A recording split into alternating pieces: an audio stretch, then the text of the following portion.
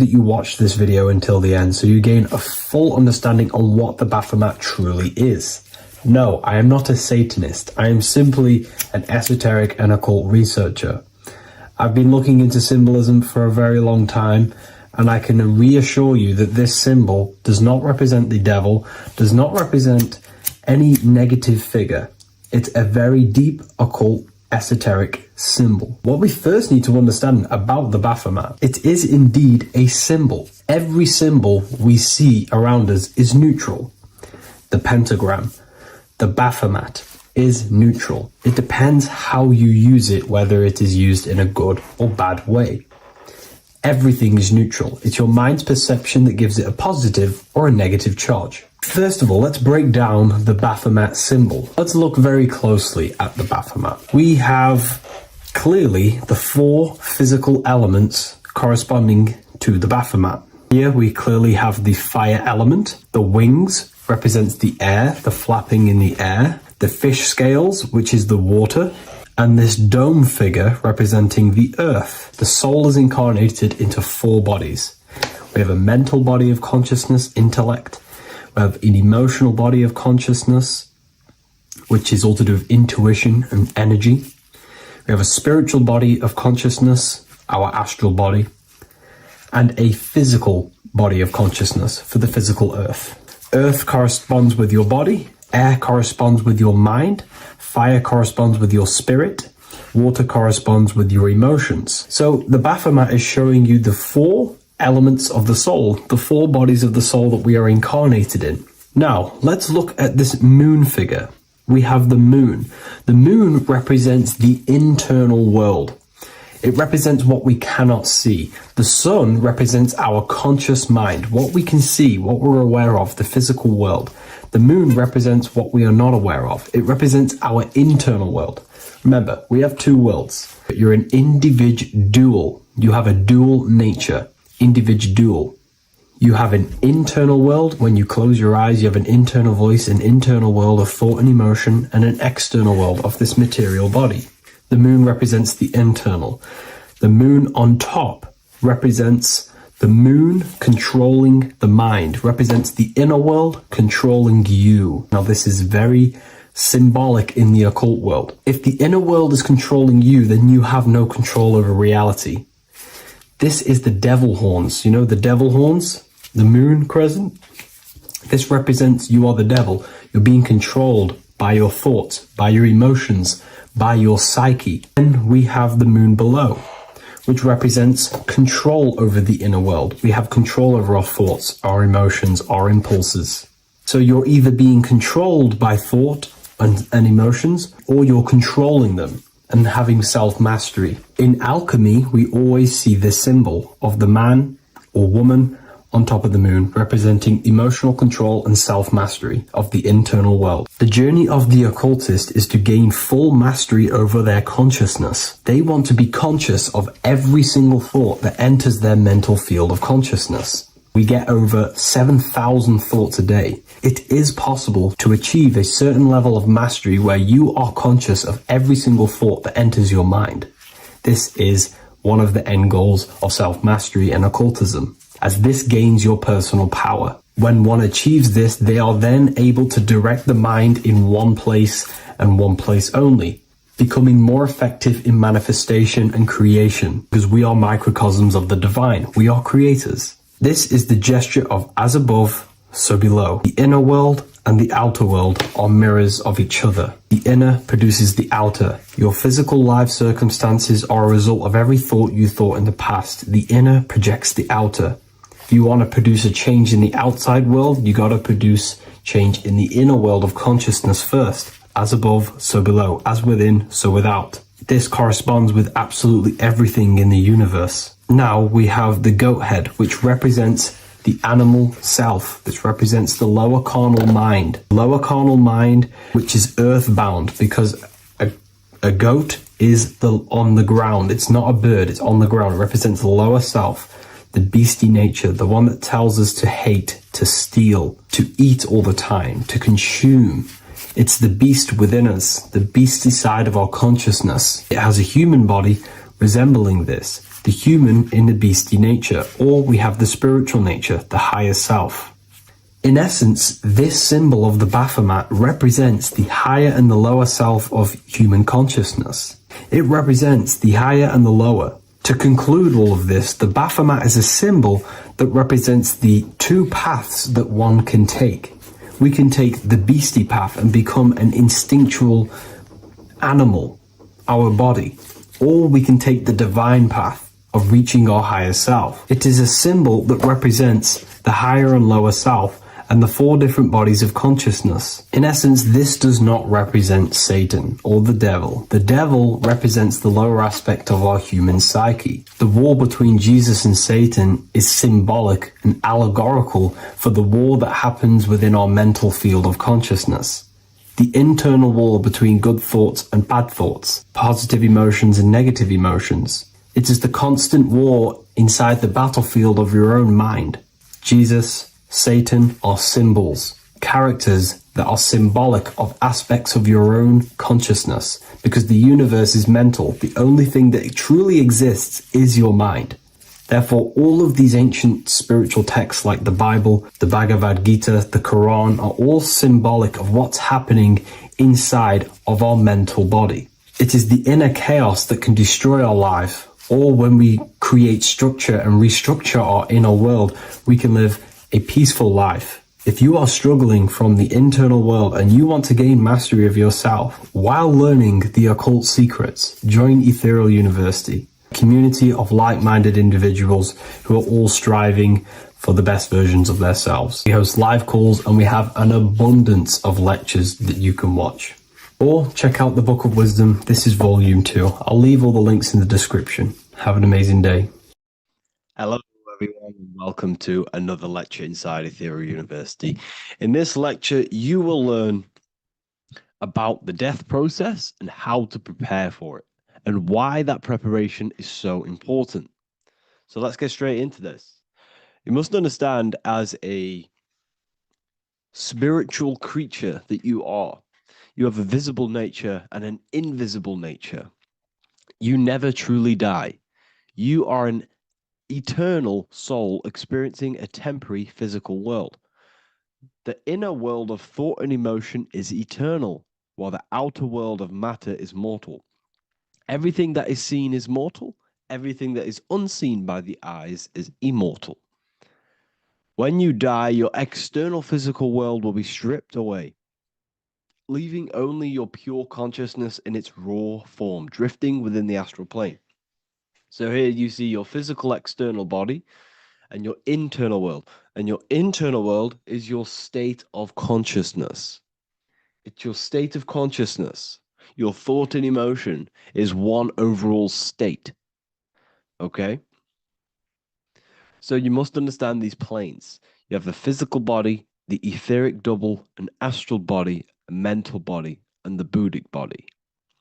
When you die, you leave the physical plane. Then you will more than likely leave the etheric plane, because the ether acts as like a portal. Everything comes out of the ether and returns back to the ether. I can break that down in another video in electromagnetism.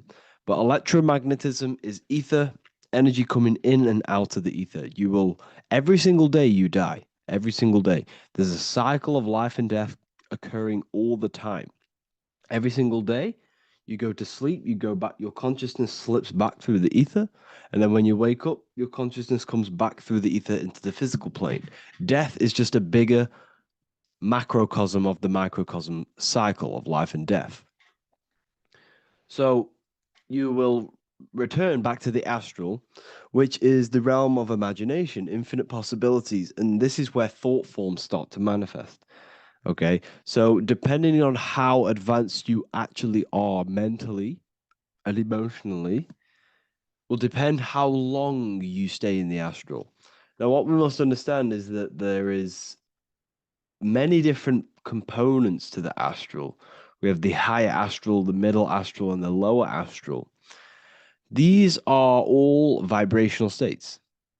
So if your mind and soul is operating in lust, lust, desire, hate, food, physical addiction, smoking addictions, then these are quite heavy. These are quite heavy attachments to your consciousness, and they're quite low level desire, which means they have a low vibration. You will manifest in the lower astral when you're stripped from your physical body. The lower astral is not inherently evil. However, there's just low vibrating things going on there. Low vibration does not mean evil. Okay. So just like bad doesn't mean evil. Okay. In the lower astral, you are going to see lower astral beings. You're going to see spirits, souls with low level desire. Okay. People who are attached to the physical plane, people that lust, people that do these things. Technically, this is hell, but you can escape it by escaping yourself.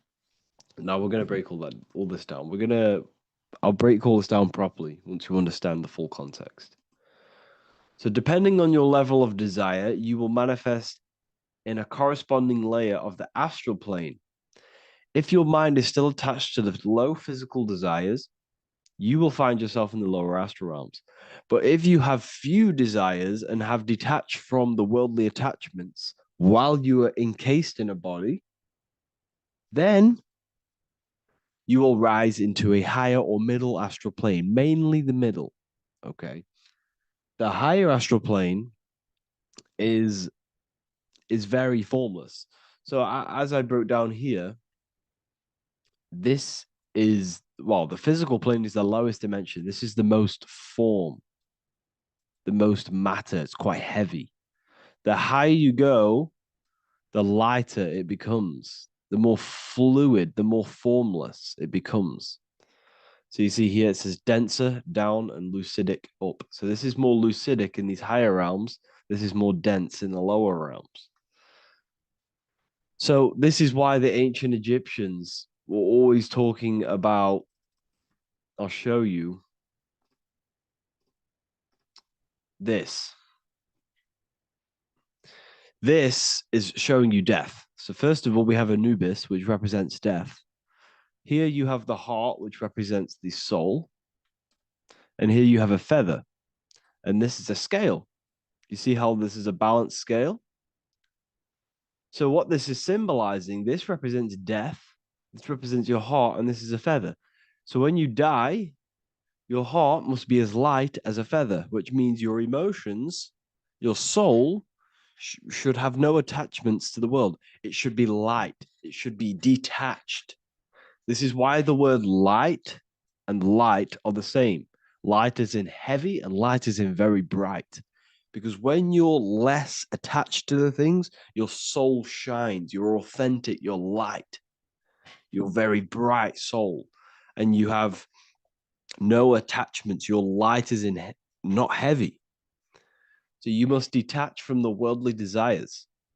We have to detach from the smoking, the food. This is why we should fast. Smoking, this is why we should detox. We should also meditate. We should also be able to sit with ourselves for long periods of times. Okay, I'm going to break all this down properly. But that's why the Egyptians show you the symbolism here. Okay. So you're stripped of your material body. So that state of consciousness you're in right now, your inside world, if you shut your eyes, that state you're in, that is what you're going to experience when you die. Okay. And you're going to be manifested into the astral. In the physical plane, you can mask or hide almost anything. But in the spiritual realm, you cannot. The astral body, your thoughts and emotions directly shape your spiritual body, your astral body, revealing your true inner state. So your desires that you can hide in the physical plane, your emotions, your thoughts, you can't hide any of that in the spiritual plane, in the astral plane. That will directly shape who you are, your color of your astral body, and your astral body as a whole. So here we have Kim Kardashian. If you could see this lady's astral body, you would run so far that you would be horrified for the rest of your life. If you could see their spirit, their astral form, it would be horrific because their mind is so attached to, physical things, so attached to desire, money, fame, worship, power. These people do not want to die. These billionaires and millionaires will never want to die. They will do whatever they can to stay alive because they understand what when they die, they have to face themselves. They have to face their inner world. And their astral body, their true authentic self on the inside, is horrible and horrific and so low vibration.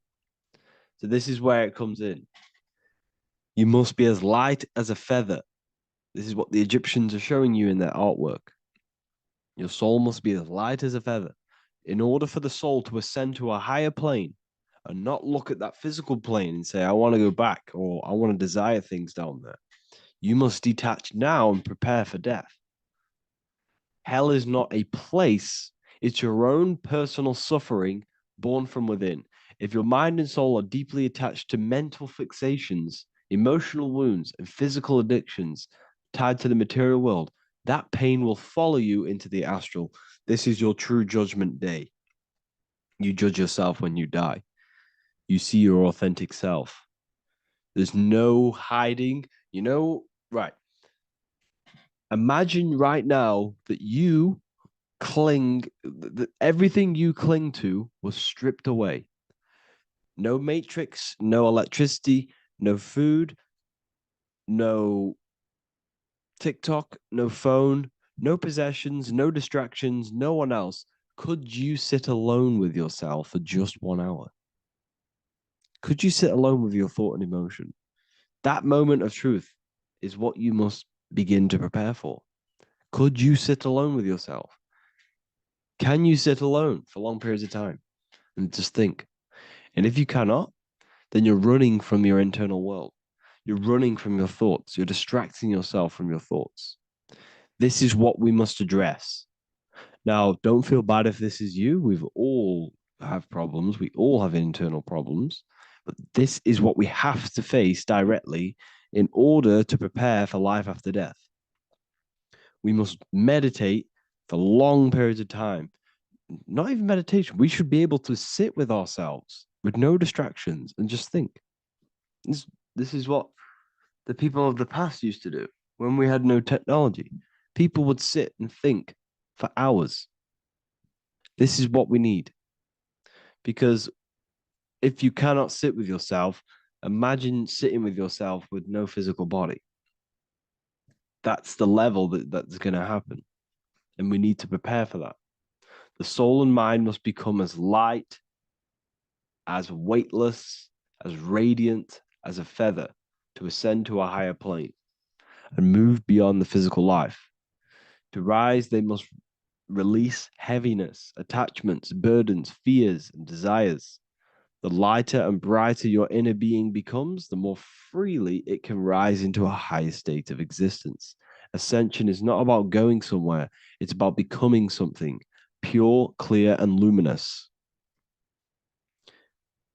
Okay, this is very important. Very, very important. We must detach from the worldly things. So, enough of that. How do we do it? How do we attach? How do we prepare? Number one, you must detach from the material things.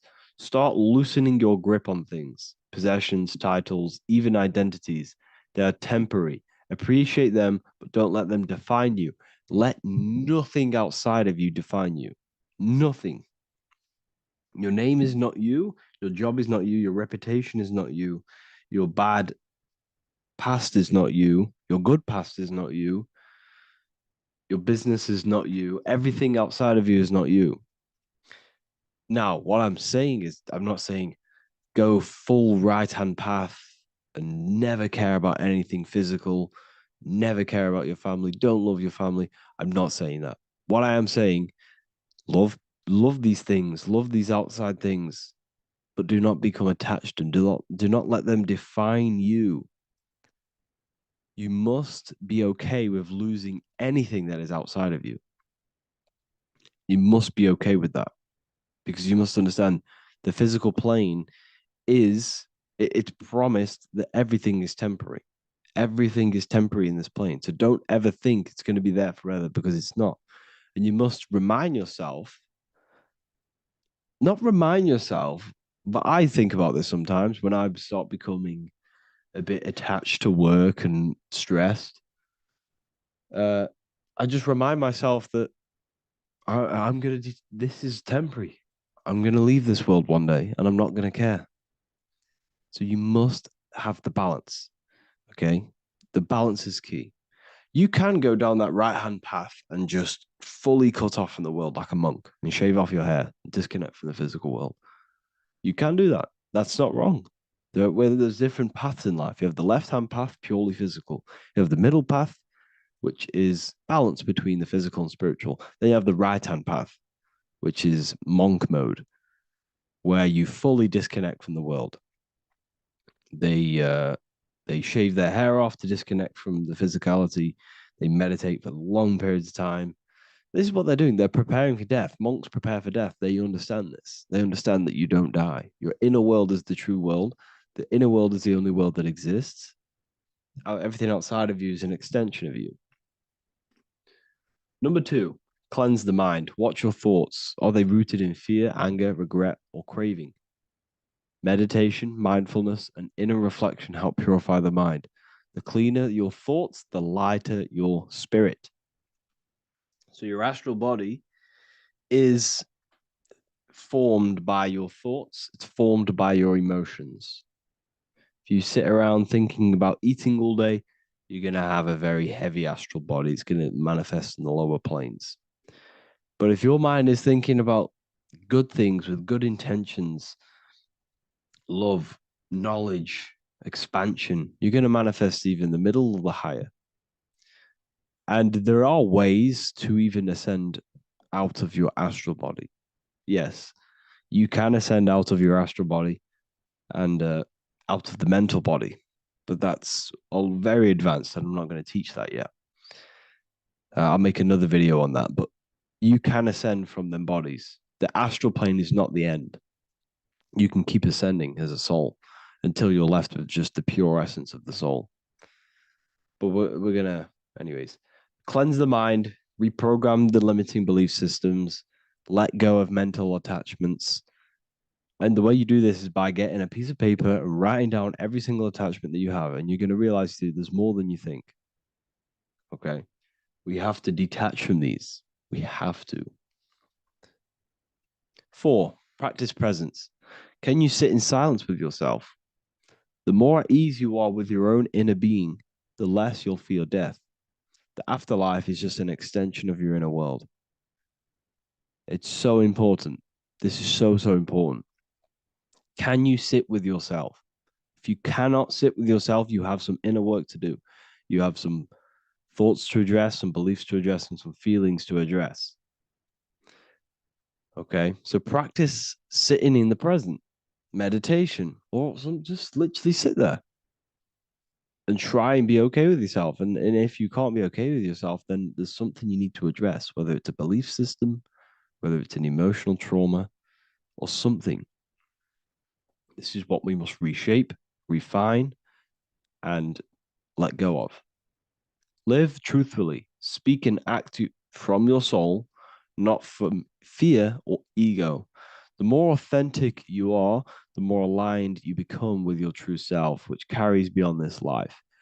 The ego is your mind's perception of itself while being incarnated in this world. It's been shaped by your experiences, your thoughts, your beliefs, and your emotions. So your ego is basically this false thought form that you've created. It's a false layer of yourself that sits on top of your true authentic self. It's basically your physical character. When you were young, you had no ego. You were pure. You had a pure consciousness. But then as you grew older, your ego started to grow, and it still is growing. because it was shaped by experiences, things you've gone through, things you said, things you believe, things you think. It's created by you, by your mind. And the ego is close to the word echo. The ego is the echo. It's an echo, it's a layer, it's a false identity. It's a false layer that sits on top of your soul. And if you don't get rid of that ego, if you don't know how, well, not get rid of it, but balance it, if you don't know how to rise above that ego and you die, it's that ego that's going to be pulling down when you die. It's that ego that's going to be your suffering. Okay. 7, connect with the divine, whether through prayer, meditation, tune into something greater than yourself. The connection is the soul's compass beyond this world. If you can meditate and rise above them clouds of thought, that's the soul, that's the observer. We must connect with that. Okay, this will definitely help with just allowing yourself to connect with your true self. Meditation's great because you can just fully detach from the world. And the more you meditate, the more you can prepare for death. A powerful way to cultivate detachment is through daily detachment meditation, done either at night or in the morning or the first breath upon waking. Or do this as many times as possible per day. Start by physically grounding yourself in the present moment. Say out loud, I am here right now, nothing else matters. Let that phrase draw your awareness into the now. Just keep saying it until you're present. Then begin to slowly list everything you identify yourself with, one by one. I am not your body. I am not my body. I am not my name. I am not my possessions. I am not my house. I'm not my children. I'm not my everything. I am not my thoughts. Release each layer gently. Imagine if you want to, if you have a good imagination, imagine placing these things into a big box. Placing your body, placing your name, placing your possessions, placing your house, your car, your thoughts, your beliefs into a box, and then shut that box. If you have a good imagination, do that. That can help. And you'll be left with yourself. And you're not even that. It goes even deeper. Eventually, you'll reach the mind itself. Detach from the language that the mind is even using. Now, that's very difficult. And not many people have ever thought about that, and they've ever even been there. Detach from the language that the mind is using. Think about that for a second. Your mind is not what you actually think. It goes very deeper. Your mind is not that little voice. It's that voice that the language is using. So even the language is a spell on your mind. Okay, it's an attachment. Eventually, you'll reach the mind itself, detached from the language it uses, the voice in your head, the need to define. What remains is something beyond thought and beyond words. I can't even describe what's left because words, once the language is gone, it's purely metaphysical. All I can say it is pure awareness, and it's symbolized. This is why symbols are so amazing because they can symbolize things that are beyond words. A flame, it's just a flame, and you won't be able to understand that until you've been there. It's just a flame. It's pure cause. Words can't describe it. You'd have to experience it. Connect with this essence daily. This is truly who you are. So this is a great way to detach. We can do these detachments every single day during meditation. This will definitely help over long periods of time. Of course, you're not going to be ready tomorrow for death, but just try and prepare for these things. This is the whole reason people used to meditate. It's the whole reason why people do these spiritual practices because they understood that this plane is temporary and your soul moves on from this plane. And you'll never truly believe in the soul until you experience it. So I can show you these things, but you must go out and experience it. The soul is real, but you won't understand unless you cast off everything else. Okay. So I hope this video helps. It's a very deep video. I'm going to be making more of these stuff of more self-mastery. And of course, we made the self-mastery section now, so I'm going to start filling up this place with lectures. And I think it's a great time to start this because a lot of people have been asking on how to master yourself, prepare to death. So hope this video helps. See you in the next one.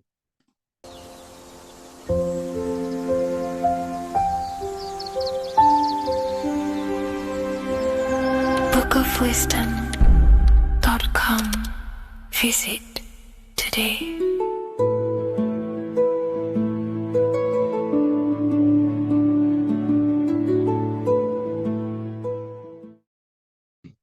This one secret that is hidden and guarded within secret societies grants you profound power, which can fully transform your life and perspective on reality.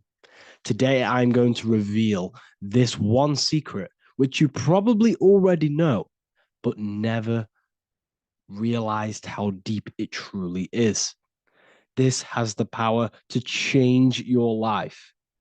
It is the key to your potential. And if you stay with me, this power may be yours, and you could transform your life with this hidden secret that is guarded within secret societies and esoteric orders. And this secret is not really a secret, but something people overlook, that the universe is mental. Everything we experience and interact with and perceive originates within the mind. The universe is a boundless field of consciousness, a mental construct molded and shaped by thought. We do not just live in a physical world, as they want you to believe. There are hidden forces that mold the material world. They want you to believe that you are only a physical being inside of a physical universe. But this is completely wrong.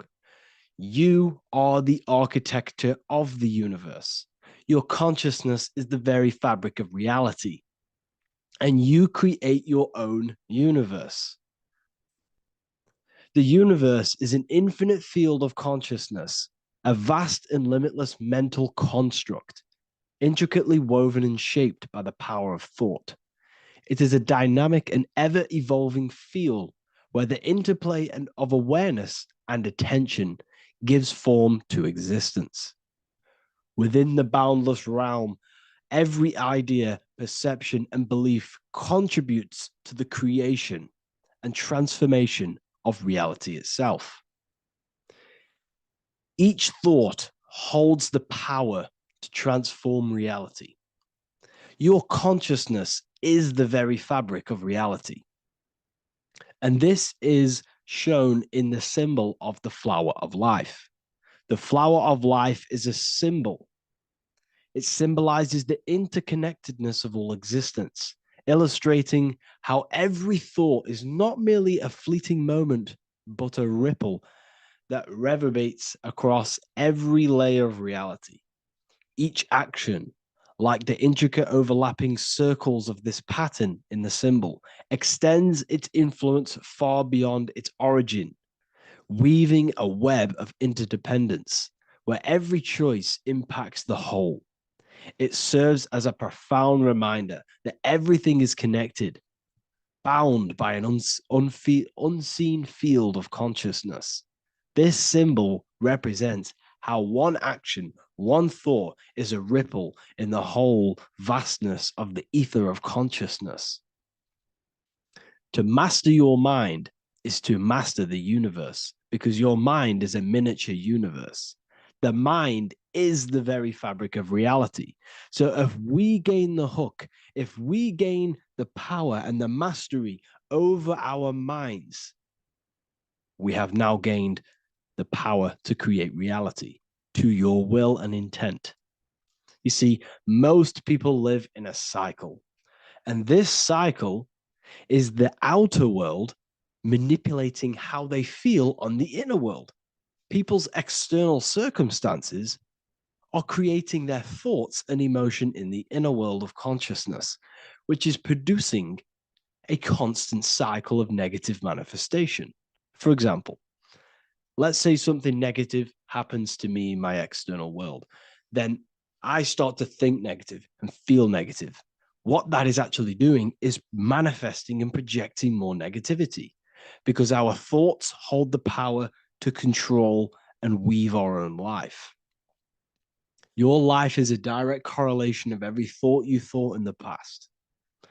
What we need to do is stop and not let the mind control you in your reality. You need to control the mind so you can control reality. So, what does this actually mean?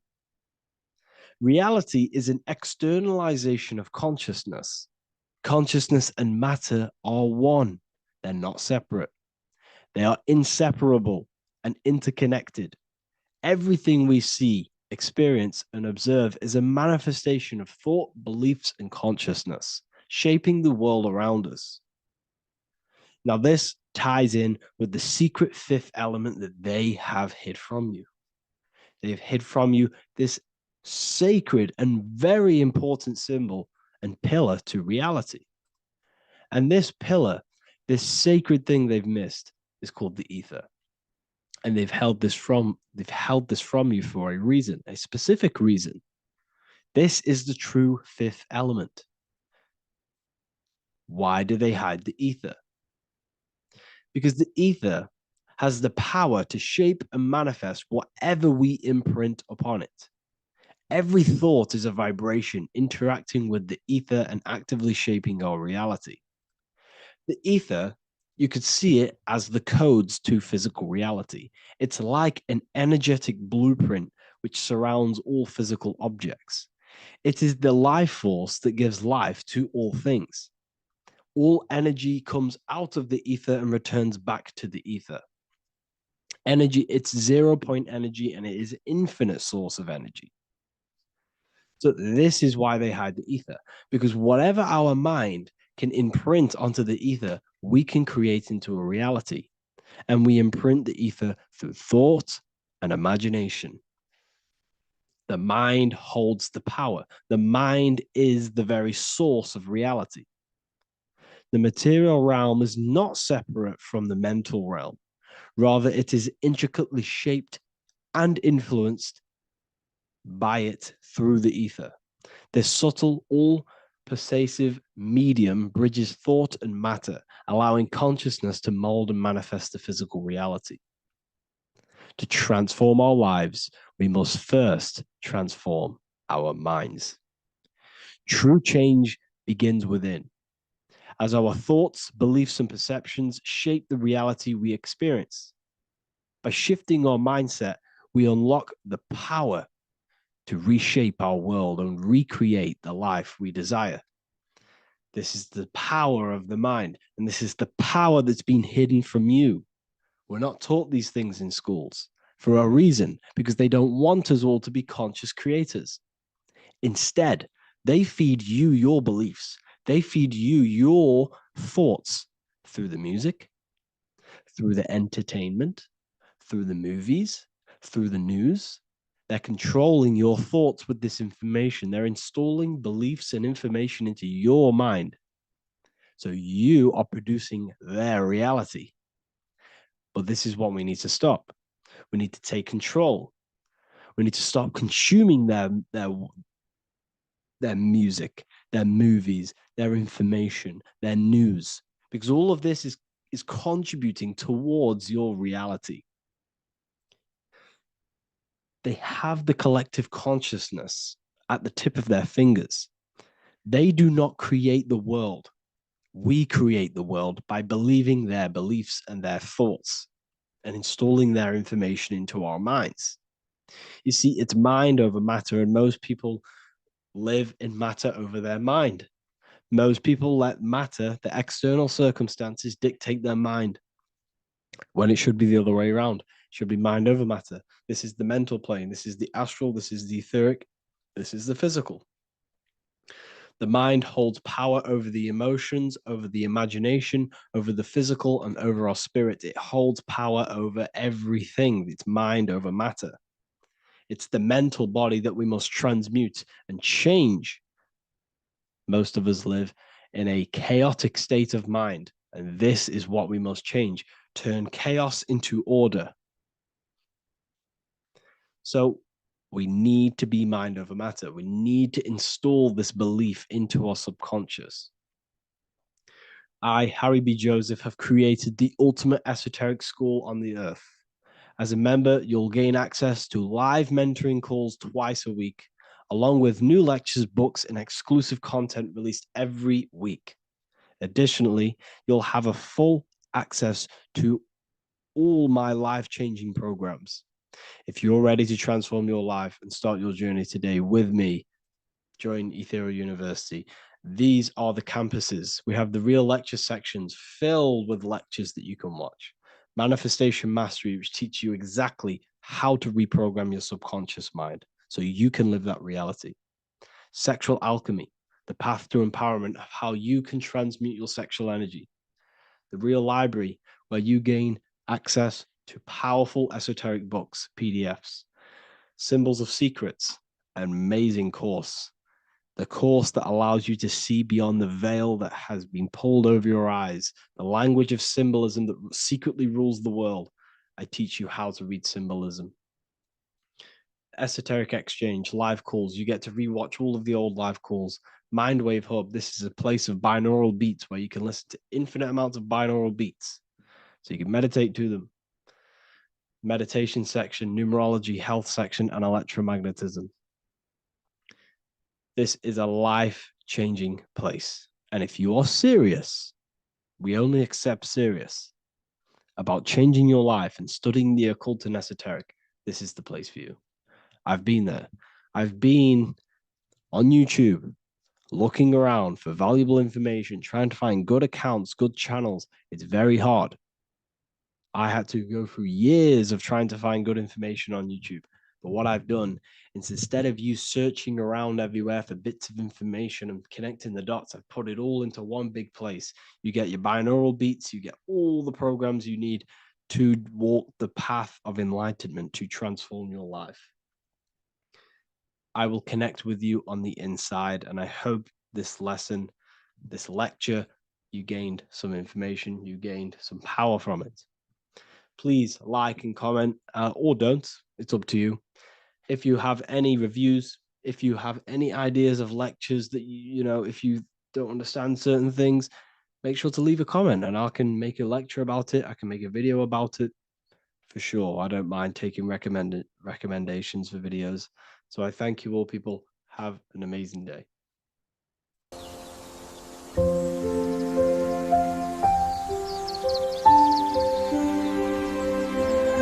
bookofwisdom.com.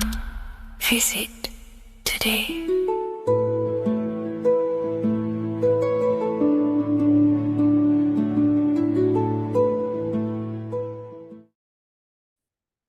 What if I told you that you are under a spell and this spell is controlling you in every aspect of your life and you don't even realize it? Spells are not what you've been taught. They're not fantasy magic wands that are casted over you. No, no, no. Spells are much, much deeper. A spell is a belief system that is installed into your subconscious mind, which holds power over you. Okay? If I install a belief into your mind and that belief holds power over you and controls you, that is you under my spell. A spell is a belief that someone has installed into you. Okay? You have a subconscious mind. The subconscious holds power over 90% of your daily basis behavior, thought patterns, and overall emotional state. Because the subconscious is the back end of our mind, the mind that we don't really have access to. It's the shadow self where all of our programs, all of our memories, all of our traumas, all of our everything that we've ever experienced is recorded and kept in this vast database called the subconscious. Now, the subconscious is the 90% of our mind. We are only aware of 10% of our mind, which is the conscious mind, which is what you're using now, what you're consciously aware of. But there is a subconscious mind that holds power over your conscious decisions, and you don't even realize it. For example, as a child, you had a very, very traumatic event happen. Let's say as a child, you were not loved enough by your parents. And this feeling of you not being enough for your parents and feeling alone as a child implanted this seed. And this seed was planted by your emotions, a strong emotion. And over time, as you grew older into an adult, this seed grew and grew and grew. And what this seed grew into is you being very needy, you always seeking validation from others. Okay. But you taking this conscious decision 10 years down the line actually stems from this hidden cause within your subconscious mind, within this little feeling, this seed inside your subconscious where you don't feel like you are worthy. So this results in a conscious decision of you seeking validation from others, being very needy from others. Okay. This is what the subconscious is. The subconscious holds power over us. For example, posting on social media. Why are you actually posting on social media? If you take a selfie with your new watch, new car, and you go and post that onto your social media, why are you actually doing that? On the deepest root cause, it's not because you just want to post a picture. No, it's much deeper. It comes from a subconscious belief or a subconscious emotion of you seeking external validation, whether you believe that or not. But that's what it is. If you're posting on social media, you're seeking attention, you're seeking validation from others on a deep level, on a subconscious level. You may not even realize this because it's subconscious. Now, this is what a spell is. Money is a type of spell. Remember, money doesn't actually exist. Money does not exist. Money is a physical object inside of the material plane. But the physical object has a belief in the mental plane. See, the mind is the highest plane. This is the root cause of reality, the mental plane. Okay? So our belief in our mind has given this piece of paper value and a meaning. But in reality, it's just a piece of paper with a belief behind it. But this subconscious belief behind this piece of paper is controlling your daily basis behavior, is controlling your emotional state and controlling your life without you even realizing it, without you even realizing that it's all an illusion. Money does not exist. It's the belief that gives the piece of paper a power. And the way we break the spell is by realizing that the money doesn't actually exist. The whole world is under the spell of money and it's controlling all of us. But the spell is the belief. Once we all wake up and realize money has no value, it doesn't actually exist, it's only a belief. There is no actual money. That's how we break the spell. The spell is broken when we figure out that we are under the spell, under the belief, under the illusion of this piece of paper having value, and it's controlling our lives. That's why the word money has mon within it. Mon is moon, and the moon represents our hidden aspect of our mind, our subconscious, and the sun represents our conscious mind. So you have two versions of yourself. You have the self that you show to everyone, the conscious mind, and you have a shadow self called the subconscious, which is the hidden aspect of you. For example, do you really love your partner who you're with, or are you just with them for, is there a subconscious fear of being alone? Do you really want to be with this person, or is it stemming from, are you staying with them because it's stemming from this fear of being alone, of being lonely? Or are you just with them because you have a subconscious sexual addiction? And all of your conscious decisions are actually coming from this little seed of wanting sex or not being alone. You have two versions of yourself, the conscious mind and the subconscious, the shadow self and the self that you show to everyone else. Okay? And the subconscious is what's holding power over you. When you drive your car, you don't consciously have to think about changing gear. You've done it that many times. It's on autopilot. That's the subconscious doing it. You can be walking down the street. Your conscious mind can be thinking about what you're going to cook for tea later, but your subconscious mind is controlling your body and walking your body. You don't have to think about moving the body. You just do it because you've done it that many times. It's a program. It's a belief in the subconscious that's giving this movement power. You see, the subconscious holds a lot of power over you.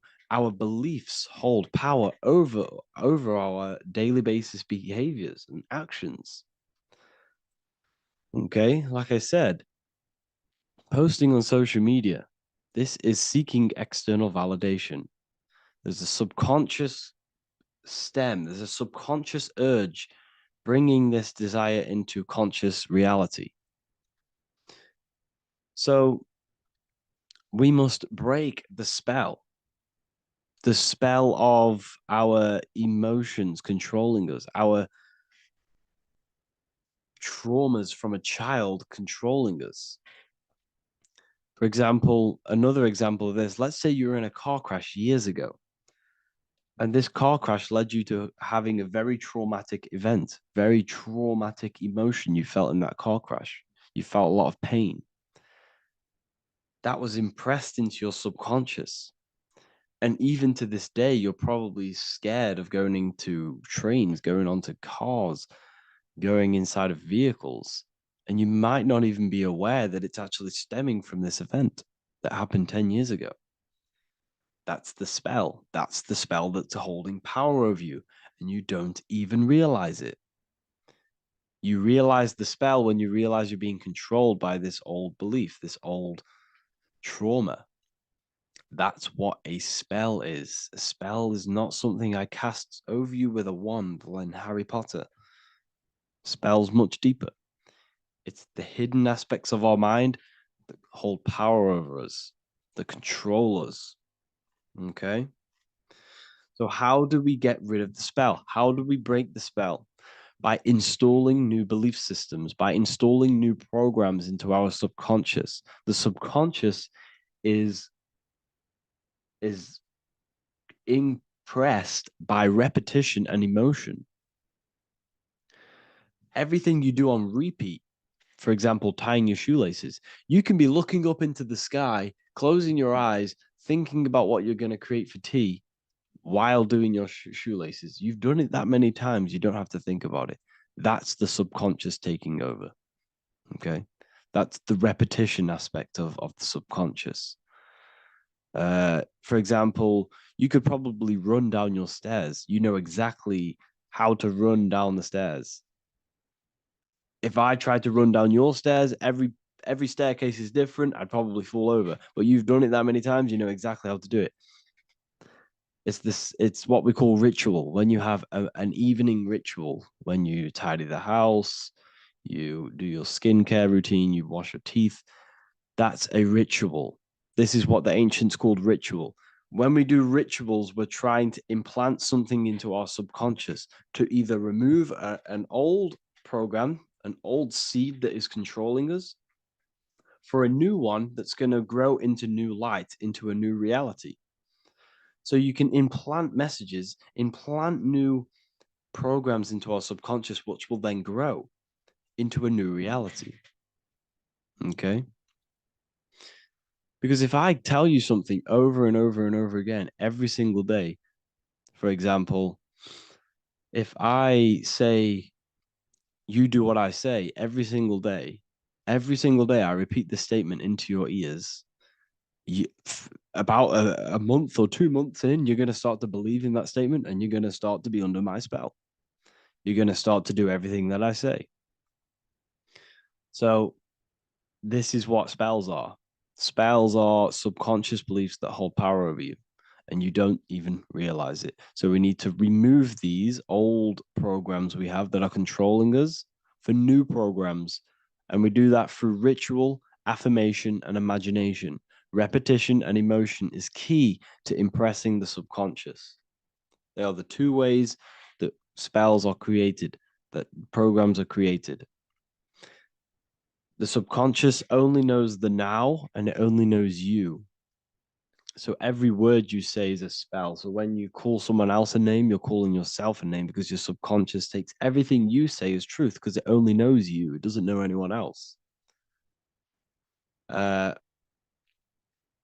So every night we can do affirmation. We affirm the reality we want. This is what we call a ritual. We sit down or we stand up, whatever it is. You affirm the reality you are, I am statements. And then you imagine that reality. And you do this over and over again, every day, twice a day, 3 times a day, however many times. And this will cause repetition.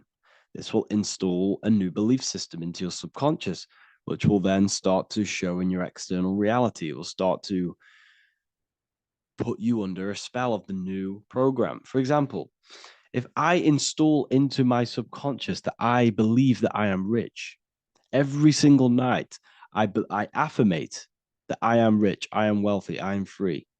And then I do a ritual. I start to imagine this reality every single night. I do these two things on repetition, and I start to feel the reality and imagine the reality. Over time, I'm going to start to believe that I am rich, that I am free, and I am wealthy without having the physical reality. And what this will do is that it'll implant a message deep within your subconscious mind. It will plant the seed of this belief. And this belief over time will grow into 90% of my thoughts, 90% of my actions, 90% of my words. My words, my thinking will change due to this new belief. I may not even realize it, but I'm looking for more opportunities to make money. I'm speaking to more people because of this belief that I've installed. This belief has triggered new ways of thinking.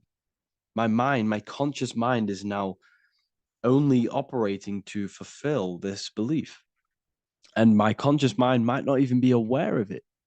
You won't even realize that you're manifesting this belief of being rich. And that's how it happens. You implant the belief within your subconscious. You implant the spell into your subconscious, which will then gain control over you. So we need to make sure we're removing the negative spells, the negative programs that are controlling us, for new regenerated ones, for new ones that are going to create new realities, a better life. Okay? You don't want negative traumas, negative seeds controlling you and growing into your life. If you don't cut them off, they will continue to grow and grow and grow. Your anxiety will get bigger and bigger and bigger. Your depression will get bigger and bigger and bigger. But it's all actually stemming from one belief system or one trauma. Okay? So this is important. Everything in this physical plane is an effect of the higher planes. It's a shadow of the mind.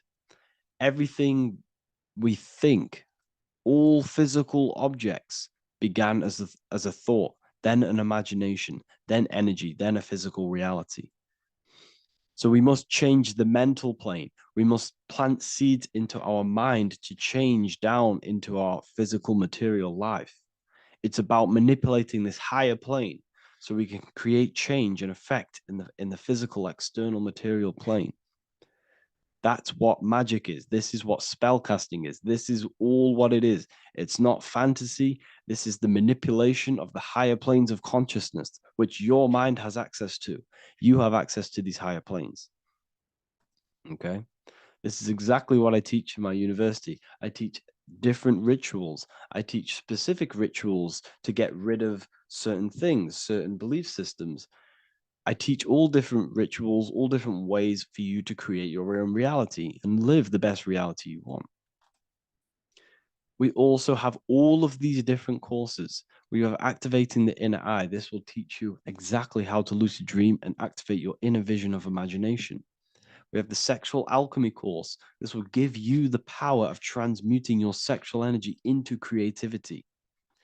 We have electromagnetism studies. We have esoteric exchange, an exclusive live call that we do every single week. And I connect with all of the students. They can ask me questions, can speak with me one-on-one inside of these live calls. We have the real numerology section. We have the health section. We have a lecture section. Look at all of these lectures we have on occultism, symbolism. All of these lectures are designed to gain you power, to give your personal power back to you, to make you realize things about you. We have a meditation section. We have a library section where you can download all of our library, all of our books, different books on occultism, symbolism, Freemasonry, astral projection.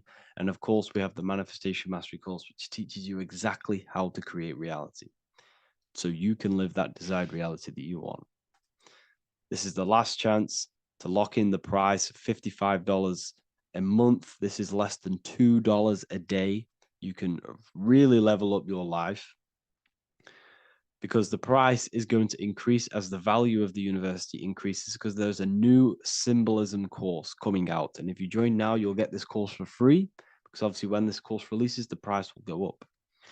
The symbolism course will teach you the language of esoteric and occult symbolism. I'll leave the links in the description. Make sure to leave a like, comment, subscribe to the channel if you want to see more content. Thank you all, people. Have an amazing day.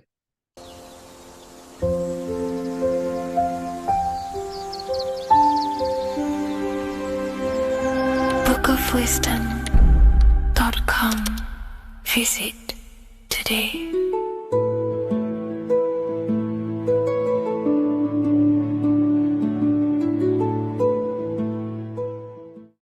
What if I told you that the Egyptians were trying to give you instructions on how to not reincarnate and come back to this material world and ascend your consciousness, your soul, to a higher plane that exists in the various dimensions of consciousness? This is Anubis, and this is his scales. You can find this image in the famous Book of the Dead, which is a famous Egyptian book and text talking about death, reincarnation, and the different things that go into death and how to prepare our mind, our souls for death. The Egyptians saw this as a massive thing in life. We must prepare our consciousness for the transition from a physical reality to a non-physical, tangible reality. The first thing we must understand in order to understand death is the term as above, so below. We die every single night. Consciousness goes to sleep, which is the withdrawal of consciousness from the material body into the inner realms of the mind. At nighttime becomes the darkness, and consciousness goes within itself. When the daytime comes around and the sun becomes more powerful, the rays of the sun increase the brain waves, and the body becomes active again, and consciousness manifests things externally. So the nighttime is the internal world, death or sleep, and the daytime is life, the external world. When we die, it's just a bigger version of sleep. We enter into our inner realms of consciousness. However, this transition needs some preparation. In order to understand the universe, understand what happens after we die, we have to understand that life is mental and the mind is not the brain. The brain is just a physical computer for the mind to operate the physical technology of the physical body. What you are seeing right now in your eyes is a simulation produced by your brain. Light waves entering in your eyes and the visual cortex at the back of the brain producing an image of what you call reality. Therefore, reality is not outside of you, it's a simulation produced by the body. The five senses are just electrical threads of light, all sending information back to your brain, and your brain is interpreting these electrical signals as senses: touch, taste, smell, and hear, and see. So everything you're experiencing right now is a simulation produced by the brain and the nervous system, but you are the observer of that reality, of that simulation produced by the technology of the body. So when you die, the technology, the simulation produced by the electrical system called the human body, is no longer running. Therefore, we don't actually leave anywhere, but the simulation stops running and we are dissolving one layer of ourself. So most people think they leave the body when they die, but we're not. We're simply just removing an aspect of ourself, a different dimension of ourself, and casting off that dimension,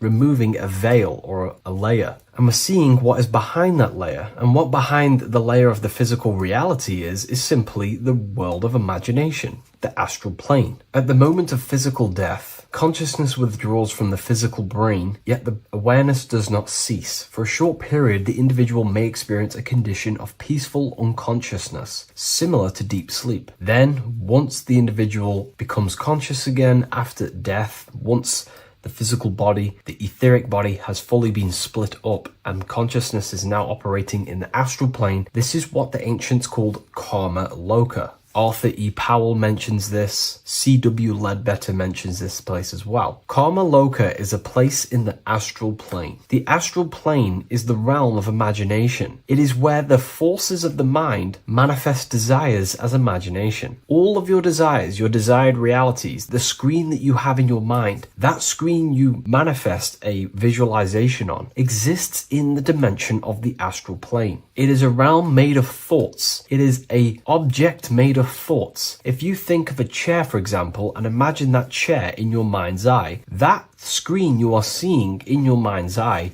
is a thought animated. That thought is an animated desire, and that exists in the realm of the astral plane, a realm of subtle thought forms. Therefore, the physical world has an exact copy of this world, however, in the astral plane. Just like how if you remember the house that you grew up in as a child, if you could sit down right now, wherever you are, and you can imagine, walk around that house in your mind. You can imagine the layout of the street of the house. So in our minds, we have our own layout and map of our house, but then now connect all of the collective consciousness's minds and memories of places on the earth come together to create a collective astral plane, a world made of thought forms, but it's an exact copy of the material world. To go into a bit more detail, this would exist on the lower astral plane. On the lower astral plane, there is an exact copy of the earth, made of everyone's memories, imaginations, and things along them lines. Karma loka is where the word karma comes from. This is the region of desire and emotion and imagination. This place is not a place of reward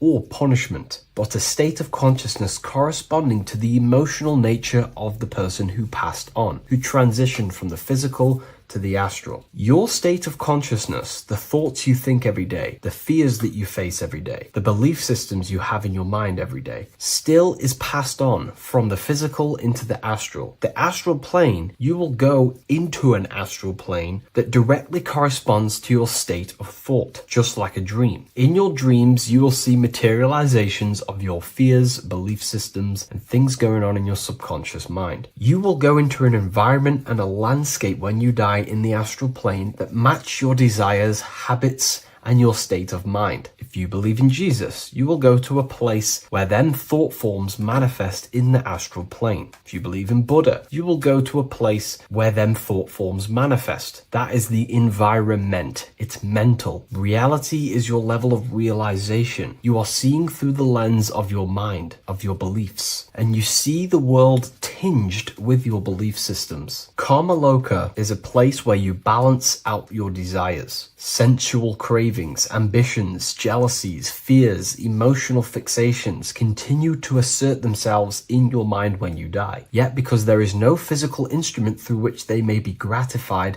they gradually burn themselves out. These desires start to be balanced out again, and your mind becomes more balanced. The more refined the individual in physical life, the shorter and gentler this stage becomes. The more desires you have for material things, sex, whatever it is, the longer it will take to balance out the forces in your mind in Karma Loka. Desires weaken through repetition without fulfillment. Emotional attachments lose their magnetic hold. The astral body sheds its lower layers. It's like you're stripping away aspects of yourself. When that last personal desire dissolves eventually in the astral plane, consciousness can no longer maintain cohesion in the astral vehicle. The astral body disintegrates naturally and awareness withdraws into the mental body. The mental body is what the Christians call heaven. The mental plane is heaven, the realm of creative thought forms, the realm of pure mind, pure thought. The mental plane, also called the Devachanic plane, is a realm of blissful, creative, luminous consciousness. The Devachanic plane is not an illusion, but subjective yet intensely real world, constructed by the individual's highest thoughts, ideas, loves, and aspirations. How does this link in with Anubis? Anubis is trying to give you instructions on how to prepare for life after death in this image. If we take a look at Anubis in this image, we have to understand this is symbolism. This is metaphorical. Anubis is known as the god of the underworld. He symbolizes the transition from awake to death. He's not a real god that you will meet when you die, but he represents the process of death, transitioning consciousness from physical to astral. He's giving you instructions in the Book of the Dead to make your heart as light as a feather, as this is a scale. So he represents death. Your heart needs to be as light and balanced as a feather. The heart is the emotional vehicle of consciousness, as I just explained that emotions are subjective to the astral plane or karma loka. We do not want a heavy heart before we die.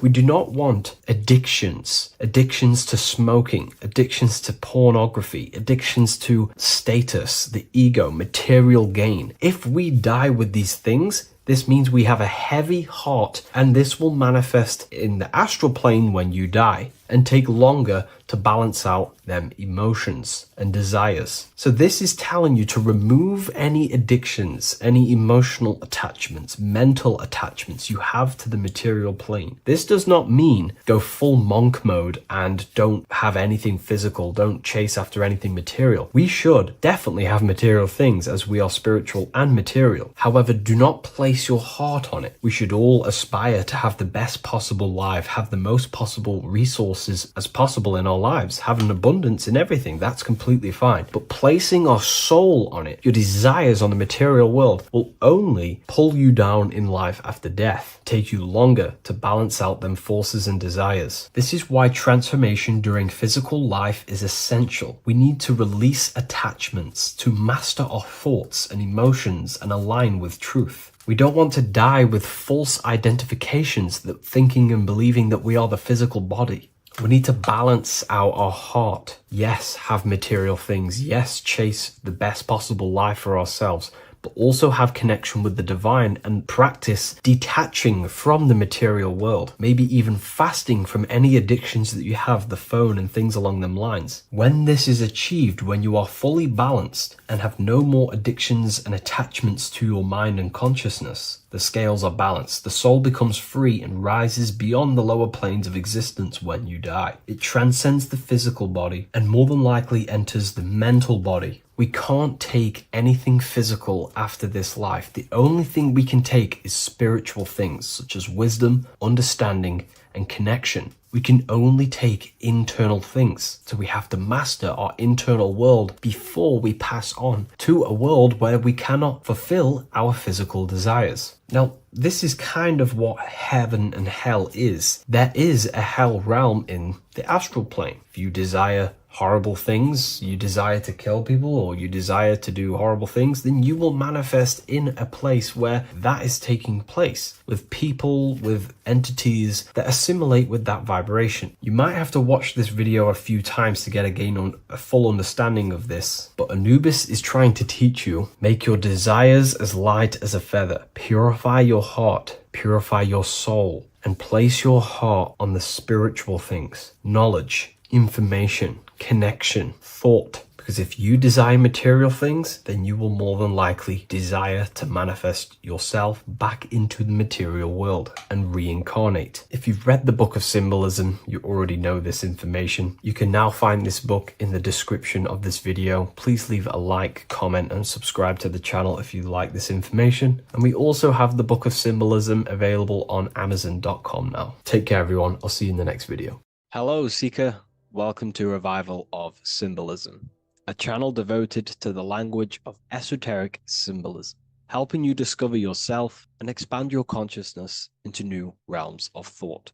I'm Harry B. Joseph, also known as Revival of Wisdom. In this video, we're going to be breaking down the occult and esoteric meaning of the tarot card, the Magician. This contains many layers of symbolism.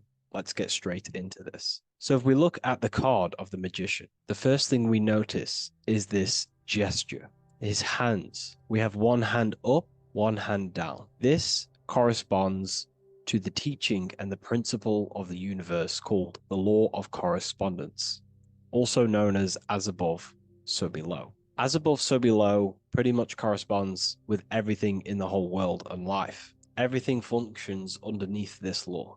It teaches that everything below in the material plane does not exist on its own. Physical life does not create itself. It is not independent. It cannot sustain itself. Everything below in the material plane has its spiritual counterpart within the heavenly realms of higher consciousness dimensions. Everything above manifests that which is below. It's simply representing how reality is dual and you are dual. You have a self outside the mind, which is the physical body, and a self inside the mind, the spiritual self. While most people are fixated on the external self, the physical body, they never give attention to their internal self, the self inside the mind. The self inside the mind is limitless, has infinite potential, and is not bound to any true form or identity. The internal self is the immortal self, the higher self. It is the self that can turn anything, any thought, into a form within the realm of imagination. This is what we call the astral plane. The astral plane being a plane or a dimension that sits just above the physical plane, and it's the realm of imagination, emotion, and desire. Because in order for us to imagine something, we have some sort of emotion or desire to create it. Therefore, it is the astral energy, the desire and the imagination of something above in the higher realms and dimensions of consciousness that make it possible and physically created within the material realm. It is the astral forces of desire manifesting the actions of the physical body, because the physical body only moves to what we care about or we have a passion or desire. These forces, what we call passion and desire, are not just chemical reactions in your body. They are astral forces directly coming from your astral body. We think with thought. This is the beginning of all creation. We think, we imagine, we desire, then we act. It is the higher realms first, then the external realm, the material. Higher dimensions over the lower dimensions. This fits in perfect with the magician, because a magician is not someone, like Harry Potter shows you with wands casting spells. This is fantasy. The real magic is about changing consciousness at will, because consciousness above creates that which is below, the material, as within, so without. Reality is created from the inside out. So the magician understands that by changing consciousness, we change our external circumstances. You see this reflected in your life, and I've seen this reflected in my life. When you change your consciousness, for example, you start to spiritually awaken. You start to think differently, see the world differently. What happens to your external reality? Notice your friends start to say you've changed. You may not fit in with your current friendship circle. Your friends will change and you will outgrow them, and you will have to seek to find new friends that fit with your new internal state of consciousness. This is teaching that the internal world rearranges the external world. While most people stay in a cycle of trying to change the external world, not realizing that they must first change the internal. This is what magic is about. Magic is about changing consciousness at will. Because when a magician holds the ability to direct all forces of their consciousness to a specific reality within them, to create that form and reality within the internal self, they can actually start to produce change in the external reality. We have masculine forces of consciousness, feminine forces of consciousness. The feminine forces of consciousness are imagination, intuition, emotion. The active masculine forces of consciousness are willpower, actions, and intellect, thinking. When we combine the imagination, seeing the reality within our mind, forming the reality within our spiritual vision, the internal vision of the soul, because imagination is the expression of the soul. It is creating with astral light, astral vision. Freemasons, occultists call imagination spirit vision. When we see that reality with our spiritual vision, this is why we have to increase our ability to vividly see within our imagination or the astral plane.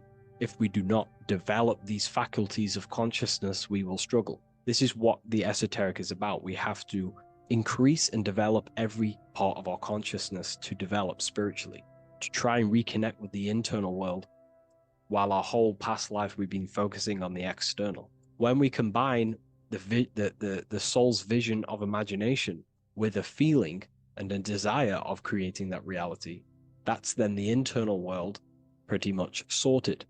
Then we have to combine that with willpower and actions. The masculine and feminine come together to give birth to a child. The masculine and feminine come together in your consciousness to give birth to a reality. It's about changing what's inside the self to produce change below. This is what true magic is. Look at the word magic, magi, and the word imagination, imagination. Imagination is about working with the forces of the soul and the forces of consciousness, producing change in consciousness at will to produce change in the external. This is what this represents. Changing above so we can change below. No point trying to change the external world, because the external world is already formed. It is a form, it is an effect. So to produce true change in the external world that lasts long term, we must first gain control over ourselves and produce change internally. This is why the magician is called to gain mastery in every element of their being. They have to gain control over every aspect of consciousness and develop every faculty of the soul. This includes developing strong imagination, developing a very strong willpower.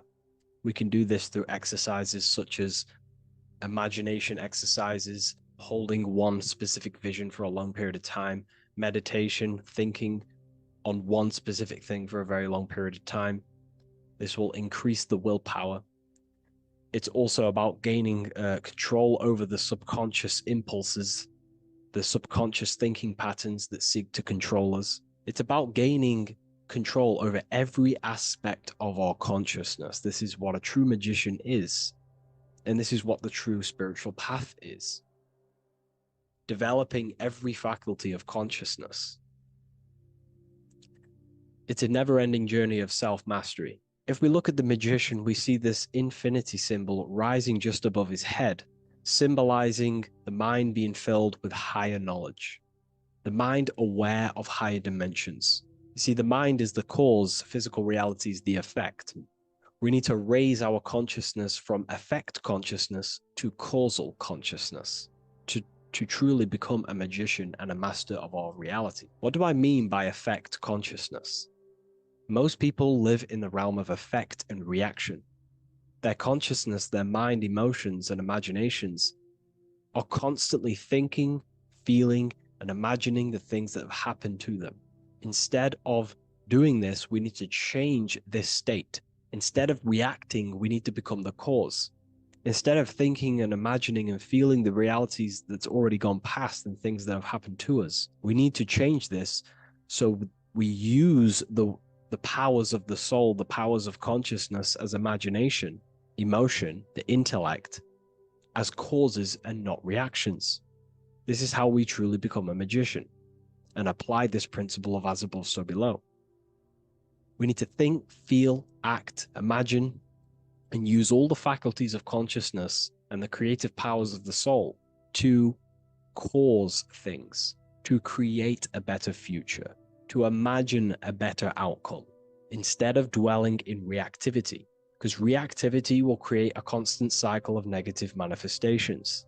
If we sit around and moan, complain, think, imagine, feel the things that have happened to us in the past, the mind is the cause. And if the mind is in that state of reactivity, it's just going to constantly create more negativity in your external reality.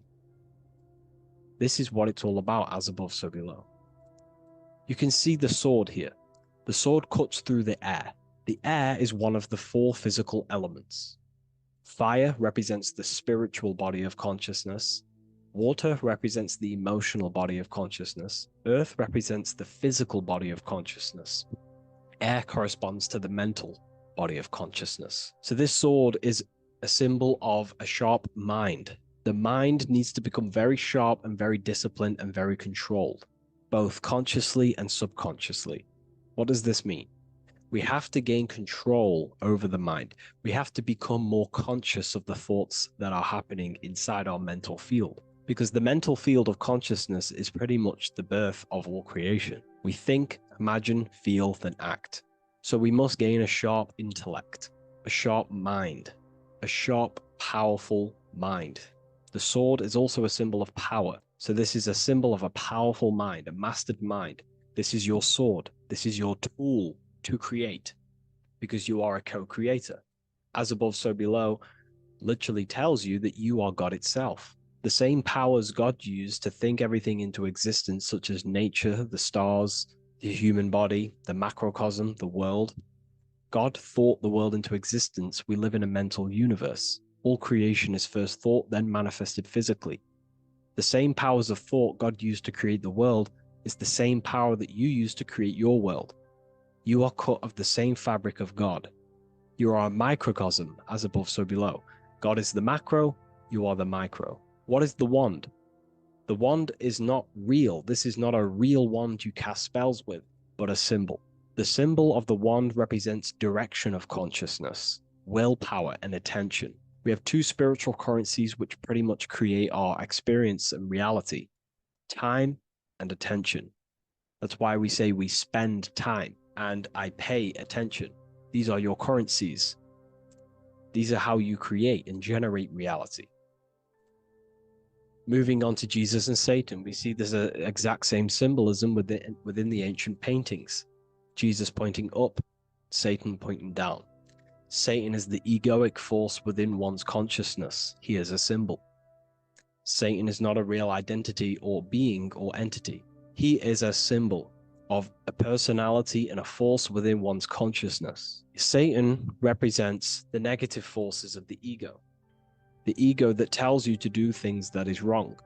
In your heart, you know what is morally right and wrong. Let's say you're thinking, you get a random thought of stealing an old lady's purse. You, in your heart, know that is wrong. But Satan is the force inside of you that says, do it anyway. Don't listen to the heart. Get the personal gain. I want the money. That's Satan. Jesus is the higher mind, the aspect of our consciousness that dwells above the ego. It's the part of our heart that desires the spiritual. Our heart is the generator of our reality. And whatever we desire is what we generate. You only take action and generate your life on what you care about or what you feel. If someone's talking about something you don't care about, you say, oh, I don't care about that. But if you care, you will listen. If you care about something, you take action towards it. If your heart desires the material, you have been taken over by the egoic force of Satan. Not a real entity, a part of your consciousness, a part of your nature, the dark side of yourself. Jesus represents a heart that desires the spiritual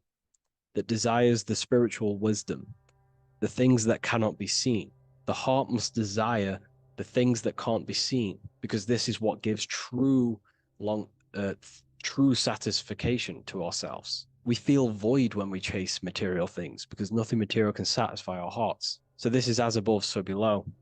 Jesus is the higher mind. Satan is the lower mind.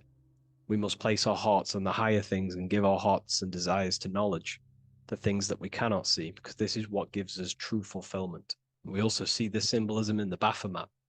As above, so below.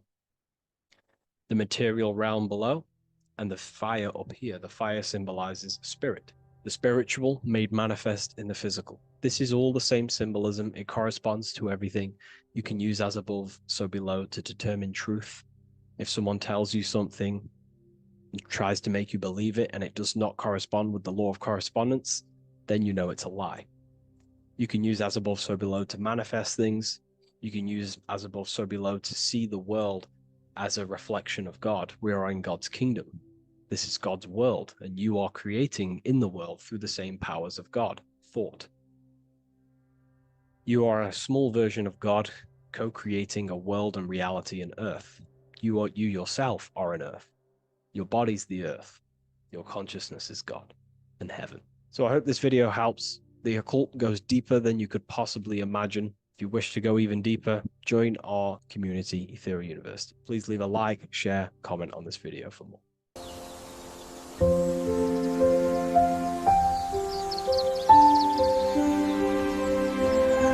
bookofwisdom.com. Visit today.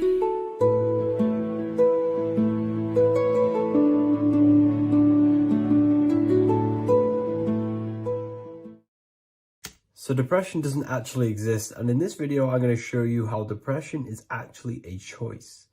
And I'm going to give you some solutions on how to deal with it. And this is probably going to change your life forever just by doing this alone. Okay, so the first thing you need to understand about depression is that it exists in your conscious mind. It exists in your thinking mind. So what is inside your thinking mind? You have your body, your name, your reputation, your trauma, your memories, your family, your worries, your interests, your bills, your passion, dislikes, goals, right? Most people identify their lives with this. They identify their lives with their thinking mind. They think they're their name, their job, their reputation, their memories. But this is not who you actually are. Who you actually are is the observer of that. What happens if you stop thinking? What is left? You're left with unconditioned consciousness. You're left with the self, which is what we refer to as I. We are the consciousness, not the thinking consciousness. You are not these labels. You are not your thoughts. You are not your job, your name, your reputation. Okay? And the reason why I'm telling you this is because it's very important, is that we are something beyond this body, beyond this name, beyond our thoughts. We are the consciousness. So depression exists inside of the thinking mind, the conscious mind. Okay? So if you want to get rid of depression, you must learn how to escape the thinking mind. And not only just escape, but that's step one. In meditation, you do meditations, right? We sit still and we have to learn how to control the mind and turn off the thoughts. And when we turn off the thoughts, depression goes out the window because there's no thought present in your mental field of consciousness to be depressed. Okay? You must understand, who is the one suffering from the negative thoughts? Who is the one suffering? Your mind is not suffering because the mind is producing the thoughts. Your body's not suffering from the negative thoughts. You are suffering. And who is you? You are a soul. You are that feeling. You are that person beyond the thoughts, beyond the feelings, beyond that. You are the one experiencing. You are that. Meditation gives us the ability to turn off the thinking mind. This allows us to escape our thoughts. Okay?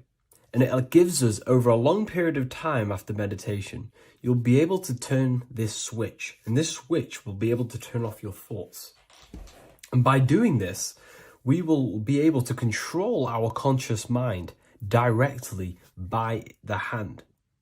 So when you notice yourself gaining them negative thoughts, we can then turn off the switch of turning off the conscious mind and rising to our authentic self and knowing the thoughts are just illusions. Now, let me tell you something that's very powerful. Most of your thoughts are coming from beliefs. Most of your feelings are coming from beliefs.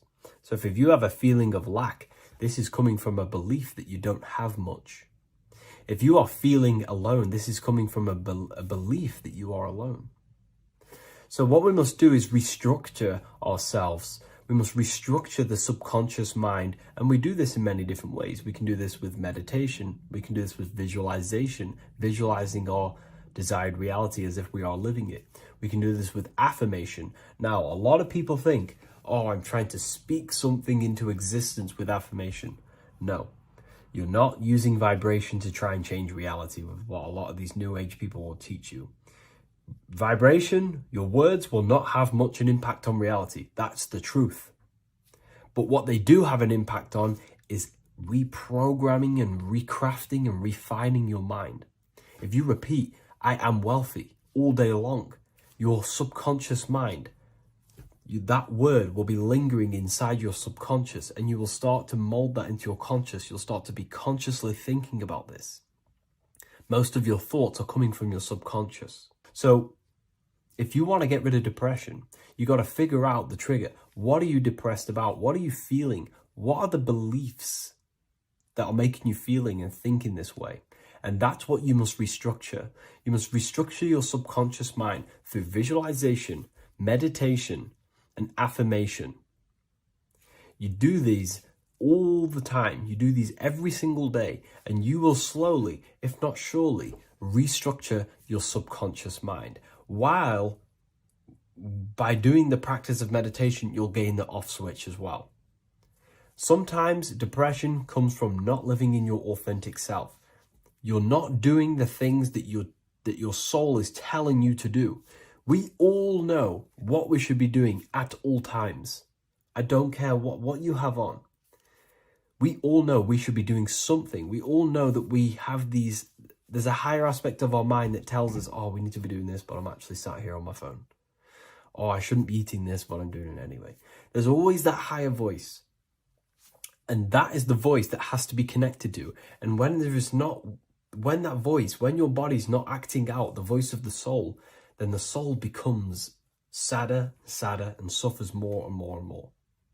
There has to be a connection between the soul, the mind, and the body. They have to work in unity. Okay? So I hope this video helps with depression, with whatever you're going through mentally. Do the elites actually worship Saturn? In this video, we're going to be discussing the occult and esoteric meaning of the 7 planets and the abuse of the Saturnic energy within today's world. This will help you gain a deeper understanding of reality, yourself, how you create reality, and what these 7 planetary energies actually truly are. In order to understand anything within the universe, we have to understand the law of correspondence, the law of as above, so below. There is one consciousness expressed in infinite forms. Me, you, the squirrel, everyone who possesses consciousness within this universe is an expression of the one divine consciousness, what we like to call Source, God, or the grand architect of the universe. We have to understand there is a large scale, but the large scale is mirrored in the small scale. If we look at lightning, this is a large scale. This is the macrocosm. Then we go a bit smaller to the trees. We see the same pattern. Then we look a little bit smaller into the human body. We see the same pattern of the nervous system. Then if we zoomed into the microcosm, brain cells, we still see the same pattern. This reveals the universe is a fractal universe. The large is reflected in the small. And this is the symbol of the Fibonacci sequence, which represents this as above, so below principle. The big spiral represents the macrocosm, but then this spirals into the tiny spiral. This symbol goes for eternity, never touching, never finishing. The large is mirrored in the small. With understanding this, we can realize that we are a microcosm of God. We are our own universe. We are our own world. Your body is the earth. Your mind is the mind of God, just in a smaller version. You are a drop in the ocean of the vast collective consciousness. With that being said, everything you see outside of you is inside of you. As above, so below. The 7 planetary energies on a macrocosmic scale are the 7 energies that form the physical world. The physical dimension is crystallized thought. Everything you see around you was thought made manifest. Thought imagined, then created in the physical reality. Therefore, these 7 planetary energies are 7 astral forces that create and weave the material existence. For example, if we look at a tree has 7 categories of consciousness, 7 creational forces that create the tree. This is the reason why we have 7 days of creation in the Bible. This is the reason why we have 7 days of the week for the 7 planetary energies. Monday is for the moon, Mars is for Tuesday, Mercury for Wednesday, Jupiter for Thursday, Thursday, which is Thor. Thor is Jupiter. Venus for Friday, Saturn day for Saturn, Sunday for the Sun. This is also the reason why we have 7 major energy centers within the body. The 7 life forces that flow through the body to give physical existence to the physical form. Man is a microcosm of the universe. With that being said, if we look at a tree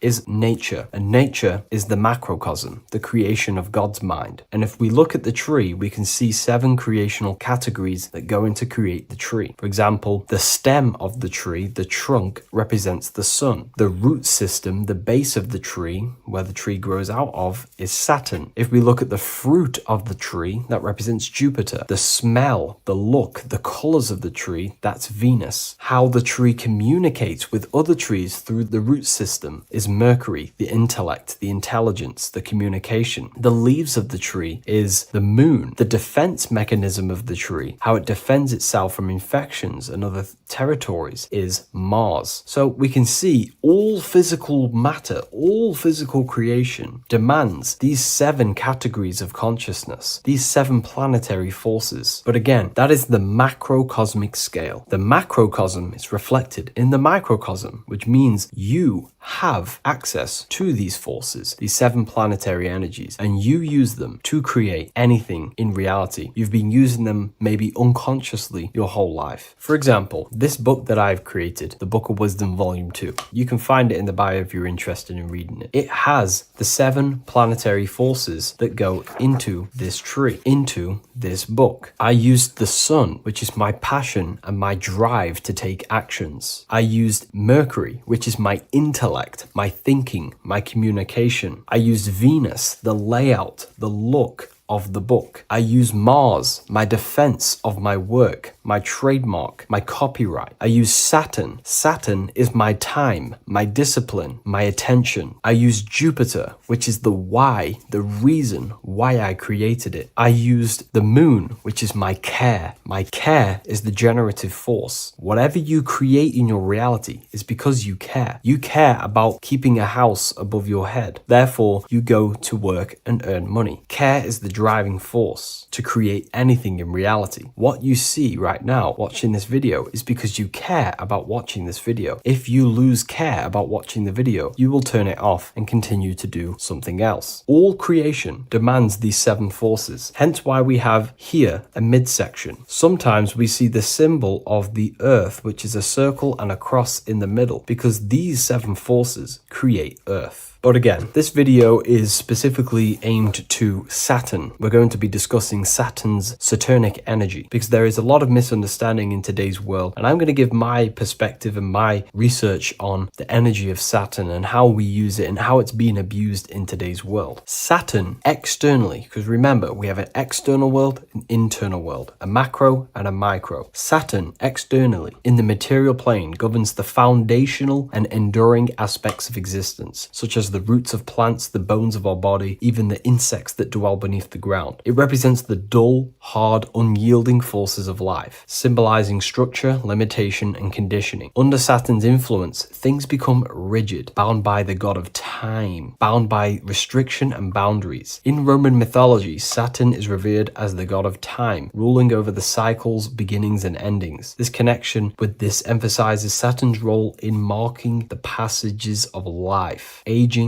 and inevitable constraints we all face. Internally, inside yourself, the microcosm. Internally, Saturn embodies the conditioning within our own consciousness. When Saturnian aspects of consciousness dominates, we become overly rigid, fixated, restricted in our thinking and actions. For example, Saturn's influence is strongly felt in today's world, where many people's minds are confined to societal norms and conditioned responses. The pervasive control Saturnian energy can lead to the sense of limitation, as people become trapped within structure imposed by society and power structures. However, we have to remember that limitation, there is dark and light. Limitation is not bad. This is why Saturn is connected to the god Satan. They are the same being. It's something that restricts, holds back, and keeps you limited, conditions and limits consciousness to its lower power. Saturn is a great teacher, guiding us through difficult life lessons that ultimately lead to growth and expansion and power. Although Saturn's energy is harsh and often challenging, it helps us to develop resilience experience, discipline, and wisdom. Yet in modern age, this energy has overpowered the minds of the masses, fostering excessive rigidity and limitation. Instead of being ruled by Saturn's constraints, we should seek to embrace more freedom, love, joy, balancing Saturn's lessons with openness and fluidity in our life. So like I said, Saturn rules law. Anything that is limiting or holding back, something that is a restriction or a wall. This is why we see judges wear black robes. The color black is associated with Saturn because Saturn rules over the nighttime and the winter time. Capricorn, they wear black robes. A graduate also wears a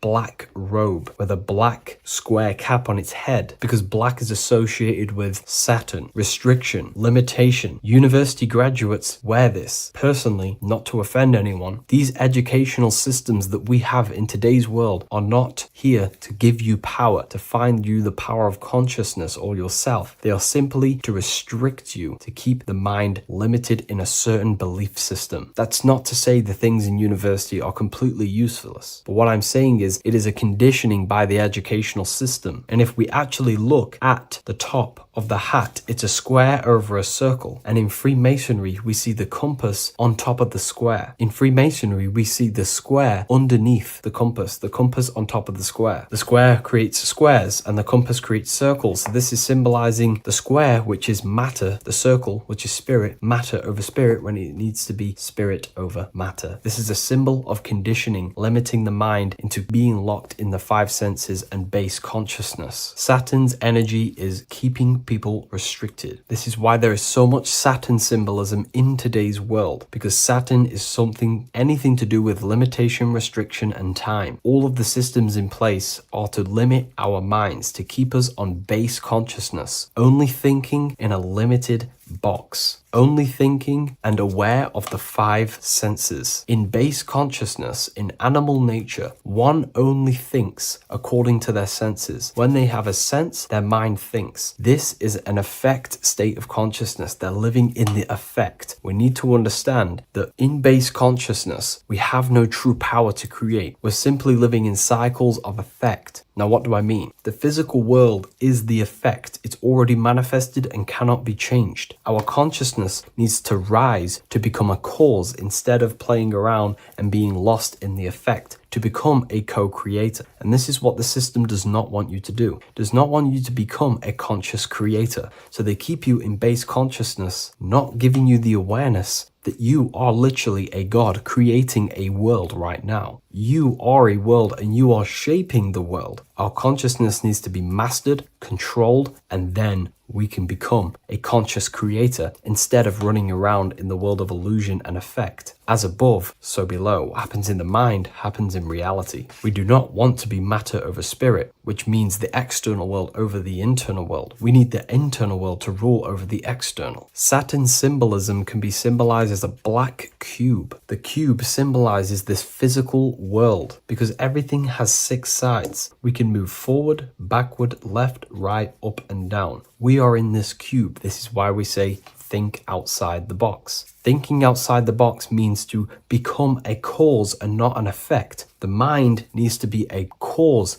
an instruction center, and not just thoughts that are reinforcing the effect and lost in the effects of the material world. Instead of reacting, we need to become a commander. This is a symbol of conditioning and the physical plane. Black is dull, lifeless. The physical world is lifeless. It has no power to create. It has no power to do anything. It is simply a projection and an effect. You, the mind, consciousness, are the cause. You can create the effect. In today's system, Saturn's energy is heavily relied on, which is just simply man-made laws, restrictions, time wasting, and keeping people in base consciousness, only aware of the physical 5 senses. Let's get something straight about the elites. They do not worship Saturn. There is nothing to worship. They simply use the energy of Saturn to keep people limited. They're not using the planet Saturn, but they're limiting people in their belief systems and physically where they can go, restricting boundaries, countries, restricting people's minds through mass media, which is all symbolism of limitation and restriction of Saturn. They're not worshipping it, they're using it and abusing it. Saturn could be anything in your mind that keeps you limited. If you have a limited thought that does not allow you to take action on something, that is a Saturnic energy within your own mind. Anything that is indoctrination, anything that is boundaries on you, that is a Saturnic energy. Some people say that the Saturn and the moon are working together to trap our soul. This is highly symbolic. Saturn and the moon are not forming a matrix to trap your soul and keep you reincarnated. Again, this is symbolic, and in the esoteric version and understanding of this, we can see that they do have a relationship. The moon is our subconscious mind, and Saturn is restriction. If we have restrictions and belief systems in our subconscious mind that keep the soul locked and trapped only in these 5 bases, this 5 senses, then we will think and condition ourselves that we are only the physical body and never actually free ourselves from the material world and ascend. Saturn and the moon are not working together, but these are highly linked. By limiting the subconscious, we keep people stuck in base awareness, keeping them locked in the world of effect, never becoming a conscious creator. We have 2 spiritual currencies, time and attention. These are the 2 currencies that we spend. We spend time or pay attention. These are the 2 spiritual currencies that pretty much create our reality. And the system aims to hijack these 2 currencies from you, to limit you, to dominate you, so you do not become a conscious creator. So again, no one worships Saturn. It's simply just a symbol of limitation and restriction. Limitation has good and bad. Limitation can make us learn, overcome, become strong, disciplined, but when it's abused, it can keep people locked in base consciousness and stuck in their lower nature, never figuring out how powerful they are. You hold the power to shape a world. That's how powerful you are, to turn thoughts into physical existence. I'll see you in the next video. Please leave a like, comment, and a subscribe. In this video, we're going to be talking about the evolution of consciousness. You are born human, however, you possess consciousness, which is the awareness behind your being, the awareness behind your thoughts, the experiencer behind your 5 senses, the experiencer, the observer behind your thought, emotions, and senses. You are an eye, an invisible consciousness looking through a lens, which is your body. Your body produces this physical world that you experience. Your brain produces this world. Your brain and body is a technological computer. However, you are an infinite, ever-expanding consciousness behind this physical body. And there is an evolution of consciousness, a cosmic journey of expansion. And this is why we see so much pyramid symbolism in the occult and esoteric world, and especially within Freemasonry. Because the pyramid represents climbing, an evolution, a raising state of consciousness, a journey. Steps symbolize a journey upwards. This is the raising and the evolution of consciousness, our inner world. The transmutation of our inner selves, of our souls and consciousness and our minds.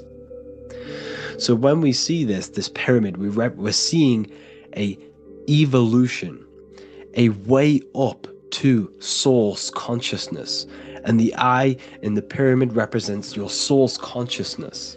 It represents illumination.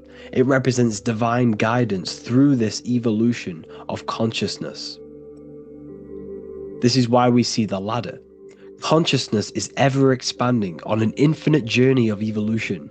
Each individual is a part of this cosmic process, contributing towards the ongoing expansion of both mind and awareness. As we evolve, we collectively explore deeper levels of existence, expanding the boundaries of thought and consciousness. The mind has the ability to expand infinitely into new realms of thought, into new dimensions of mind. The mind cannot be filled up. It is not a physical substance. The body can be filled up because it is a physical thing, but you cannot fill the mind. Therefore, the mind is constantly expanding, ever expanding into new fields of thought. So what we see in Freemasonry, the ladder, is again a journey, an elevation of consciousness. When we are born with an infant consciousness, and as we gain older, we gain an adult consciousness, our inner world, our inner mind, and our emotional intellect changes and evolves. We are significantly different from when we were very young as an infant. It's because our consciousness evolutes, it changes, it alters like water. So, just like this evolution of your own consciousness as growing up, there is consciousness of beings existing in cycles beyond our own. And their consciousness is unimaginably different from ours. They operate on a higher level of understanding and knowing, experiencing reality in ways that transcend our current comprehension. Our minds right now cannot comprehend the highest states of consciousness. There are entities, there are beings beyond our own, existing in higher dimensions of consciousness that we cannot comprehend because they have expanded. They are on a further way up the ladder of consciousness. However, we are all on the same journey. None of us can take the same journey. There is one ultimate goal, reaching source consciousness. However, this is always ever expanding. However, we are all on a different journey. There is one truth, one source, one goal. However, there are billions in different ways of reaching it, and we are all on these different paths to source consciousness, to this ladder, this evolution of universal evolution. Okay?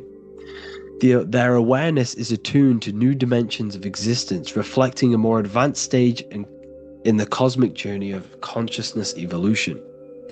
So when you take DMT, you are shot into these higher realms of consciousness where you meet these beings who look similar to these images. They are not speaking to you physically. They don't speak to you three-dimensionally through vibration and words. They speak to you mentally. If you have done DMT, then you know this. And if you have met these beings, then you know this. You might have even met some of these types of beings on mushrooms or any psychedelic drugs. Because ultimately, when you take these mind-altering substances, it's altering your consciousness. It's merging your consciousness with the spirit of that substance.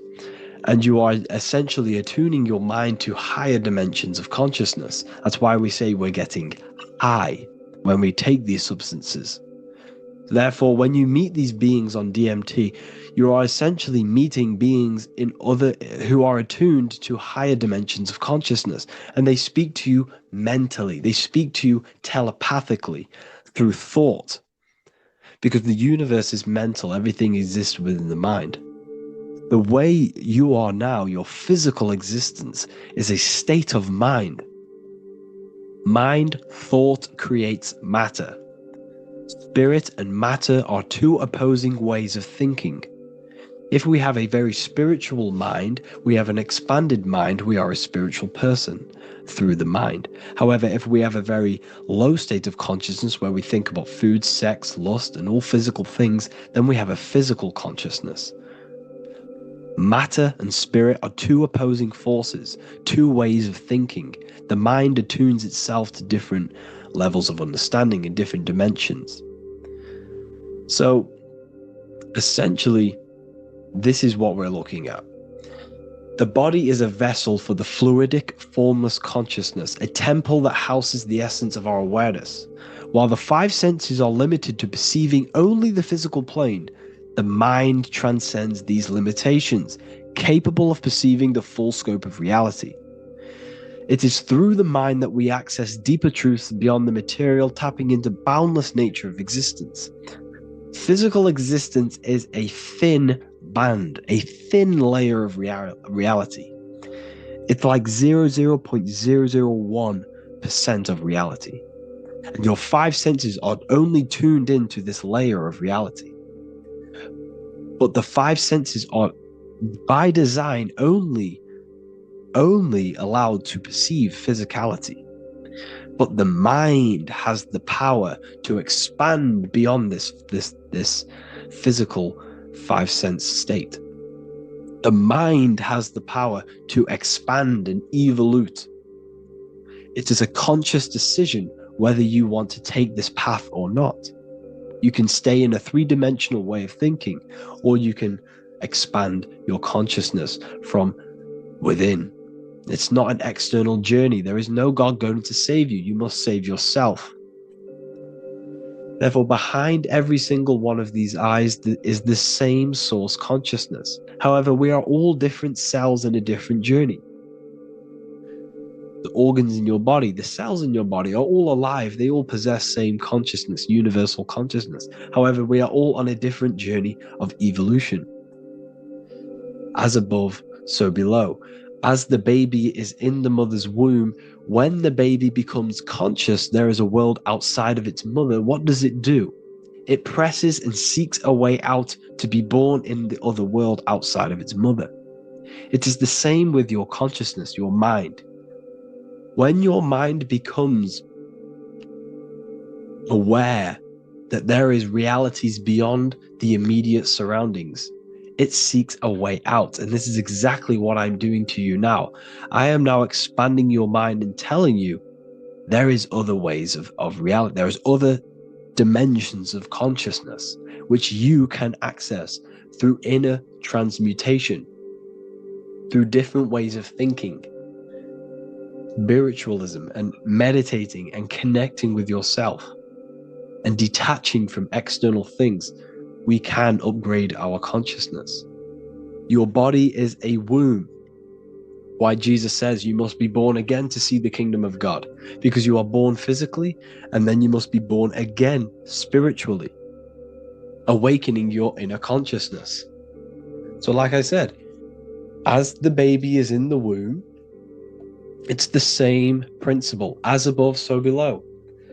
You were a baby. You were in your mother's womb and you figured out there is a world outside of your mother. So you seek to weigh out your mother to be born in another world. It's the same now.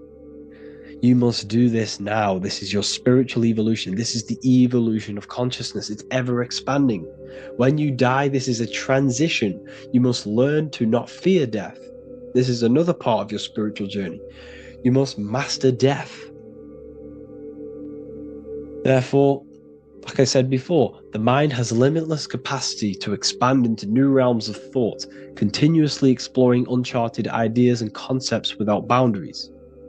The mind can ever expand. It can never be filled. It can never ever know everything. There is infinite fields of knowledge, infinite fields of thought. Your current state is just one stage on an infinite pathway. You won't remain human forever. The human experience is a crucial phase where we learn to balance polarities, master the fundamental laws of the cosmos. It is a period of growth and transformation, preparing us for the next stages in our cosmic evolution. The goal is to strive for perfection, yet the true perfection is unattainable. It's like a tunnel, and there is a light at the end of the tunnel. And as you walk through this tunnel, the light is ever moving backwards. You should forever seek to meet that light, but you will never meet that light because consciousness is ever expanding. You should strive for perfection, yet knowing that perfection is forever unattainable. The journey is endless, with each step revealing deeper layers of understanding and experience. The pursuit of growth and expansion is itself the essence of our evolution. You can find all of this knowledge in the amazing book that I have read for years. I have read this book, The Emerald Tablets of Thoth, the Atlantean, by M. Dorial, translated by M. Dorial. I'm telling you now, this book, now that I've told you this, you have some context on the book. The whole book is about evolution of consciousness. He's talking about higher dimensions beings. He's talking about how you can transcend this physical plane. It is truly the most amazing book you will probably read. One of the best spiritual texts you'll see. It's hard to understand, so you must read it over and over again. And the more your mind progresses, like for me, I read this every couple months, and the more I learn about consciousness, the more I expand my own consciousness. And every time I read this book, I pick out something new that just completely blows my mind, because you can only understand this book to your level of consciousness, to your level of understanding. So now that I've told you all this information, go and read this book and it will absolutely blow your mind. And so will the Book of Wisdom Volume 2, which is now available. I released it the other day. I'm just going to read a page out now. This page is called Spirit and Matter. The Earth is not merely a dense, lifeless rock drifting through space. It possesses spirit, a living essence that animates its form. But what do we mean by spirit? Spirit in esoteric terms refers to the energy, the life force, animating the principles infused in matter. So essentially, what this page is talking about is how everything has spirit, consciousness within it. You are the middle, you are spirit and matter. You have the ability to expand your mind to the God self and raise above our animal instinct, our material self, and know the divine and expand. Animals cannot do this. Animals are not self-aware. Humans possess self-awareness. We can observe our consciousness. We can say, why do I exist? We can look in the mirror and know that we need growth. And this is what Anunnaki means. Anu means above.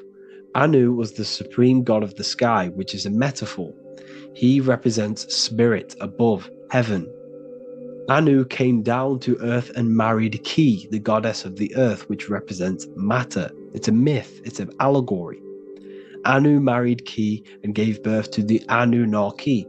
Spirit came down and infused with matter and gave birth to the human, which is you. You are spirit infused in matter, Anu and Ki, Anunnaki. You are the Anunnaki. And this is just one of the teachings in my book. Honestly, this book is absolutely amazing. If you truly, truly want to expand your consciousness, give this book a read.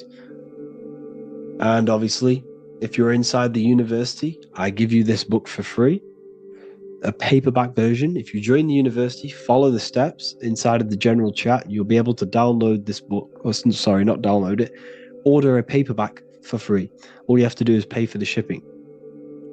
You'll also gain amazing knowledge inside of my library, where your mind will just be overblown with the amount of esoteric books. There's over 45 rare occult books, plus you get a PDF of the Volume 1 and Human Health Guide. You get reoccurring updates where I expand on symbolism, occultism, where you will just feel absolutely amazing once you understand esotericism in yourself. You'll also learn how to create the dream reality that you want with the Manifestation Mastery course, where I teach you how your consciousness creates reality. You'll have a real lectures where I post lectures on symbolism, occultism, esotericism. There's a conscious community and live calls and Q&A where you can ask me questions and I'll answer your questions. I just want to say thank you to everyone who has joined the university. Thank you for even liking and watching this video. Any support I just appreciate every single one of you. Please, if you can, leave a comment and a like on this video and let me know any videos you want me to make in the future. And I will start uploading a lot more to the YouTube. So yeah, thank you all for tuning in today. Have an amazing day.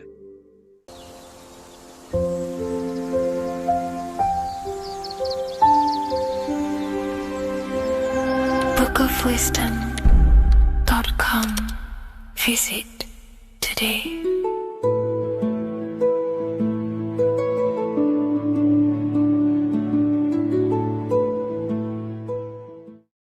Do the elites actually worship Saturn? In this video, we're going to be discussing the occult and esoteric meaning of the 7 planets and the abuse of the Saturnic energy within today's world. This will help you gain a deeper understanding of reality, yourself, how you create reality, and what these 7 planetary energies actually truly are. In order to understand anything within the universe, we have to understand the law of correspondence, the law of as above, so below. There is one concept consciousness expressed in infinite forms. Me, you, the squirrel, everyone who possesses consciousness within this universe is an expression of the one divine consciousness, what we like to call Source, God, or the grand architect of the universe. We have to understand there is a large scale, but the large scale is mirrored in the small scale. If we look at lightning, this is a large scale. This is the macrocosm. Then we go a bit smaller to the trees. We see the same pattern. Then we look a little bit smaller into the human body. We see the same pattern of the nervous system. Then if we zoomed into the microcosm, brain cells, we still see the same pattern. This reveals the universe is a fractal universe. The large is reflected in the small. And this is the symbol of the Fibonacci sequence, which represents this as above, so below principle. The big spiral represents the macrocosm, but then this spirals into the tiny spiral. This symbol goes for eternity, never touching, never finishing. The large is mirrored in the small. With understanding this, we can realize that we are a microcosm of God. We are our own universe. We are our own world. Your body is the earth. Your mind is the mind of God, just in a smaller version. You are a drop in the ocean of the vast collective consciousness. With that being said, everything you see outside of you is inside of you. As above, so below. The 7 planetary energies on a macrocosmic scale are the 7 energies that form the physical world. The physical dimension is crystallized thought. Everything you see around you was thought made manifest. Thought imagined, then created in the physical reality. Therefore, these 7 planetary energies are 7 astral forces that create and weave the material existence. For example, if we look at a tree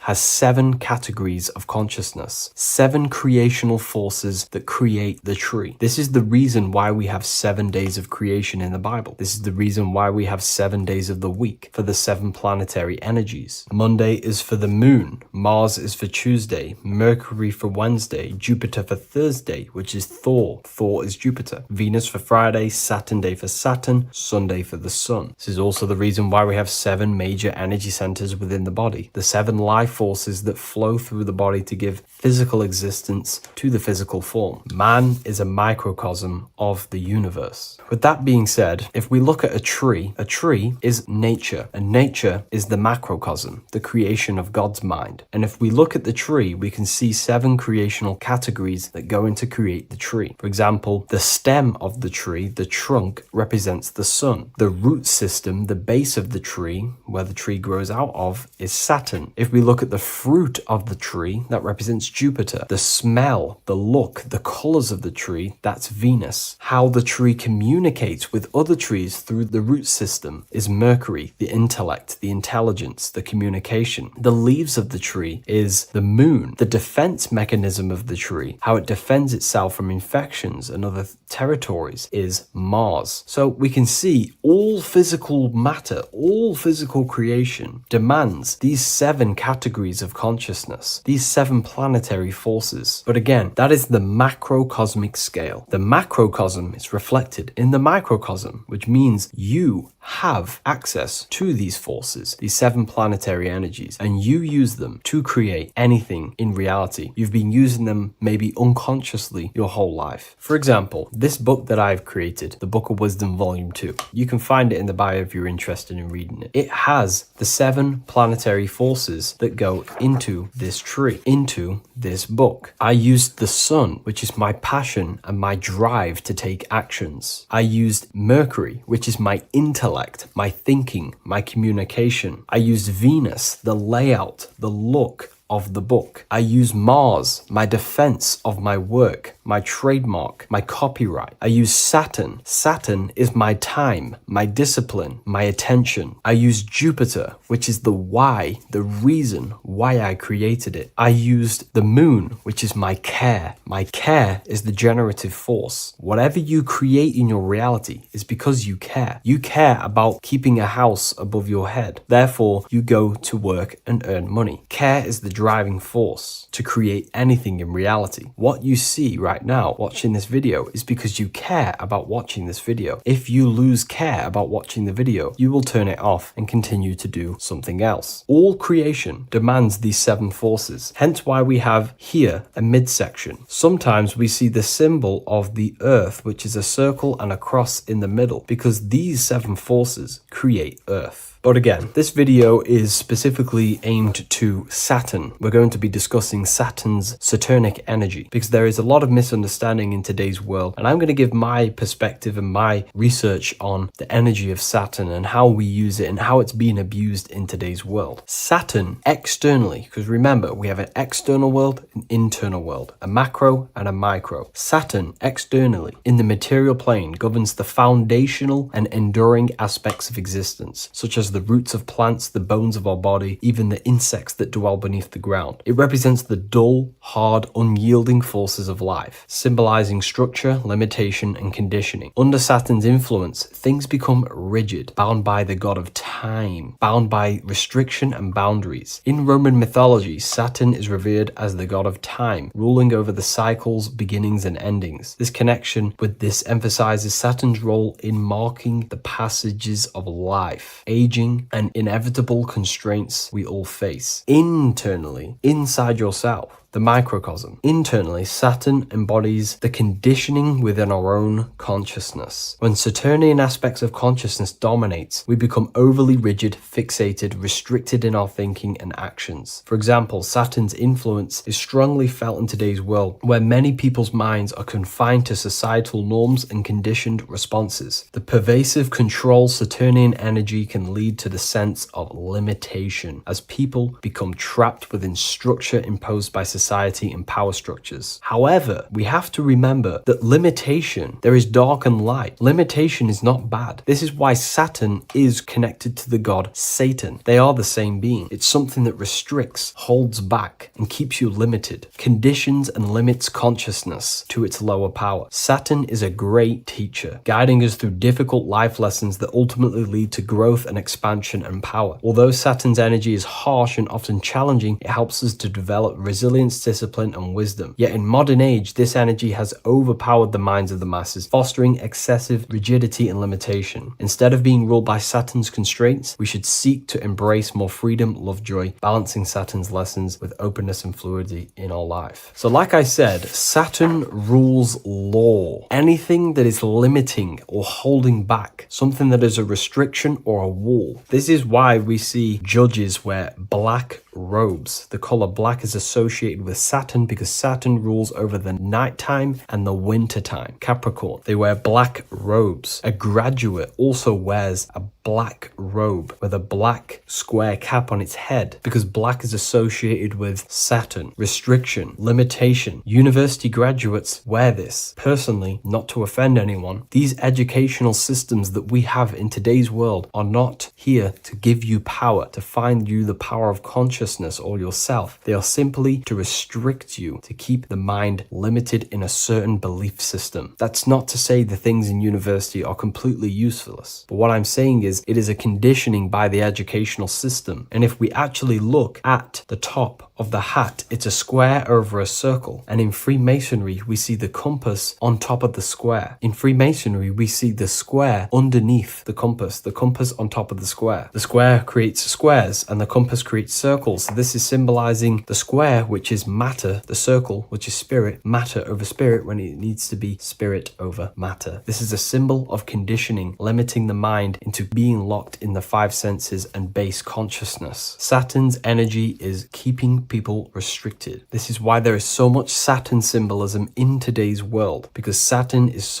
anything to do with limitation, restriction, and time. All of the systems in place are to limit our minds, to keep us on base consciousness, only thinking in a limited box, only thinking and aware of the 5 senses. In base consciousness, in animal nature, one only thinks according to their senses. When they have a sense, their mind thinks. This is an affect state of consciousness. They're living in the affect. We need to understand that in base consciousness, we have no true power to create. We're simply living in cycles of affect. Now, what do I mean? The physical world is the effect. It's already manifested and cannot be changed. Our consciousness needs to rise to become a cause instead of playing around and being lost in the effect, to become a co-creator. And this is what the system does not want you to do. It does not want you to become a conscious creator. So they keep you in base consciousness, not giving you the awareness that you are literally a god creating a world right now. You are a world and you are shaping the world. Our consciousness needs to be mastered, controlled, and then we can become a conscious creator instead of running around in the world of illusion and effect. As above, so below. What happens in the mind happens in reality. We do not want to be matter over spirit, which means the external world over the internal world. We need the internal world to rule over the external. Saturn's symbolism can be symbolized as a black cube. The cube symbolizes this physical world because everything has 6 sides. We can move forward, backward, left, right, up, and down. We are in this cube. This is why we say think outside the box. Thinking outside the box means to become a cause and not an effect. The mind needs to be a cause,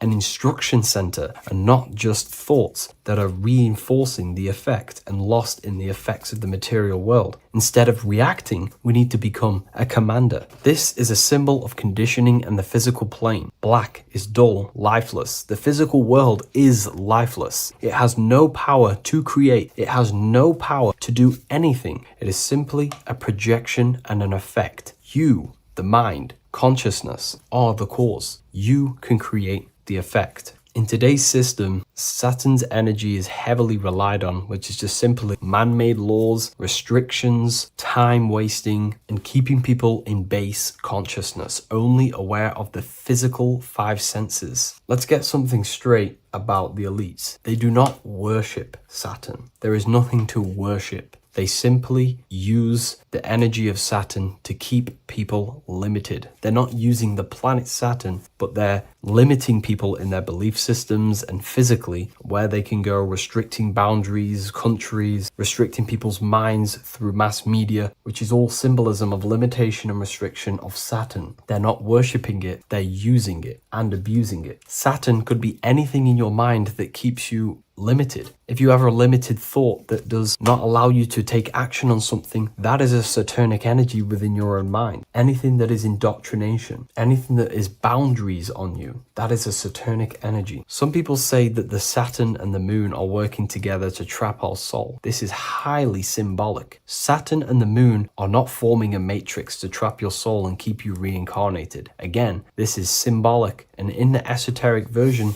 and understanding of this, we can see that they do have a relationship. The moon is our subconscious mind, and Saturn is restriction. If we have restrictions and belief systems in our subconscious mind that keep the soul locked and trapped only in these 5 bases, these 5 senses, then we will think and condition ourselves that we are only the physical body and never actually free ourselves from the material world and ascend. Saturn and the moon are not working together, but these are highly linked. By limiting the subconscious, we keep people stuck in base awareness, keeping them locked in the world of effect, never becoming a conscious creator. We have 2 spiritual currencies, time and attention. These are the 2 currencies that we spend. We spend time or pay attention. These are the 2 spiritual currencies that pretty much create our reality. And the system aims to hijack these 2 currencies from you, to limit you, to dominate you, so you do not become a conscious creator. So again, no one worships Saturn. It's simply just a symbol of limitation and restriction. Limitation has good and bad. Limitation can make us learn, overcome, become strong, disciplined. But when it's abused, it can keep people locked in base consciousness and stuck in their lower nature, never figuring out how powerful they are. You hold the power to shape a world. That's how powerful you are, to turn thoughts into physical existence. I'll see you in the next video. Please leave a like, comment, and a subscribe.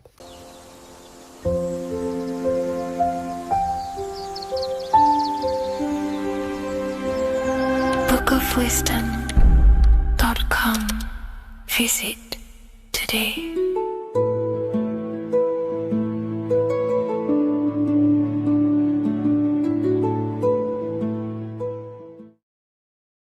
How are we all doing today, people? It's Revival of Wisdom, and today we're going to get real deep.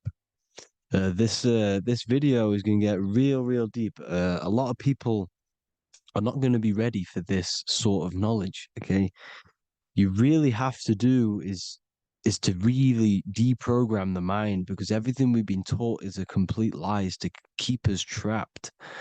Okay, this is really advanced knowledge. Now, let's get straight into this. All of the ancients depicted other worlds, and they called this place Midgard. Midgard is the mid garden, the middle garden. This is why the Masonic symbolism on the floor is always a black and white checkered board, symbolizing the polarity here, the good and bad, because we're in the middle garden, the heart. Earth rearranged spells heart, because we're in the heart of this system, or whatever it is, a super quantum computer, whatever you want to call it, simulation. Now, in the Quran, it talks about the 7 layers of heaven. All of these ancient artworks are depicting these different layers of reality. Okay, and look at the Egyptians here with the boat outside of the firmament.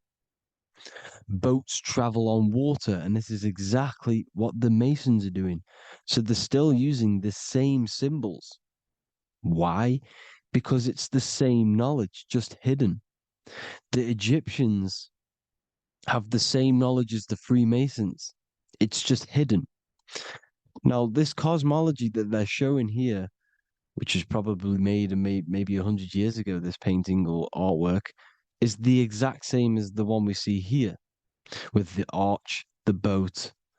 You know, it's similar, because the boat is symbolizing traveling these other worlds, because the ether is also symbolized as water, because if you look up at the stars through a telescope, it looks like it's water.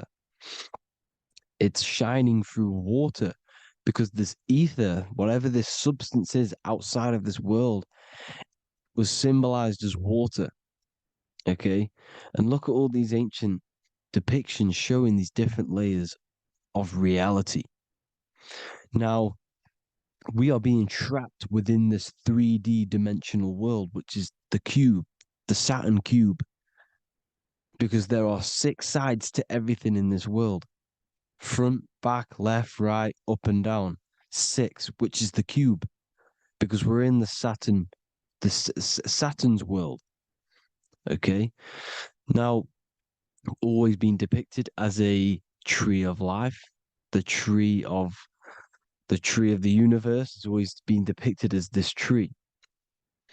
Because let's get a bit deeper.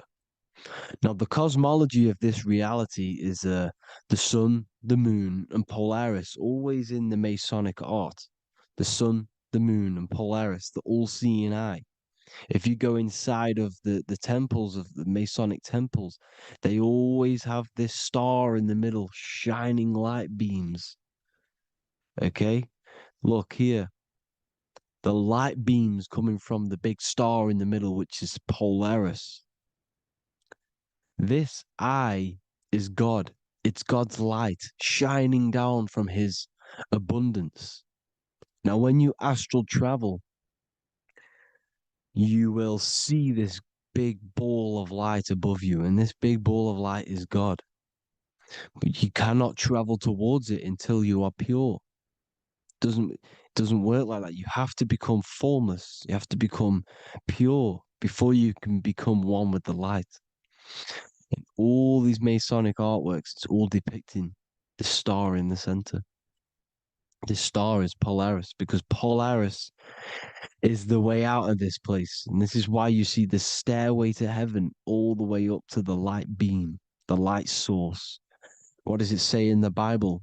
God is light, because everything is made out of one substance, and that substance is light. And it symbolizes the eye because God is an eye. All things that are alive have an eye. And we all say, I am. We all see these realities through eyes. God is an eye. He's the all-seeing eye. He sees all things at all times. And he is projecting this light. And this light comes down to create all the different levels of the worlds. And this is what the two pillars symbolize the number 11. 11, the number 1, is just a vertical line. It's the one. It's a 1 point. 11 symbolizes the mirror nature of reality. Everything's mirrored. As above, so below. Now, the 11 also symbolizes openings, doorways. And as you can see here, an opening to the all-seeing eye. And you see here again, an opening to the stairway all the way up to the light. This light is the light of God in the astral worlds, beyond this world. Now, Polaris has also been symbolized as the UFO. They put the truth in plain sight. So, you know, in the films, how the UFOs suck people up. That's what Polaris is doing. If you ascend beyond this world, if you do not ascend beyond this world, you will be reincarnated in this world. The whole thing is to outgrow this consciousness to the plane above. And I'm not just making this up. I'm going to be bringing in scriptures after this. But you can see with the Christmas tree, we always put a high, big star at the center, at the top, which is the star of Polaris, which is exactly what the Masons are doing here. The star at the top. And it's on top of our Christmas trees. And all of these symbolize the other stars, because Polaris is the most high star. And all the other stars are wrapped around the firmament lower than Polaris. And that's exactly what the Christmas tree is. And it's a triangle. It's a triangle, just like light beams travel from one point in the triangle, just like the all-seeing eye. It's a triangle. The light is coming from one point and sending its rays downward. You see, it's kind of like you see here with the water. And the lower you go, the darker it gets, the more evil it becomes. And this is what the ancients would call hell. Now, this all-seeing eye is Polaris. And below Polaris is Mount Meru, the North Pole, the magnetic North Pole. The Tower of Babel, which is in the Bible. The etymology of the word Babel, Ba meaning spirit, which gives the ability to move the soul through the worlds, that's the ancient Egyptian description of the word Ba, meaning of the word Ba. You have the Ka, the Ba, the Ak, but the Ba is the one that gives the ability for the soul to move through the worlds. Your soul can't speak into a world without incarnating into it. Now, the Tower of Babel symbolizes Mount Meru because it's the word Ba is the spirit which gives the ability for the soul to move through the worlds. The Tower of Babel is the magnetic North Pole, Mount Meru, which gives the ability to move through these different worlds. And you can see the ancient Tibetans always showing this depiction of these different worlds coming from the center. Because we have to ascend our consciousness. It's not about how good you are to reach heaven. It's about how you expand your consciousness, you expand your mind. So they teach now that you have to be good in order to reach to heaven. It's about expanding the mind, expanding your consciousness to these different planes, these different realms. So that's what it's about. And Jesus was known as the fisher of man. Now, Jesus is a massive part of this. He was known as the fisher of man because he was fishing. He could have been fishing. He could have been one of these deities that had come down from these different higher realities and pull people up. So they would so they called Jesus the fisher of man. And he says unto them, follow me, and I will make you fishers of men.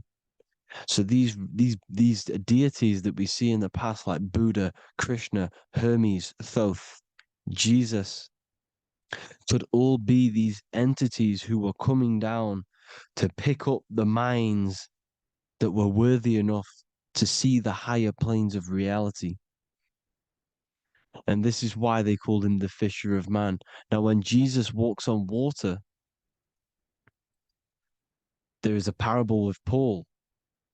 And he says, but Jesus immediately said unto them, take courage, it is I, don't be afraid. He's talking about astral travel here. He's talking about leaving the body. Because when you leave the body in astral travel to see these alternative realities, you can't be afraid because fear is a bondage, which is what the Emerald Tablets talks about. Lord, if it's you, Peter replied, tell me to come to you on the water. The water.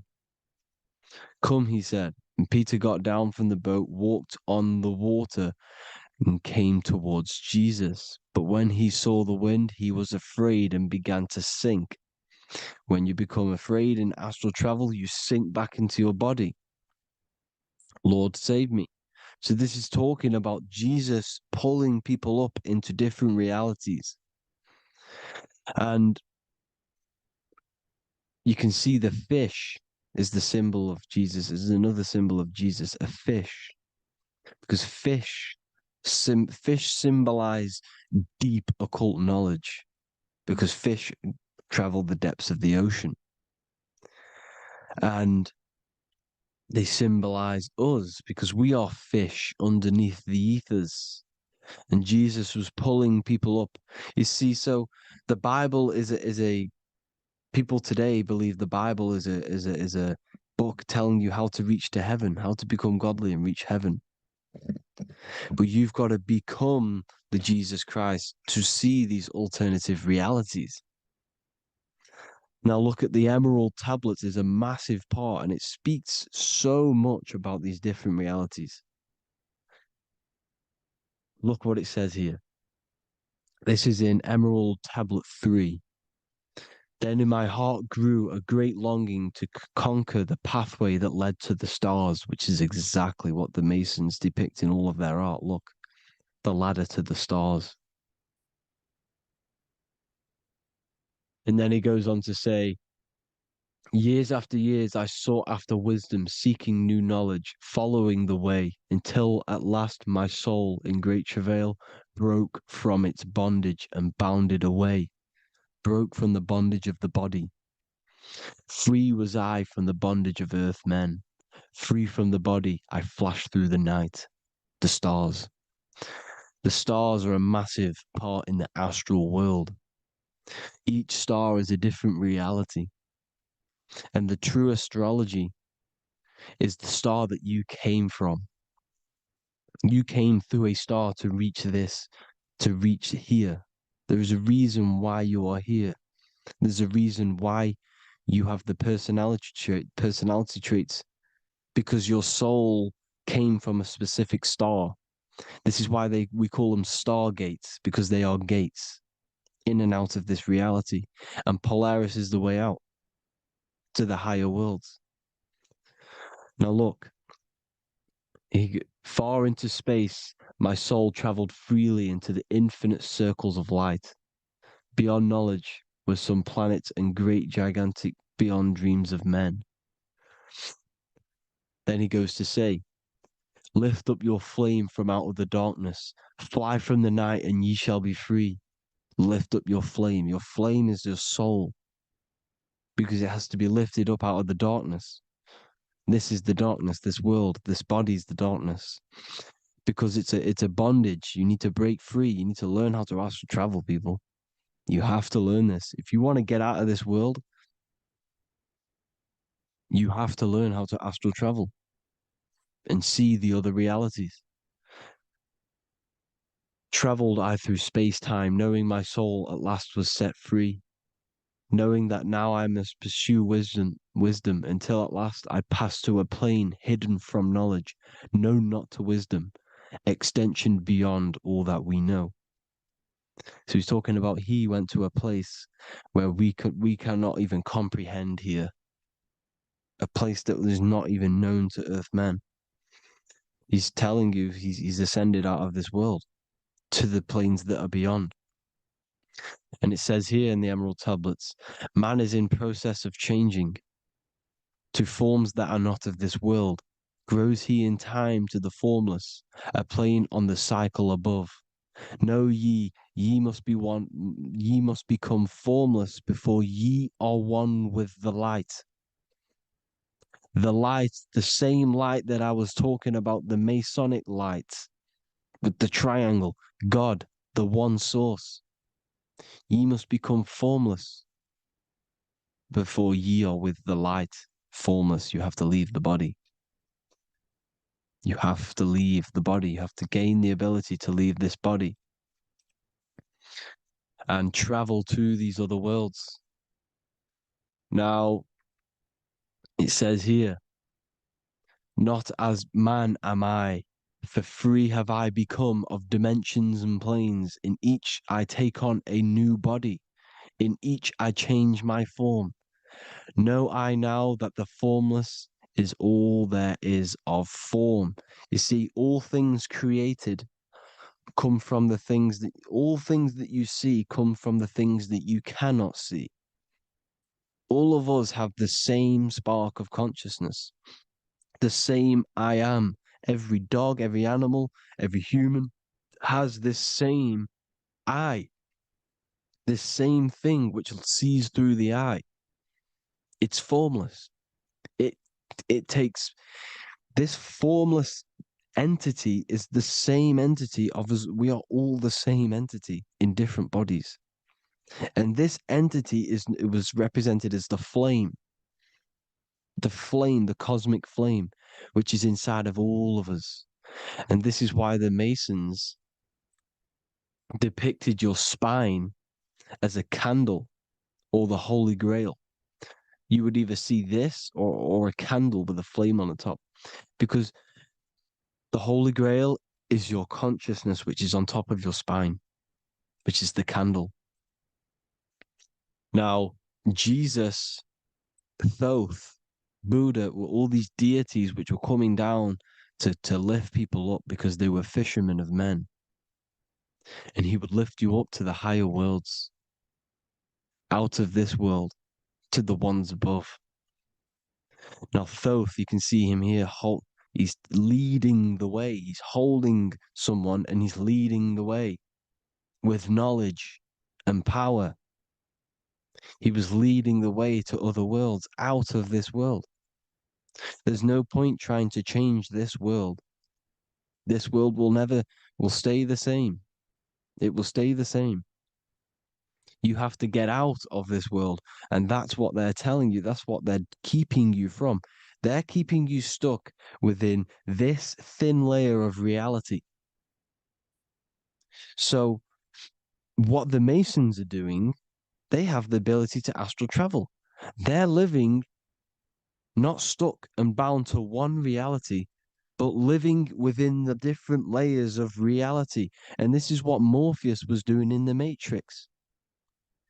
Morpheus was going into the Matrix to go and get Neo, which is exactly what Jesus was doing, pulling up people out of this world to the ones higher. And that's exactly what Morpheus is doing in the Matrix. If you haven't watched the Matrix, go and watch it. It will blow your mind. Everything I'm saying in this video you will see it. Except that you don't need to use a machine to enter the matrix. You just use your body. Well, you use your consciousness to leave this body. You see, Neo was also uploading himself into the simulation to pull people out of the simulation. And this is exactly what all of these gods were doing. The Fisher of Man. Look, he was pulling people up out of this reality with the knowledge. Now, Jesus was always depicted with the mushrooms. Look at all this mushroom art. Mushrooms were literally the origin of Christianity. You can see it everywhere. There's mushrooms in all of the ancient art. Every single one of these paintings you see here, there's mushrooms on them.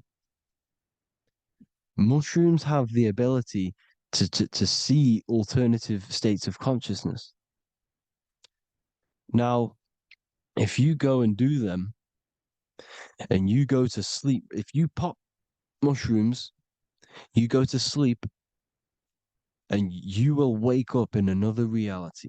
You will wake up in another reality. Don't try it if you don't want to do it. But if you've got the heart to do it, do it. Eat them and go to sleep. You'll wake up in another reality. And Jesus was handing out mushrooms to the bright minds, to the minds that he wanted to fish out and pull up to the higher realities. He was giving them mushrooms to see themselves in an alternative state, in an alternative reality. This is why there was so much mushroom art, and it's not just ancient Christians. It's Sumerians, it's the Mayans, the Celtics, the Egyptians. All used mushrooms. All of them. Look at all this art. It's on stones. It's everywhere because mushrooms. See, everything in nature is a micro macro. Look at the form of a mushroom. It's literally your spine and brain because they alter your consciousness. Your body is just a radio receiver. Everything that you're experiencing is a program being ran by the central nervous system, and your consciousness is experiencing this program, these electrical impulses of the nervous system, because it's all feeding back to one point, which is the pineal gland. And this is the candle with the light on it. Type in Masonic candle and you'll see it. It's your spine with your spark of consciousness on top of the spine. And it's a mushroom because this sends you to alternative states of consciousness, alternative realities. Now, they were all doing this, the Egyptians, the Mayans. Now, there's more symbolism which goes into this. Look at the Christmas trees we use. The Christmas tree with the presents underneath them. Magic mushrooms grow under trees. And these are the presents under the trees that we symbolize today with Christmas. Santa's red and yellow for the red and yellow mushrooms. The same mushrooms Mario has to collect. And when he gets enough mushrooms, he levels up. And then what does he do when he go past the world? When you win that world in Mario, you go to another reality. You go inside of another world. It's truth in plain sight. And it's using mushrooms. It's using mushrooms. Everything, all of the characters in Mario, well, a lot of them are mushrooms. Look at this one. The presents, black, yellow, and red and white. Red and white mushrooms. And the bow on the top is the mushroom head. That's a bit of a reach, but you know, the symbolism never lies, is what you need to understand. And it's as above, so below. Now look at the Sumerians. The Sumerians were also multi-dimensional beings. Okay. Look at how they have the double faces. They had one foot in this reality and one foot in another reality. And look at this one, a double-headed god inside of like a portal. You see? Because and look at these with the wings, the astral travel. Birds, ancient birds symbolize the soul because the soul is a bird. It flies to different worlds. It flies around the cosmos. And mushrooms gave you the ability to see these alternative states of consciousness, these alternate realities, because you exist in infinite realities. You exist in infinite realities. Now look at the 33rd degree Ordo Ab Chao badge. You get this badge when you become a 33rd degree Freemason, and it's a double-headed eagle. A double-headed eagle. And you can see this in Sumeria first. Sumeria have the same symbol, a double-headed, well, bird. You can see it here as well. And the Masons are still using this symbol today. And when you become a 33rd degree, 33 vertebrae on the back of your spine, above the vertebrae is your consciousness, and it's a double-headed eagle. One reality in one, you become a multi-dimensional being in the 33rd degree. And I've heard many interviews of Masons say it becomes Luciferian. You see, they speak in code. These Masons can't tell you about what they learn about, but they will speak in code. They said it becomes Luciferian. The word Luciferian is lucid. The root word of Luciferian is lucid, and lucid is lucid dreaming, alternative realities, dream worlds.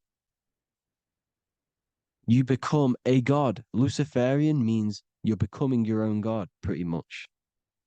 Because you are becoming a multi-dimensional being living in between the different layers of reality at the 33rd degree of Freemasonry. And look at the double-headed eagle, because the birds symbolize the soul. And they reach high, they fly high, just like the soul wants to fly high to the light, to become one with the light, like the Emerald Tablet says. Now look at Janus. Janus was another god, and he's known as the god of doorways. Janus always depicted with a double head. Janus is why we say janitor or January. And January is entering a new year. Janus is known as the god of doorways with keys, always got a key, because keys open doors. That's why the janitor holds all the keys. And Janus always has double heads, because he had one foot in this reality, one foot in another. He was a multi-dimensional being, a Luciferian, living between the different layers of reality, except from instead of being stuck in one like we are. Well, a lot of people. And that's the whole point. You see, all of this stuff is about like changing the world and stuff like that. This world will probably never ever change. It's probably been like this forever. Well, forever, for a long time. But it's about moving out of this reality to the higher states. And the Masons always depict the ladder to the luminaries, the stars, with a key, the same key of Janus. The Vatican is a key, and it's in charge of all the religions. Why is it a key? Because they're holding back the key. They're keeping you stuck within this reality, keeping you stuck as identifying yourself with the body, identifying yourself with this world.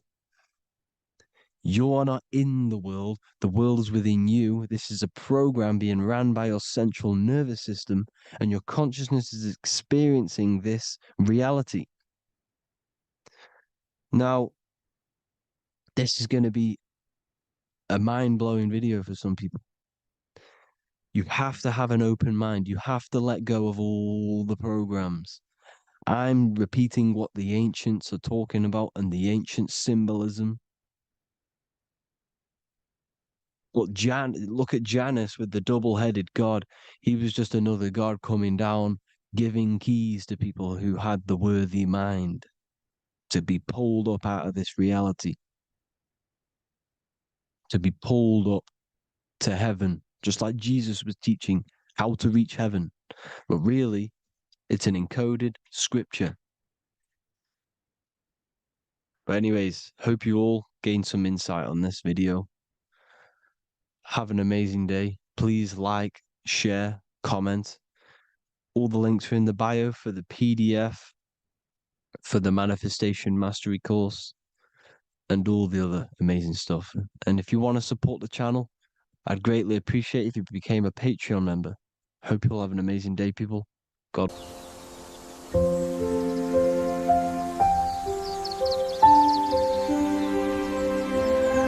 bookofwisdom.com. Visit today.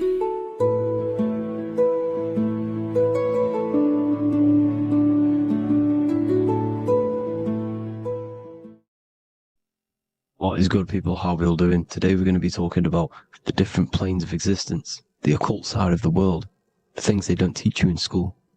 And of course, you can only find that on this channel, so welcome. So you need to understand is that your consciousness moves through these different planes of existence, these different states of consciousness, which make up all of you. Okay? They are all interlocked planes. They are all interpenetrated into each other. They are all one. They melt into the plane above and below. You see, each plane is a product of each plane. As above, so below. Now, the higher you go, the more fluid, the more dreamy, the less dense it becomes. The lower you go, the more denser it becomes, the more solid it becomes. The lowest plane is the physical plane, which you are obviously aware of. You are inside of the physical plane now. But while you are in this inside of this physical plane, you are indeed inside of all these other bodies which you have not awakened yet. You have to awaken these different bodies. You have these bodies. Okay? It's like a ripple effect. And the center is the most dense, the most solid. This is earth, heart, the heart of the ripple.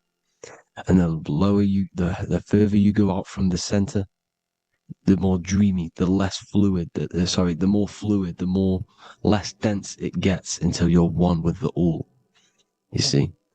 And this is what it's like. This is what this system is. It's like a ripple effect. Now, let's jump straight into the planes. First, you have the physical plane, made out of 4 elements. 5 elements. The ether is the mother of the elements. It's the womb of the elements. It's the 5th element. And it gives birth to the 4 other elements. 4 is stability. Tables have 4 legs, and this is why the ether gives birth to 4, because it's the foundation of the physical world. Fire, earth, water, air. They are not pure. Each one of the elements melts into the other one. For example, earth and water both share cold. Water and air both share wet. You see? They compose of each other. They melt, they mold into each other based off the vibrational state of the ether. That's what it is. The 4 elements are the vibrational states of the ether. Okay? So you have the 4 physical elements making this, physical world. It's the lowest world. It's the world of effect. This world, whatever you see, whatever you experience, it's the effect. You can't change anything by manipulating this world. You got to manipulate the higher worlds to affect this world, you see? As above, so below. This is the lowest plane.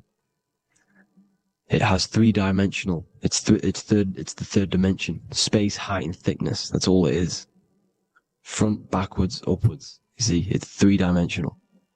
We cannot perceive the hidden side, which is the interior of this existence.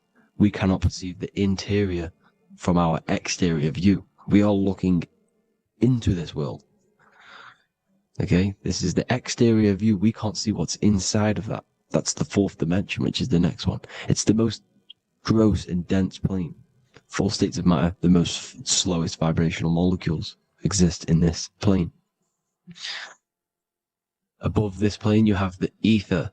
Okay, the word ether and either are the same thing, because either connects 2 scenarios in languages. I either support Manchester United or Liverpool. Either is connecting them 2 scenarios. The ether is doing the exact same, as you can see here on the planes of existence. It connects the astral world, which is very important, to the physical world. It's connecting these 2 worlds. So it's the ether. It's the ether. The ether is pure potential. Energy flows through the ether. It is pure energy, pure potential. Okay? The physical body is an exact copy of the etheric counterpart body. So every physical object has an etheric energy double. It's like a blueprint of that object. Every single object has an energy double, and that's the etheric double. Okay? The etheric body determines the shape of our physical body through its lines of force. All through life, it rebuilds and restores the physical body. Physical problems show up first in the etheric body, because as above, so below. You manipulate the higher planes, it will manipulate this plane. And this is why sorcery works. You know, contact with astral plane entities. We'll get into that a bit later. So, the reason why we can't see this plane, this energy world, which is all around us, which we are inside of right now as we speak, is that the molecules that compose it are further apart than those of the physical plane, making it invisible to the 2 eyes. That we can't perceive it. Our eyes cannot physically suck in that sort of information, and our brain cannot decode it. This is why, you know, they brainwash us with all these programs to keep us asleep, to keep these other bodies we have asleep, so we don't find out about these other bodies, and is to make you believe that everything's just a material. Only the material world exists. They don't want you to know is that everything that you see is a result of something you cannot see. As above, so below. There are realities within this reality. This is what I'm breaking down now, these different planes, on how this reality works. So your etheric double is your energy body. You can see here the physical, etheric, astral. Astral is your spirit. The ether is a part of the physical plane. It's like just above the physical plane, but it's still part. But then the astral plane is completely separate. It's another plane, but they're all interlocked. Don't think they're apart. They're all interlocked. They're all one. They all melt into each other. The chakras that we have are inside of our etheric body. They are our sense of organs which tune us to the 4th dimension. These 7 chakras connect us to the astral world, the 4th dimension. Okay? They are points for the flow of energy from the universe / 7 planets, because the 7 chakras are your 7 planets, and the 7 planets are connected to the astral world. They are feeding these 7 senses in our body. They connect us to the universe, to our etheric counterpart, and then to us, supplying the physical body. Because the energy comes from above. As above, so below. These 7 senses, these 7 etheric chakras, are being supplied with energy from the universe, the 7 planets, the solar system. Then it supplies the physical body. You see? So, the ether is very important. And this is, you know, that the ancients understood the science of the ether, and they could, you know, harness free electricity from it, because it's all around us. The ether is all around us. And this is what they were doing. They were harnessing free energy using the ether. The astral plane, the 4th dimension, very important plane. Very, very important. We've all been there. Every single one of you has been there. Okay? The 4th dimension is unseen of what we see. It's the interior of the exterior that we see. We see the 3rd dimension, but we cannot see beyond what's making this 3rd dimension. This is the 4th dimension. Okay, it's the dream world. This is where you go when you dream. Okay, this is where you go when you dream. It's the place of disembodied spirits or ghosts, entities, whatever you want to call them. When you hear ringing in your ears, that is not tinnitus. That is an entity around you. Okay? That is an entity around you. The fourth dimension is where thought forms exist. Mental images. Thought forms as in what you see in your mind when you think of an image, because the mind is the highest plane of existence. Mind is the highest plane of existence. And it manipulates all of the planes below. So it goes the mental plane, then the astral plane. So the thought is in the mind, the mental plane. That just the thought alone, no image, but then the form depiction, the thought form exists. It manifests in the astral plane as a sort of image, an entity, a living conscious being. So this is why thoughts are things. You see, thought forms exist within the fourth dimension. So when you imagine something, when you are, for example, right now, look into your hand and imagine there's an apple in your hand. If you can see that, you are seeing into this fourth dimension. You can only see into this fourth dimension using the mind's eye, not the two eyes, the mind's eye. When you shut off the two eyes into darkness, the third eye opens. The mind's eye is open, and you can see, this is astral travel. You got to work on astral travel, and you will see this astral plane, this fourth dimension. And there are 3 different sections to this astral plane: higher, middle, or lower. So yes, there is a kind of a heaven and hell, and a mid-God. Heaven being the higher vibrational entities manifesting higher vibrational thought forms existing there, the lower vibrational thought forms existing in the astral plane. But these thought forms are beings. You can create these beings. They're called elementals. Okay? If you entertain specific thoughts for long enough, this will plant a seed and it will grow. If you so for example, you have a bad feeling or whatever, what's a good example? Unforgiving someone. You keep that energy inside of you for long enough, it will manifest in the fourth dimension. You entertain that thought long enough, it will manifest. And it will create an etheric body, and it will be an entity which will harm you. It will feed off you, this low vibrational energy. Your mind is so powerful. It creates thought forms, and these thought forms can take consciousness, can take bodies, etheric bodies. Now, that's why it's very important that you master your mind, master your thought patterns. So this fourth dimension is the astral world. So when you have a nightmare, this is the lower astral plane. You're in the lower astral plane. Whilst this physical body rests at night, your consciousness, you awaken this other body, your consciousness goes inside of this other body, whilst the physical body lays asleep. You see? So it's all inside of you. This is what you need to understand. You just haven't awakened these bodies yet. You can awaken them. You just got to awaken them. Okay? The next is the mental plane. This is the mind, the source, pure cause, pure motion. The most less dense, the most fluid. No form. There's no form to the mind. Astral plane is the first plane where a form takes existence, pretty much.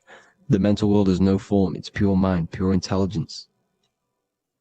Thoughts alone exist here without any images or manifestation. The most fluid, the most dreamy, the most causal plane. All of the rest take the effects of this plane. That's why it's mind over matter. Your thoughts they create vibrations. Each vibration is vibrating on a specific frequency, which creates mental images, creates effects down here on this physical plane. This is why it's so important to master your mind. Master what you think. Master your mind. It's the hardest thing to master. You could conquer the world, but it's probably harder to conquer your own mind than to conquer the whole world. I can promise you that, because the mind can play tricks on you. You got to listen to that inner guide within you that will constantly manifest the good things. So anyways, people, hope you learned a lot from this. Please work on trying to activate these other bodies, I will maybe do another video on trying to activate these bodies if you wish. Please comment down below if you would like to see that. And have an amazing day. Please like, subscribe, comment down below any video ideas you want me to do, any information you want me to spit. Thank you all. Have an amazing day.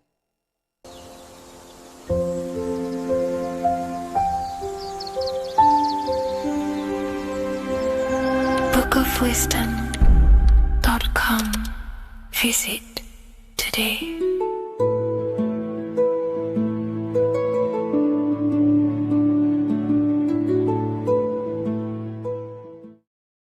So in this video, we're going to be breaking down the symbolism of the skull and bones.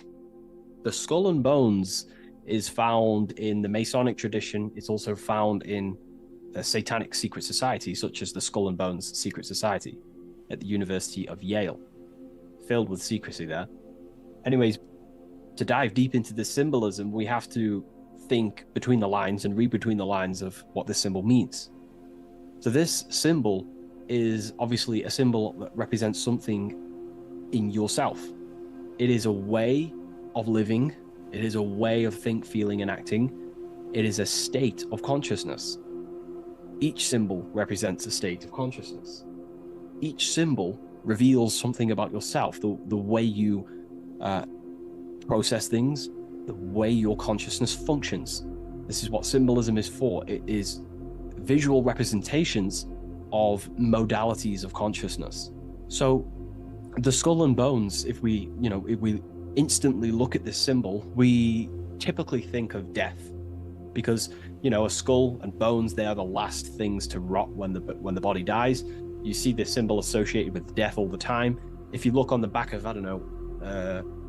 of a product such as cigarettes or what else, vapes or vape liquid, you will see this symbol. Why? Because it represents poison or something that can kill you, or death, something that is toxic. So you always see this symbol on products that are toxic, things that can cause harm or internal damage to the physiology of the body. So that's a very basic exoteric term, which is external. It's a very external teaching.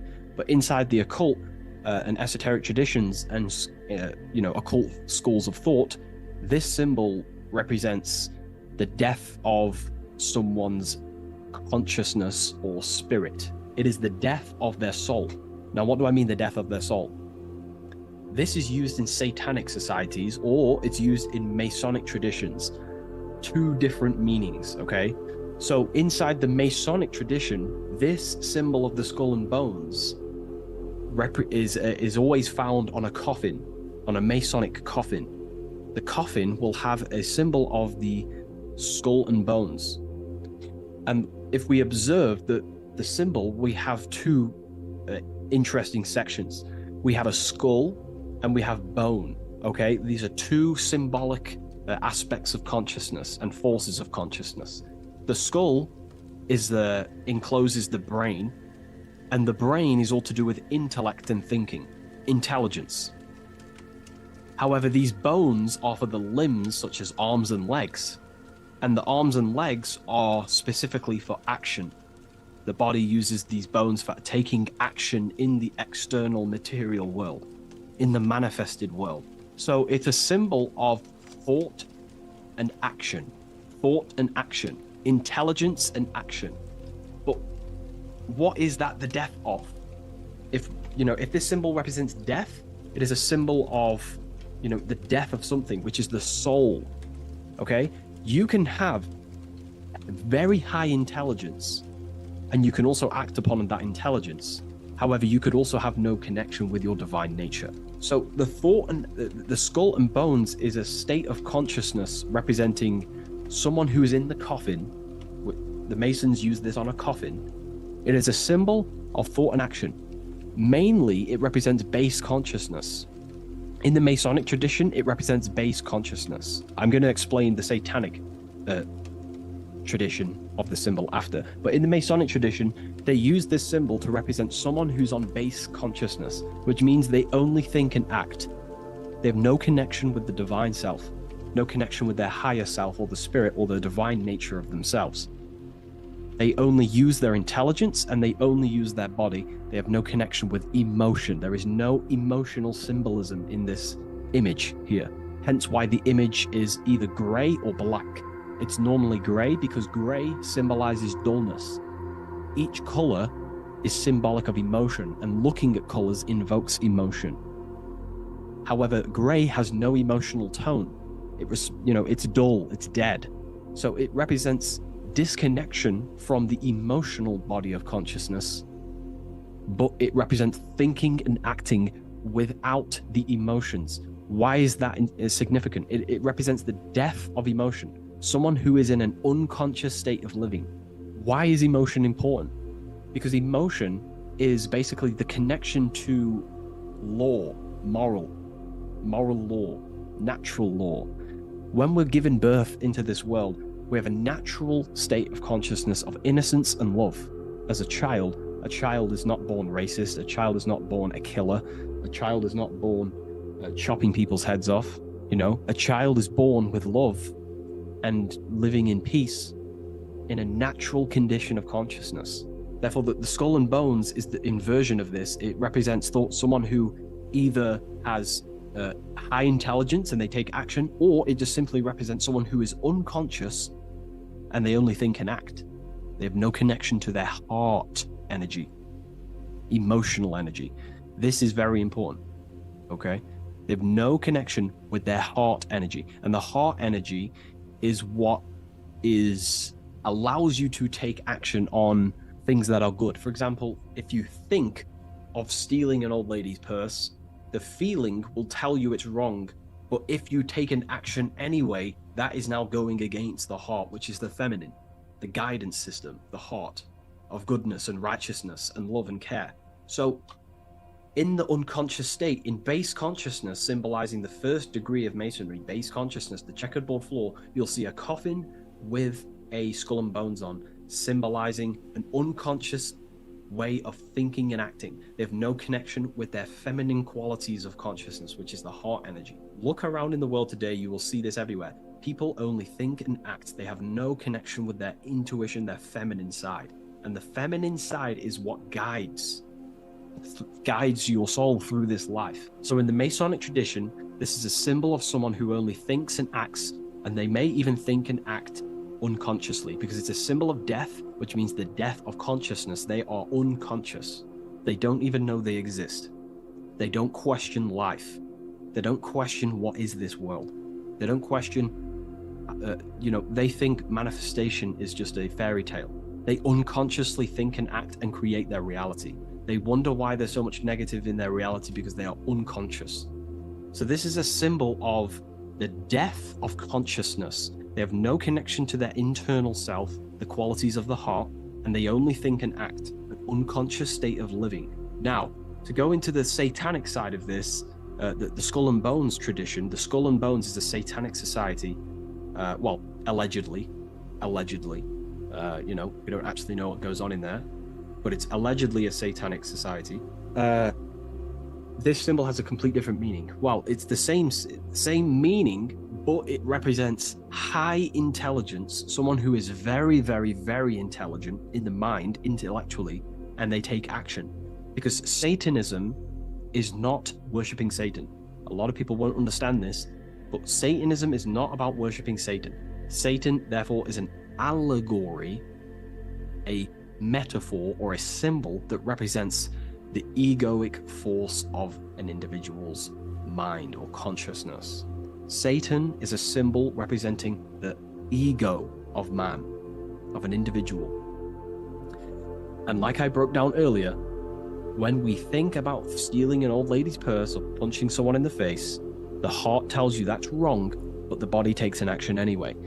That little voice inside your mind that says, do it anyway, even though you know it's wrong internally, that little voice that says, do it anyway, that is what the ancients or esoteric societies call Satan. It's not a deity, but it's an aspect of our own mind, an unchecked aspect of ourself that is always trying to rule and gain is trying to conquer you. This ego tries to conquer and take full control of you. And that's what we see in today's world. So therefore, in the Satanic Society, this is a symbol of head consciousness, no heart consciousness, because Satanic societies do not want to connect with their heart. They prefer to live in their personal consciousness. What do I mean? The universe is one consciousness, one giant being expressed in individual forms. And that universal essence beyond your ego, beyond that universal consciousness, is the heart. But the head is the personal consciousness. The head is where your perception of yourself is. You know, that false character of who you think you are, your beliefs, you know, your name, your job, your status, your reputation. That is all head ego consciousness. It's not necessarily evil. However, in Satanic societies, they do not connect with the divine. They would rather live in their personal consciousness and become their own God instead of connecting to the God of the heart, which is the God of the universe. They prefer to become like a material God. They want head consciousness, and they think and act without heart. They will think, they'll have high intelligence, they'll develop their mind, they'll develop the power of their mind, but they'll never develop with their heart. They'll never connect with their heart. So this is what the symbol is representing in Satanic societies. They live in Satanic consciousness, which is simply head consciousness, thinking, acting, high intelligence, high IQ, no connection with the divine. Okay? And today, this is what this, you know, the world is being pushed upon. This is, you know, the world is 80% Satanist, and people are walking around they're Satanists and they don't even know. This is how the dark occult has influenced the world to become so vain, lost in vanity, ego, lust, materialism, status, money. They've made the world unknowingly become satanic. Most of the people in the world are walking around Satanism. They're satanic. And what they've done is purposely tricked people to believe that Satanism is about worshipping worshipping Satan, when actually it's a state of consciousness. They think Satan is a deity. Yeah, very well said, esoteric.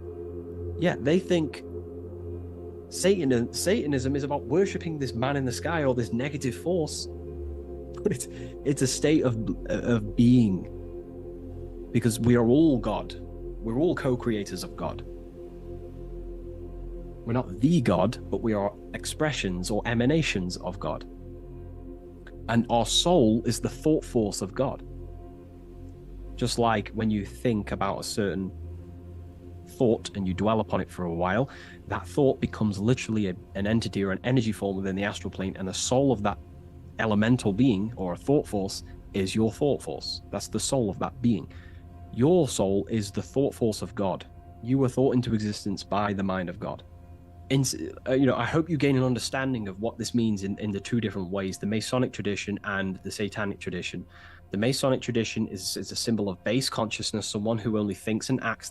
They may have high intelligence, they may not. They're living in the death of their feminine side of consciousness. They're emotionless, have no connection with their moral compass of the heart. They have no intuition. They only think and act. They go against their heart. They take actions against their guidance. Someone who lives unconsciously, creates their reality unconsciously, thinks, feels, and acts unconsciously. And then in the Satanic tradition, well, going back to the Masonic tradition, that base consciousness that I've just explained is the state that we must arise from, because that is the coffin. You'll see this symbol on a coffin, because the coffin represents the death of the spirit, the death of the feminine side of consciousness, and the death of conscious, being actually aware. And that's the state we must rise from, out of the coffin into higher consciousness. And that's why Masons, not just Masonry, you have this whole story of death and resurrection is in everything. It's in the Bible. Jesus dies and he is resurrected. In Masonry, when you're initiated, they symbolically kill you and then you are resurrected. Every secret society symbolically kills you and then resurrects you. Why? Because in order to awaken to what you truly are, you have to kill who you thought you were in your mind. In order to awaken to what you are, you have to kill what you thought you were. So it's a death and resurrection. Okay, so This is the state we arise from, but in the satanic tradition, this is glorified, this state of consciousness. They are conscious, they have high consciousness, but they only have intelligence and action. Their intelligence and action are one, they think and act instantly, but they think and act at the expense of others because they have no connection with their heart. There's no heart symbolism here. It's a symbol of intelligence and action, the mind and the body. So the satanic tradition, they think and act at the expense of others. They seek to control other people because they have no connection with their heart. They have no connection with empathy, love, or care. They only care about themselves and the brotherhood of their secret society. This is what true Satanism is. It's not about worshipping Satan. It's about serving Satan, which is your ego, the egoic force that tells you not to go with your heart. So yeah, I hope that clears some things up about this symbol.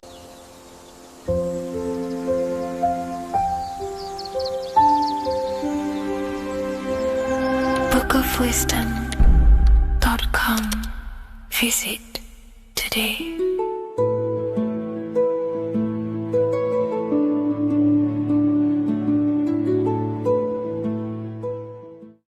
Welcome to Revival of Wisdom.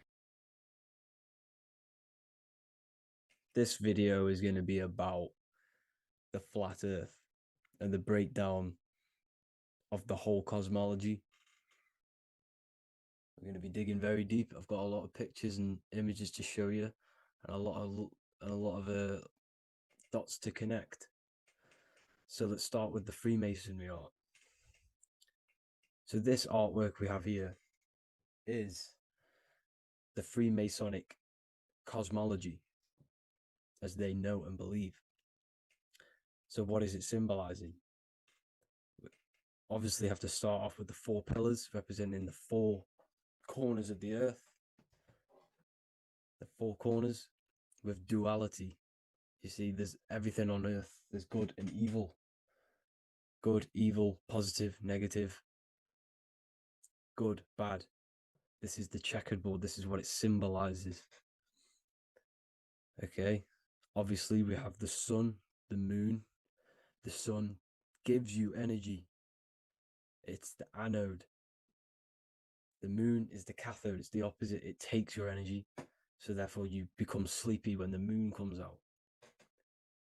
You see, everything on Earth, everything in the universe is balanced. There's complete balance symbolized by duality. There's always 2 opposites.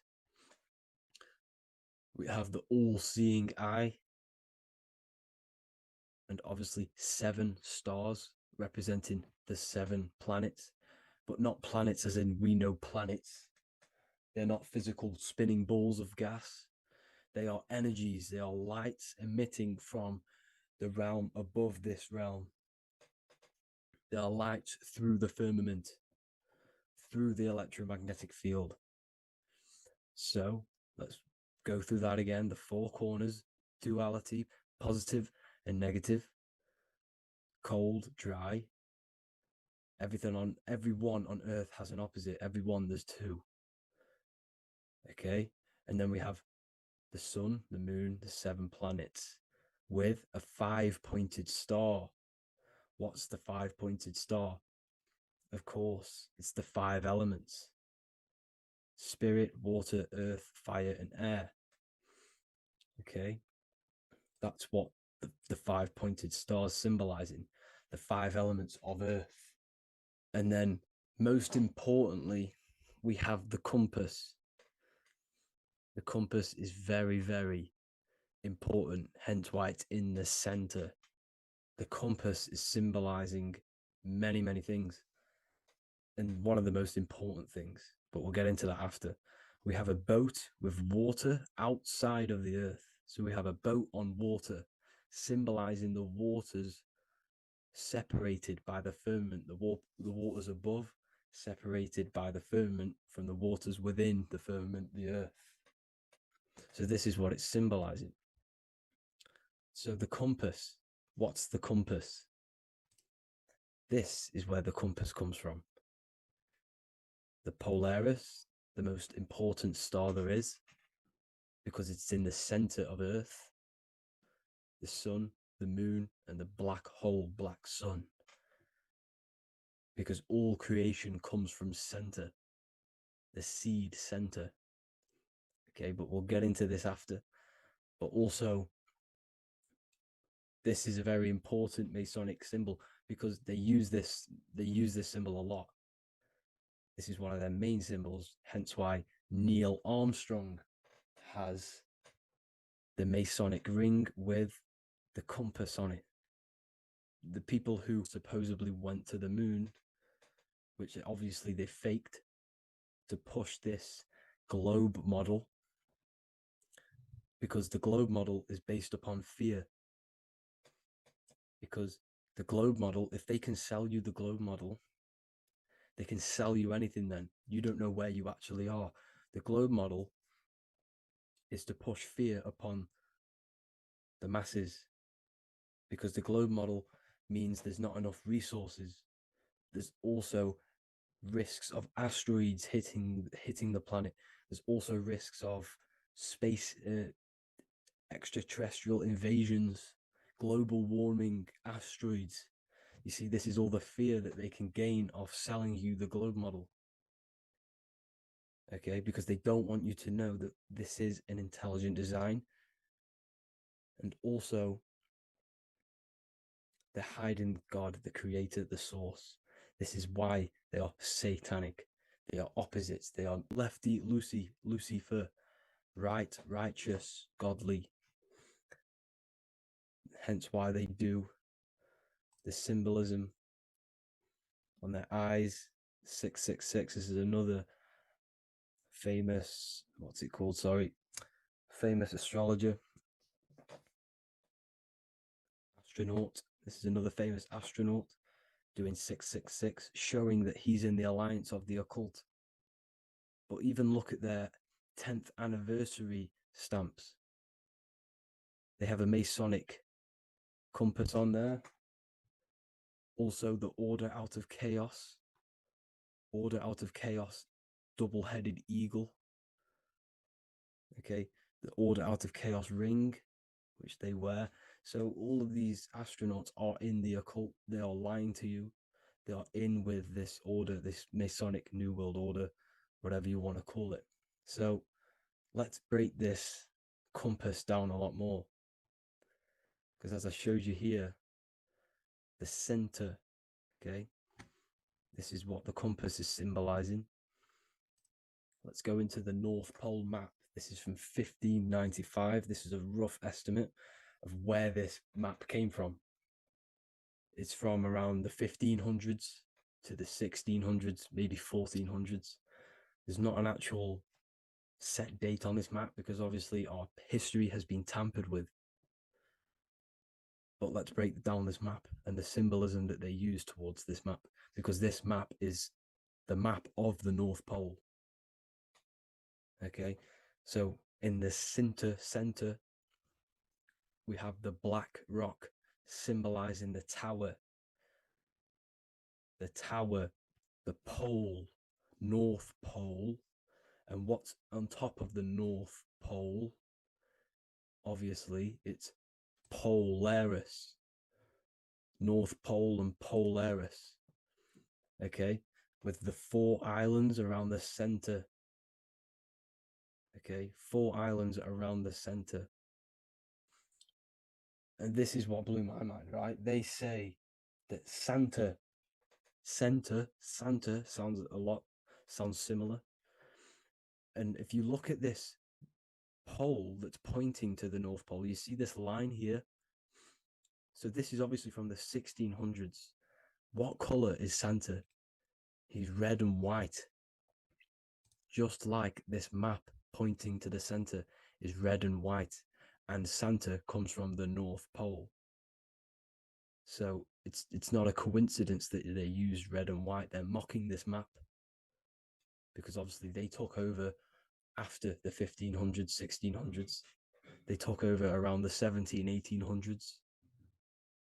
So they're mocking this map with Santa coming from the North Pole with this red and white line to the North Pole. Notice the 4 islands. Okay. Like windows. their symbol, they obviously in the occult, they're part of the New World Order, is symbolizing these 4 islands with the blue behind it for the water. Okay, so this is another occult logo. They're symbolizing this center because the center is so important. Okay, we'll get into that. Also, we have the Mayan cosmology. This is the Mayan cosmology. This is what they created. This is their artwork, with also 4 major lands around the center. You see there's 4 with green in between them all. 4 major lands with the underworld. You see this underworld is also symbolized by the Masons with the coffin of the skull and bones, the deceased, the dead. Okay, so this is also mentioned in the book of Enoch. Okay, and it's called Sheol. Sheol, the underworld. Okay, and in the book of Enoch, it says all spirits of the dead go to these hollow places, that they'll wait until their appointed time of judgment. And it also says in the book of Enoch, there are 4 hollow places underneath. 4 as above, so below, representing the 4 islands. As above, so below. That's where that could link in. Okay. The book of Enoch is very important because it was found in a cave thousands of years ago. And has a lot of truths about this realm and about this world we live in. So let's go back to the Mayan cosmology. So the ancient cosmology, they all must have had some sort of communication. They must all be in peace, at peace with each other, because all of their cosmologies linked together. See the Greek, Babylonian, Indian, Celtic. Okay, they're all linked in together. They all knew that they were in an enclosed system with an underworld and obviously a firmament. Okay, so this is what they all knew. They all must have had some sort of communication. They were a lot more advanced than us. They knew the center of the realm. Okay, and obviously the United Nations flag also symbolizes their center.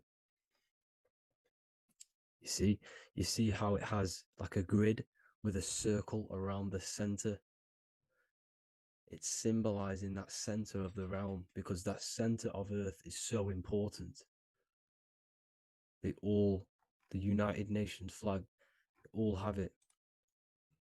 See, some different ones all have that circle around the center. Because the center is the seed. All things come from a center. So the torus field is so important because it is the spark of life. It's the building blocks of the universe, this creation. Because all things have a torus field. Just like an apple with what's in the center of an apple, a seed. Because the center is where the energies hold, is where the energies meet. And it creates that spark of life. Just like your heart is the center of your body. And it has an electromagnetic field. Because the center, all things come from the center. So this is why the North Pole is so important. Because this is why it's so important. Because this is where the creation sparked from. The center. This is where the most electromagnetic energy is stored. So this is why the northern lights come from the center. It's electromagnetic energy. This is what the northern lights are. It's being emitted from this black hole in the center. Okay? And obviously what else is on the center? Polaris. Polaris is the center star. Okay? So the center star is what sits on top of this North Pole, Polaris, because it's a pole of electromagnetic energy symbolized as a black rock, a black hole, pole. You see, because all creation comes from void. Light is born from darkness. Without light, darkness can't be born from light. You see, but light can be born from darkness. This is why darkness is so important. And this is why there's a black hole in the center of our realm, like the black sun. The black sun, the Polaris star, the North Star. You see, so this is this North Pole, Polaris. This is what they're talking about. And this is why compasses are an 8-pointed star, because Polaris is symbolized as an 8-pointed star. This is where a compass will point you to. It will point you to that center. So notice how a compass has this black hole in the middle, you see, and it will point you to this meeting point, the north, because in the center is the center of the torus field of the earth. This is where the most electromagnetic energy is. You see, everything gets sucked into the black hole. Okay, this whole reality is being projected from that center point, just like your eyes suck in light. It's a black hole. Your eyes suck in the light of this light being emitted from this center place, this electromagnetic energy at the center, which is the seed of everything, of everyone. You see, just like an apple has the seed in the center in darkness, because in the center of the apple, it's dark. It's black. It's pitch black. But that's where the seeds are. That's where the life is. But Polaris is so important because it's that center star which lines up. It is the pole, it's the top of the pole of the torus field. So Polaris would be here at the very, very top. And this is where the compasses point you to. And this is why the star of Ishtar, the 8-pointed star of the Sumerians, also talked about this 8-pointed star, and it's called the star of Ishtar. Okay, and who is Ishtar? Ishtar is the goddess. Okay, so she's not a male, she's a female, because every creation is brought through a female, a womb. Every single human on earth is brought through the womb, the sacred feminine energy. And the womb is pure darkness. There's no light in a womb, just like the center of our realm. It's a black hole.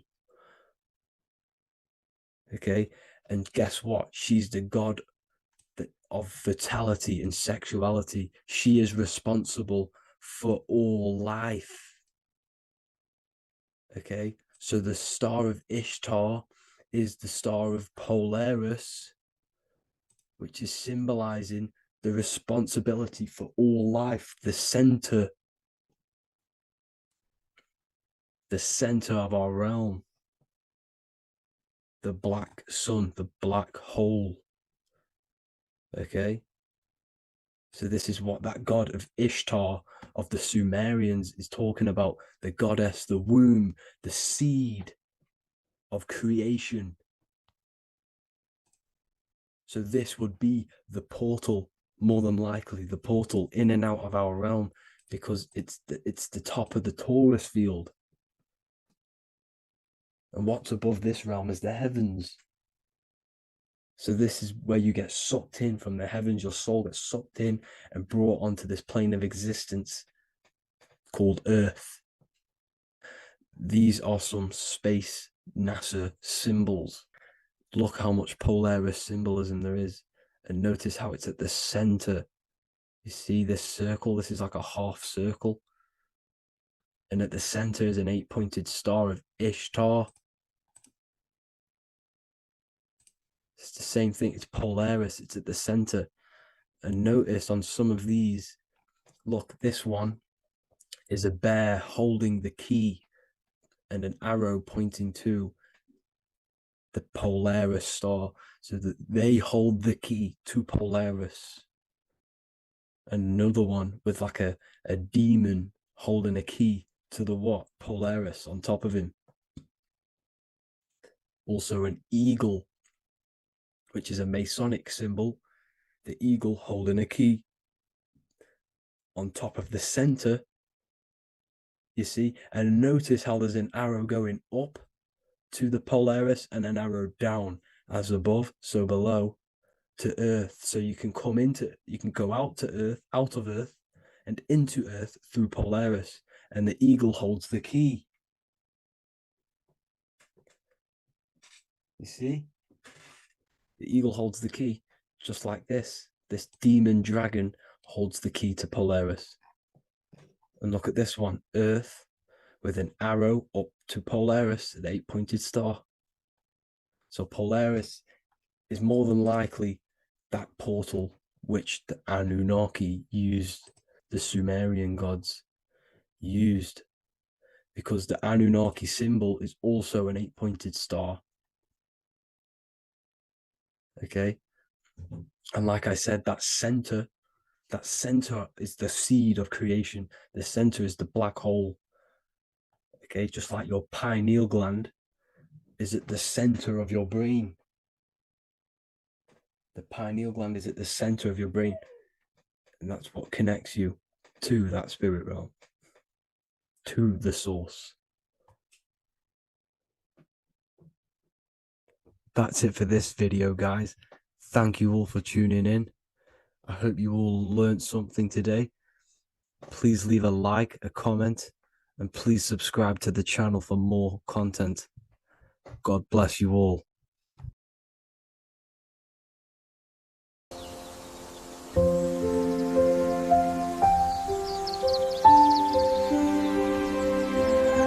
bookofwisdom.com. Visit today.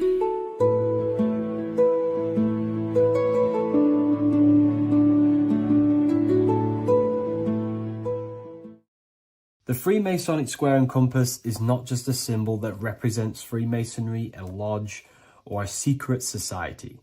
It is a symbol of gaining your own personal power.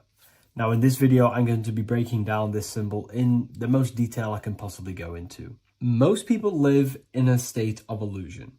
They live their life impulsively, acting based on their 5 senses, tasting. They want to feel a certain thing like an orgasm, or they're basically just slaves to external things and their 5 senses, which leads to a very dark path where you'll never actually become a conscious creator and you'll never actually be internally happy. The Freemasonic square and compass reveals some deep wisdom about this. Now let me break this down. If you want to gain your personal power, listen up. The Freemasonic square and compass is a compass which is used to create circles. Now, if you notice something about the circle, they have no beginning, no end. You can't tell where it begins and ends. It's eternal, which means this represents consciousness. Now, if you don't know what consciousness is, if you close your eyes, you have an internal world. You have thoughts, emotion, visualization. This is all consciousness, spiritual. Then we have the square. The square creates squares or lines, which represents matter. It has a beginning and an end. You can quite see where the beginning of the end is, right? So we can even link this to Leonardo da Vinci, the Vitruvian Man. We see the man in the square with the circle. The circle is the eternal consciousness, and the man is the square, limited to the physical world. But consciousness is not limited. That's why it's outside the square. This is eternal. The body is mortal. The body will die. Consciousness will never die. If we look even closer at the symbol, we notice in this particular symbol, we have the compass overlapping the square. This is very, very symbolic. This represents spirit over matter, also known as mind over matter, consciousness over matter, the circle over the square. Like I mentioned earlier, most people are slaves to their senses. They go through their day and all they do is chase validation and feelings. They eat all day to feel good, which means they're a slave to their taste. They're slaves to their feeling. They masturbate, which means they're a slave to orgasms and external things. They're literally being governed by the external world controlling their internal world. They're literally living life on autopilot. And don't get me wrong, I was guilty of this too. We're all guilty of this when we join this world because we're not taught this sacred knowledge. Until you actually stop and recognize this, you'll be living life on autopilot, literally not even living. You'll be running off subconscious programs, seeking external validation and being ruled by these five senses. The square underneath the compass represents consciousness on top of matter, which means the internal world is controlling the external world. It is the mind controlling matter and not matter manipulating the mind. In the occult and esoteric world, it's very important that you are conscious of every action that you are taking in your day-to-day life. Never act subconsciously. Always be conscious. What are you thinking? What are you acting? What are you giving your attention? All of this is contributing towards creating because you are a creator. Consciousness is a creative force. You need to make sure that the compass is on top of the square, that your inner world is controlling the outer world and not the outer world controlling the inner. As I've mentioned in many videos before, the internal world of consciousness is what's producing the external world. Your life is just a result of every thought and emotion that you felt in the past. Everything you own, everything you possess, your friends are all reflections of your consciousness. They're all reflections of what you are thinking about. When you change your thinking, your external world starts to rearrange itself. On a basic level, this symbol represents the combination of spirit and matter. You are a spiritual being and a material being. You are heaven, the sky, and earth, the ground. You are heaven and earth, spirit and matter infused into one. You are a bridge between the divine and the earthly worlds. And you can bring down these higher realms of consciousness, thought, imagination, and emotions into a physical, tangible reality. To do this consciously, we need to make sure the external world is not manipulating the inner world.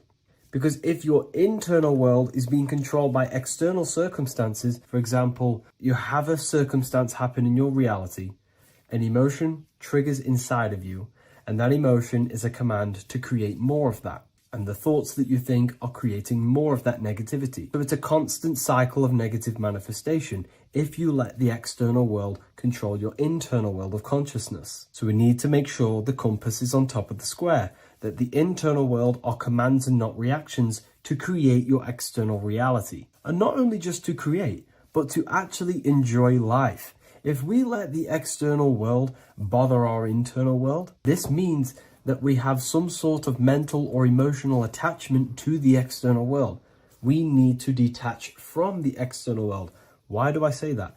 Because it's temporary. It's an illusion. We are going to die one day, and none of this will matter. You need to understand that everything in this world is temporary. You have to be okay with losing things, losing family, losing things in this world, because it's guaranteed to be temporary. We need to make sure the internal world is order and not chaos, commands and not reactions. Now, at the back of the Book of Wisdom, Volume 2, the book that I've wrote here, I go over the different meanings of the different arrangements of the square and compass. Sometimes we see the square overlapping the compass, which is the opposite of what we've just broken down. Or sometimes we see one leg of the compass on top of the square and one leg of the square on top of the compass. These are all highly symbolic. When we see the square overlapping the compass, this pretty much represents the beginning of the Freemasons' journey, when their internal world is being controlled by the external. They have a lot of spiritual growth and a lot of learning and inner work to do. Now, when we see half and half, one leg of the square on top and one leg of the compass on top, This represents the Mason's gradual emergence from the material realm into the spiritual. This interplay of symbols reflects the process of gaining greater light and knowledge as the Masons ascend from material concerns towards spiritual enlightenment. And of course, we've just broken down what this means. This represents spirit over matter. They're not chasing external physical things anymore. They're actually chasing and gaining validation and happiness from spiritual growth, more knowledge, and deeper understanding of consciousness and themselves. Most people chase external material things, which actually don't make you happy in the long run. You could be given £1 million today. In a week's time, you would be back to the same original state of consciousness and actually chasing more and more millions of pounds. It's because nothing physical in this tangible world will ever satisfy your internal world of consciousness. So through spiritual growth, we can actually become happy and seek higher understanding, higher consciousness, which actually satisfies us eternally. So when we see the compass on top of the square, it symbolizes the triumph of spirit over matter. This arrangement not only signifies the mastery of spirit over the material realm, but also represents the resurrection, ascent, and dominion of spiritual principles over all earthly conditions. It's all about gaining personal power and spiritual growth. It's all about spiritual evolution, going from matter to spirit. The external world controlling the internal world, to the internal world ruling over the external world, where the mind becomes a powerful tool to actually create and command reality. The mind cannot create and command reality if it's being governed and tossed all over the place by external circumstances and thoughts. Here's a quick tip on how to know if your mind is controlling you. If your phone notification goes off and you're working on something, and you instantly go to reach and pick up the phone as soon as the notification goes off, that is an indication that your mind is controlling you and you are not controlling it. The mind is the direction of consciousness. The direction, it directs the flow of your attention, your energy, your consciousness. So to practice to gain mind over matter is simply just meditation, allowing the mind to sit still and focus on one thing for long periods of time. And over time, this will gain mastery over your attention and your mind. If you are on your spiritual path, this should be your goal, your internal world becoming the master. The mind becoming a vessel for you and not a vessel controlling you. It needs to become a command center and not a reaction. Please like, share this with a friend, and subscribe to the channel if you're new. Leave a link in the description for the Book of Wisdom Volume 2.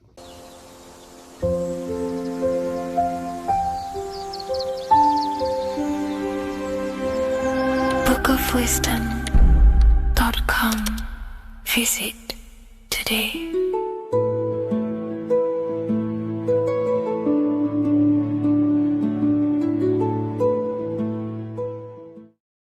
Welcome to Revival of Wisdom. Today, we're going to be talking about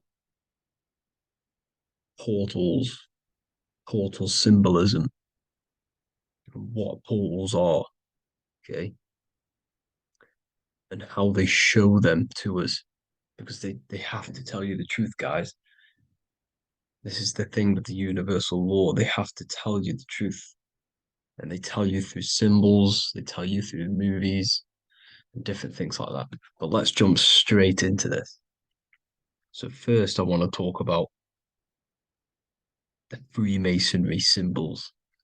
Okay, so first we got, obviously this is some Freemasonry art, but notice how you've got the ladder with a key. Okay, so this is ladder symbolism with a key. So maybe this is talking about ascending. Okay, because look, because this is ascending into the heavens, because it's a ladder with humans going up it with a key. In order to ascend, you must have the key. Okay, so what else do we have with a key? Well, the Netflix show Lock and Key, which is all about portals and keys. Because what the keys do, they open doors, gateways. Okay, so what's interesting about this is that they've got this this key here, which represents the Kundalini energy rising up the spine. Okay, but we'll come back to this. But it's that same portal key symbolism. We've also got the Vatican. The Vatican is in the shape of a key. Okay, so you can see the start of it here and the end. So this is key symbolisms. Keys open doors.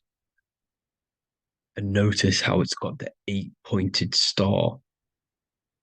Okay, what is the 8-pointed star? Okay, we'll come back to this. This all ties in, guys. I'll break it all down for you. But then you've also got the god Janus. Janus, okay, is known as the god of the doorways. He's an ancient god of Rome, and they worshipped him. However, he's not a god, he's more like a high-level ranked demon. Because he is the god of the doorways. And notice how he's got two faces. Because doorways always have two sides. You're going into somewhere, there's always two sides of a door. And he's always depicted with two sides of a face and a key, because he holds the key to the doorways, to the portals, to other worlds and realms. Okay, as you can see, he's always got two faces and a key. Okay, so now we have the Sumerians, the Anunnaki, and they are always depicted with the two faces. Why do they have the two faces? Because they're symbolizing doorways, and the Anunnaki come to Earth through doorways and portals. So these are what these gods are symbolizing in their artwork. But they always have the 8-pointed star. Okay, what is the 8-pointed star? You see how they always have. Look, let me try to find another one. It's the 8-pointed star. This 8-pointed star is Polaris. Okay, Polaris, just like the Vatican has the 8-pointed star with a key. Polaris is the center star. Polaris is a fixed star, it doesn't move. Okay, so the Anunnaki symbol is also the 8-pointed star. So this is symbolizing the portals and doorways that they come through in order to get to the Earth. But Polaris is that center star which does not move. It's always symbolized with the 8-pointed star, just like a compass.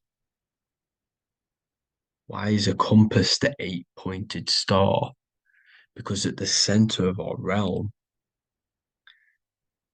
is where the most electromagnetic energy is stored. As you can see, we have an aura field, an electromagnetic aura field. So does the Earth. And in the center, so like our heart, for example, is where the most energy is stored. And like the center of the Earth, this is why all compasses point to the center, because this is where the most electromagnetic energy is stored. Because it's at the center of our realm. Okay. So like I was saying with the lock and key series, see this here? The Kundalini energy rising up the spine, just like your Kundalini energy rising up the spine. Let me try. I can't zoom in. But you know what I'm trying to say here. Let's go back to Polaris. Because at the center is where hold. Can you see the pole of electromagnetic energy? Polaris, the North Pole. It's symbolized. The truth is in the words. It's like a pole of electromagnetic energy. And this is where the aurora borealis comes from. Notice how it's got the word aura in it, because it's the Earth's aura, electromagnetic field, just like you have an aura, also known as the northern lights, because it's coming out of this center hole in the center of our realm, where the black sun is. And this is where the electromagnetic energy is coming up from. And this is what the aurora borealis is, or the northern lights. It's just electromagnetic energy. And it's symbolized through our symbols, the original O, okay, because it's like a hole through the middle, Polaris. So this Polaris is the sky vault. It's the portal into this realm, because this is what the Anunnaki are always talking about, always symbolize it with the 8-pointed star. And just like a compass is the 8-pointed star pointed to the center, to Polaris. Okay. See here on the Sumerian tablets with the 8-pointed star again. And how we know it's talking about portals with this 8-pointed star is because CERN 666 are opening up portals to the underworld, letting in demonic entities into this realm. How do we know it's a portal? Because their Hydro Collider has 8 points, just like the 8-pointed star. So they are creating synthetic portals to the underworld to let these demonic entities into our realm. But what is the key? Because if we're talking about ascending through Polaris, notice how here on the masonry art, this luminary here, so this is the sun, that's the moon. This is Polaris because it's a luminary with what? 1, 2, 3, 4, 5, 6, 7, 8 beams coming off the luminary, just like the 8-pointed star. So you see the ladder with the key going up to Polaris. It's symbolizing ascending out of Earth. So what is this key that they're keeping from us? Because it's a human holding a key going up the ladder to Polaris. Well, chakras. We have 7 chakras. Okay, so this is what they are telling us in the lock and key symbolism. The Kundalini energy rising up the spine. Okay, just like they have 33 vertebrae on the back of your spine. Okay, this represents the Kundalini energy going up your 33 vertebrae, just like in masonry has 33rd degrees. Okay, so what is the key? Your chakras. Your chakras have to be unlocked. Okay, you have to unlock your chakras, and you can't unlock this one without going through this one. You have to go through them all. It's like a ladder, just like Jacob's ladder. You can't go from the bottom to the top. You have to unlock each one. Okay, just like you have 7 chakras, you have 7 layers of your aura. Okay, you have to unlock your chakras to the highest point in order to reach Christ consciousness. And this is the key that they're talking about. They're symbolizing the organic portal within each and every one of us to ascend out of this realm. Okay, so this is the key that they're talking about, and they're holding back this knowledge to keep us trapped in this 3D realm. Okay, so like I was saying with the 33 vertebrae and the Kundalini energy coming up the spine, 33 vertebrae, you can see this sort of symbolism going up to the light, because it's the light you see here. your crown chakra turns on and becomes enlightened, just like the Illuminati symbol. Can you see it? But also, Jesus also died at 33. So this is symbolizing, okay?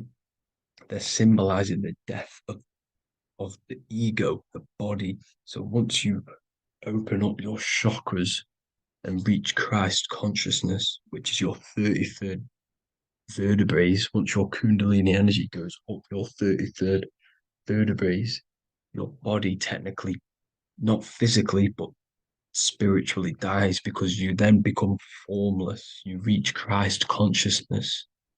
So then you can travel other worlds. Okay. This is what they're talking about with Vatican, 8-pointed star, and the key. Janus with the key. The Sumerians with the 8-pointed star. Anunnaki, the 8-pointed star. Polaris, 8-pointed star. So Polaris is the way out of this realm, which is at the center. Pole, North Pole. Okay. So the key is that they're hiding from us is the knowledge to unlock our chakras. Okay. And without this knowledge that they keep from us, is trapping our souls in this reality to keep reincarnating. Okay. Well, thank you all for tuning in. I'm going to leave you all there. Make sure to leave a like and a comment in the comment section. Let me know some topics to talk about so I can break it down for you. God bless you all.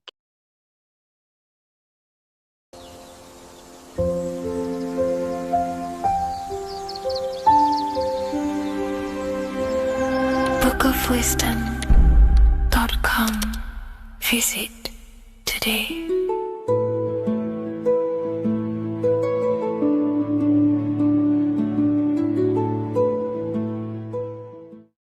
Religions were made to hide the truth about yourself, God, and the universe. You see, religion teaches there is a God separate from you. He created the universe separate from himself. They did this to truly disconnect you from consciousness, from God, and from yourself.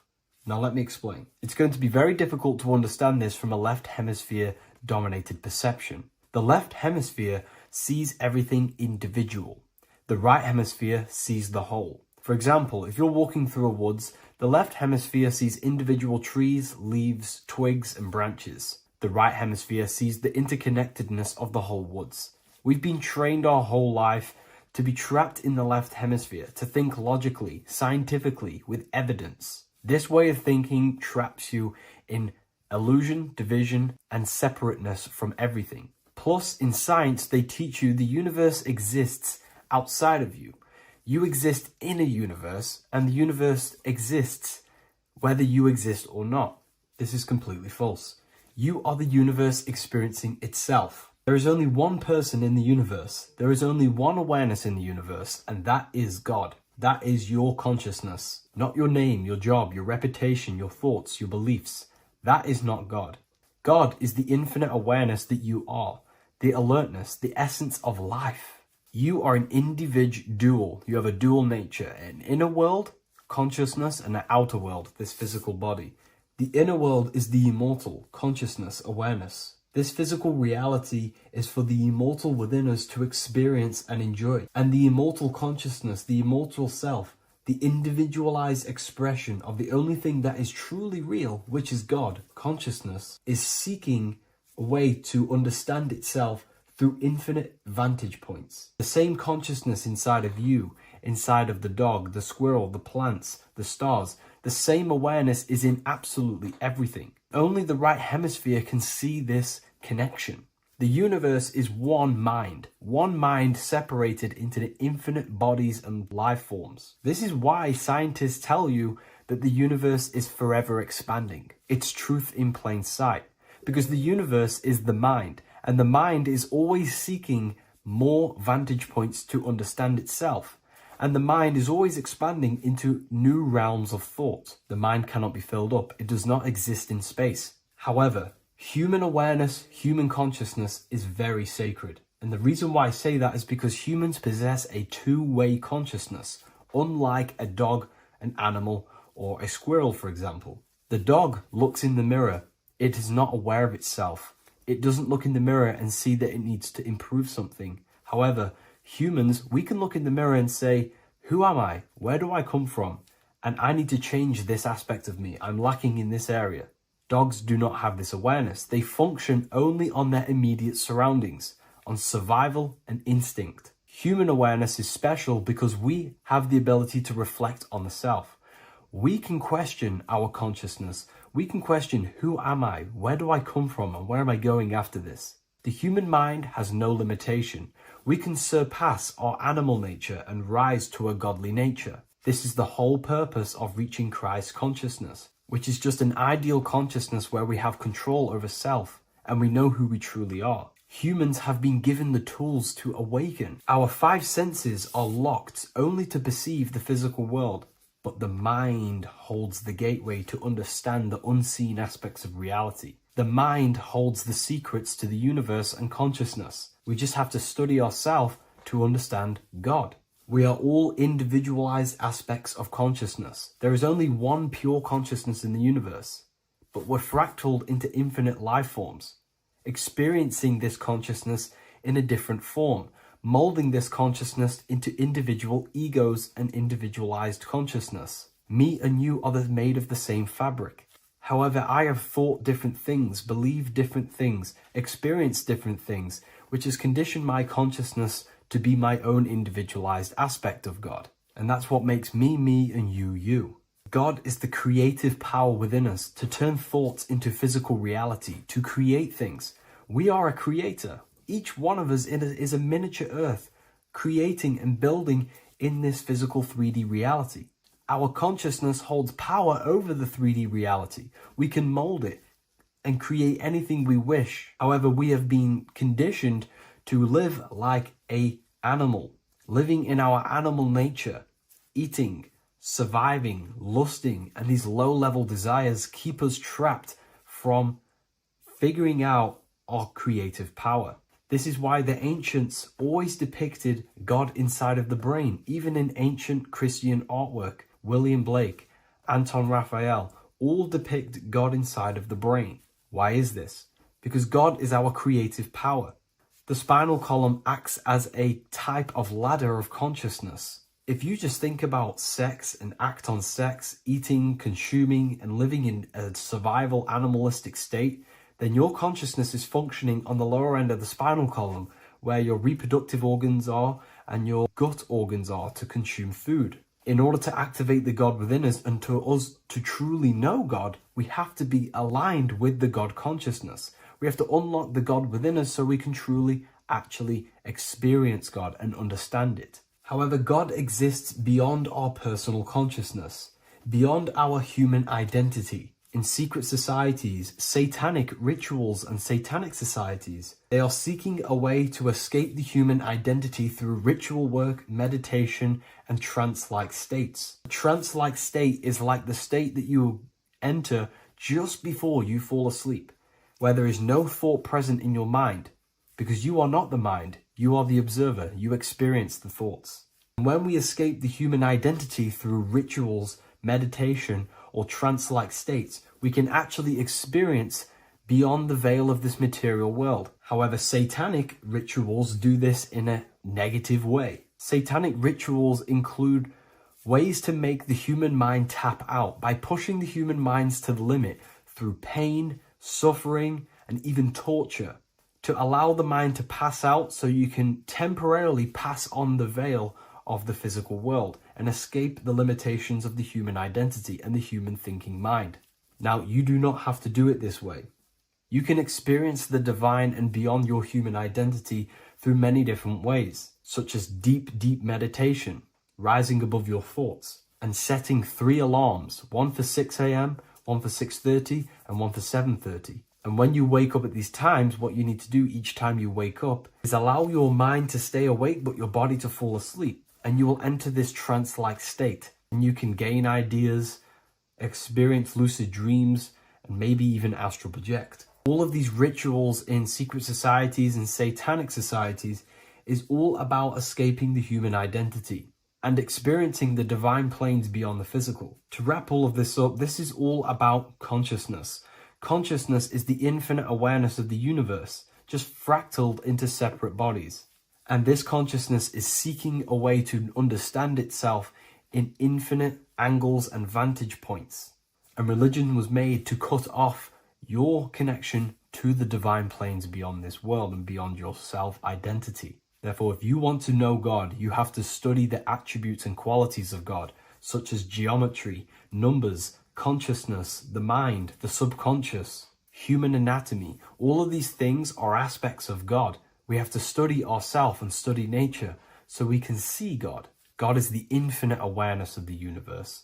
If you love this video, please leave a like and share it with a friend. I'll leave a link in the description for the Book of Wisdom, Volume 2. Left and right hemisphere, and what are they doing? How does it contribute towards your perception in this world? And this is what we're going to be talking about in today's video. We're going to be breaking down the two hemispheres of the brain and how they function in your life. So first, we have the left hemisphere. This is the logical hemisphere. This is the analytical, divided, scientific, or verbal hemisphere. The right hemisphere is creative, wholeness, artistic, symbolic, and metaphorical. The right hemisphere does with non-verbal things. It produces a holistic perception. It is more to do with creativity. Because what you must understand is that we are not in the external world. The world is produced by our brain. We see with our brain. Our eyes are a part of the brain. What we touch is the brain's interpretation of electrical signals on the nervous system. What we smell is the brain's interpretation of smell through the nose. What you taste is your brain's interpretation of chemical reactions on your taste buds. So what you are experiencing is the brain. The brain is a computer creating a simulation. And you have two hemispheres which breaks down this reality. So essentially the brain is the perception creator. It creates perception. So if the brain is creating this, who is the one experiencing the brain? Well, that is you, the consciousness, the mind, the all-seeing eye. You are the all-seeing eye experiencing the brain, the observer behind the brain, behind reality, behind the emotions. So if you're walking through a woods, this left brain sees individual trees. The right brain sees the whole woods. It sees the biome. It sees the bigger picture. So when you are walking through this woods, the right brain picks up a holistic perception of reality. It creates the woods as one unified woods. The left brain's job is to break this down and analyze it so that we can see individual things.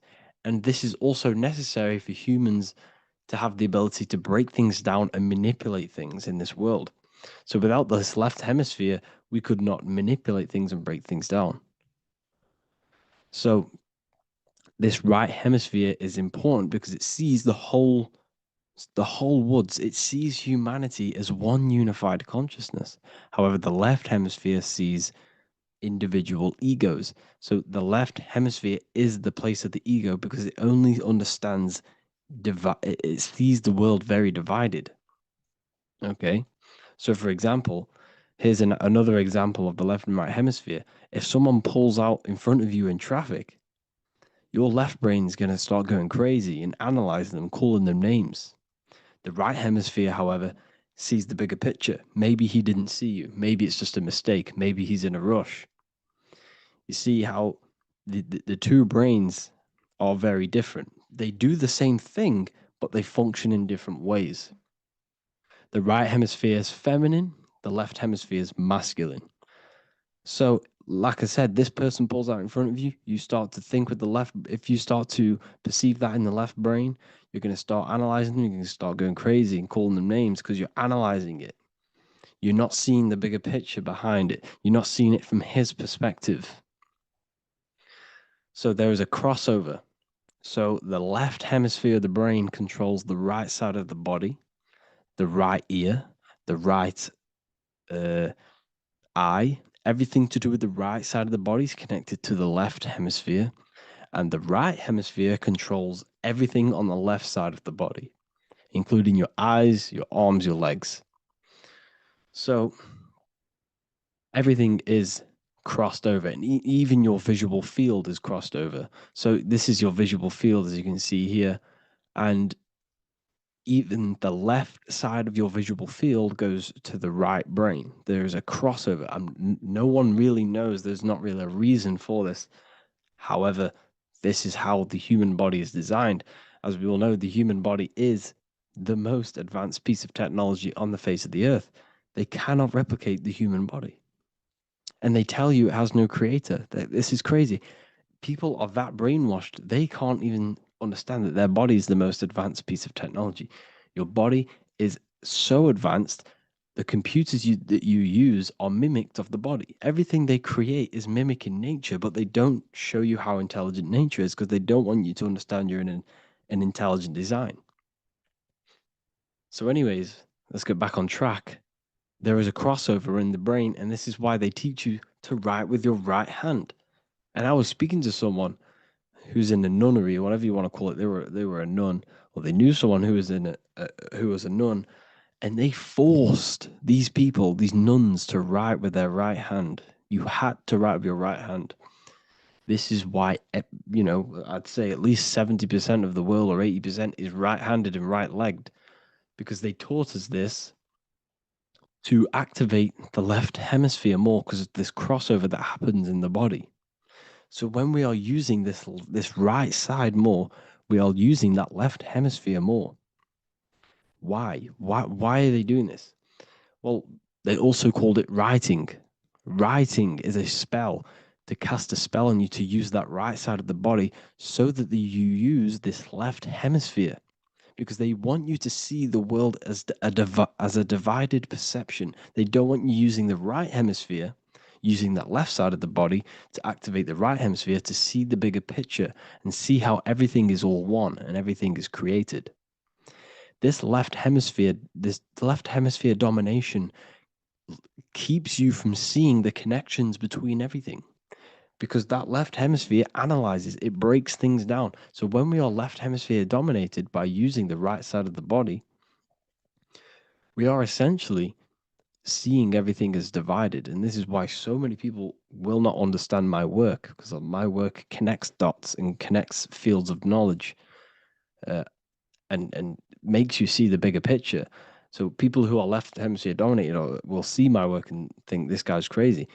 But it's all about activating that right hemisphere. So they called it writing because every word you say is molding your mind in some sort of way. The things you see is molding your mind. Everything you take in through the five senses is molding your mind. And language is a massive spell, especially the English language. They called it writing so that you use that right side. It's a spell because your subconscious mind picks up everything you say. And 90% of your daily basis behavior and thought patterns is produced by these subconscious programs within the subconscious mind. Essentially, your conscious mind is only the 10% of you. The conscious mind is just what you're aware of, what you're wearing, how you're feeling, what you're thinking. That's your conscious mind. The subconscious mind is controlling every system in your body. It's telling your heart to beat without you being conscious of it. So essentially, this is what they're programming. They're programming this system in the back of the mind, which is controlling everything through the words. And this is what spells are, because it's all about creating perception in the subconscious. So they want you to use that right side more. I truly believe the ancients, they were balanced. They used the left and the right side of the body. They didn't have a stronger side because they understood this science of the body and how the body works. So this is actually called phonetics. It's not etymology. Etymology is the study of root words. Phonetics is the study of how words sound similar. the way words are spoken. So phonetics, phone, this is why we call them a phone, because you speak into a phone. So this is write and writing, to use that right side to activate the left hemisphere more. So your hands are a manifestation of your brain. The left hand is the right brain, the right hand is the left brain. And as a child, we were always taught that when you place your hands together like this is the size of your brain, which is true because your hands are a part of your brain. They're an extension of your brain. Everything, every part of your body other than your brain is an extension of the brain. Everything's working and feeding back information to the brain because you're experiencing the brain. So another trick that you can do, or another exercise, is looking in the mirror and closing one eye at a time. If you close your right eye, if you take your top off, for example, you'll analyze your body if you close your right eye because you're using that left hemisphere. Sorry, other way around. If you look at yourself through your right eye, you'll use that left hemisphere, which will analyze yourself. You'll see individual body parts. If you close the right eye and use the left eye, you'll see your body as a whole. You won't really analyze it. This is how you can analyze yourself using these two hemispheres. So this whole system is created to keep you thinking logically and to restrict you from creating and restrict you from understanding symbolism, allegories, metaphors, and teamwork. They want you stuck in a logical way of thinking and a logical way of seeing the world. This is why when you go to school, you are told exactly what to do. You're told to think this way and no other way. You're told to do orders, do this. It's a very left-brained system because if we all started to open up this right hemisphere, we'd all see, wow, everything is all one, everything's all connected. And this is what my work is doing. I'm showing you everything is one. The physical world is an illusion of duality, but everything comes from the one source, the one mind. The universe is a giant mind. I am mind, you express mind. We all possess mind. Behind the physical body is the same mind consciousness. And we are all expressions and fractals of this infinite consciousness called mind. And this is what they don't want us to figure out, is that we are all just one consciousness expressed. It's an infinite consciousness. It's even in the squirrel, it's in the dog. All of these different animals, they're just different bodies, but behind the bodies is the same consciousness, which is mind. That's what the pineal gland is. The pineal gland is not the mind, and it's not the third eye. The third eye is your mind. If you have a closed third eye, it just means you have a closed mind. If you have an open third eye, it just means your mind has expanded from beyond physical things through astral projection and mystical experiences. This is how you gain an open third eye. It's just an open mind. A mind that has astral travel, that has explored the realities within the mind. So everything they do is to keep us in a divided state. Divide and conquer, right? That's their motto. All to keep you thinking how everything is divided. Everything they've done is division. Postcodes, countries, everything is divided. Like football teams and all this stuff. It's also a natural process when you grow up, because as you grow up, your brain is constantly analyzing the world. So this is sort of a natural process of how you become more left hemisphere dominated, because your brain is always analyzing. And unless something awakens you, you can awaken that right hemisphere where you can start to see the bigger picture. Even the music, it's all tuned to 440 hertz, shuts down the right hemisphere of the brain. 440 hertz, Spotify, Apple Music, the radio. Every time you turn on the radio, it's tuned to 440 hertz. This was specifically tuned. It never used to be tuned to this. It was in the 1950s. It was changed. The standard music tuning was changed to 440 hertz because it shuts down that right hemisphere of the brain. They don't want you thinking, seeing the world in this way and perceiving things as one. And I'm going to show you. It tells you this in the Bible. Cast the net onto the right-hand side of the boat and you will find the fish. What was Jesus saying? This is, you see, people read the Bible and they don't understand it. If the Bible is not talking about you, then it has no meaning. The Bible, everything you read in the Bible is about you and how it can better your life. It occurs to you. So if Jesus says, cast the net onto the right hand side of the boat, this is an allegory. The boat is your body. Cast the net. It's the awareness, the perception onto the right hemisphere of the brain, and you will find the fish. What's fish? What do fish do? They swim deep in the ocean. It represents the knowledge, deep knowledge. Cast the net onto the right hand side of the boat, and you will find fish. You will find the wisdom. You will gain understanding when you cast that your awareness into that right hemisphere. You will see that I am you and you are me. We are all one consciousness. You will see everything. You'll see that the trees are the same patterns as the nerves in your body.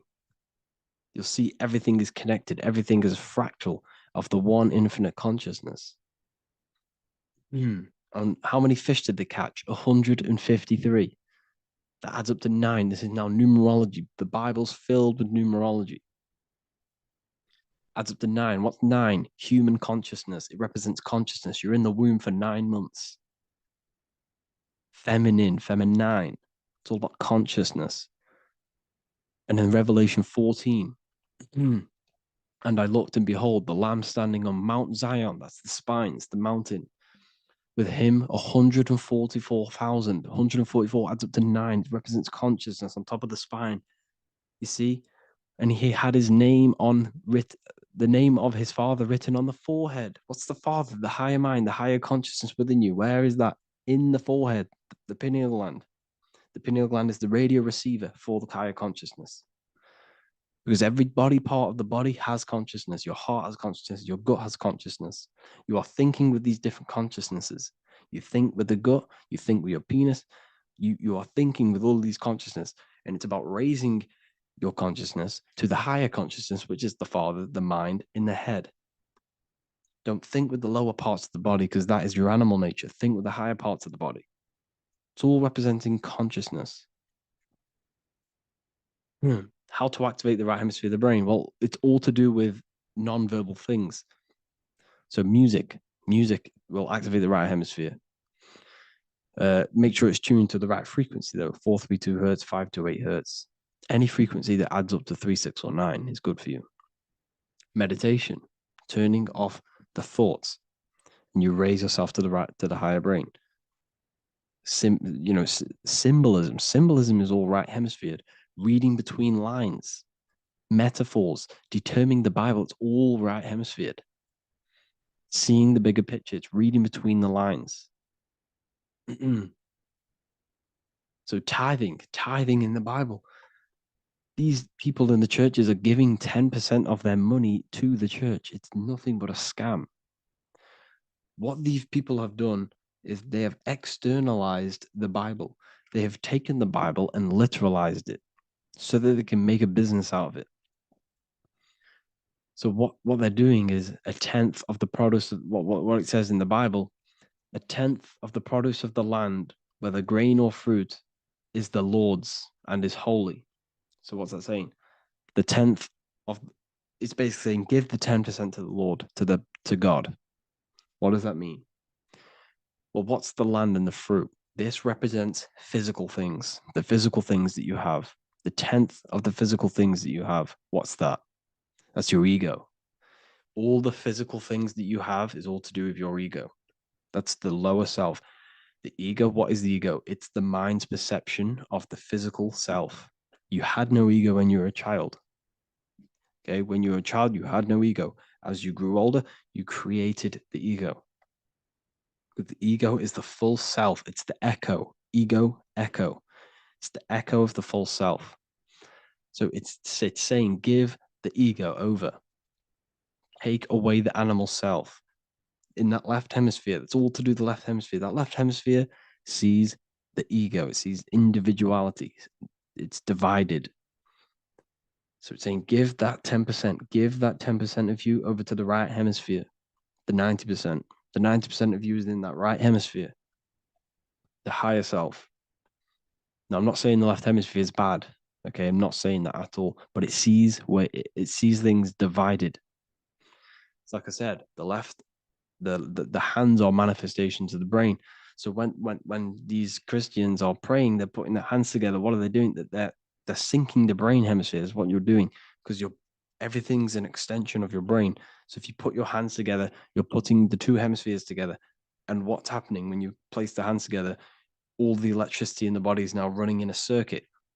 So once you connect these two hands, the electrical energy is now running in a circuit, and energy can move around the body quicker and more efficiently.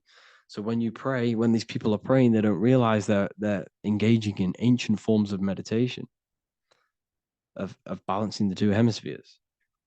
So now we're talking about balancing the hemispheres, not the right hemisphere. This is what Israel is. Look at the symbol for Israel, the up triangle and the downward triangle. What's that? The up triangle represents male. The downward triangle represents female.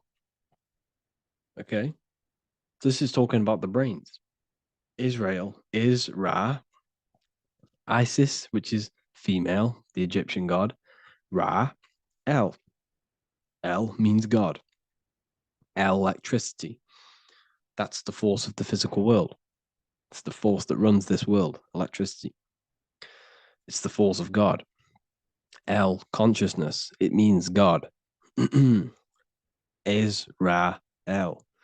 Isis, Ra, and El. It's the two hemispheres of the brain, the holy land of Israel. It's the holy land, it's the brain. Once these two hemispheres are synced, this is how you unlock your consciousness. This is the easiest way of astral projecting. Hemisphering, I forgot the word for it. Hemisphere syncretization, something like that. It's about syncing the hemispheres. This is how you unlock your consciousness. Once the brain is running as one electrical system, this is how you balance the two masculine and male opposing energies. Once these opposing energies are no longer in war with each other, the brain, they come together to work as one. You unlock your consciousness. You are born again.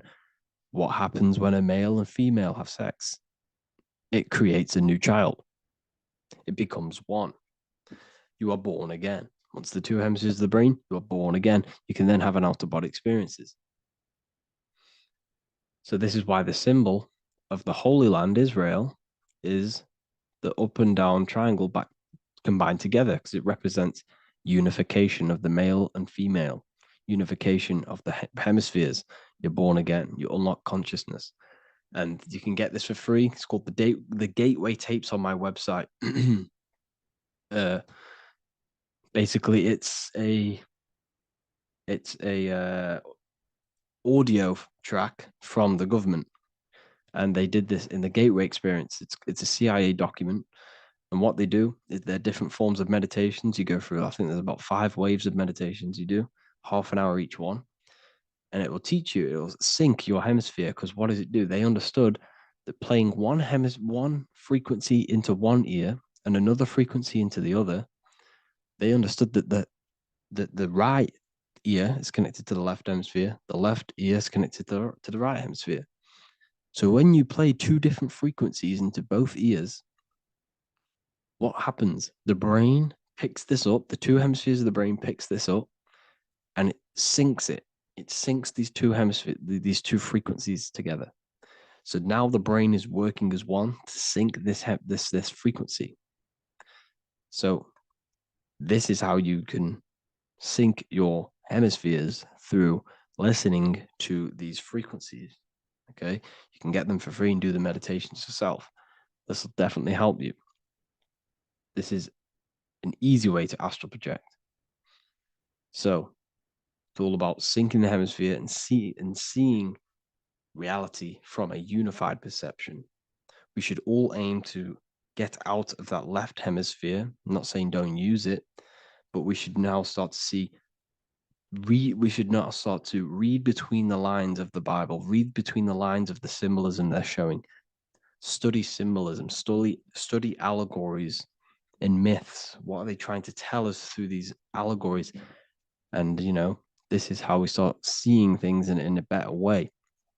once we understand that we are all microcosms of an infinite consciousness, we can all come to one, because love is the unifying force of this infinite consciousness.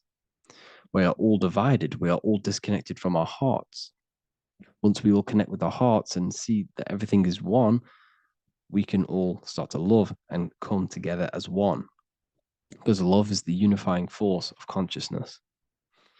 So if you haven't already seen, I now have launched the Ethereal University.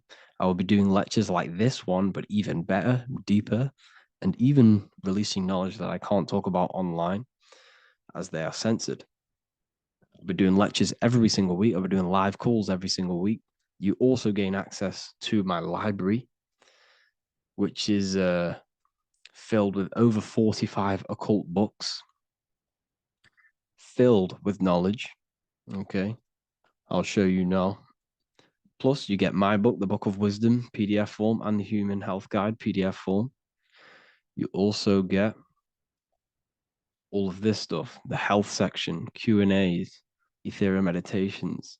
We've got some celestial studies, cosmology, numerology coming soon. You also get the brand new Manifestation Mastery course, plus the library. And there'll be new books, new lectures, new live calls every single week. Or you can get the Book of Wisdom, use the code WISDOM in all capital letters to gain 40% off. This sale will be ending very, very soon. So if you're watching this, be very quick to get yourself a physical version or a PDF of my book. You can get it in all these languages. Hope you enjoyed this video, people. I'll see you inside the Ethereal University, the real university. Have an amazing day.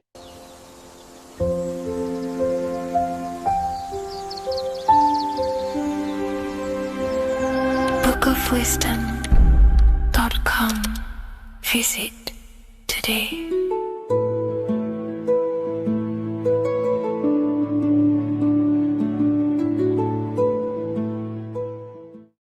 There is a massive mystery around the Freemasonic G, and in this video we're going to be discussing it. Some people call it geometry, God, gnosis, genesis, generation, but in fact it's all of these things, and all of these things relate back to one concept that links them all. And in this video, you will be discovering this secret force, which pretty much creates everything in your reality in your life, and has done unconsciously, whether you are aware of it or not. The Freemasonic G is the 7th letter in the English alphabet. This is important because the number 7 has many mysteries inside the esoteric and occult traditions. Some people say the number 7 represents the 7 colors of light, the 7 major planets, or the 7 musical tones, 7 days of creation. The number 7 is a massive mystery. But what we have to understand is that in the context of Masonry, Freemasonry is all about building the self. Every day we wake up, we are either building our prison of our mind or freedom of our mind. Everything inside of esoteric Freemasonry is about building the self and reconstructing our consciousness, our inner dialogue, the inner voice. We're transforming the mind from low awareness to high awareness. This is why Freemasonry uses the allegory of stonemasonry, stones, chipping away at stones. The stone is in fact you, and we are perfecting the stone, which is your very own mind. Because the universe is a mental construct. Life is happening to us inside our minds. We are all the universal mind expressed and clothed in a different body. Therefore, now we understand that everything is about the internal inside of Masonry. This G relates to something inside of you. Hence why you see the G inside of the square and the compass. It's something internal in you. G is the 7th letter of the English alphabet, and the number 7 symbolizes the 7 cognitions of the mind. In esoteric and initiatory traditions, the 7 psychological cognitions of the mind refer to the 7 distinct modes through which human consciousness perceives, interprets, and transforms reality. Different schools use different names, but across Hermetic, occult, Gnostic, and mystical systems, the same underlying pattern emerges. The mind has 7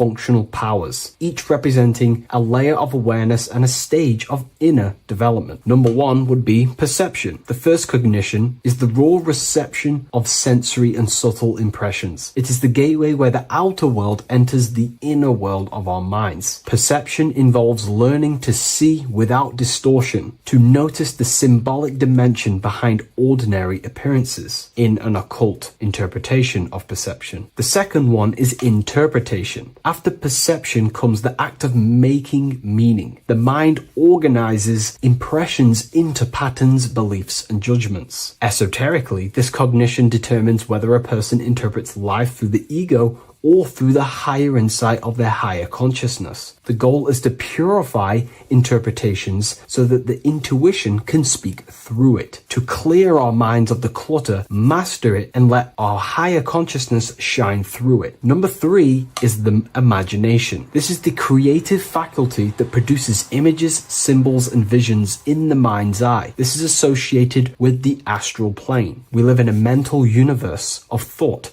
Thought wraps itself inside of imagination. The thought alone has no true form, but then the thought wraps itself in a vehicle of consciousness, what we call imagination, and we give form to the thought. Imagination becomes active. Imagination becomes active imagination, the foundation for rituals, alchemy, meditation, and visionary insights inside of occult traditions. Working on your imagination is a key part on developing your consciousness, as it is literally the sight into the astral plane, your internal vision of the mind. The fourth cognition of the mind is emotion. Emotion is energetic response that gives intensity, direction, and magnetism to thoughts. Emotion fuels the magical will. Unrefined emotion binds us to lower impulses. Refined emotions become devotion, compassion, and the inner fire to transform thought into a tangible reality, to become a conscious creator. The fifth cognition is will, the faculty of intention, decision, and directed energy. Will is the power that aligns personality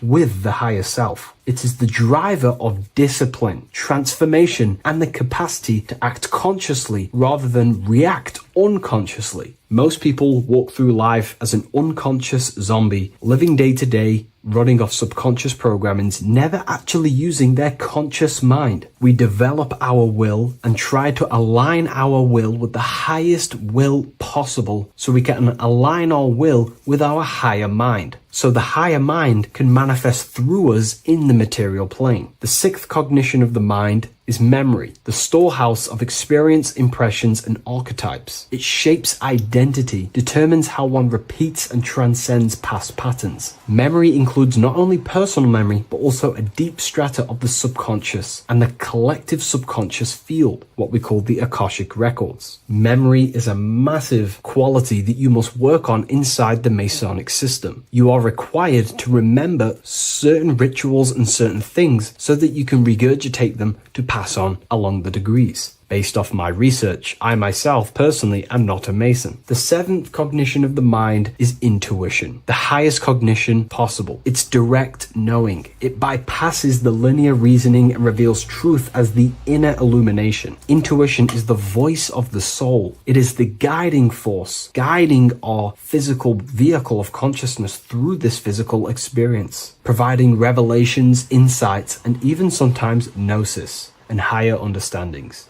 They are the 7 principles and cognitions of the mind that we should work on. Sometimes they're symbolized as 7 luminary planets, because lumen is light. The planets are light. Light is consciousness. Consciousness is light. Now moving on to the true understanding of the G, the higher understanding of the G, as I mentioned previously. This is what we call the generative principle, the care principle, the human heart principle, the female aspect of consciousness within yourself. All creation is built upon a care. All action is built upon a care. You only act on what you care about. You care about paying the bills and staying inside your house and looking after your family, for example. Therefore, you take the action to generate the reality and generate money to pay the bills. Them actions are driven by the force of care. If you care about a plant, you take the action to water the plant and it grows. If you care about your partner or relationship, you give them attention and care and love and you grow the relationship. As soon as you stop providing care, watch the relationship crumble and the reality destroys itself.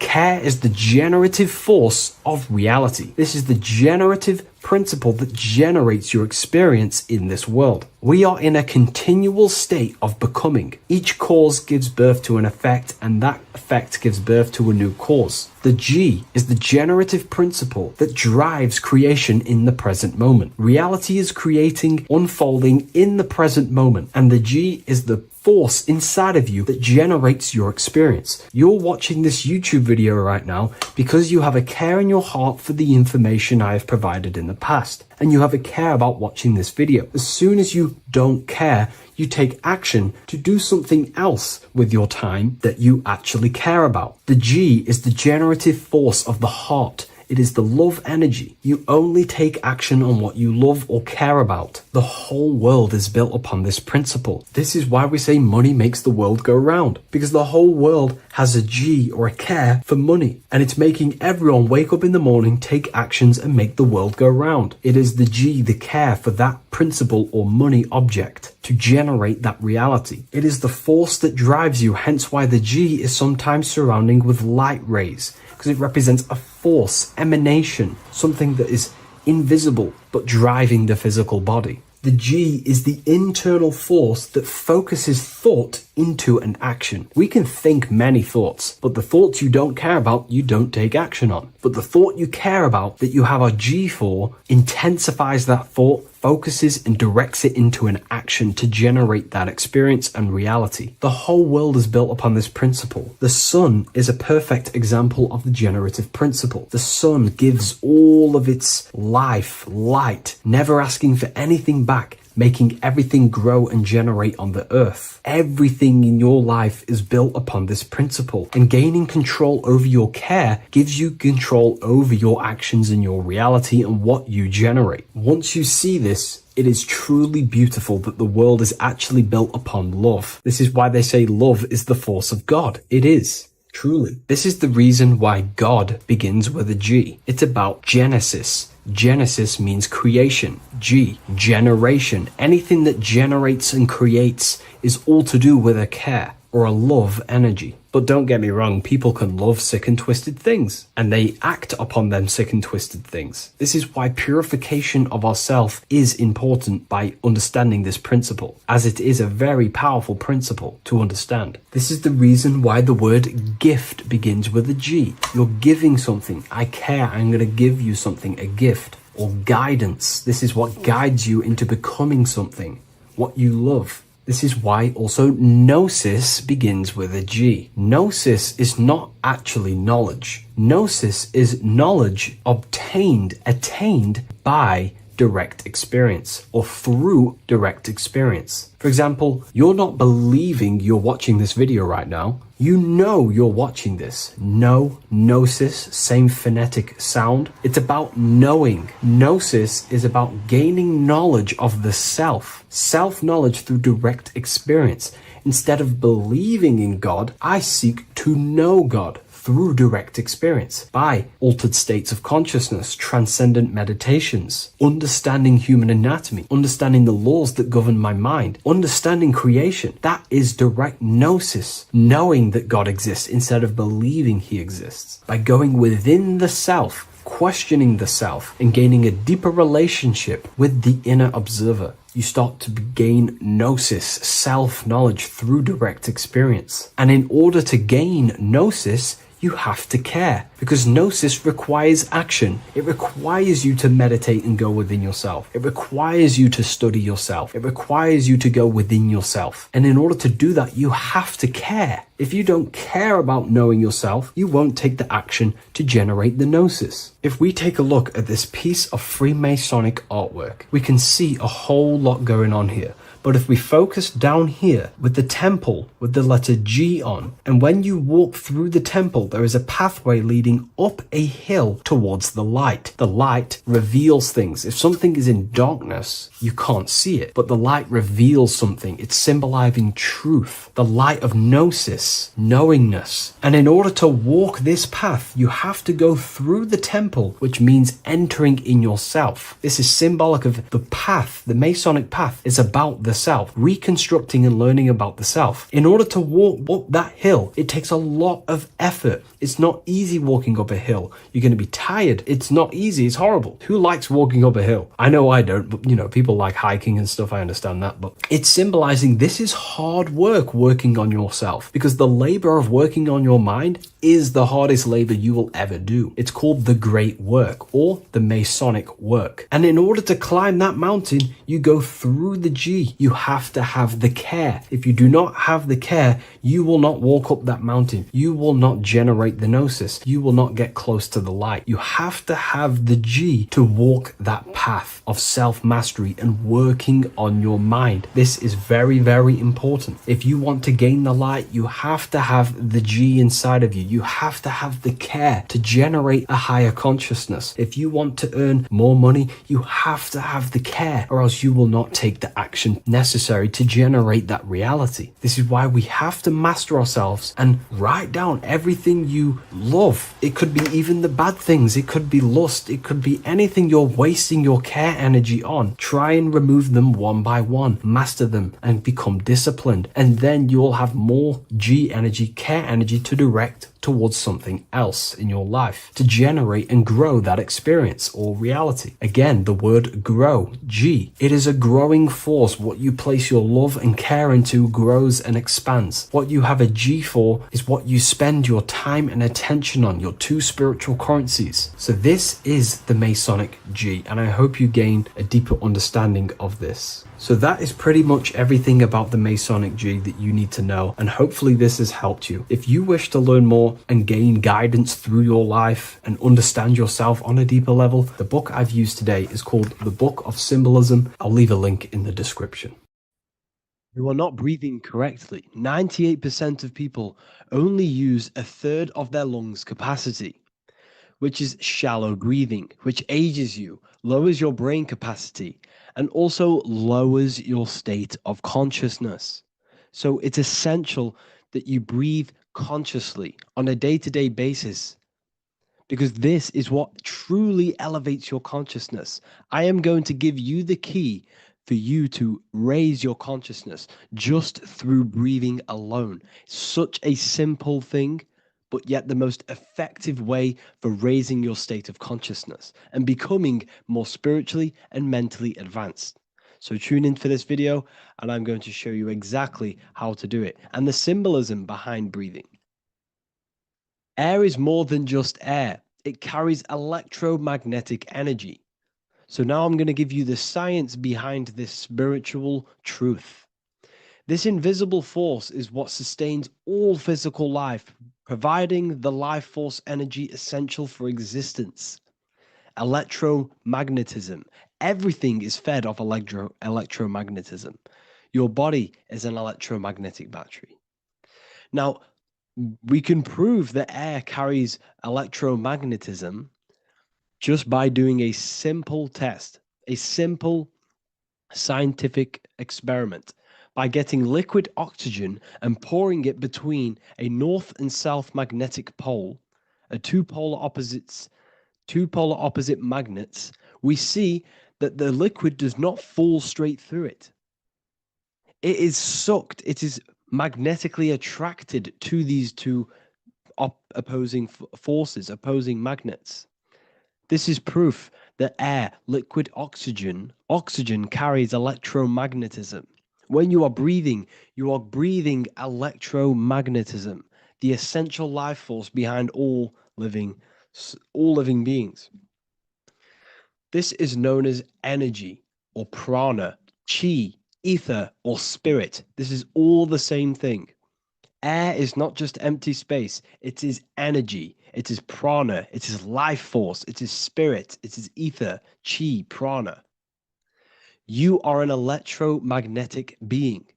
Your consciousness is in direct correlation with your electromagnetic aura or biofield around your body.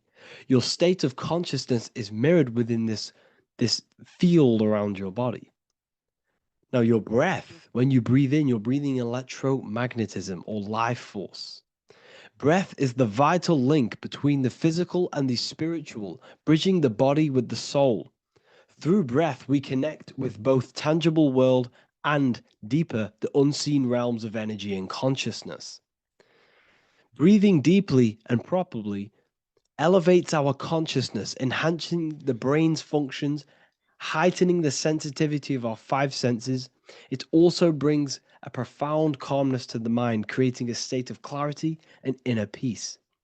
Like I said earlier, breathing properly is the fastest way to elevate your consciousness.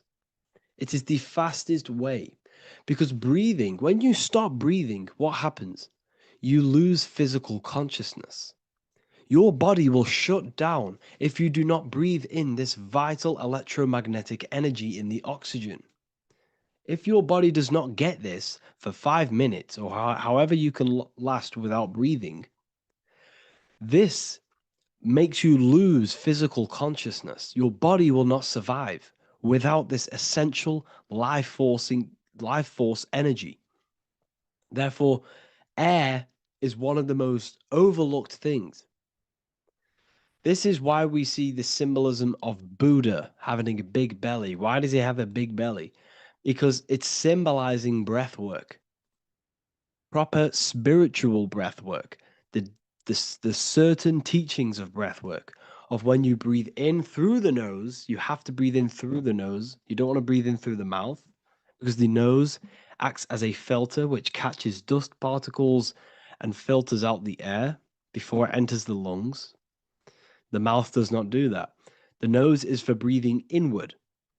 We breathe in through the nose, and when we breathe in, we breathe into our belly, not our lungs. When we breathe into our belly and our belly expands outwards, we are then moving this energy down from the nose down the spinal column.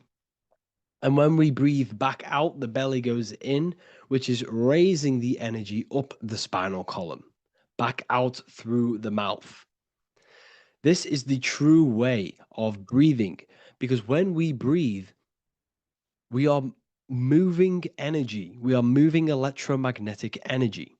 When we breathe in through the nose, the energy travels down the spinal column. And when we breathe out, we are raising this energy back up the spine, some of it going out the mouth, and some of it reaching the brain, activating dormant brain cells in the brain. But when we breathe, we need to make sure we are using 100% of our lungs' capacity, because the lungs is what transforms this special energy into consciousness, physical consciousness. So this is why Buddha has a big belly. It's not because he was fat. It's not because he was overweight. It's symbolism. It's symbolism of breath work. So try this.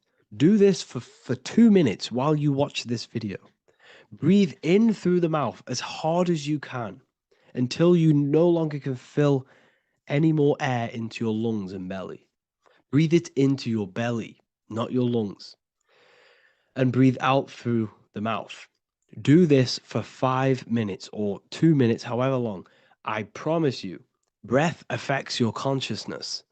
You will notice the difference. If you do it quicker, the quicker it'll affect your consciousness, and you might go lightheaded. But that lightheaded is you activating your spirit, your energy body. So try this just when watching this video. When you breathe consciously, you are renewing both your energy body and astral body, aligning your consciousness with a higher state. This practice feeds new life force energy into the body, revitalizing and enhancing your overall well being. Like I said, your brain requires the most amount of oxygen. When we have shallow breathing, this is reducing the brain's capacity. Because when we are not breathing properly, which 98% of people are only using a third of their lungs capacity, we are essentially only using a third of our consciousness, because your breath is directly correlated to your consciousness, your state of consciousness. When you breathe in through the mouth, out through the mouth, out in through the nose, out through the mouth, consciously and deeply for 5 minutes, you will notice that your senses are more powerful and sensitive. Your brain is quicker.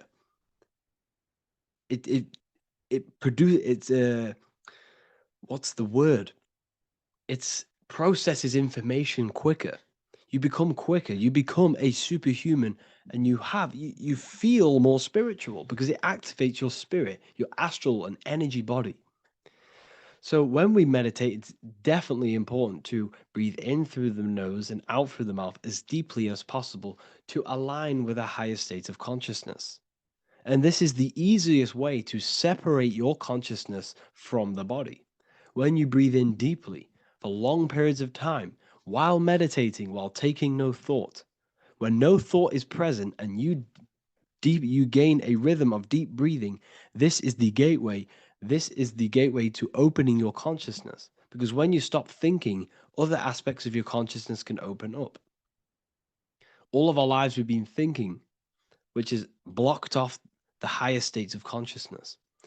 So breathing is very, very important. It affects our overall well-being. And this is Yahweh, the in and the out of breathing. When we breathe in, this is Yah. You can hear it. It sounds like Yah.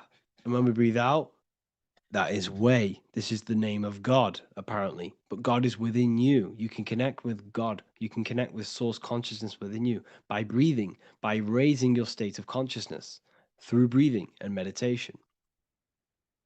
This is why the Bible tells you the Spirit of God has made me, and the breath of the Almighty gives me life. You are consciousness. You are God. You're an extension of God's consciousness. Job 27:3. As long as my breath is in me and the Spirit of God is in my nostrils. The Spirit of God is through breath.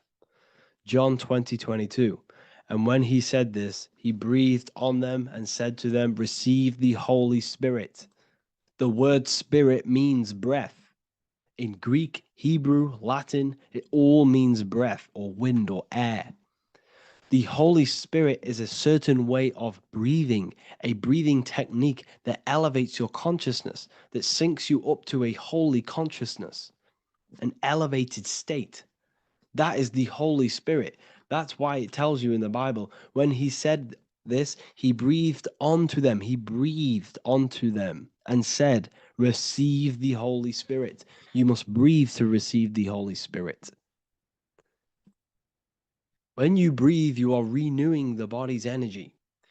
You're taking in new life force, which is regenerating your cells, regenerating your brain, nervous system, and also connecting with consciousness, pure consciousness. This is not something that we should be doing during meditation. Yes, it is.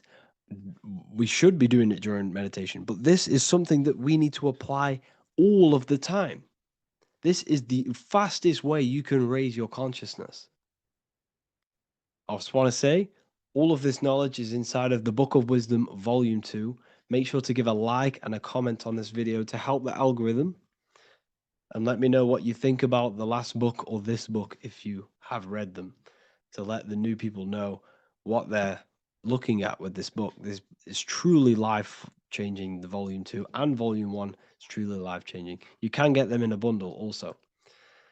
Learn hidden knowledge inside of the Ethereal University. This is where truth seekers belong. I'm not here to try sell you this, but this is the place for truth seekers. And if you are serious about your spiritual journey and serious about gaining knowledge, which gives you the advantage over life, during Ethereal University, this will definitely help you. Thank you for watching this video. Please leave a like and comment. Make sure to give me any suggestions on videos you want me to make in the future. Thank you all.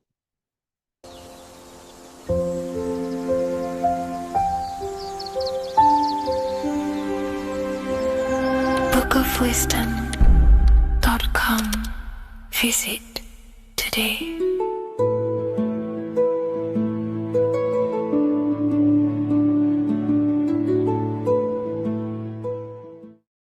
What if I told you that the seasons don't just change the external world, they also change your internal world? They have a psychological and a spiritual effect on your consciousness. If you're new to esotericism, you may not really understand this. But if you have some deep understanding of as above, so below, you already know this. But today we're going to be explaining it in great detail. So tune in, take a pen and paper, maybe make some notes. So we have 4 seasons. The sun is the main source of life on the earth, and it changes the circumstances on the earth in 4 different ways. Of course, we have spring, summer, winter, and autumn. These are the 4 states of the earth due to the sun's cycle. Not only do they take place on the earth, they also take place on you, your body, your mind, your spirit, your consciousness. They change things internally and externally. The first thing we need to understand is that we have a dual nature. We have a mind, and in that mind, we have an internal self. That's what we call the spiritual self.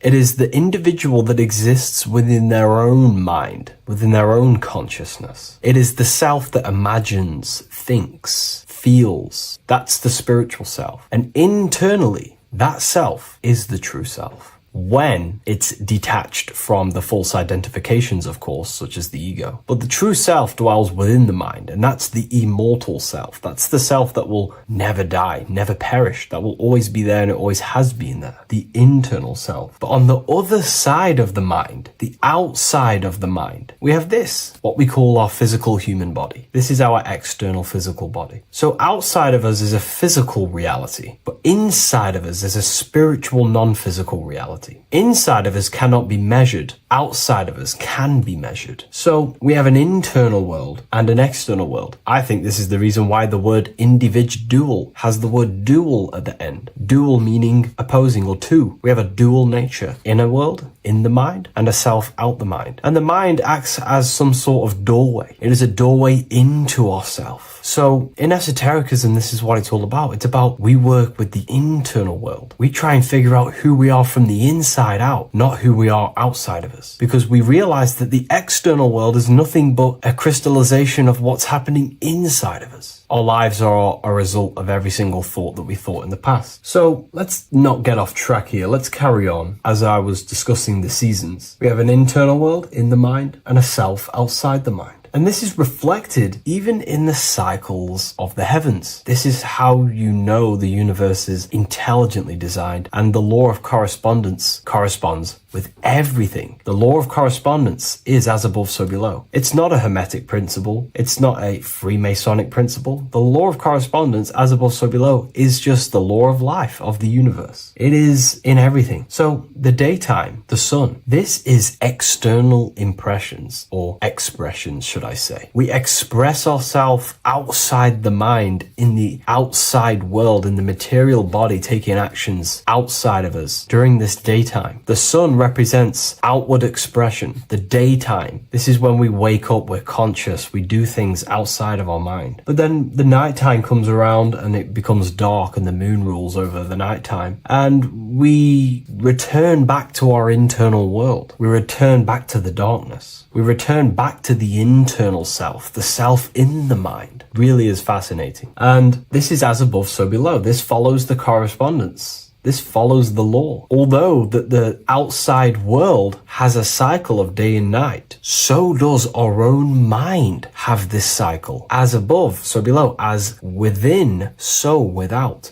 what's happening outside of us is also happening inside of us. The mind is also going in a cycle. Because in the daytime, the mind wakes up and we express things externally. But when the sun goes away and the electromagnetic rays of the sun are not very strong, our brainwave decreases, our body activity decreases, it slows down and we return to the internal self. The body switches off and we return to the internal self in the mind. We enter in the doorway of the mind and return to the internal, the spiritual self. And when the body is less active, this is when we are more connected to the internal world, our spiritual true self. So as above, so below corresponds with the day and night, the sun and the moon. The moon represents our internal world, the world inside our mind, the self inside the mind. And the sun represents the external self in the external world. So not only are these cycles happening in nature, the darkness outside of us when the sun goes away is the same darkness that we go within ourselves when we go to sleep. It's the same cycle. Our bodies are in the cycle of the external world also, as above, so below. But then we can even take this even further. This fractals down even further. If we look at the cycle of the yearly cycle of the sun, which is what we call the 12 zodiac signs, we notice that these 4 seasons also take place in every single cycle of the day. So a yearly cycle can be seen as a big version of a daily cycle, or a daily cycle can be seen as a smaller version of a yearly cycle. For example, if we look at Aries, which is spring, this is when the sun springs everything back to life in the spring. This is when the crops start to spring up and start to grow again. But we could see that at 6 a.m. in the morning, when the sun rises and just cracks over the horizon and starts to bring light into our day. Aries is associated with the morning time also as spring. Morning time is a smaller version of spring. Then we look at the summertime. The summertime is midday, when the sun is at the top of the middle of the sky. This is when the sun is most powerful, most radiant in our day. This could be seen as the summertime. Then when the sun starts to set, this is associated with autumn. Autumn time is the sunset. Then the winter time is associated with the nighttime, the midnight, when everything's very dark. So a daily cycle is basically a smaller version of a yearly cycle. And just how I explained how the cycle of the sun outside of us also happens inside of us with our consciousness falling asleep when the sun goes away, is also happening to us on a yearly cycle also. So the daytime is associated with the summer and the nighttime is associated with the winter. The winter is like the inhale. The summer is like the exhale. It's the breath of the universe, just like how we breathe in and out of our lungs. Everything takes this rhythm and polarity, okay? So winter is associated with the self and the world inside of ourselves, inside of our mind, the spiritual self, the internal. Because the winter is when the sun's rays, electromagnetic rays, are not very powerful. And this decreases brainwave activity, making us more connected to our internal world, inside the mind. But the summer's the complete opposite. The summer is when the sun is very, very powerful.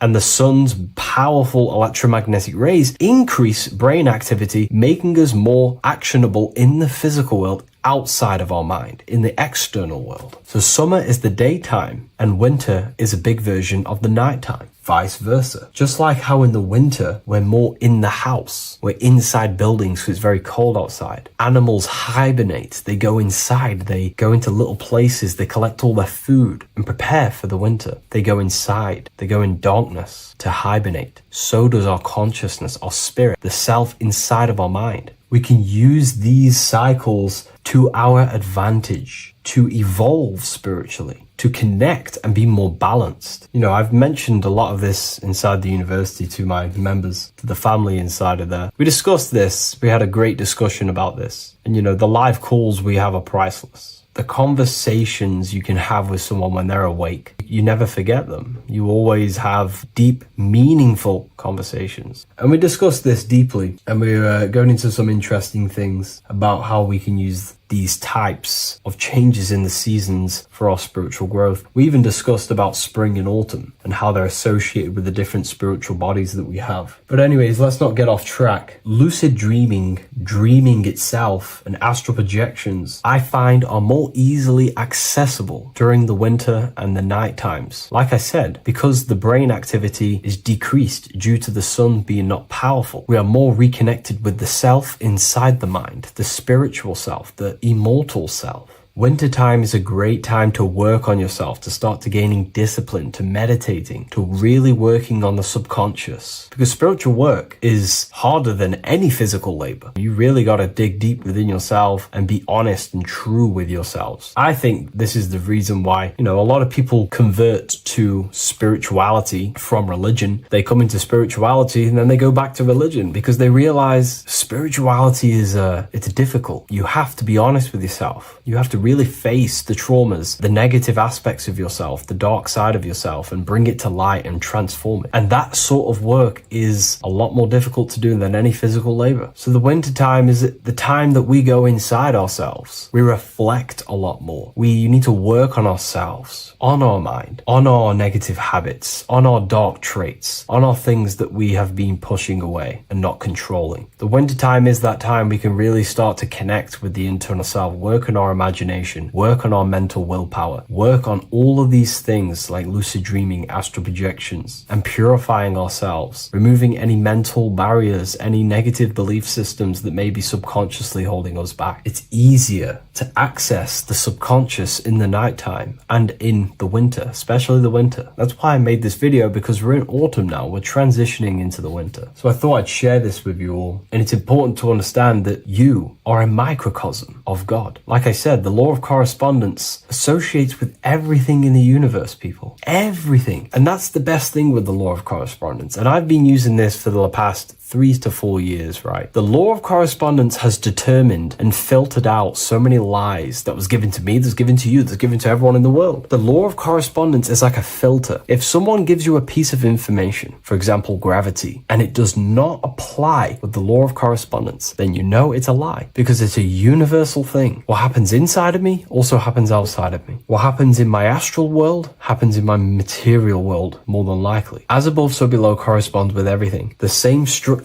in my veins, in my nervous system, is the same structure in the trees, in galaxies, in everything. As above, so below, the universe is a fractal universe. Therefore, the point that I was getting at is that you are a microcosm of God. The same mind that God manifested things through thinking. He thought the stars, the earth, nature, the human body, designed everything with the God mind. He thought everything into existence. And that mind then powers that God used to manifest everything into physical existence through the power of thought is the same mind that you possess, but on a smaller scale. God manifested the macrocosm through thought, as the universe is a mental universe. Everything you see around you was thought, then manifested into physical reality. God manifested the macrocosm, the world, through thought, and that same force of thought you use to create the microcosm, to create your own world. You think your life into reality, your world into reality. Your body is a microcosm, a miniature universe. Every thought you think commands 50 trillion cells in your body, and your cells religiously execute on every command that you give it. You're in charge of 50 trillion cells. You're literally commanding a whole civilization inside your body.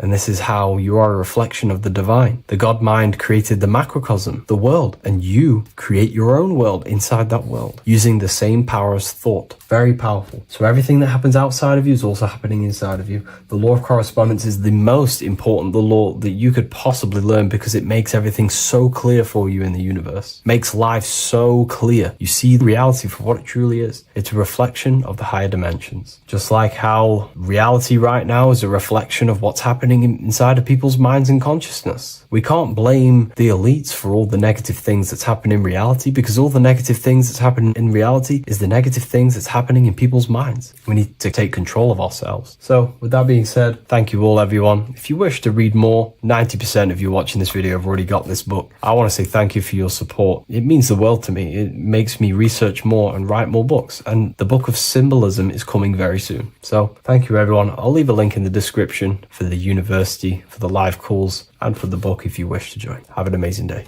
What if I told you that the pentagram can unlock the secrets of creation and make you manifest any reality you want? Hence why the pentagram is used heavily in magic and witchcraft. We have to understand that the pentagram has been heavily demonized. Religions, churches claim that this symbol is associated with Satanism and witchcraft. I personally believe this was intentionally done so that people do not gain their personal power over reality and their life. The pentagram reveals so much about you, and it is one of the most important symbols to understand inside the occult studies. It is one of the most common symbols that you will see across all occult esoteric orders and different occult traditions, such as Freemasonry, Kabbalah, Rosicrucianism, alchemy. You will see this symbol everywhere. And in fact, you even see this symbol, the pentagram, on old church buildings, statues of Jesus next to church buildings.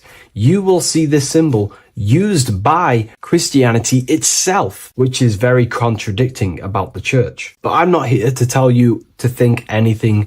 You can simply take this information with a pinch of salt and see if it benefits you. The pentagram used by the early Christians was said to symbolize the 5 wounds of Jesus on the cross. But this goes much deeper in an esoteric explanation. The pentagram ultimately represents the 5 elements of creation. All creation falls within these 5 elements. We have spirit on the very top, then you have air, water, earth, fire. This is the correct placement and order of the elements. Air is always on the left, water is always on the top right, earth very bottom left, fire bottom right, and spirit placed on the tip point of the pentagram. It's a 5-pointed star drawn with one continuous line. But this actually reveals much deeper things, and we're going to be going into how to use this symbol for magic and creating your reality towards the end of this video. But now we're going to give you a basic understanding of the pentagram. It's showing you the 4 physical elements symbolized as triangles and spirit symbolized as a circle. The 4 physical elements are made out of the base element, spirit, or what the ancients call ether. Ether is the underlying base of all physical matter. This is the substance that animates physical matter with life force. All physical matter has its origin in the etheric substance, or spirit, what we want to call it. It is simply the life force that animates the physical thing.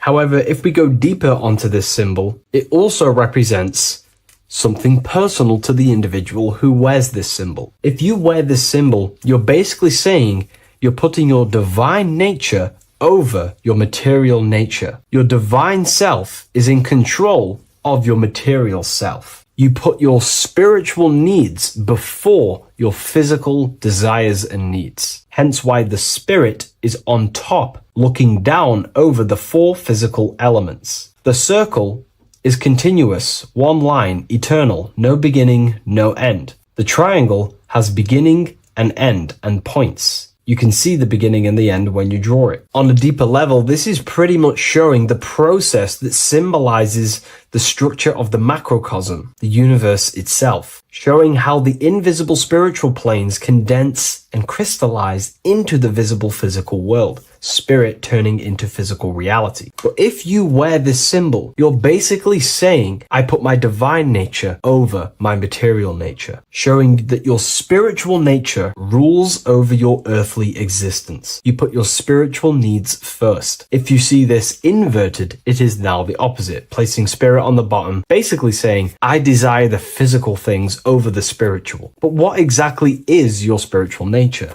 Well, your spiritual nature is simply your internal self. You chase things that are immaterial, such as knowledge, love, experience, expansion, gnosis. These are the qualities of spiritual things that the spiritual person likes to chase and desire, instead of desiring the things that are temporary in the material world and never actually lead to fulfillment. True fulfillment is by chasing spiritual things. God, the nature of creation, the self, gnosis, knowledge. But if we go even deeper, this symbol ultimately represents how reality is created. Hence why this symbol is heavily used in Kabbalistic magic and so-called witchcraft. We are all magicians. Each one of us are creating reality. There are just certain ways you can actually create reality by becoming conscious of them. By becoming conscious of the elements and the qualities of the self that actually create your experience in your life in the present moment. If we look at the pentagram, we see that when you draw a pentagram, it is one continuous line. It is one expressed in 5. The order of the elements are very important. Spirit at the bottom, fire at the bottom right, and so on and so on. Because this is showing you the descent of the spiritual into the material, the invisible crystallizing into a material reality. As you can see when you start to draw the pentagram, you see spirit at the very top. You're descending down to fire. Fire is the closest element to spirit.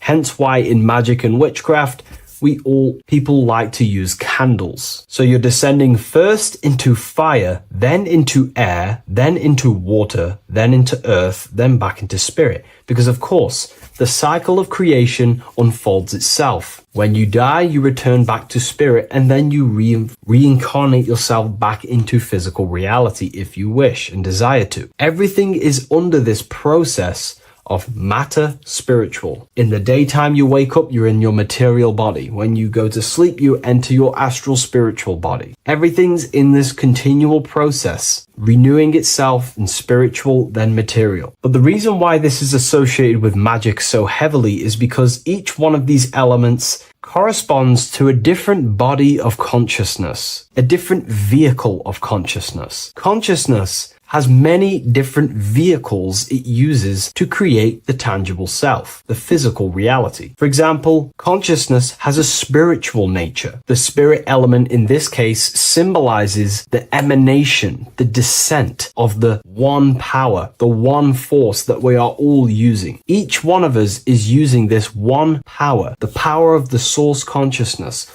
unfolding its creation in the present moment. This represents the source, the emanation, the descent of this continuous flow of energy through us that we are tapped into, like a live stream in the present moment. This descends first, the force descends into fire. Fire symbolizes the willpower, will. In this aspect or vehicle of consciousness, the will is the being that directs intention, initiates action, shapes reality through focus, determination. It sets direction, holds intention, projects a desire into form, and aligns your inner world with the outer creation. The will comes out of the force, spirit. Then the will goes with intention to air. Air symbolizes the mental vehicle of consciousness, the mind, the psychic man. The psychic aspects of your consciousness is thinking, imagination, mental images, logic, using the thought or the mental vehicle body of consciousness. Then that thought has an emotion, which is then water. So it goes from the force to the will to the intellect to the water, the emotional body of consciousness. The emotional vehicle of consciousness amplifies the thought into an emotional desire that you want to take action on. No one takes random actions, and if we do, we say we're very bored and we don't care. The water is the energy, the emotion you have to fulfill something. And that emotion then descends into earth, which is the physical body to take the physical action in the present moment, to fulfill that desire, to fulfill that will, that thought, that desire. And that is how reality is created all the time. Now, there is much more that you can go into with the pentagram, because true magic is about changing consciousness at will, not casting random spells. It's the ability to change the direction of consciousness using the power of the will to direct these forces to create change in the internal world so it can project outwardly in the external world. Because consciousness creates the external reality. What happens within us, we see change outside of us. So true magic is about manipulating the forces and the vehicles of consciousness that exist within our own mind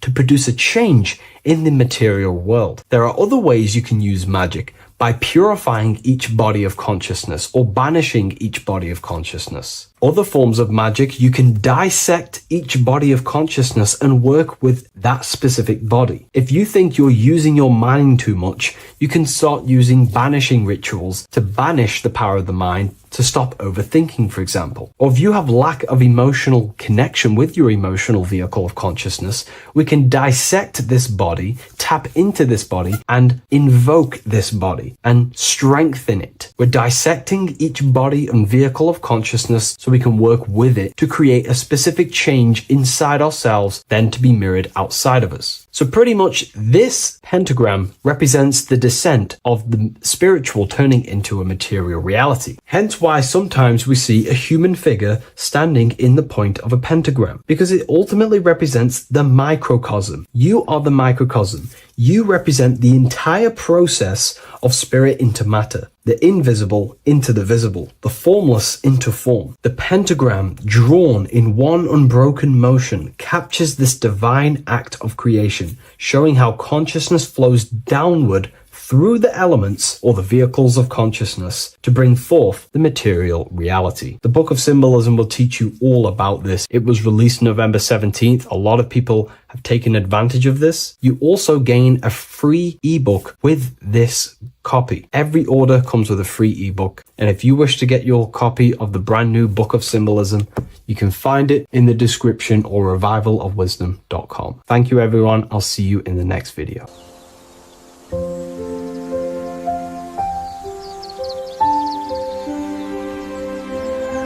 Bookofwisdom.com. Visit today.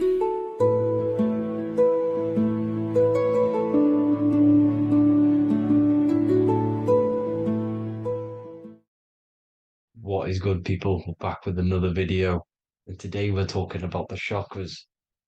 Let's jump straight into this because I know there's been a lot of requests for this video. So let's jump straight into this. So you have 7 chakras, right? 7 chakras, and these chakras are feeding off your electromagnetic field, known as your aura. This is both positive and a negative pole, male and female, right? This electromagnetic field is made out of electric and magnetism, and together they come as electromagnetic. Now, your chakras, the word chakra just means wheel, spinning wheel, because that's what they are. They are spinning wheels of energy. They do not exist on this physical plane. They exist on the etheric plane. Okay. Now, these energy centers are known to regulate your emotions, and each energy center controls the organs and cells in that particular area of the body. So, for example, your sacral chakra will control the cells and organs of your sexual reproduction area. Okay, the navel chakra or solar plexus will control the digestion in your body. Same with the heart, same with the throat, right? So they are like mini brains for each center of your body. They run along up the spine, but notice the crown chakra exists outside the body. It's just above the head. Now, this process of the chakras is obviously the 7 colors of the rainbow, starting from red, which is the lowest vibrational color, all the way to violet, which is the highest vibrational color. This, like I said, these energy centers are feeding off your electromagnetic field. So if these chakras are unbalanced, they are taking too much energy from your electromagnetic field, making it weaker. Now, this is the North Pole. As you all know, the Earth is flat, and we live inside of a giant torus field, and the North Pole is the Earth's heart chakra.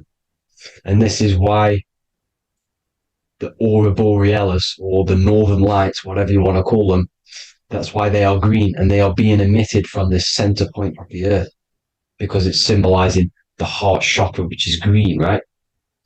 Now, you do work your way up to these. However, this is a torus field. You are a torus field. You have different layers of this torus field, right? And you need to balance all of these chakras, but you can't move up these chakras until you open the one below it. So it's like a stairway. You can't go to your solar plexus without going through your sacral. You see? So you have to work up these. However, you have to work up these and then live from the heart, because the heart is the center of the torus field. It's the balance between male and female poles, positive and negative poles. So you have to balance all of these chakras and then bring them all into one, which is the heart chakra. Now, they exist on the etheric plane. They exist on the etheric plane, and the etheric plane is a layer of the material plane. It's the one higher than the material plane. And then after the etheric plane, it melts into the astral plane. So they exist just between the physical and the astral aspect. Now, this is the yin and yang matter, which is the lowest root chakra, physical matter, and then to spirit, because high vibrational matter turns into spirit, low vibrational spirit turns into matter. So they're interchangeable. This is the yin and yang. Now, when you see ancient paintings with the halos, you see this is like a toroidal field coming out the top of his head, you see, with a halo. This was symbolizing in the old days, in the ancient days, that they've aligned their chakra, they've reached Christ consciousness, which is God consciousness, right? Now, this electromagnetic field is the apple that we bit out of in the Bible, because you see that apple is a torus field. So they were metaphorically or personifying the torus field. That's what the Bible is. It's a massive personification. It's all metaphors. You have to read it properly. It's got a greater meaning behind it. Now, when we bit from the apple, we ate from the tree of knowledge, which is good and evil. Our lower mind took over, so we materialized to feed our physical bodies. We materialized through Saturn. That's what Saturn does. Now, if you don't understand that, go and watch the video previous to this one called Occult Secrets of Saturn. And that will show you how Saturn is the materializer. Now, this is one of the secrets behind the Masonic compass, electric and magnetic, male and female, duality, positive and negative. Now, like I said, they teach you about the torus field, about a magnet in school, but they don't teach you about your electromagnetic field. Everything alive has a torus field. It is the building block of this creation. Absolutely everything has a torus field. There's not one thing without it.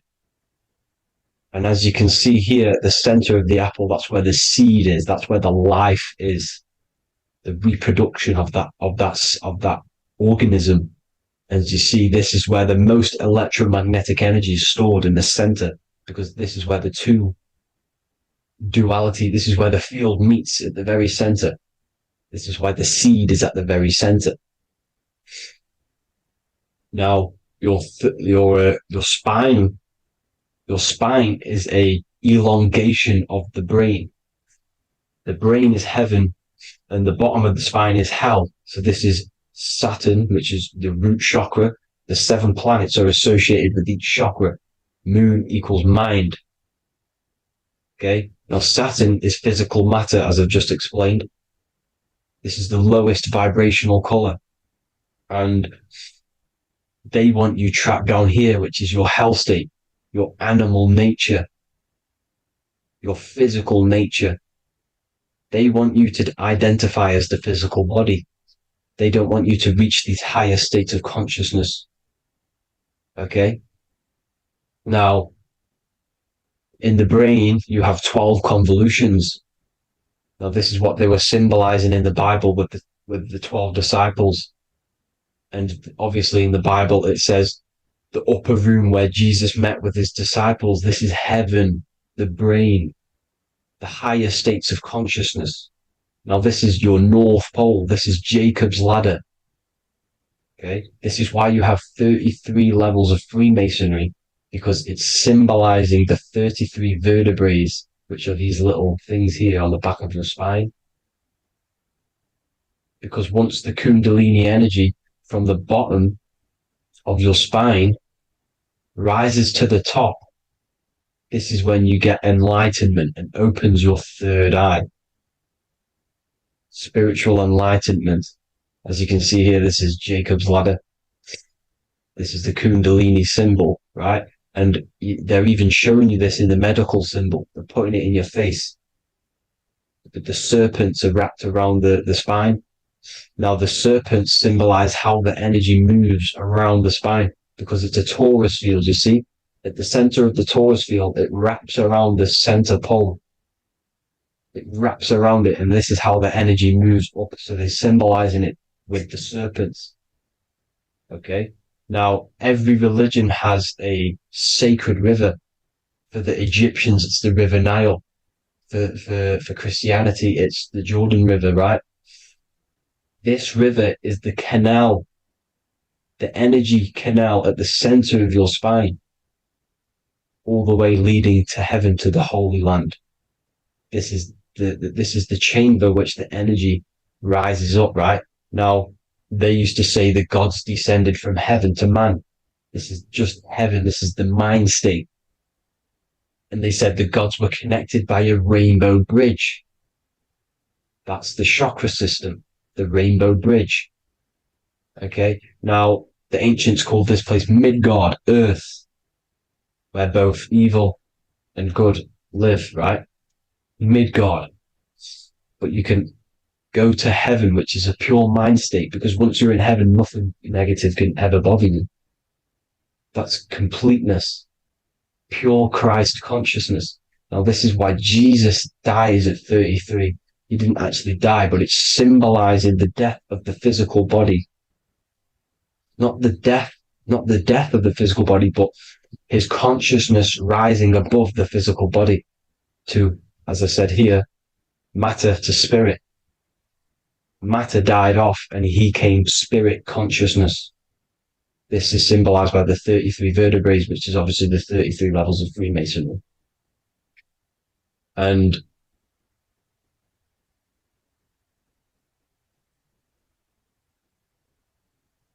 now the pineal gland, which is at the very top of this Jacob's ladder or the River Jordan, the canal, your 33 vertebrae on your spine.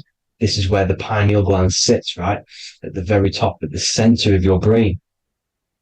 Now, there's multiple ways this was symbolized. The Eye of Ra, which is used by the Egyptians. Now, this pineal gland is the seat of consciousness. This is where your consciousness is stored, right? And the ancient Sumerians used the pine cone, hence why it's got the word pineal gland, the seat of the soul consciousness. It produces DMT, dimethyltryptamine, which is known as the spirit molecule. And the pineal gland is wrapped in microcrystals. And we all know crystals transfer frequency and energy. Now, radios use crystals. A radio is a frequency transmitter, turning a frequency into a frequency that we can hear with our ears, right? Because all the radios are actually playing right now in your ears. However, our ears can't pick it up, so the radio transmits it into a frequency that we can hear using crystals. So this is the power of crystals, and this is what our third eye is wrapped in, crystals. Now, this third eye is not actually your third eye, it's your first eye. When you're being materialized in your mother's womb, this is the first gland that is produced, and everything's built around it, because it is the consciousness. It is your consciousness. Your consciousness never dies, ever. It's an eternal essence. It lives forever. You never actually die. Only the mortal body dies. Now that's what we call life. Life is abided by time, and time is change.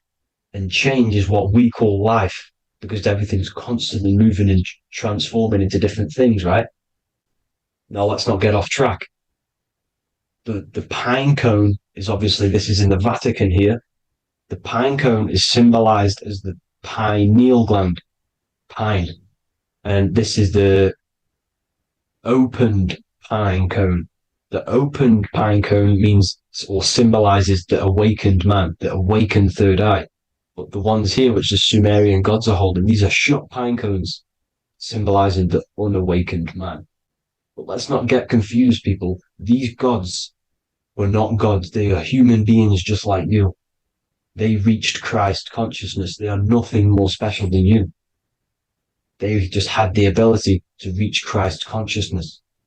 And obviously their knowledge was far more intelligent than ours, far more advanced than ours. They knew the truth about this reality to the depths. Now, the ancient Hindus had a goddess called Kundalini, which is said that she descended by the means of a ladder or a cord from heaven, which is symbolizing the spinal cord. Now, this is what Hickory Hickory Dock, the mouse went up the clock and came back down. This is all these stories like Santa as well. Santa comes up and then down the chimney. This is symbolizing the Christ oil. There's an oil which is produced in your pineal gland, right? And this oil travels down the spine. And once it's down on the spine, you must have to raise your consciousness, just like I said, with the chakras. You have to raise your consciousness, raise your vibration to heat up this oil and turn it into a gas. And it travels back up the spine through like the serpents up the spine, and this awakens the third eye once it's coming back up the spine and hits the pineal gland. This is the secret behind Santa and Hickory Hickory Dock, because Santa comes down and feeds the presents and goes back up the chimney, and he lives in the North Pole, the positive pole. This is the North Pole, people, and the presence is your sacred oil.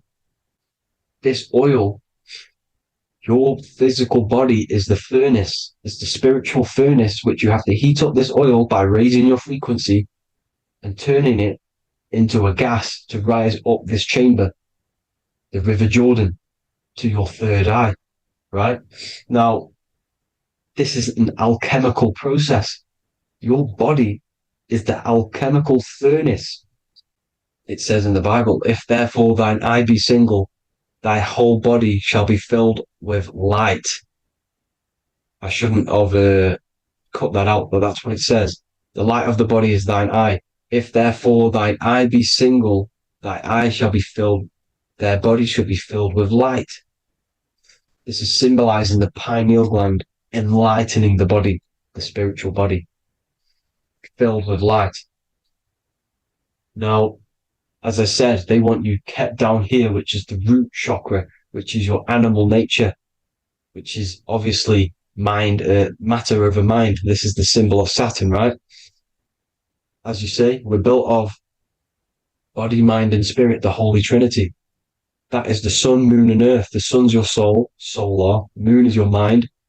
Earth, which is the cross, which is your physical body, the 5 elements, right? So body, mind, and spirit. So the Saturn symbol is actually made out of the cross on top, which is the earth, and the moon on the bottom, which is symbolizing matter over mind, because earth is physical matter. You don't want to be matter over mind. You need to be mind over matter. See, they want you identifying as your physical body. They don't want you to realize you're an eternal consciousness. You're an eternal essence of consciousness which never dies. They want you trapped in your animal nature. And this is why the Baphomet has a goat head, because it's symbolizing your animal nature, which is evil. Not evil, but you're more likely to do evil things, right? Which brings bad karma. That's your animal side. This is why the Baphomet has an animal goat head. As you can see here, he's got the Kundalini energy here. So when you see the inverted cross, the cross is your body, as you can see here. The inverted cross means your chakras downwards, down here. Your head's down here. Your mind is down here. But your mind needs to be up here, which is the upwards cross, which is Christ consciousness. And as we all know, 7 colors of the rainbow, 7 planets, 7 chakras. Red light is low frequency and long range. This is why Saturn is the slowest moving celestial body. And it's the lowest chakra, because it's low frequency, long range. The moon being the crown chakra, which is high frequency. This is why the moon moves around the quickest. The moon is your crown chakra, which moon in mind. See, so there are multiple ways of your chakras becoming blocked. Now, each chakra has a specific intelligence. It has a specific thing that it's doing for the body, right? Now, this can be overused. It can be abused. For example, masturbation. That keeps you down here in your sacral chakra because you're abusing the energy center. You're abusing your sexual energy, which is then becoming unbalanced. So this is how energy, this is why these centers are pulling more energy out your electromagnetic field, because these centers are wheels. The chakras just mean spinning wheel of energy. So when you're abusing these certain centers, you're pulling energy out of your electromagnetic field, which is making your field weaker, which is making your frequency lower, which makes you prone to diseases, prone to lower negative energy, right? So you need to align these chakras. You need to unbalance them. And as you can see here, you can screenshot these to see how they're blocked. I'm not going to go over each one because it'll take me forever, but have a little read yourself. This is why they're blocked. Now, the ancients used to say Aum when they meditated. Now, these are the 7 vowels. There's not 5 vowels, there's actually 7. Now, when they say Aum, they're aligning all their chakras by saying this when meditated. This is where the Aum originated from. Now, emotion is energy in motion. So if you're feeling a certain way, that's the energy you've put in motion. It's a reflection. We live in a mirror reality. Everything's mirrored. Everything's mirrored. As within, so without, as above, so below. Everything's a reflection of some sort. So whatever you're feeling, you're doing something wrong. It's telling you you're doing something wrong from the root cause. Because your energies are the effect. You're feeling the effect of something you've caused. The law of cause and effect. Nothing escapes it. Now, the Jehovah's Witness believe that exactly 144,000 faithful Christians go to heaven or be resurrected, right? This is not true. This is symbolic. 144,000 go to heaven. Now, the petals on the chakras, this is the root chakra, this is the crown chakra. Now, if you add up the first 5 chakras, the petals, add up the petals on the first 5 chakras, you get 48. And then you get to the third eye, which has 2 petals. 48 times 2 equals 96. 96 plus 48, which you got from here, equals 144. The last chakra has 1,000 petals. Times 144 times 1,000, you get 144,000. This is a frequency. This frequency is the frequency of the ascension up your chakras. This frequency is a high frequency, which turns that oil into gas, which rises up the spine, activating your third eye. Right? So this is all the religions are all symbolic for this sacred secret of Christ consciousness. As it says in the Bible, the kingdom of God is within. It's not out there, people. You must look within yourself. You are God. You are a spark of his consciousness, infinite consciousness, right? So 144,000 is a frequency, and you must achieve this. Like I said, these people in the past, they're not gods, people. These were just humans. Nothing special. They just reach Christ consciousness. Now, they keep you in these lower vibrational states with the food, right? And as you can see here, all of these fast food restaurants are mainly are red and yellow, which are these lower states, these lower 2 chakras, lower vibrational colors, because they want you trapped down here in matter. And these foods are so low vibrational, they will keep you down here because your gut produces, I think it's like 80% of melatonin. Melatonin is your feel-good hormone. These foods will not make you feel good. This is very low vibrational. Meat, it's not meat, it's raw flesh. These animals are stripped from their family, put on a conveyor belt, watch their friends be tortured, and then get slaughtered in a slaughterhouse. Think of all the fear that's running through their blood, all the hormones, all the fear, and you're going to go and eat that very low vibrational energy. As you can see here, this is the light photons within fruit. You can see the life force in this fruit. You must think, feel, and do positive to raise your vibration. As you can see, earth equals heart. If you rearrange it, everything in nature is green, right? The aurora borealis is green. You must align all these chakras and then live from the heart, because the heart's the center of the Taurus field. You must become the consciousness in the center. So that's it for this video, people. Thank you all. God bless.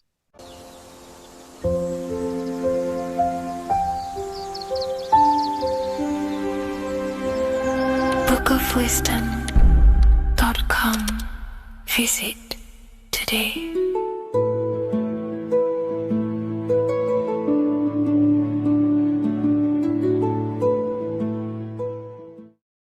Hello, Seeker. Welcome to Revival of Symbolism, a channel devoted to the language of esoteric symbolism, guiding you to discover yourself and expand your consciousness into deeper realms of thought.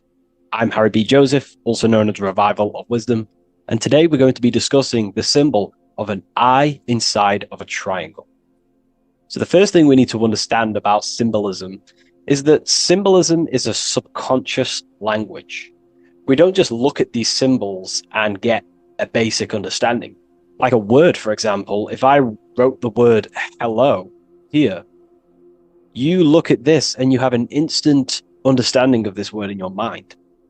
It has no deeper meaning, or veil, what we like to call it. There's no deeper meaning of this beyond a veil. It's simply just a very logical thing to do and understand. But symbolism, on the other hand, goes deep within the subconscious mind. It forces the individual to go inward on themselves. This is why symbolism is so powerful. It makes you turn inward. When you look at this eye in a triangle, you're not just looking at a word, you're looking at a picture. And this forces you to go inward so you can start to try and figure out what this symbol means. You start to think critically. You also start to follow the chains of thought. This is very important inside the occult. Symbols have many layers and veils of meaning. They don't just have one layer or meaning. On the surface level, it has a surface level understanding. But then as you follow the deeper chains of thought, you start to unveil and unravel its deeper meaning. As you awaken in your journey, the deeper levels of consciousness you access, the higher levels of understanding you access, the deeper meanings of these symbols start to reveal themselves. So studying yourself and studying symbolism go hand in hand. So when you're studying symbolism, you're actually studying consciousness. This is what we need to understand, is that these symbols represent forces of consciousness and aspects of consciousness. So what we need to do is to follow the chain of thoughts.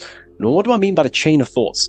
If I think of a triangle, it instantly in my mind, I get the number 3. Then if that number 3 leads to another thought, for example, father, mother, child, father, mother, and child. Father, mother, and child then leads to another thought, then another thought, then another thought. So this is the chain of thought that we have to follow. This is why symbols must be meditated upon. We meditate upon symbols to unravel the deeper meanings of these, so we can unlock deeper levels of awareness. Okay, so we're diving straight into the subconscious mind with the language of symbolism. It's why it's so powerful, because it forces the individual to go inward and actually use their mind. Symbols train you to think critically. They train you to think in a subconscious way, unlike words. So these symbols represent thought vibrations or thought forms within the individual's mind. So let's jump straight into this symbol of the eye in the triangle, and let's go, very surface level, and then towards the end, we'll go deeper into the deeper mysteries of this symbol. On this channel, I don't give spiritual fluff. I give very deep esoteric teachings. Okay, so it would be amazing if you could show some support. Simply just leave a like, comment, and a share on the video. Share this video to a friend. So First of all, let's look at the number 3, because this triangle symbolizes the number 3, okay? 3. We have a father, we have a mother, and together they unify to create a child. So that's a triangle. So what does this actually represent? Father, mother, child. In order for creation, it takes 3 steps. We are born, we grow, we die. So this is how creation unfolds in a 3-step process. In order for you to have a child, you must have 2 people and then give birth to another. Number 3. Then when you are given birth, you give birth, you grow, you die, then you return back to your original state.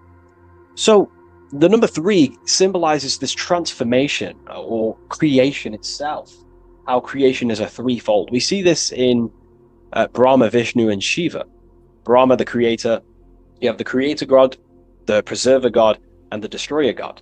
This is symbolizing the number 3. And inside the Christian tradition, we have Father, Son, and Holy Spirit. We're going to dive deep into that as well. But it simply just represents the 3-fold of creation, how creation is a 3-fold process. Okay? So let's go a little bit deeper now. That's more exoteric. That's an external teaching. I've just taught you something that's very external. But what does this represent to the internal, to the esoteric? The number 3 is the 3 forces of the soul. The 3 forces of the soul. The soul thinks. It thinks. We have a mental field. We have a mind. All around us is a field of mind. We don't just have a mind.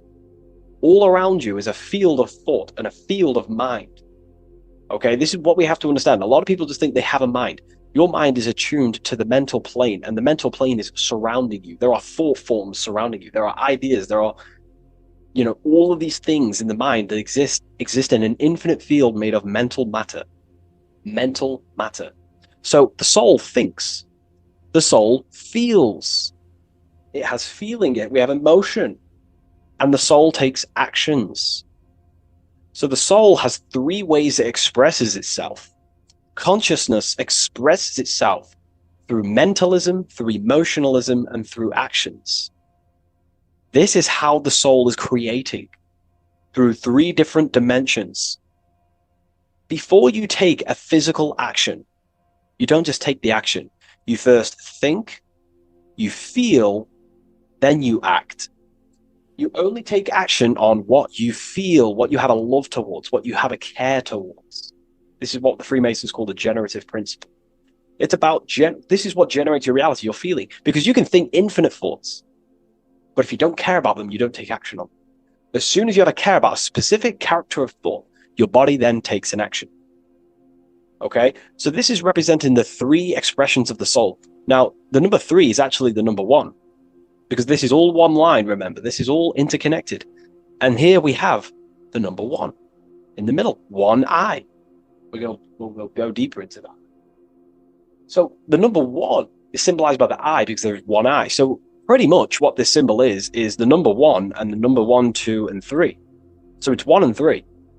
The 1 is expressed in 3 ways, which is the soul expressing itself and creating reality through 3 ways. Thought, emotion, actions. Okay? These are all actually one force. These are all one force. When we think, we feel, we act. When we act, this gives birth to a new thought and feeling. They're all one. They're all interconnected. So if I take an action, that can lead to a different thought. Or if I think, if I start to feel something, I don't know, hate, that then gives birth to a different thought or a different action. So you can see how each body of consciousness is actually affecting each of them. If we have an unhealthy mind, this will affect having an unhealthy emotional state and an unhealthy body. Because what we think, the mind holds power over the body. Every single thought commands 50 trillion cells in your body. Think of that for a second. You are governing 50 trillion cells, and these cells religiously obey every single command you give. You are governing a whole universe. 50 trillion living conscious cells. Okay? Think of that for a second. 50 trillion cells, and you are commanding them, and they religiously obey you. This is what we mean by you are a microcosm of God. Your body is literally a whole universe. There is living beings in your body that you are commanding and controlling, and they religiously obey you. Very, very powerful. This is how powerful you are. So each thought you command to the body is either destroying the life of the body or uplifting the life of the body, good and evil. So you're either creating more life or destroying your life of the body, of the health, of the body, of the cells. It's a whole civilization inside of your body, and you're governing it. You're the government. You are the master. This is why in the occult they say you are the master. Everyone is a master of their own being, their own microcosmic universe that they govern. You govern a whole reality, don't forget that.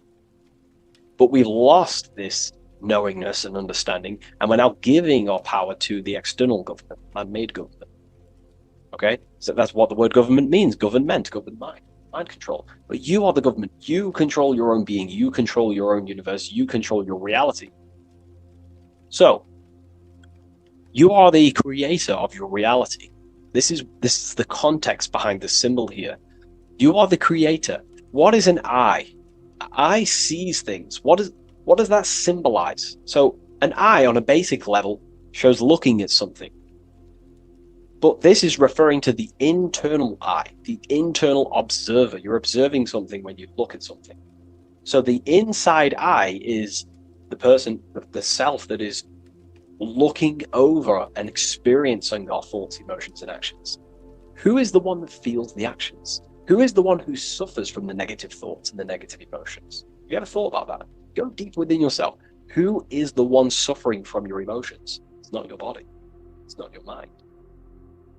It's this soul. It's the soul observing through these different bodies of consciousness, through the mind, through the emotions, and through the body. This is the observer behind it all.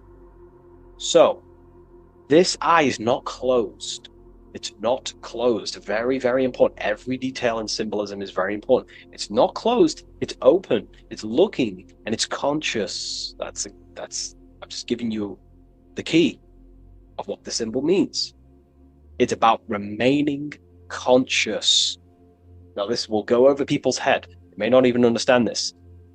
Most people are unconscious, and it's fine if you are unconscious. We're all on a different level of our journey.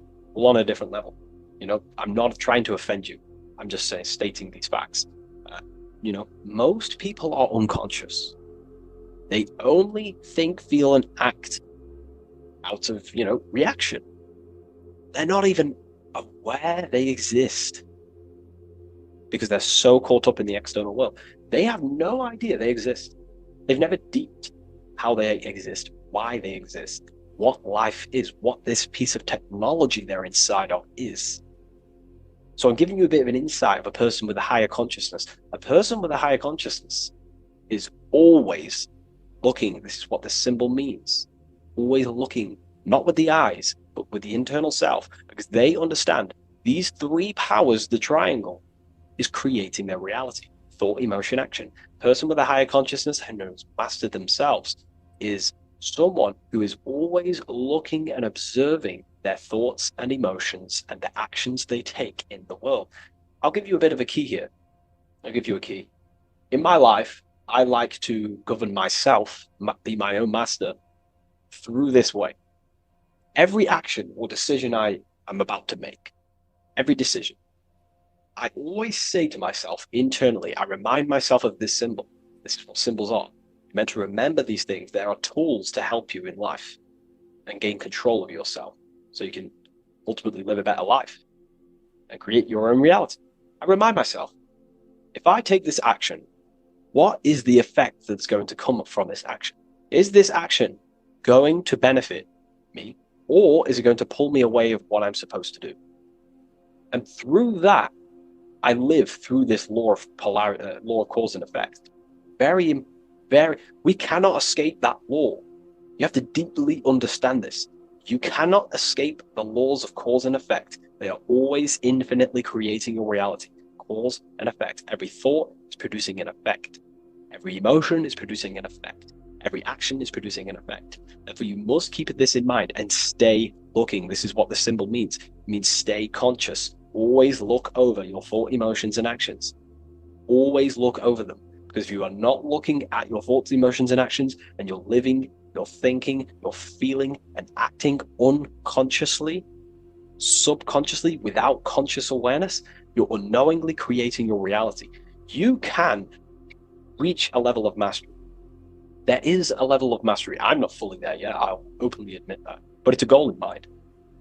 There is a level of mastery that one can achieve where they are conscious of every single thought, every single action, every single emotion they feel throughout their day. Very, very difficult because we think around 7,000 thoughts a day. But this is ultimately the goal of mine anyway. It's completely up to you what you do. I'm just giving you this insight that's helped me in life. So it's about being conscious. This is a very overlooked thing in today's world. No, most people are unconscious. They're walking around as zombies. They don't even realize they think. They don't even realize they have a mind. They think their mind is their brain. If the mind was the brain, then how can the mind go in the past, present, and future? Which means it exists outside of time, but the body remains in the present moment. If the body remains in the present moment, that means it exists underneath time, underneath the law of time, but the mind transcends it, which means the mind operates outside of time, space, and matter. So, that is a key. You are a high dimensional being manifesting in a physical form, and you're looking into the world. This is also another veil of the eye. The eye symbolizes your higher dimensional being. You have no true form. This is one of the biggest secrets. You have no true form. You form what you think, feel, and act. In the astral plane, you become what you think about. You can become an owl. You can become an owl with goat heads or, T-Rex arms. You can be anything you wish. Anything you think about, that's the form you take in the astral and imagination. But beyond the very causal plane, the higher dimensions, you are formless. You are nothingness. But that formless is connected to God. That is the unmanifest. That's the source of all creation. So you are something but nothing. Very difficult to get your head around, but essentially you emerge out of darkness. Emerge out of nothingness. Okay, and that's what the mental plane is. The mental plane is kind of like the first dimension that basically expands into infinite realities. The mind can think anything. There's nothing impossible in the mind. Nothing. But there are things impossible in the physical plane, because the physical plane is more dense and it's governed by more laws. So, again, this is symbolizing staying conscious of your thought, emotions, and actions. Now, another veil, if we go deeper on this symbol now, another veil, another chain that's connected to this symbol, a chain of thought, is that this symbol represents unity consciousness. Person who thinks, feels, and acts in unity. Their soul is operating in one force. Their soul is operating in one force, which means they think, they feel, they act. For example, I'll be writing my book sometimes. The book of symbolism, my third book, is coming out very soon. I'll leave a link in the description for you can sign up to the email, the waiting list. We've got a lot of people in there already. This next book's going to be insane. But yeah, you can get notified when that comes out. I'll put a link in the description. When I'm writing my book, I'll get an idea to, go play Call of Duty or go play the Xbox. But then I instantly remember this symbol, thought, emotion, action. Instantly, I then unify my consciousness, my three powers to create reality. These are your powers. These are your rights. These are your things that you have full control over. These are the biggest gifts in life. This is so overlooked. So overlooked because people are so unconscious. These three things are your biggest gifts. They're so beautiful. You have been given the gift of creation. You can mold a whole world, your own world. You govern it. You can think infinite thoughts, no impossibilities, no limitations. You can feel. Feeling is a life essence. Without feeling, you'd be an AI robot. And you can act. These are your three gifts. These are your three creational powers You hold the power of creation. You hold the power to kill another life, or you hold the power to spread love in the world, to spread the light. So this is why you see the light emerging out of this eye. This is the light of the soul. That's what consciousness is. It's light. And this is creation unfolding from this through these three powers. Light emerging and crystallizing your reality through thought, emotion, and action. So again, this is unity consciousness acting in one force, thinking, feeling, and acting, all directed towards one goal. And that's how you manifest things quickly. Speed. You know, if your thought is, if you think about, I don't know, playing the Xbox and then you feel like eating and then you take action scrolling on TikTok, that's divided consciousness. You're wasting time, energy, and you're scattering your creative powers throughout these three forms. But once you unify them, which is the I, the number one, you unify thought, emotion, and action, you direct your thought, emotion, and action all towards one goal. You quickly create these goals. You know, so this ties in with time and attention. These are your two spiritual currencies. You spend time and you pay attention. These are your two spiritual currencies that pretty much create your reality, your experience. Thought, emotion, action. And this is what the Holy Trinity is on the deepest level. You know, this may trigger some people, but you know, if you believe in religion, then maybe this account, this YouTube isn't for you. But religion is an esoteric. It's esoteric. It's not meant to be taken literally. The Bible is an encrypted allegorical text talking about human consciousness. Jesus is a person and a master of consciousness that we should achieve within ourselves. We should aim to become like Jesus, not worship Jesus, because we are all God. We're all governing the microcosm. So, also, this symbol represents the movement of the spirit, the movement of the soul. The soul goes through this triangular process, and the soul always remains, returns back to its original state. The soul is given birth into physical reality. We live, and then, we grow, then we die. Then it moves in this three triad form. The soul, wakes up in the morning. It grows throughout its day. Then it dies at nighttime to return back to its original state, to its spiritual state. And everything goes through this process. Birth, growth, decay. Birth, growth, and death. And everything returns back to its original state. So, ultimately, this is what this symbol represents. Okay? If you want to go deeper on this, we have an amazing community. We have hundreds of hours of lectures, practical lectures, where you can gain mastery of yourself. The occult goes deeper than you could possibly imagine. So I hope you gained some insight from this video. Please leave a like, comment, and subscribe to the channel if you're new. And let me know any symbols you want me to break down in the comments section, and I'll hopefully get them broken down for you so you can understand them, deeper, on a deeper level, and you can understand yourself on a deeper level. So yeah, all the links in the description for everything that I mentioned, the community, and the Book of Symbolism waiting list. And I'll see you in the next video. Take care of yourself, everyone.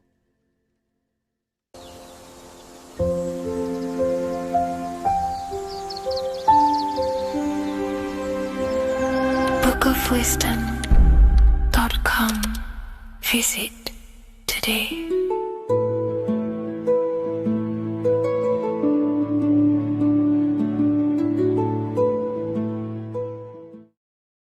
How are we doing, people? It's Revival of Wisdom. We're back today talking about sun worship. Okay? And please enjoy, sit back and enjoy the video. First thing we need to understand is that the sun is the risen savior. It's the light of the world. Without the sun, we have nothing. Now, the sun is the Son of God. We didn't make the sun. No one owns the sun. But who created the sun? Obviously, the Creator created the sun. Therefore, it is the Son of God. And that is what Jesus is symbolizing in the Bible. The Bible is a metaphorical story. That's why it's called the greatest story ever told, because it is a story about the sun, the zodiac. It's about you, the systems in the body. It's about everything that is sacred in this creation. Now you can see the suns behind Jesus' head in all of the ancient portraits, even the ones that are more modern, you still see a sun on the back of his head because he is the sun. He's the light of the world, our risen savior. And this is what Christians are lost because they don't realize it's a symbolic story and they think Jesus was a historical person. He's not a historical person. Okay, this is what we need to get out of our mind. This wasn't a historical person. It's the Son, our risen Savior. The Son is the soul. It's the soul of this creation. Because what is a soul? A soul is pure life force, pure energy. Whatever a soul inhabits, it gives life to. Like our soul feeds our body. The sun feeds the earth because the sun is a soul, and that's why the ancients called it Sol. Because it's the soul and it's in you and it's the light of the world. It's the light of everything. It gives life to all things. Here's Jesus and his 12 disciples. The 12 disciples symbolize the 12 zodiac signs. Aries, it rules the head region because the 12 zodiac constellations rule specific regions of your body. Aries, the ram, you have a cerebrum in your head. This is Aries on the head of the table. His Gemini rules the arms and the lungs. The two twins, Gemini. He's holding up two hands for the two hands and arms. The twins. Cancer has a knife in his hand. It's not so clear, but he has a knife in his hand. Cancer is the crab. Crabs have claws. And he's pointing at Virgo's Adam's apple, saying there's no Adam's apple there. It's a woman.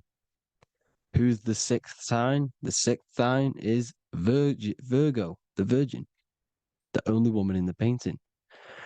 Now notice how there are 3 people in 4 groups for the 4 seasons and for the 3 months and 3 zodiac signs in each season: spring, summer, fall, winter. Matthew, Mark, Luke, and John with the suns on the back of their heads because it's the 4 states of the sun. The 4 states of the sun. Now, 6th sign, Virgo, the Virgin, the only woman in the painting with no Adam's apple. Then we have the sun, Jesus, red and blue, red shift, blue shift. Electromagnetism. The ancients knew this. He's got one hand open, one hand down, because the sun gives and retrieves. The sun rises and it falls. It gives, then pulls away. That's what the sun does, and that's what he's doing. His arms are out, symbolizing the rays of the sun, casting down onto the earth, giving and then receiving. Libra, his 2 hands are equal, he's holding his arms out equally, because Libra is the 2 balanced scales. Libra is when the sun is balanced between the summer and the winter. It's being judged.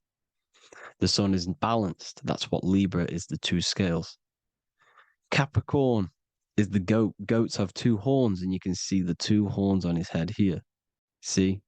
So this is astrology. This is what Leonardo da Vinci is depicting here. It's astrology. He knew the story of the Bible is all astrology. It's all based on astrology. The Son of God, the real Son. Now here are some Bible verses. I am the light of the world. Obviously, that's the sun.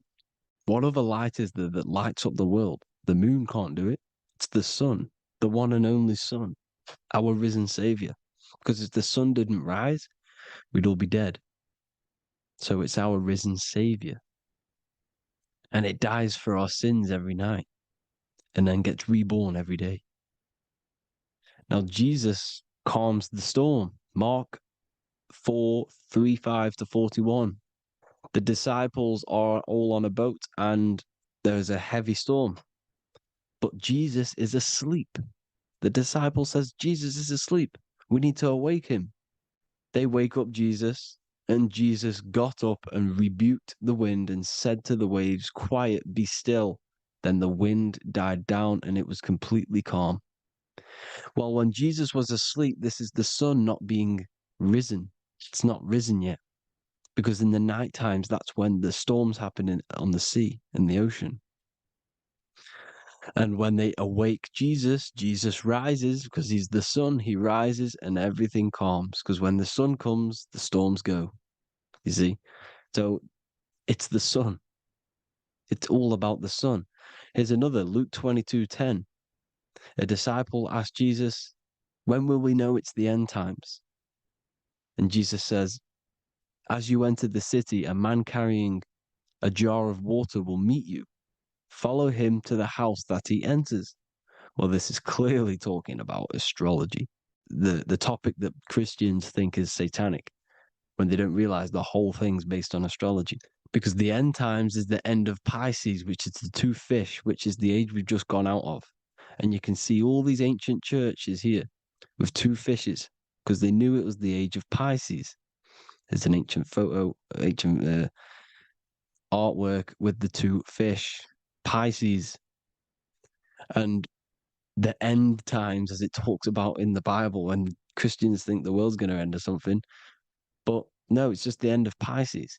As you enter the city, a man carrying a jar will meet you. Follow him to the house. The house is the zodiac sign that he enters. And the zodiac sign is Aquarius, because that's what it is, a man carrying the water. We know this is astrology because a woman, that is a woman's job in the ancient times. In the ancient times, the woman used to get the water. You would never see a man collecting water back then. That was the woman's job, whilst the man builds the houses, for example. You see, so we know it's talking about astrology because astrology is the man holding the bucket of water. It's the end of Pisces. Now we are in Aquarius. And of course, Luke 24:36, the risen Savior, the Son. Now, the Son is also born on the 25th of December, a virgin, just like Horus, Mithra, Buddha, Krishna, Hermes, and thousands of other gods, all born on the 25th of December. Well, it's because the sun moves 1 degree northward on the 25th of December. And on the 22nd to the 24th, it stays in the same degree because it's moving south. But then on the 22nd, it stays in the same degree on the Southern Crux constellation. And the ancients called this the sun dies on a cross, because the cross is the Crux constellation, the Southern Cross. And it stays on that same degree for 3 days on the cross. The sun dies on a cross, and then on the 25th, moves 1 degree northward, bringing back the summer, the light, the warmth, the growth of crops. And this is the sun being reborn again, a virgin, because it's pure. And here's Mithra, another sun god before Jesus was around, before Christianity. It was Mithraism, and Mithra, Ra is Ra, the sun god, Egypt. It's all about Ra, the sun. You can see the crown of thorns on Jesus' head, symbolizing the rays of the sun. And here are the rays of the sun on the back of Mithra's head. Krishna, the sun. Buddha, the sun.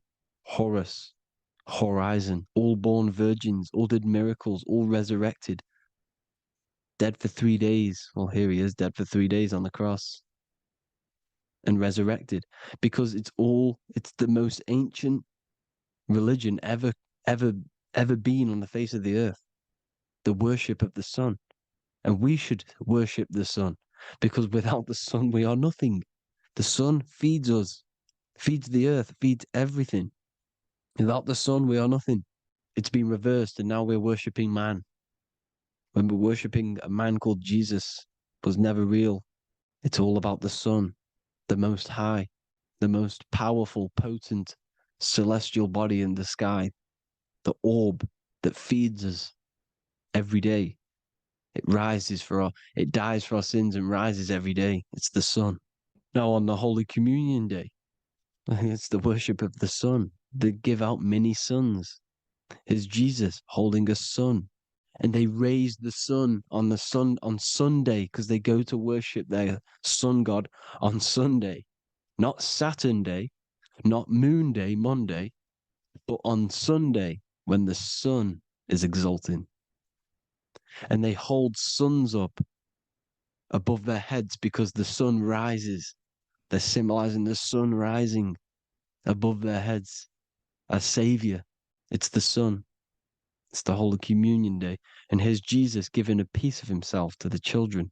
It's the sun, the light. Judas was known as a backbiter, a backstabber, because he stabbed Jesus in the back. He betrayed Jesus. Well, this is just another astrological story about the constellation Scorpio, because the Scorpio is the J, looks like a J. J for Judas, the scorpion, the backbiter. Scorpions backbite, they bite with their back.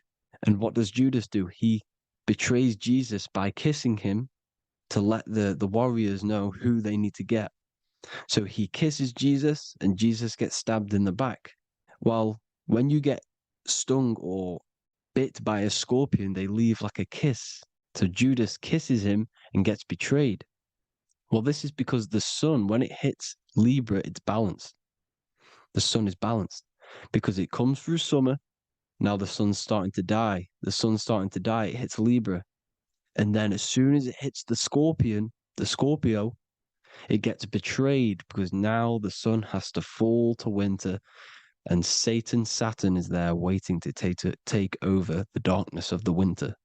So he gets stabbed in the back by Scorpio, Judas, the scorpion, the backstabber.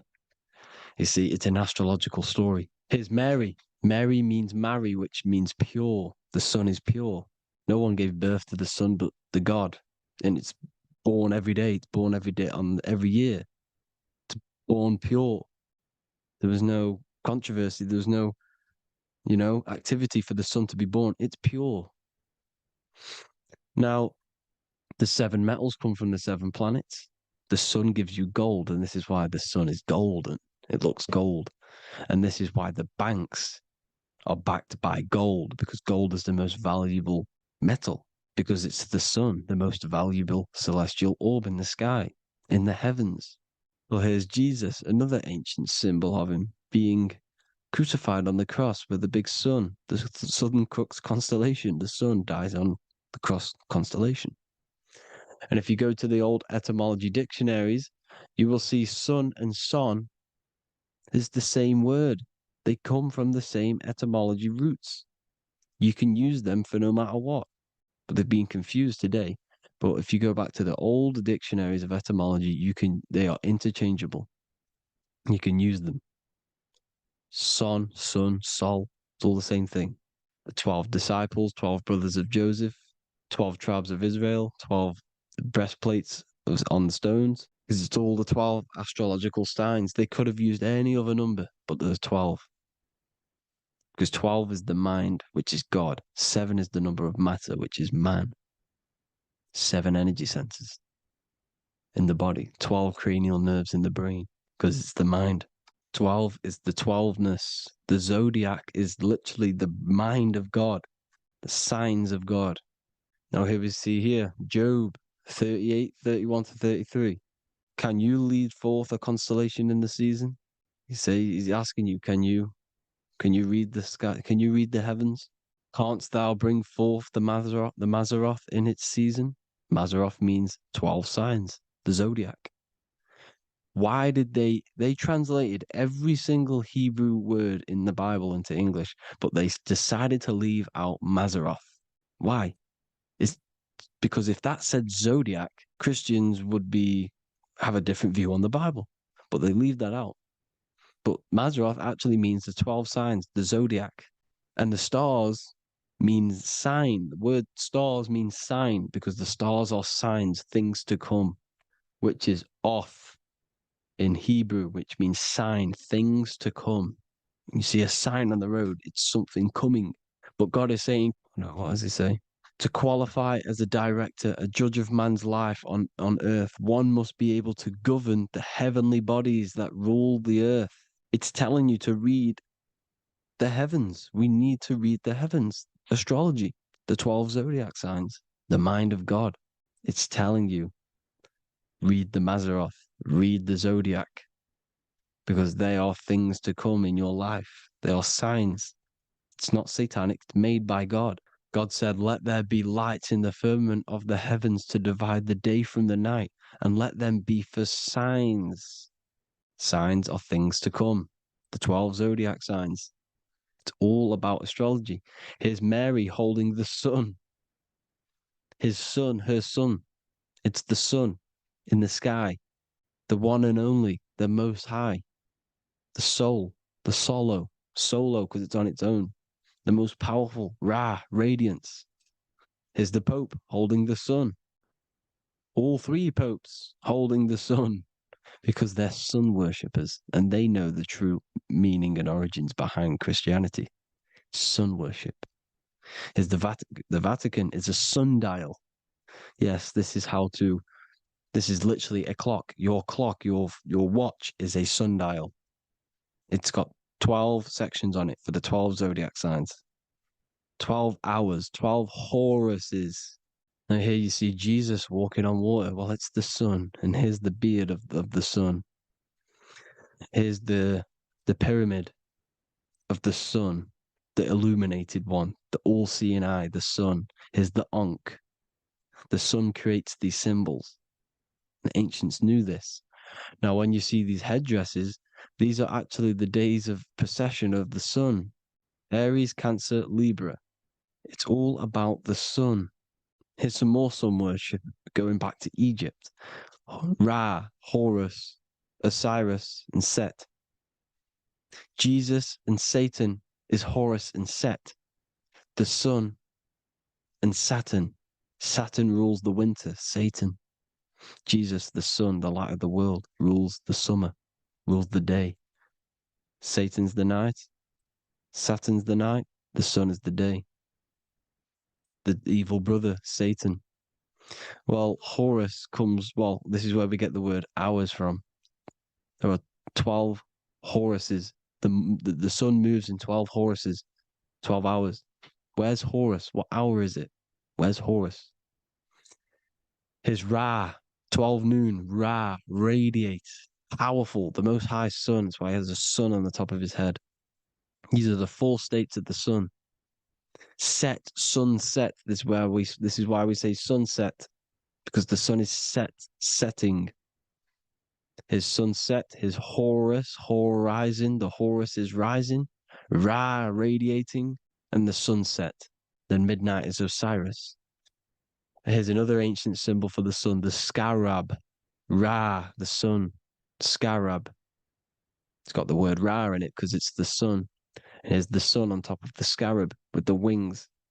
Because scarabs roll dung up hills and then they'll let it fall down the hill to gain more matter. To gain more bigger, like a snowball effect. And the ancients saw this as a process of the sun because the sun climbs up the hill and then it falls. So they used the scarab to symbolize the process of the sun. The sun climbs and falls. Here's an ancient Egyptian cat cutting off the head of the serpent. Well, the cat is cutting off the head of the serpent, symbolizes the sun cutting off the nighttime. When the sun rises, it cuts off the nighttime. It cuts off the serpent. The serpents represent darkness or evil. Oh, there's some more symbology of the sun and the heavens, the arch, the royal arch, the firmament, the sun inside the firmament. These are all ancient churches, and they all depict the firmament with the sun inside. Is the ancient cosmology, you see, because it's all about the sun. Everything's about the sun because the sun is our orb made for us to sustain life in this, inside of this creation, inside of this firmament, the royal arch of heaven. Here's the Freemasons depicting it. Here's the Masonic royal arch. You can even see the zodiac signs. Here's Cancer, the checkered board. It's the royal arch of the firmament. Obviously, they don't want to tell you that. You live in space, apparently. Some more sun worship. Here's the beard of the sun on the water. They all have this long beard. And why do they say amen? Amen at the end of every prayer. Amen is a sun god, a creator god. It's all about the sun. So thank you all, people. Hope you all enjoyed. Hope you all gained some knowledge and insight. Please give me a follow, drop a comment, drop a like. Have a good day. Love you all.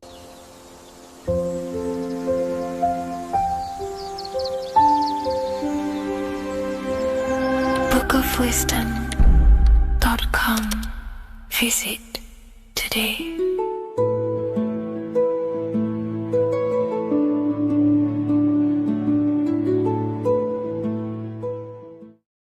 By the end of this video, you will understand the 3 expressions of consciousness, how to use them to create the life you truly want. You'll discover the hidden meaning of the word God, the secret power of the number 3, and how consciousness itself is the key to your reality. We have 3 main expressions of consciousness. We think, we feel, and we act. God is 3-fold. It stands for generator, operator, destroyer. The generator is the mind. This is what thinks, generates ideas. This is the beginning of all creation. This is the first expression of consciousness. It is the first form of consciousness, not a physical form, but a spiritual form. Then we have the operator, which is emotion. When we think something, if we have care or any emotion towards it, then we take physical action. The body, the destroyer. We think, we care, we act. Thoughts and emotions are the 2 spiritual forces which merge together and give birth to actions. Think about it. Why are you watching this video? Because you had a care to watch the video. Therefore, the reality in front of you is because you had a thought, you had a care, you took action to express that reality. Everything goes through this 3-fold process.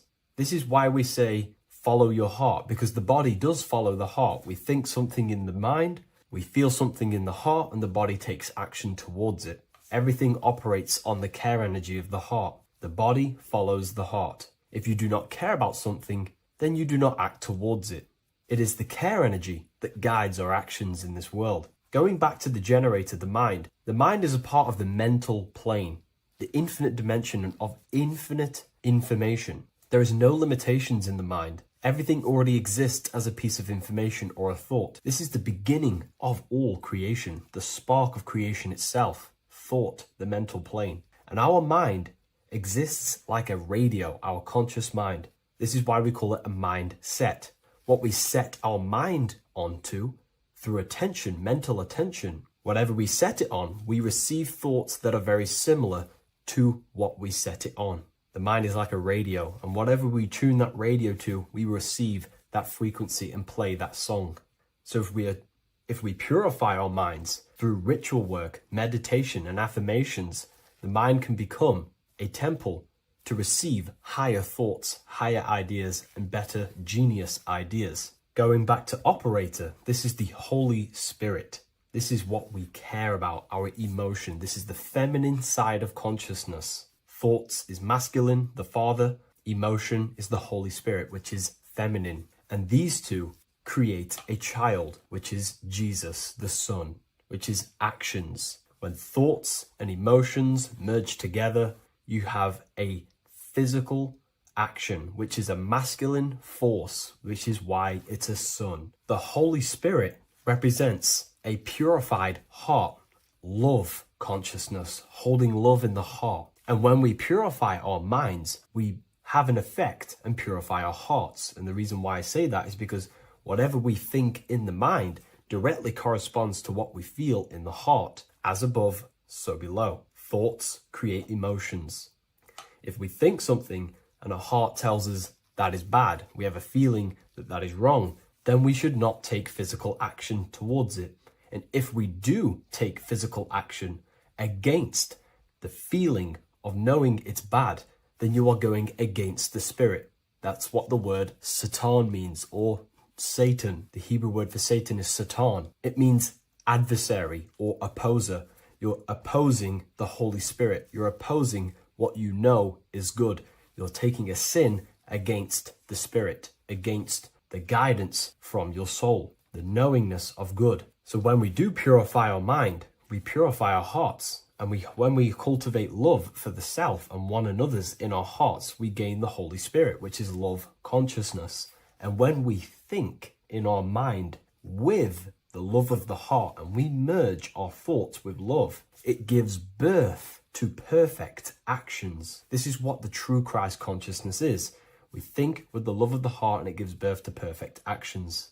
And if everyone did this in the world, we would live heaven on earth. Everyone would be balanced within themselves and the world as a whole would be balanced. So we need to gain full mastery over these three aspects of our consciousness, over our what we give mental attention to, gaining love for ourself and the collective in our hearts, and gaining a strong disciplined willpower for our physical actions. And if you can gain full control over these three-step process, you can gain full control over your reality. The number 3 represents this 3 aspects of creation or transformation. This is a transformative process from going invisible to the visible. This is also why Jesus dies in a cave for 3 days. It's all about transforming the self.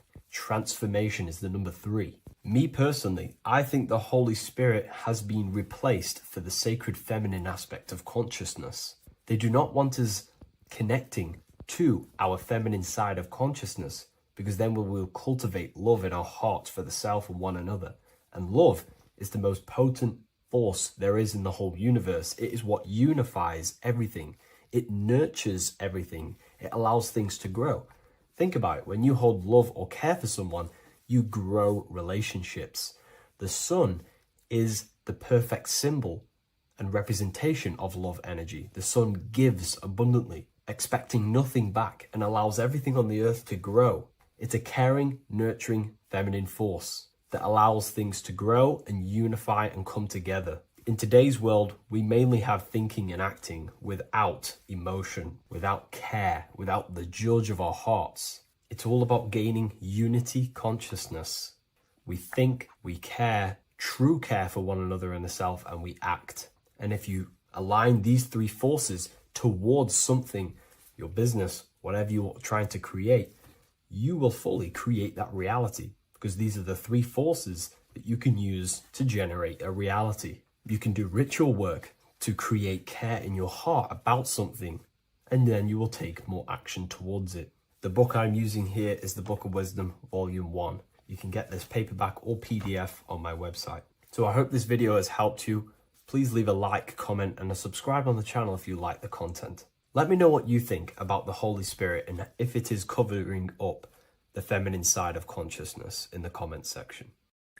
What if I told you that reincarnation is real and that there is a metaphysical, spiritual science behind this? Most people leave this world just as lost when they entered it.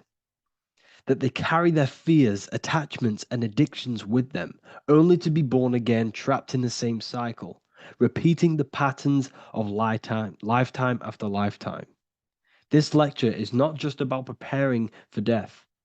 It's about mastering yourself before death, so you don't take them burdens with you. Because the truth is, whatever addictions, fears, and unresolved emotions you cling to in this life, you carry with you into the next. Unless you break free now. You must master yourself before death. Death is not the end. It is the great passage. But how we transition depends on our mastery of the self. This was symbolized by the Ouroboros, the snake biting its tail. Every ending is a new beginning. It's an infinite cycle of consciousness. Now, your human body is basically an antenna tapped in to a stream of consciousness. Just like a radio is tapped into a specific frequency to play that radio. Your body is basically an antenna, a crystal picking up the consciousness of God. You are on an ever-ending journey, a journey of learning and expansion of the mind into new fields of thought. This was symbolized as the Ouroboros. When you die, it is a new beginning. It's a transitioning, not an ending. Everything is eternal in this universe, as consciousness is formless and constantly transforms into new forms of life. Let's break down the word death. Death contains the word ether. Now, the ether can be found in the word heart or earth. Ether. Everything in this plane comes from the etheric plane. The etheric plane is the barrier between the physical plane and the spiritual plane, the astral plane. The astral plane is the screen that you have in your mind that allows you to imagine a red apple, for example. This is the imaginative plane where thought forms start to take form. Everything begins as a thought, then the thought form becomes an imagination, then energy, then physical. Everything in the physical plane is a shadow of thought, all objects manifested as thought. You came from the astral. You came from the stars. This is why we say reach for the stars. Or this is why you say you are a star. Cis star, miss star, fraud star, stir is star. And when you become famous, you become a superstar and you gain a star on the Hollywood floor. You are a star. The ether. The ether is the infinite energy source which all things come out of and return back to. This is the cycle of life and death, summer and winter, day and night, sleep and awake. The ether is the infinite energy source which all things come from and will return back to. Okay, sorry about that little error. The ether is the boundless source of energy from which all things emerge, to which all things return to. We can see this in the cycle of the sun. The sun does this wave of creation. It rises and it falls. We have the day and the night. The daytime represents our conscious mind when we are alert. The nighttime represents our subconscious mind when we are inside the spiritual realms. The nighttime is spirit, the daytime is matter, spirit and matter, awake and asleep, conscious and subconscious. We see this in the yearly cycle. Summer is life, winter is death. Spring is the morning, summer is midday, autumn is evening, winter is the night. Everything is a macro and a micro cycle of being born out of the ether and returning back from life and death. Life and death is manifested within the cycles of the sun and everything outside of you, as within, so without. This is why we say sleep is the cousin of death. The macrocosm is death, the microcosm is sleep. Every time you go to sleep, you are essentially it's a miniature death. You're entering into spirit and then returning back into matter in the morning when the sun rises. Everything is a reflection of the macrocosm cycles. Preparation for death. The first thing we must do in order to prepare for death, for life after death, in order to stop being reincarnated in this cycle of materialism, in order to progress as a soul, because remember, you are a soul in a body. Just like the sun gives power and life to the earth, your soul gives power and life to your body. When you say I, you're referring to the soul. And your soul can be stuck underneath layers of false identifications. Who you believe yourself to be is merely a collection of subconscious programs running within your mind. Now that's very deep. That is very, very deep. Who you think you are is a part of your thinking mind. Your name, your job, your reputation, your family, your friends. These things are not you. They're all aspects of the thinking mind. What happens if you meditate and you turn off the mind? Then all these things do not exist. You're left with the pure soul, the pure awareness, the pure observation. If you turn off the thinking mind, you're no longer your body, you're no longer your reputation, you're no longer your friends, you're no longer your job and your labels. You are the soul. That's the true you, the observation of the mind, not the thinking mind. The ego is the echo. It's an echo of your true self. The ego is your mind's perception of itself shaped by experiences, trauma, emotions, and beliefs. It is merely an echo of your true soul self. The ego is not you. Your mind is not you. You are the soul. And this is the true self that we must express within our life and we must connect with before we die.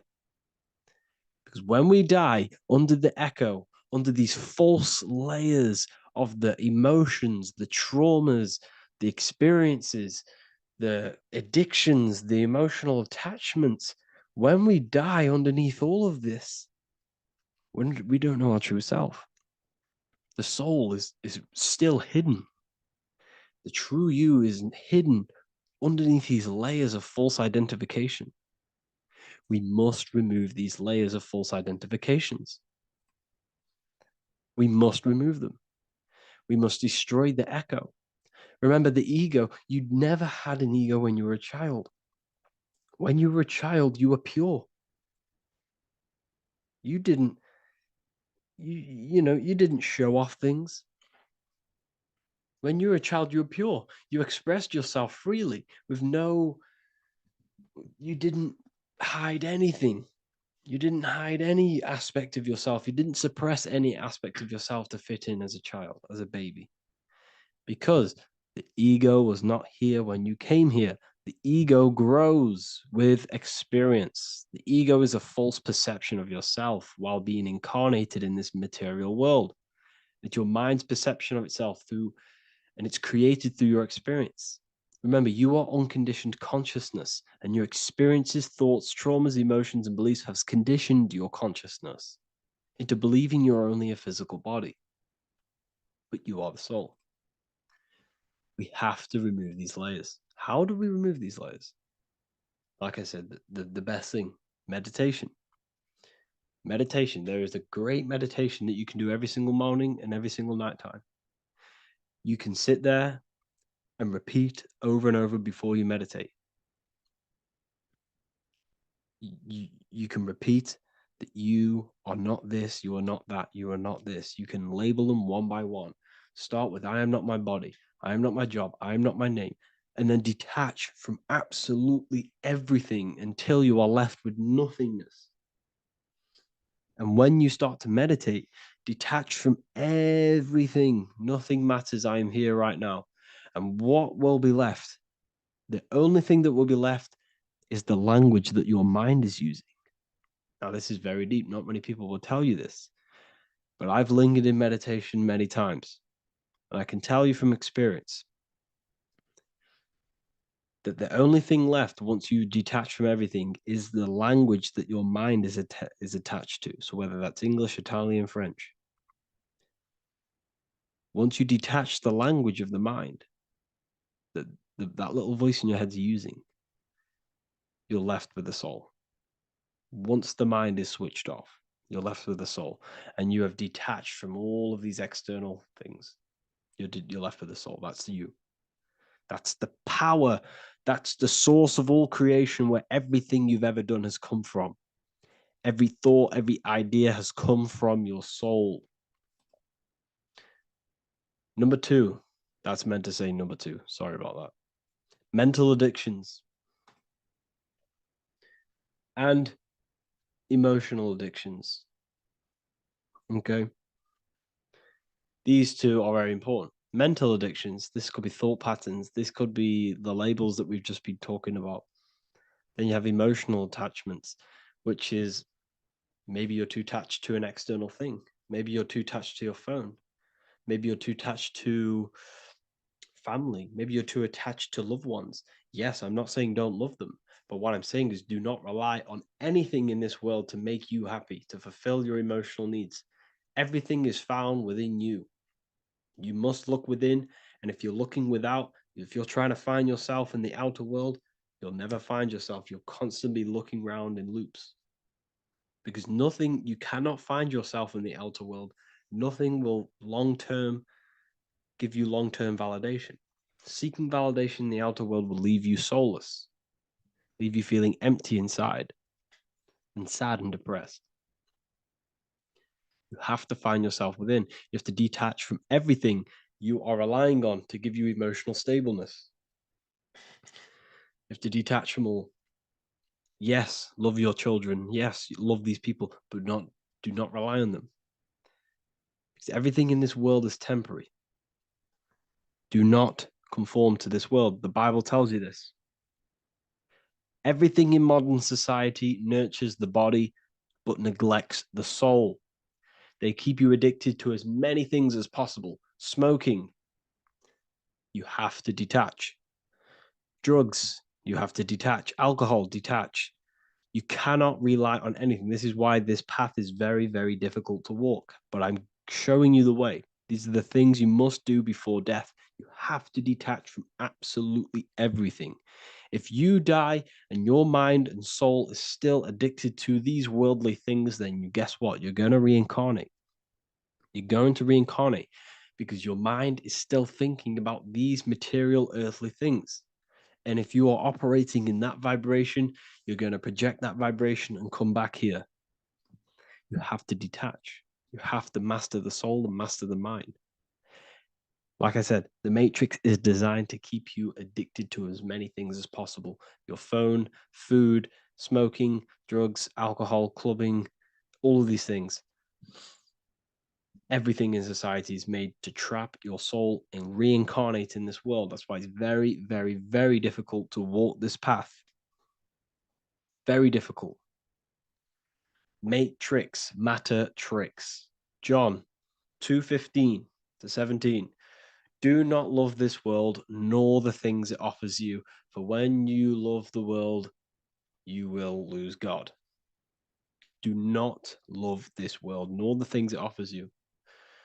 Do not conform to the pattern of this world, but be transformed by the renewing of your mind. Great quote. Do not conform to the pattern of this world, but be transformed. Let this world transform you. Learn from this, expand from this, but do not be mentally and emotionally attached. Okay? What good will it be for someone to gain the whole world yet forfeit their soul? Like I said, everything in the Bible is telling you the truth. You just got to read it correctly. This is spirituality. This is spirituality. The Bible is spiritual. It's a spiritual text. We must disconnect from everything outside of us and connect with the true soul. Here we have the Egyptians showing you the soul leaving the body. Here we have the soul here. Here we have the Masons showing you the soul coming out. The soul is real. You are the soul. And when you leave this physical plane, you will go into the astral plane. That's where you came from. You came from the astral. You came from the stars. You incarnated into this physical body. Your consciousness fell into this material form to experience limitation, to experience a 3D world. So in order to ascend properly before we die, we have to let go of all the attachments. Every addiction you have, write them down. And one by one, tackle them. Before you die, you have to, or else you will reincarnate. This is the teachings of Egyptians. This is the teachings of Masonry. All of these addictions contribute towards life after death. Everything must be controlled. And we must be attached to the soul. I'm not saying I'm perfect. I'm not saying I'm perfect, people. We're all not perfect. We're all under psychological operation by the government. We're all in a very difficult situation with this awakening. I'm simply pointing out what I know from my journey and what I've been learning through occultism and research and reading lots of books and many different things. I'm on this journey just as you are. Maybe I'm further. Maybe you're ahead of me. We don't know. But this is what I'm sharing with the world. This is what I'm sharing with my research. And this is what makes sense. It's common sense. Look at everything around you. Everything's made to feed the body, not the soul. So, my beautiful watchers and fans and supporters, I appreciate every single one of you, and I hope this video has supported your journey. If you're feeling lost in life, if you're searching for deeper answers, whether you're seeking clarity, looking to expand your studies, or ready for personalized mentoring, this is your chance to connect with me live and receive insights tailored just for you. Start your path to self-mastery and enlightenment inside the world's best esoteric school. Your journey starts now. Tap the link in the description if you want to join Ethereal University, or feel free to check out my books. I thank you all, and I really appreciate for 100,000 subscribers on YouTube. I love every single one of you. Make sure to drop a like, a comment, and subscribe to the channel if you're new. Let me know some ideas for, lectures, anything that you want to know. I can make lectures on them. Just drop it in the comments. I appreciate every single one of you. Take care.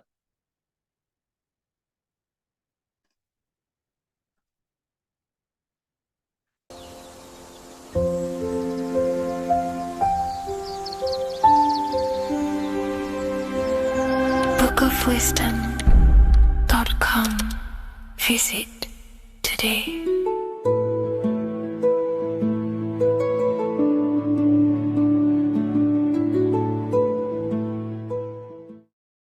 What's good, people? We're back with another video.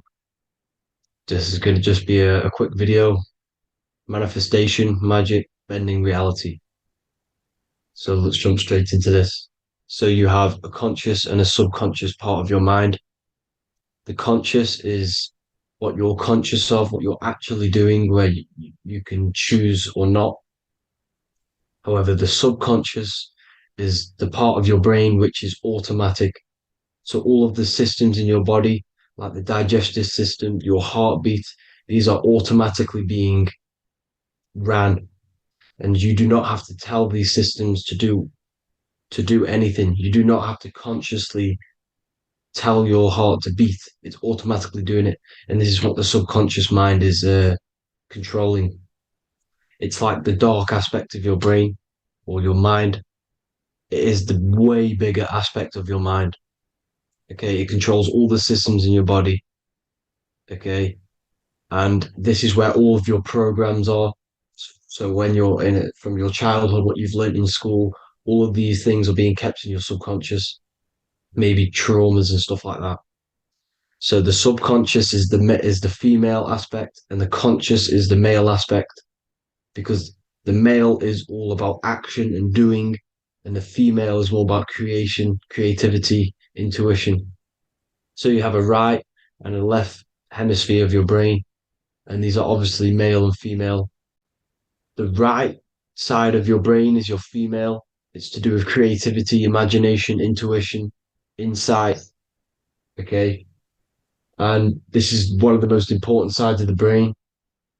This side of the brain is the most attacked by the elites, whatever you want to call them. This side is one of the most important because obviously your intuition is a massive part of reality. And if you don't have intuition, then you lose track of the things around you. You can't consciously feel if things are wrong or right. They don't want you to have intuition or creativity or imagination. They want you in the left side of your brain, which is just reasoning, logic, and basic things. So they just want you to tell you what you want, tell you what to learn, and then that's it. They don't want you thinking for yourself, which is the right side of the brain. So whatever the conscious side of your mind impresses the subconscious side of your mind. So if you do affirmations, for example, if you consciously do affirmations every day, you're reprogramming your subconscious mind. You're impressing a vibration and a word into your subconscious mind, and therefore it will reprogram it. So the male and female aspect are symbolized by the Star of David as well. The male being the upside triangle, the female being the downside, connected all in one, because we both have male and female energy. So every thoughts are electric, which is the male aspect. Emotions are magnetic, which is the female. Each thought creates a wave of vibration in all directions. So think of it like a water drop in a pool, but it going out in every single direction. It's not just flat. And these thoughts have a certain frequency, has a certain vibration. That vibration has a certain frequency. And this affects your aura. Every thought, every emotion directly impacts your aura and the strength of your aura. So if you're angry all the time, your aura in the astral plane will look red. However, if you're happy, it'll be more like blue and green. So it's very important. your electromagnetic field is created out of your emotions and thoughts, and that affects reality because you're 60% water, and frequency and vibration create certain patterns and has a certain effect on water. We'll get into that after this slide. So each thought that people are thinking around you, you are actually subconsciously picking up these thoughts because it's emitting this vibration in all directions. So this is why you can pick up thoughts of other people on the odd occasion. However, when you're more in tune with your intuition, your right side of your brain, you can start to pick up on vibrations, thoughts, and other people's auras. You can pick up on the energy once your third eye is open, and you know whether you should be in that environment or not. This is what we call an atmosphere when we go into a room and you can feel the tension if someone's been arguing, for example. This is the atmosphere, this is the vibrations, these are people's auras emitting these certain frequencies and vibrations. Okay. So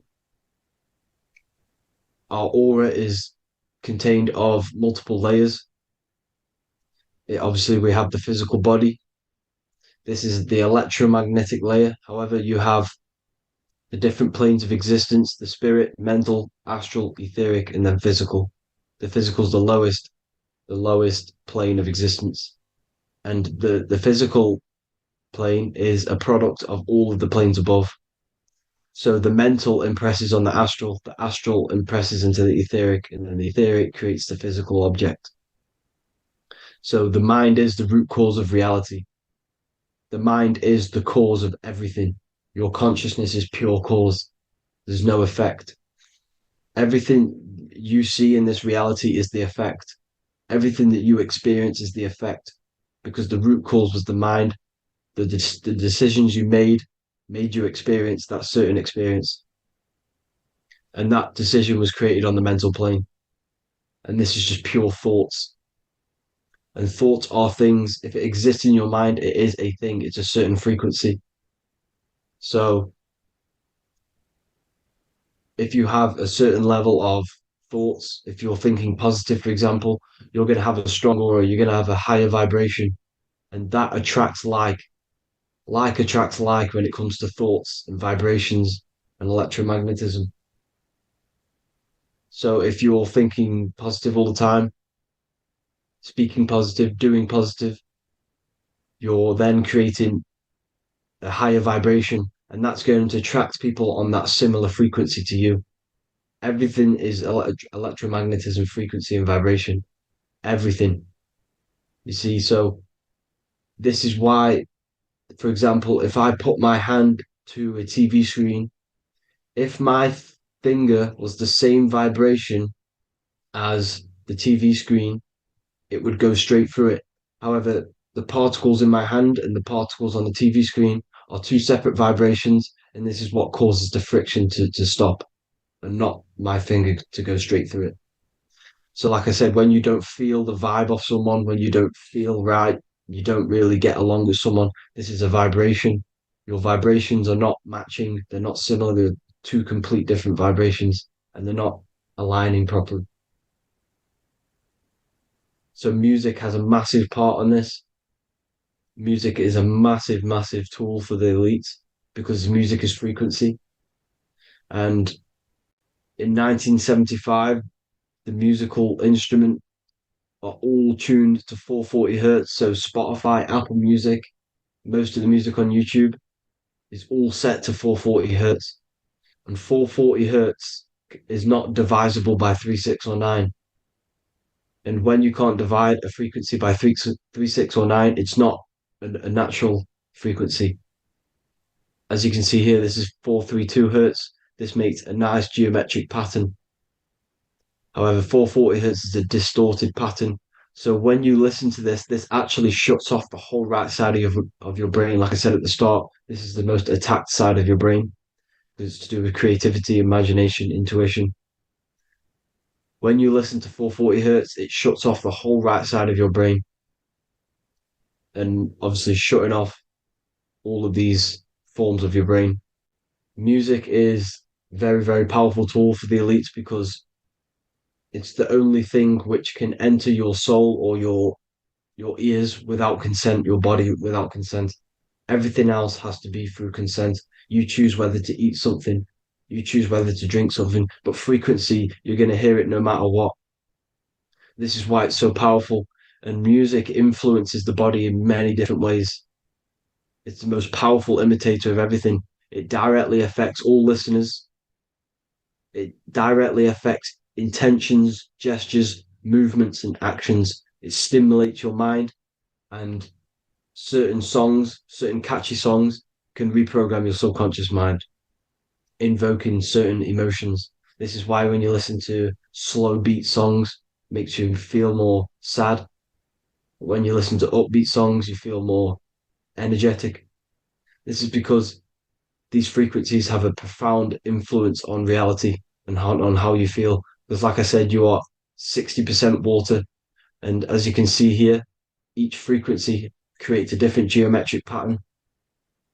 And inside of you is 60% water. So, like I said, 440 hertz is going to make a distorted pattern in your water. And this is going to have a profound effect on your emotions and your reality. So, like I said, health is not just the body. It's you are made of body, mind, and spirit. You need to look after what you put in your body. You need to look after your spirit and look after your mind. It's very important to keep all these in balance because once one of these are unbalanced, it affects the other two. So if you're eating wrong, it's going to affect your spirit and mind. If you're thinking wrong, it's going to affect your body and spirit. These are all interlocked. Uh, you have to look after them all. So it's very important you understand music. Stop listening to low vibrational music. To be honest, you want to listen to music without any sort of speaking inside of it. You just want pure uh, frequencies, which are the solfeggio scale, like one of these, for example, 432, 528 hertz. These are all good frequencies. It's called the solfeggio scale. And these frequencies make you more in tune with nature. 528 hertz is what the earth vibrates at. So it's very important. And the Rockefellers are the one who changed this to 440 hertz. The Rockefellers, one of the elite families. So if you want to manipulate reality, it's very important to have your chakras aligned and having a high vibration because the higher your vibration, the more powerful your words and your intentions are on reality. So the lower your vibration, the harder it is to affect reality because you're in a lower state of consciousness. Like I said, you have the mental, astral, etheric, and physical. Everything is a product of the one above. As above, so below. This is what Hermes Trismegistus was saying in the Egyptian days. This is where it comes from. As above, so below. If you affect above, it directly affects below. So, like I said, meditation helps on this, helps align your chakras. Think positive, feel positive. Like I said, your feelings are magnetic, your thoughts are electric. So once you combine these two together, you're then creating an electromagnetic frequency, and that will have profound effect on reality. So the law of cause and effect. Every law, so the law of cause and effect. Every effect has the root cause. Like I said, your mind is the root cause of everything. Every decision you make is having a different effect on reality. Everything happens for a reason due to the root cause, which is your mind. You choose everything that happens in your life. Okay. So it's very important you understand this and you constantly make the right decisions, the good decisions to have good effects on your reality. You have to be very conscious of this law because nothing escapes this law. This is the law of all consciousness. So think about it. Imagine a massive ball of consciousness. However, off this ball are different sparks, and each one of these sparks are in each and everyone's body. This spark is governed by these laws, the law of cause and effect, the law of correspondence, the seven hermetic principles. It's very important you understand this because this mass ball of consciousness is what is obeying these laws. And everyone has this spark of consciousness inside their third eye. And like I said, everyone is the same consciousness. This is why if you do bad onto someone else, that will directly affect your reality.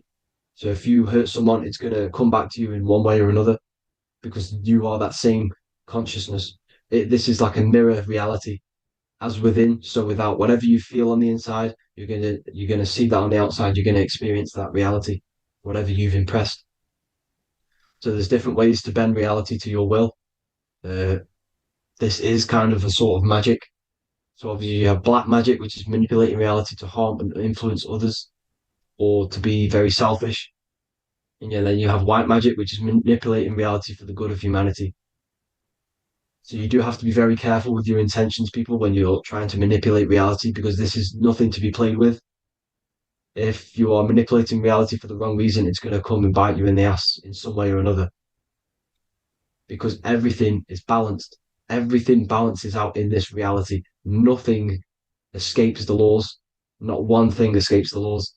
So if you're stealing from yourself because it's just going to come back in one way or another. Inside of everyone's heart, you know whether you're doing good or wrong. You can feel it when you do something wrong. You can feel it when you do something good. The heart is the center of the torus field. It's balance. And this is why you say follow your heart, because it's the center of the torus field. It's very important to listen to this inner voice inside of you, because that is telling you the right things to do, the good decisions to make. And when you keep following that voice, that good voice inside of you, it takes you to your life path. Very important to follow that voice. However, don't let the ego get in the way of it. Don't care what your friends are going to say. It's very important to understand this. So you have different ways of manipulating reality. You have sigil magic. This is where you create your own sigil or symbol. You create your own sigil and symbol, and then you charge it. You behind that symbol, you have an intention. So, for example, if you want to manifest wealth, you create a sigil which represents what you want. You create that sigil, you draw it out, you charge it, because wherever your attention goes, energy flows. So whatever your attention is, you're sending energy that way. So what you do with your eyes and your hands, you place attention on the sigil. Imagine that it's glowing. Imagine that you're sending energy to the sigil, and then you burn the piece of paper once you've done this. And then after this, you meditate on that symbol. You constantly think about that symbol, because that symbol is the frequency, is the thing that you want to manifest. So that's one way. Or you can just meditate on your reality. So imagine yourself having already what you have. This is what they call a mindset. You must set your mind to the frequency what you want to manifest. Okay.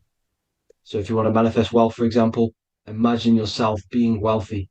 What would it feel like? What would you be doing? Imagine a scene in your mind. Constantly do this, and you're putting out that frequency. Like I said, you must think, because the thoughts are electric, and then you must feel, which is magnetic. Together, this creates an electromagnetic frequency, and this is how you attract things to you. You will attract the certain people to come in your life to bend reality to your will. Okay. Or you've got mirror magic. Stare yourself in the mirror, because a mirror reflects light. It also reflects energy. So you've got to be very careful with what you say to a mirror. You've got to be very, very, very careful, because whatever you send into that mirror is directly sent straight back to you. So if you're thinking negative, you're sending negative energy back straight to you, and that's going to have an effect on your reality. Affirmations are very important, because your words are frequency, your words are vibrations, and each word you say has a certain frequency. If it's positively charged, it's going to affect you positively. If it's negatively charged, because like I say, your brain and your mind is like the director of energy. That's what your brain is, and it directs energy into certain things. You can either positively charge it or negatively charge it, and this brain is creating your reality constantly. It's manifesting your reality constantly in the present moment.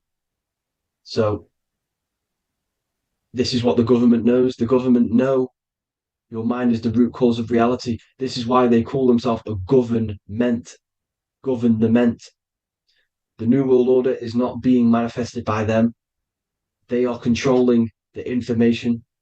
They are controlling your perception of this reality. And they know the mind is the root cause of reality. Therefore, if they control your perception of reality and your information, what you believe, you're going to manifest that information, that perception. So we, the people as a collective consciousness, are the ones manifesting this new world order. You see, so this isn't black magic. They're actually tricking us into manifesting their own their plans, this new world order.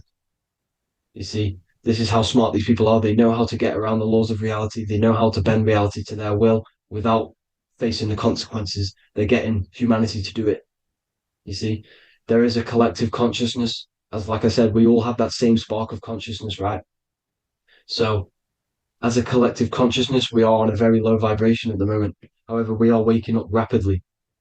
There are more and more people waking up at the moment, and light always chases away the shadow. Light is a lot more powerful than darkness, you see. So one person waking up has a massive effect than one person being asleep. It has a profound effect. Because, like I say, the light always chases away the darkness. It's more powerful. The light is always more powerful. High vibrations are more powerful than lower. So that's it for this, people. I hope you all enjoyed. This is a short, quick video. God bless you all.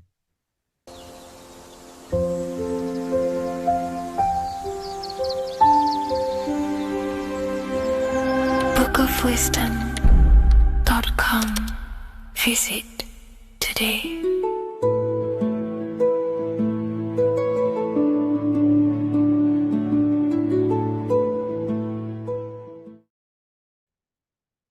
You don't just have a physical body. You have a physical, mental, spiritual, and emotional body. Each one of these aspects are a body of its own. Body does not just refer to a physical substance. You have a mental body for thinking, an emotional body for your emotions, a spiritual body for your energy in your astral form, and a physical body to encapsulate all of these. Each four of these aspects are essential for the human experience and essential to balance. Now, today we're going to be syncing the four aspects of your consciousness with the four seasons and the four elements and how this ties into the Bible. So we have four physical elements. We have 5 elements in total, spirit being the most important, but spirit is pure invisible. We have 4 physical elements. We have air, fire, earth, water. Earth and water are feminine. Air and fire are masculine. Air and fire are active. Water and earth are passive. The air corresponds with the mental body of consciousness. This is where your intellect, this is where your communication, this is where your thoughts, intuition all comes from. This is the mental body of consciousness that allows you to think, allows you to process, figure things out, and have intellect and gain knowledge. This is your intellectual aspect of your consciousness, located in the head region. We have a fire nature, a spiritual nature. This is our astral body. Our astral body is all to do with the subconscious realms, the higher realms of consciousness. This is the body that allows us to be free from the physical body. Our spirit is more of our energy. Water is our emotional body. This is what allows us to feel things, that allows us to gain intuitive feelings of conscience. So emotion allows us to understand what is right and what is wrong. When we feel something bad, we know that this is wrong. When we feel something good, we know that we are doing good. Emotions are a creational force that allows us to feel certain things to bring them into existence. Our emotional body is a creational force and should not be reactive, and it should be controlled. Most actions are stemmed from emotions. Actions bring thought into physical existence. Emotions are the driving power. They are what drives your actions. The thought, then the emotion, then the action. Earth is your physical body.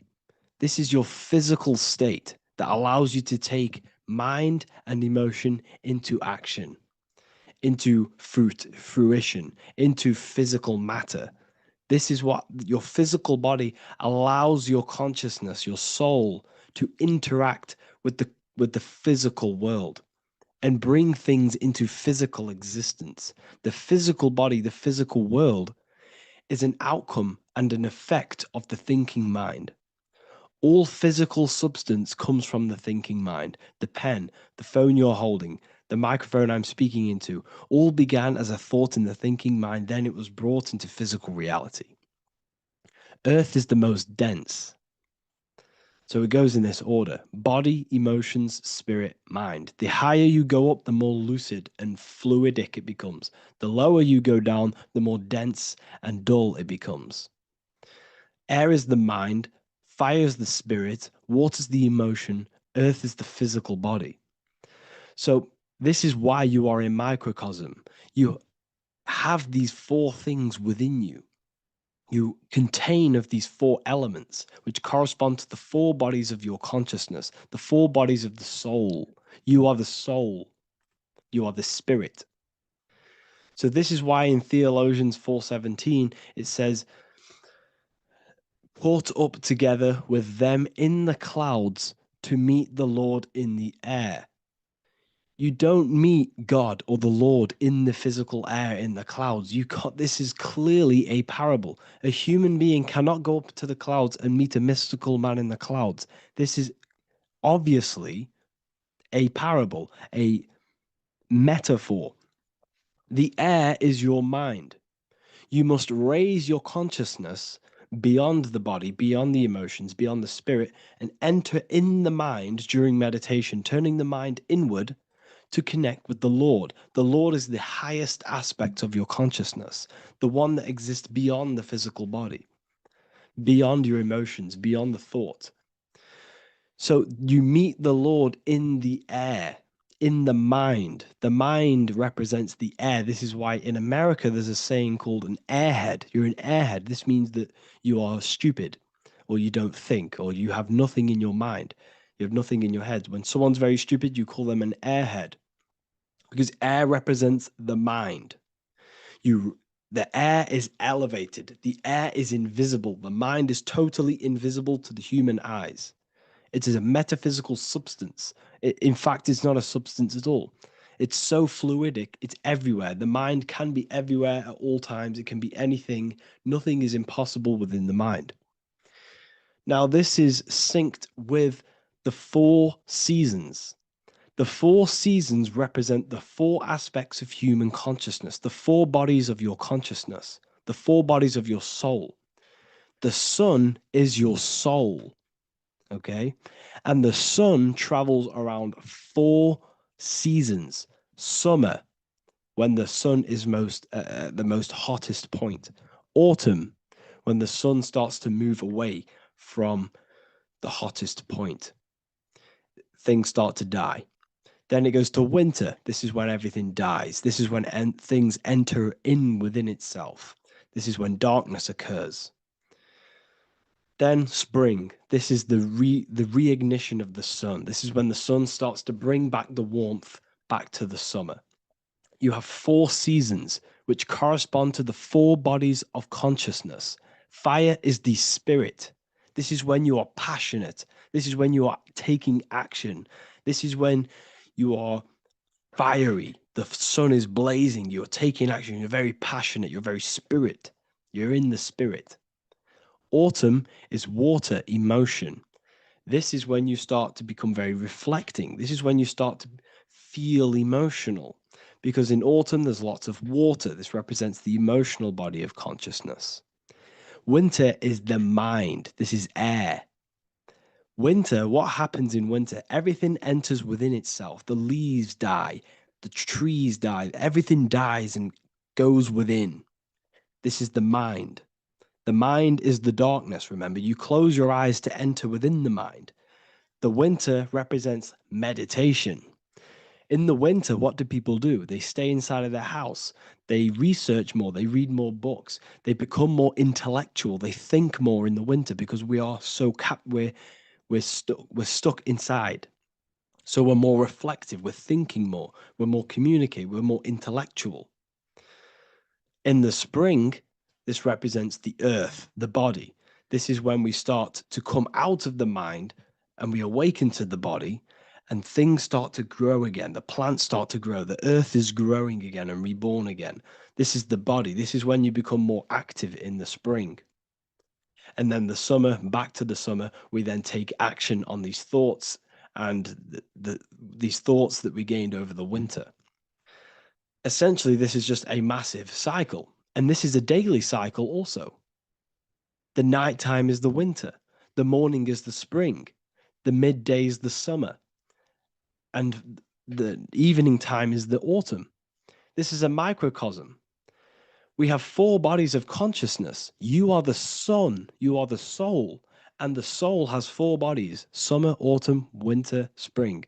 Emotion, air, body, spirit. Sorry, emotion, mind, body, spirit. So you are the soul. You are the pure essence of consciousness. The sun is your soul in the heart. And the seasons are inside of you because you are a microcosm. Okay? You are a microcosm. The word sun is son. The Latin word for sun is sol, which is soul or solo, because the sun is solo. It's on its own. You are the soul, and the soul has the 4 different bodies of consciousness. So before we move on any further, if I've blown your mind, please, if you can, leave a like, a comment, a share, and a subscribe. Let me know what videos you want me to make in the future. Please drop a like. It definitely will help me. You are a microcosm of the macrocosm. Man is a miniature universe that goes through its own cycles. The seasons of the summer, winter, spring, and autumn do not occur merely outside of him, but within him as well. The summer is within you. You feel different in the summer. You feel different in the winter. You feel, depending on the body of consciousness, it's your soul's interacting with. So the sun in the sky is your soul inside, and the sun goes through these cycles, which is affecting your bodies of consciousness, because the cycles represent your bodies of consciousness. Now, this ties in with the Bible. This is why we have 4 Gospels. This is why Matthew, Mark, Luke, and John are always seen with the 4 different zodiac sign animals or symbols. So you always see each one of the Gospels. If you just type in on Google Matthew, Mark, Luke, and John, type in ancient pictures, paintings, or pictures of them, and you will find these 4 zodiac signs are always standing with each one. Taurus, the bull; Leo, the lion; Scorpio, the eagle. An old symbol for Scorpio was the eagle, and a man for Aquarius. Here you see very, very ancient paintings and artwork. Here we see Matthew, the man, Aquarius. Here we see John, the Scorpio. The same here. We also see it on the tarot cards, on the world card. We see the 4 fixed zodiac signs. Here we see it as well. These are called the 4 fixed zodiac signs. Now, when we look at the zodiac, we're no longer looking at the sky, because what you must understand is as above, so below. What is above you is inside of you. What is above is what is below. What is outside of you is within you.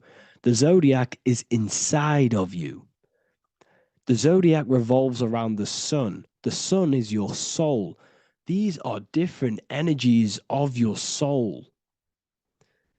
Like I said earlier, The 4 seasons are the 4 bodies of your consciousness. And in each body of consciousness, you have these different energetic energies that you can work with. Okay, so this is the true astrology. This is the true astrology, the internal esoteric astrology. You can't find much information on this at all. Very hard to find. So what we're looking at are the 4 bodies of consciousness. Obviously, when you look in the middle of each, when we look in the middle of each season, spring, the middle of spring is Taurus. The middle of winter is Aquarius. The middle of autumn is Scorpio. The middle of summer is Leo. These 4 signs are known as the 4 fixed signs. Okay, Scorpio is fixed. It's the middle of autumn. Scorpio is a water sign, emotion. Aquarius is the air sign, the mind. Taurus is an earth sign, the body. Leo is a fire sign, the spirit. This is why we see Matthew, Mark, Luke, and John with the 4 fixed signs of the zodiac, which represent the 4 bodies of consciousness. Leo, the spirit, fire. Luke, Taurus, earth, body. Matthew, Aquarius, air, mind. John, Scorpio, water, emotion. Each gospel is depicting Jesus and showing Jesus in each gospel. Each one of these gospels is showing and depicting Jesus according to the different body of consciousness. In John, this is when Jesus starts to turn water into wine. Water is emotion. Wine is transmuted emotion. This is when he does miracles with his emotions, water into wine. Aquarius, which is Matthew, air, the mind. Inside of the Gospel of Matthew, this depicts Jesus as an intellectual person, a person who's communicating and using his mind, his mental body a lot inside of the Gospel of Matthew. Go and read it, and you will see this. Luke, Taurus, earth, the body. Luke shows and depicts Jesus according to the body of consciousness, the physical body. He shows Jesus as a human, being a human being, helping people physically and helping people's physical needs, like giving away food and doing all sorts of good things for other people. Leo, Mark, inside of the Gospel of Mark, this shows Jesus as a spiritual teacher, a passionate person who is taking action. Each gospel is showing Jesus according to the different body of consciousness. And Jesus represents you, the Son. That's why it's called the Son of God, the light of the world. Jesus represents your soul, and your soul has these 4 gospels, the 4 bodies of consciousness, the 4 fixed signs, the 4 elements, and the 4 seasons. These things all correspond to your consciousness. So this is Leonardo da Vinci showing you the exact same thing. Jesus is the I am, the sun, the soul, in the middle, on his own. Luke, spring, earth, body. There are 3 people in each group. There are 4 groups, and there are 3 people in each group. 1, 2, 3. 1, 2, 3, 1, 2, 3, 1, 2, 3. Fall, winter, summer, spring.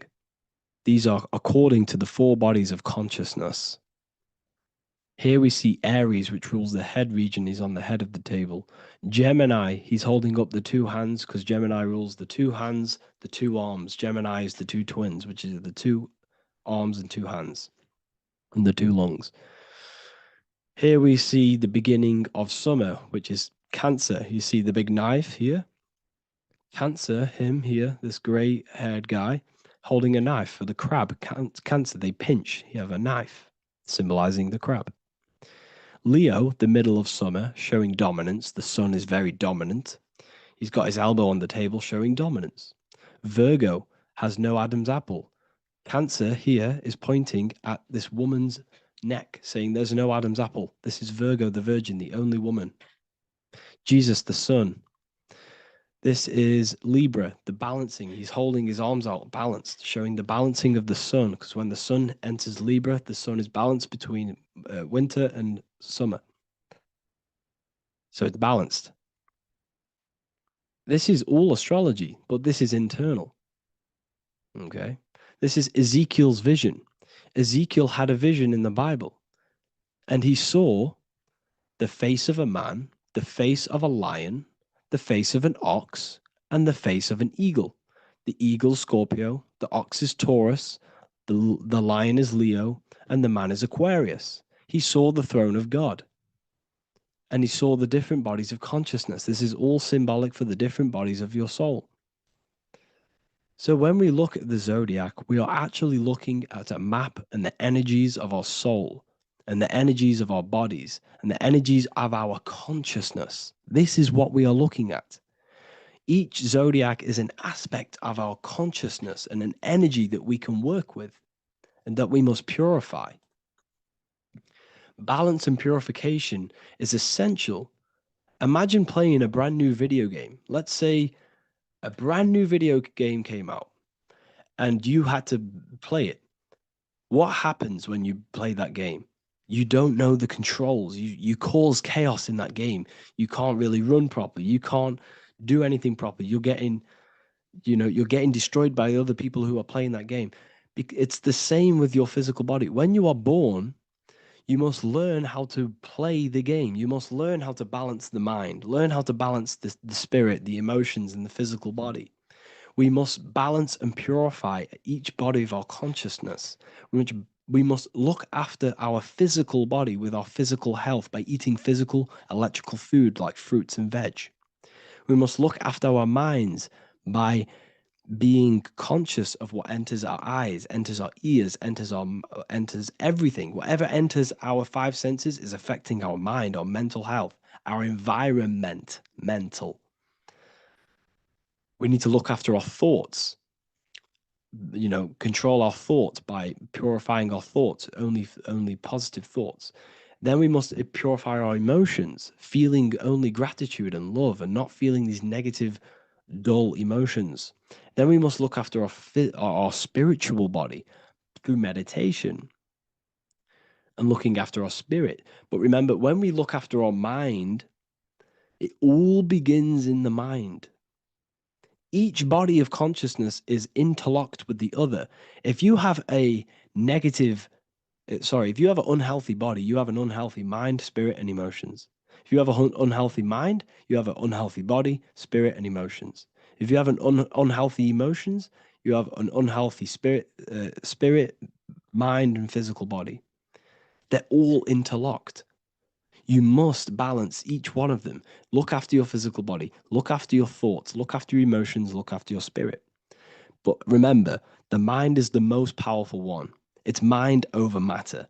Once we look after the mind, because once we start to control our minds and control every thought we think, this will then turn into discipline in our physical body. Because once we learn how to discipline the mind, we learn how to discipline what we eat, we learn how to discipline what we feel, we learn how to discipline our spirit. This is all interlocked, but work on the mind first. Work on the mind first. All of this knowledge is inside of the brand new Book of Wisdom, Volume 2. This is a revolution of human consciousness. If you've read it, please leave a review down below. If you've read Volume 1, leave a review down below. This is the next revolution. I don't see this information anywhere. This is the next revolution of human consciousness. And of course, if you are serious about this and you truly want to gain enlightenment and join an amazing community where you can connect with me on live calls, lectures, the Manifestation Mastery course, you can gain access to my library with over 45 PDFs plus my books. And if you do join the university, you can order a Volume 2 free of charge. All you have to do is to pay for shipping. If you truly take your knowledge serious and you want to take advantage of life, join the university. This is where truth seekers belong. Just want to say thank you all. Please leave a comment. Please leave a like. It's going to help me a lot spread this knowledge to the world. And yeah, share this with a friend and subscribe. Thank you all.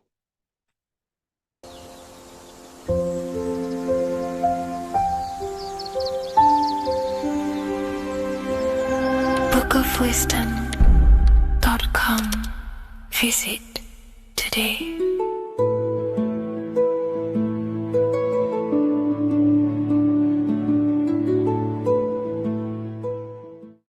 What if dreams aren't random at all, but messages from a deeper part of yourself, trying to show you things? In this video, you're going to learn exactly what dreams are from an esoteric view, how to control dreams, and how to dream more frequently. Dreams are not nonsense. They are expressions of the subconscious mind. In the daytime, we're using our conscious mind, what we are aware of. This represents the daytime, the sun, the external world. We're operating in the external, outside the body in the day. But when we go to sleep, we return inward. Everything does this breath. We breathe in through the nose and out through the nose. Everything does this in and out process in the universe. We live, we die every single day. We wake up, we express things in the external. Then at nighttime, we return back to darkness, back to the internal. This is the breath of the universe. We have summer, we have winter. This is the breath of the sun and the seasons with the earth. You have an internal world and an external world. External is physical, the internal is spiritual. Like I said, when we go to sleep, we are returning back to the internal world of your own consciousness and subconscious mind. Your subconscious mind holds everything about you,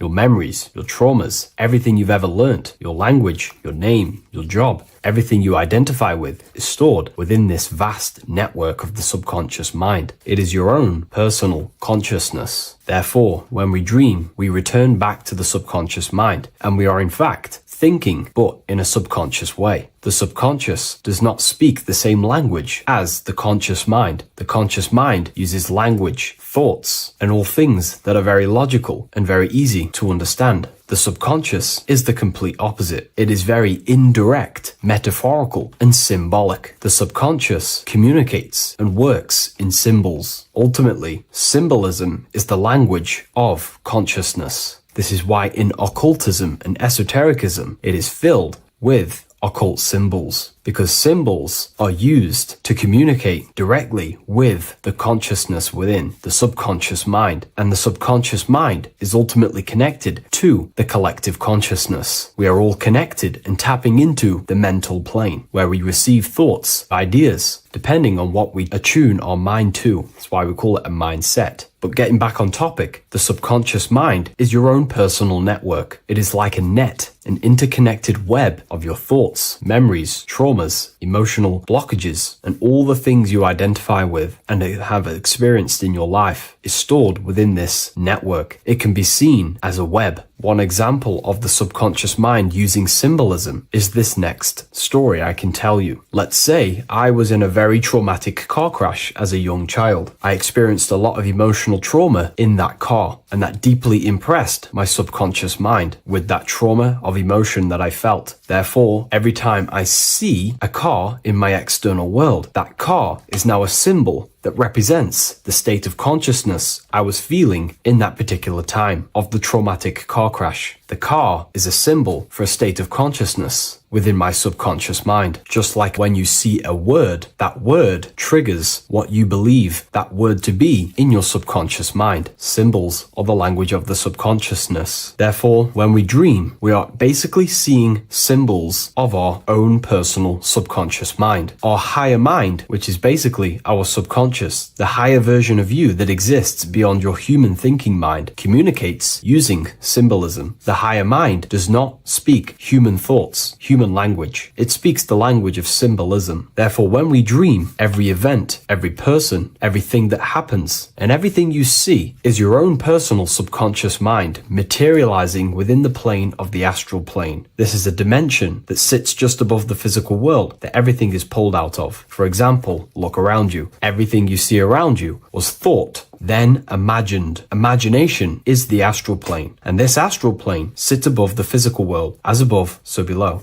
These objects were thought, imagined within someone's mind, and then pulled into a physical reality. Therefore, the imagination is what you're experiencing within a dream. It is your subconscious mind thinking and materializing within the imaginative plane. For example, let's say you are a Christian, you believe in Jesus your whole life, you have lots of emotion towards Jesus. This deeply impresses your subconscious mind. You believe in him so much, you go to sleep, you have a dream that you meet Jesus. You did not meet directly with Jesus. You met with your own belief. It was your own belief materializing within the imaginative plane and revealing itself to you. Dreams are materializations of your memories, your subconscious beliefs, traumas, and anything that could be inside the subconscious mind. It is your subconsciousness revealing itself to you in a material form. Let's say you have a nightmare. There is a big dark figure chasing you and you are running away in fear, away from this dark figure chasing you. That dark figure is not an external entity. It is not a spirit or a jinn or a demon. It is in fact an aspect of your own mind. It is a symbol that represents maybe a fear, a trauma, or something you are running away from internally, inside your subconscious mind. Something that you are not addressing, but something that is fearful, something that can be controlling you on a subconscious level. Let's say you have a fear to address something in your personal life. You want to address someone who is getting on your nerves at work. You continuously put this off and you fear doing that situation. Over a long period of time, this can slowly control you subconsciously. You start to avoid the person, avoid any contact. It is subconsciously controlling you. This is not the best example, but you can see what I mean. Hidden fears and traumas in the subconscious mind can subconsciously control your actions and ultimately lead you to low states of consciousness, keep you from reaching your higher potential, and ultimately create blockages within your own consciousness. That figure in the dream is a materialization of something that you are fearing and running away from and not addressing. This is why people always have dreams of traumas that they have experienced as a child or when they were younger, or maybe from a year ago or two. It's because that emotion is deeply impressed in the subconscious, and the subconscious is always trying to reveal things to you, communicate to you that you need to change, purify, and maybe heal within your own consciousness. This is how the higher self communicates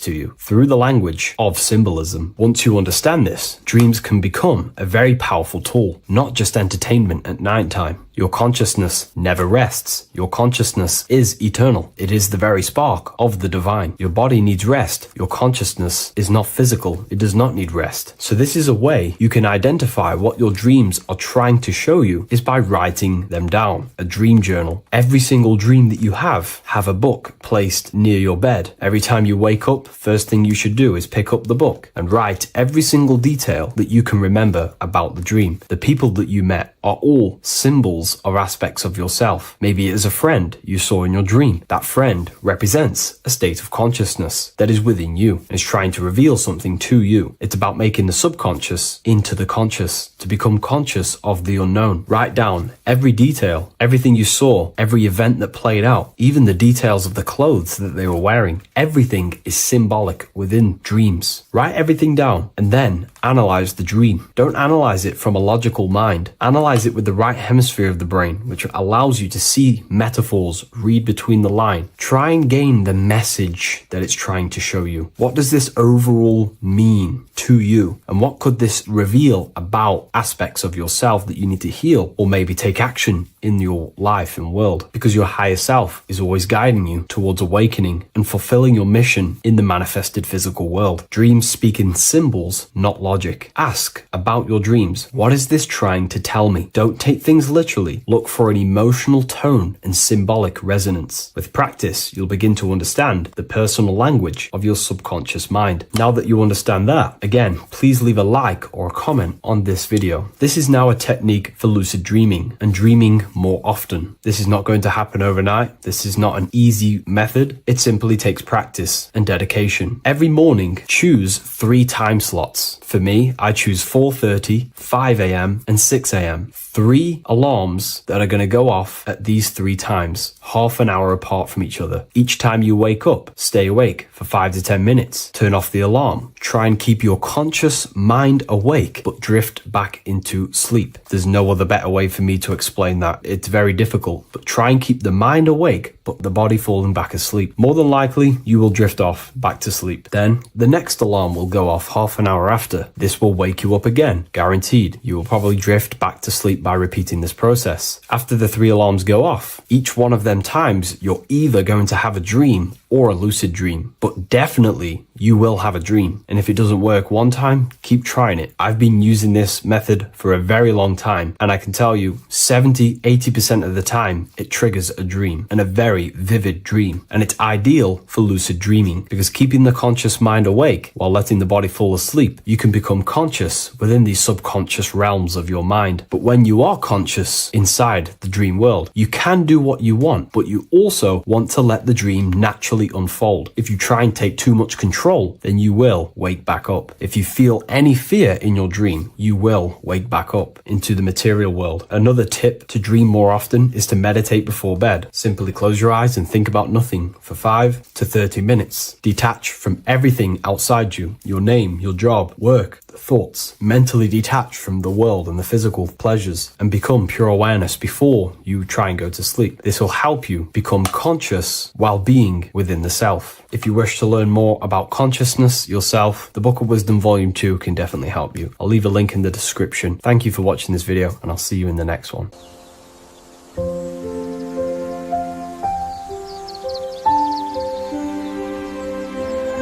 bookofwisdom.com. Visit today.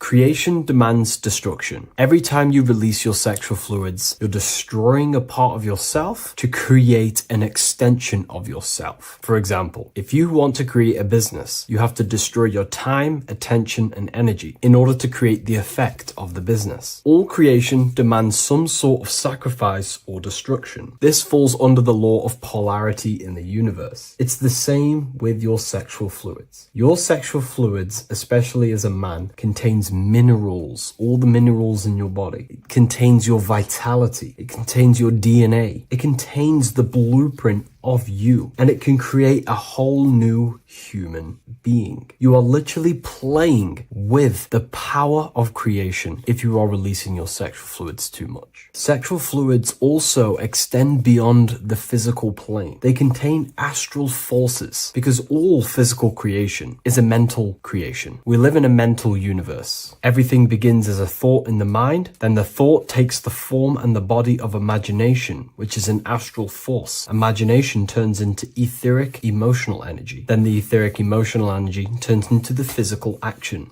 and the physical manifestation. We live in a mental universe. Therefore, these dimensions do not exist separately. They are permeating and mixing in with all. Your physical body has an astral body. Everything physical has astral forces behind it. Semen is known as the astral fluid of the soul. It feeds nerves, the channels of life force and consciousness within the body. And every time you release it, you're destroying a part of your vitality, your brain, your nerves, your energy levels, your creativity, and your DNA to create an extension of you. Therefore, it is a sacred fluid within your body and not something to be played with and to be released too much. Think about it. This is a very creative energy, your sexual fluids. It can create a whole new human being. This is how powerful it actually is. It is the power of creation, and the misuse of this power can destroy your own vitality and your life of your body, because that life you are giving in order to create an extension or a child is the same life you could keep inside of you and not waste to recycle and regenerate the body. Sexual energy has been for thousands of years associated with regenerating the body, longevity of life, and maintaining youth. Not only that, every time you release your sexual energy, it floods the brain with dopamine. Dopamine is the brain's reward system. Created within the middle of the brain, it releases every time you've achieved something. However, sex or an orgasm is the most powerful feeling you can feel. It's the most amazing, intense feeling and release of dopamine you can possibly feel as a human. Therefore, if you flood your brain with this high amount of dopamine every single day. You are getting the epitome of human feelings every single day. Therefore, you will become numb to everything else in reality. You won't be able to enjoy the small things in life. And I know this firsthand because I experienced this myself. As soon as I stopped, this is when I started to enjoy the little things in life, seeing family, and I actually gained more energy, more ideas. We'll get into this a bit later. It is a creative energy. It creates a whole new human being. Therefore, if we maintain this energy, we can maintain our creative power within us, because that's what we are. We are all creative beings, moving energy from higher dimensions of consciousness, the mind, into lower dimensions of consciousness, the physical world. You hold the power to create. You are not in a world. The world is working through you. You do not possess a life. Life is working through you. You are not in a universe. You are the universe. It's moving through you. There is no past, present, and future. The present moment is you. When we release every single day or frequently throughout the week, like I said, we're triggering the brain's reward system, dopamine, which makes you feel as if you have already achieved something. And if your brain is telling you you have already achieved something by overusing your sexual fluids, then you will not have the motivation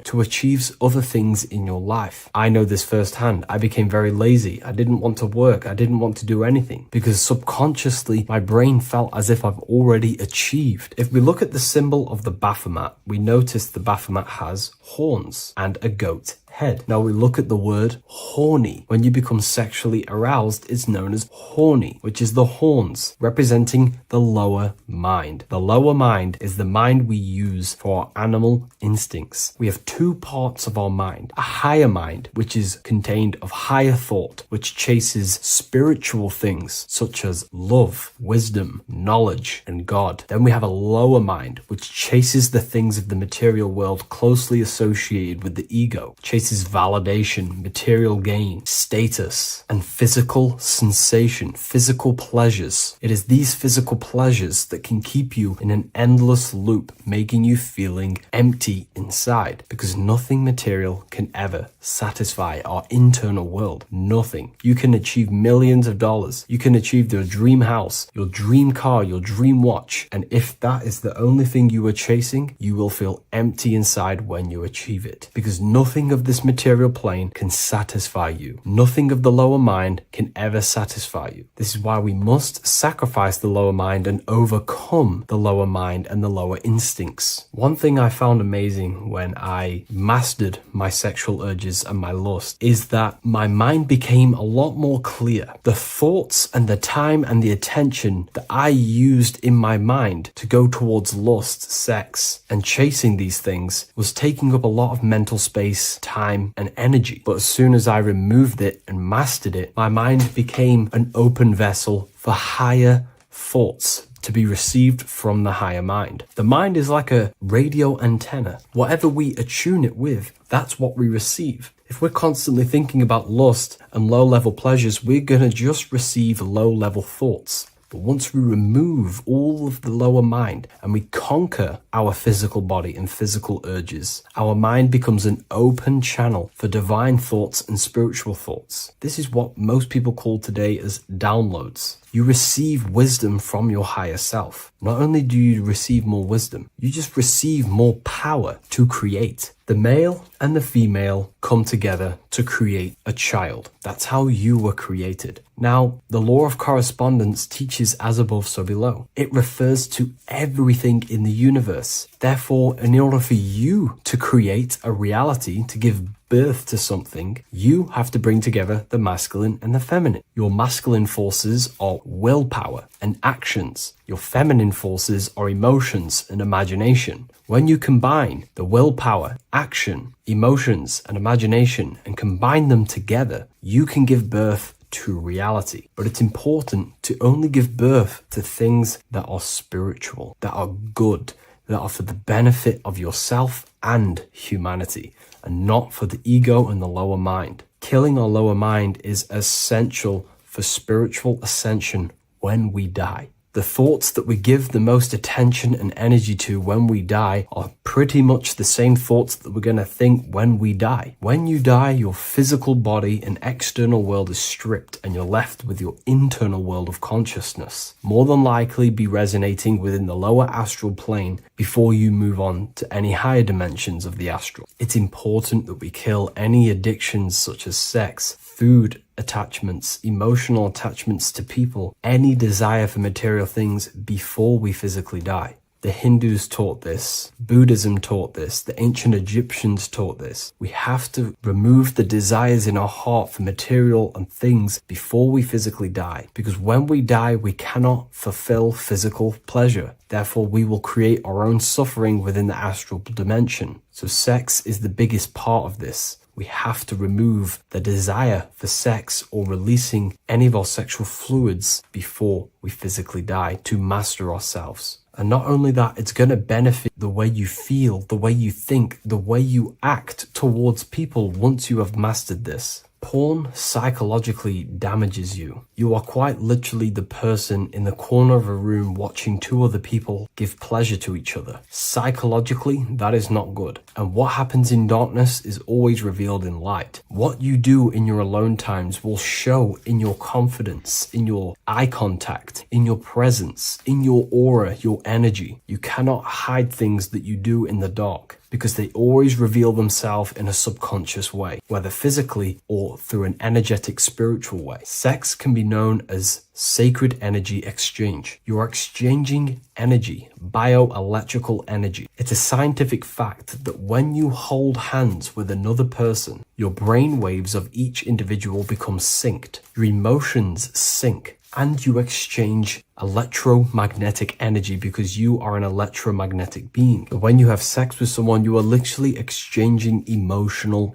energy. Your aura is not just an electromagnetic field. It is literally a manifestation of your internal consciousness. Your consciousness contains your thoughts, your beliefs, your traumas, your emotional state. And this manifests externally through the vortex of your heart into an energy presence around your body. This is why you can feel sad when someone else is sad next to you, because their energy is merging with yours. When you have sex with someone, you are quite literally exchanging consciousness, beliefs, traumas, emotions, feelings, vibrations, and your consciousness merges with their consciousness. So be careful with just having casual sex. Now, I'm not here trying to say never release, never have sex with your partner. I'm not saying that. I'm saying take caution with these things. Take my teachings with a pinch of salt. If it benefits you, that's great. I'm not here to tell you how to live. I'm simply giving you my research and the things that have helped me in my life on my esoteric research, awakening, or spiritual path. I don't like calling it a spiritual path, because it's not spiritual. It's simply just life, the knowledge of consciousness and the self. So I hope this video helps. If you'd love to read this book, I'll leave a link in the description. This book I wrote myself called The Book of Wisdom, Volume 2.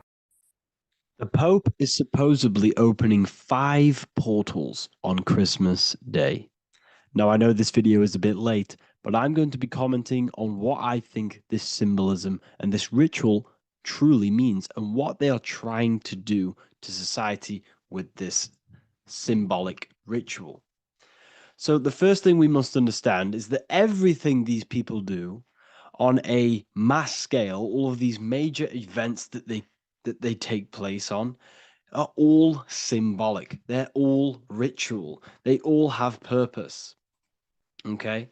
So when we look at the locations of these 5 doors that are in Rome, we actually see the sigil of Lucifer when we connect the dots of all of the 5 door locations. This is the sigil of Lucifer. Lucifer is not what you think. Lucifer, sigil of Lucifer, represents the outline of the human brain and our visual perception field. Now, the human perception field is how our brain interacts with the external reality. Our external reality is not physical. The only thing that exists outside of you is pure energy.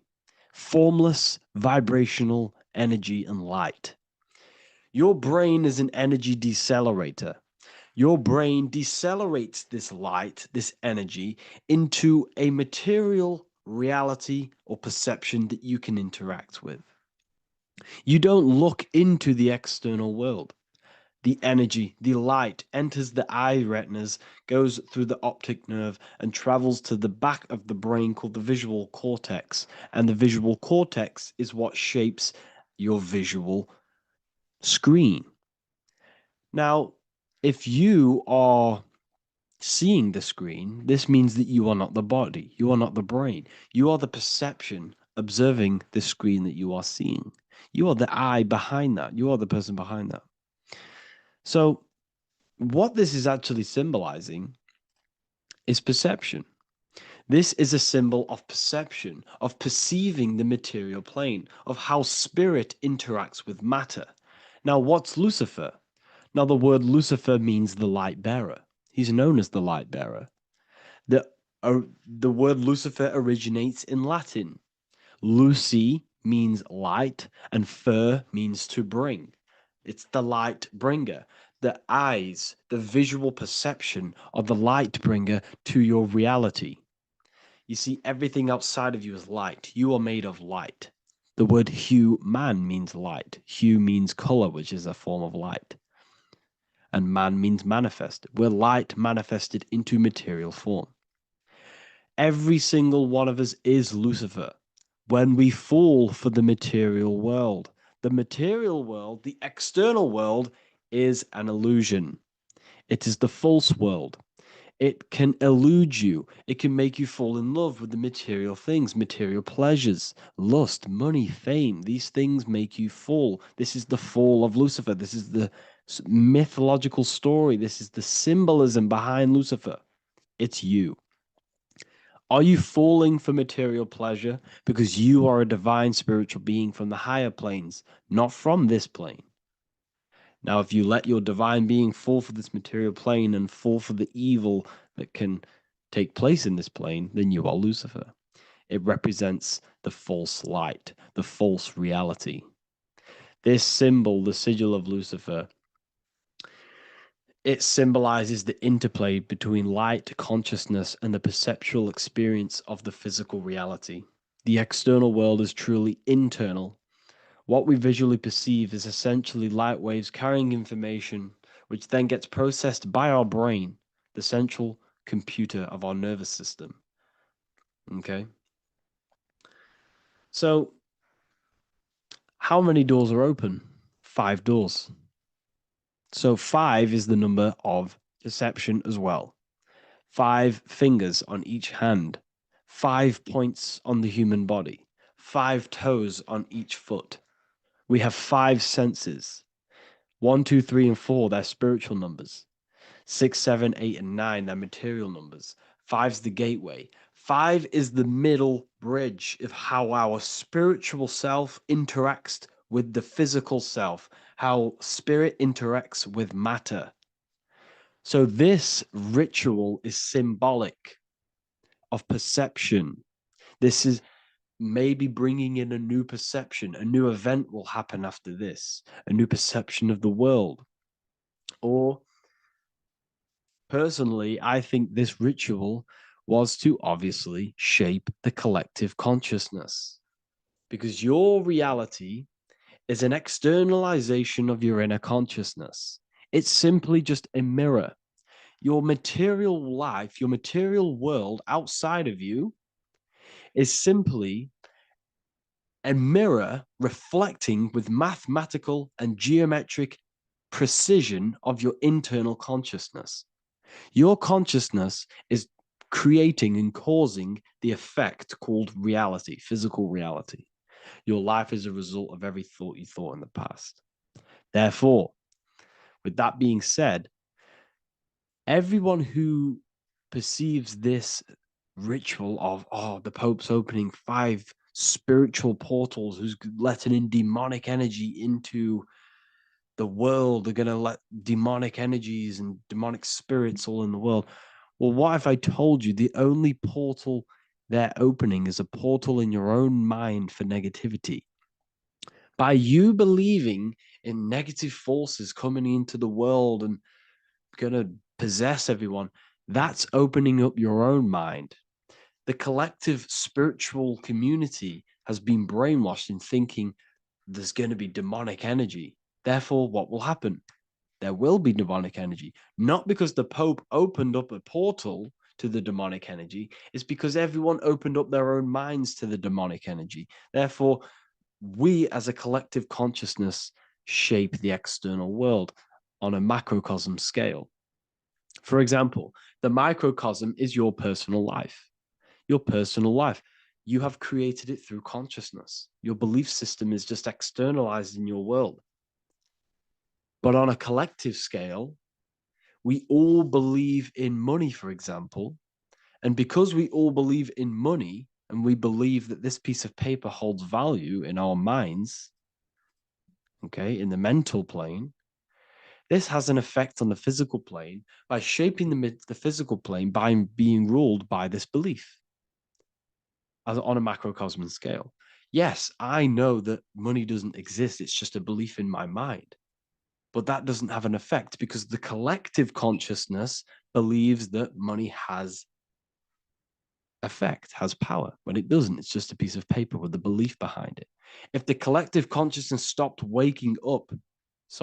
believing in money, then the collective consciousness would have broke the spell and we would have no longer had a material plane ruled by money. You see, our beliefs is ruling and shaping our physical plane. This physical world outside of you is truly just an effect of the mind, an effect of our consciousness, our inner world. So I believe this ritual was done to change our perception, to make us think the Pope is bringing this spiritual energy and negative forces into the world. And it's just simply us creating the negativity in the world by believing in this, by thinking this. Remember, they have the power to send messages into millions of people's minds through media. And then messages are then believed, and that belief is shaping our world. What have I told you? That the New World Order is not manifested by the elite, it's manifested by you and us. We're all manifesting the New World Order. They can't manifest it. We can, because we are the ones believing it. We believe it. It is reality. It shapes our own prison. We're all shaping our own prison by believing in the prison, by believing in money. So this ritual was all to do with perception, creating a new perception, creating fear in our minds to, of course, distract us from what's really going on. This is all a ritual to implant messages in your own mind. So I hope you all understand this video, and I hope you all gain some insight, and I'll see you inside the university.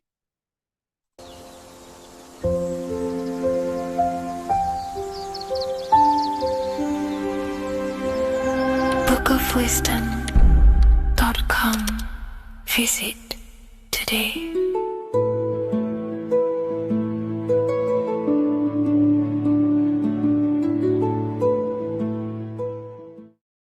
What is good, people? It's Revival of Wisdom. I hope you're all doing well.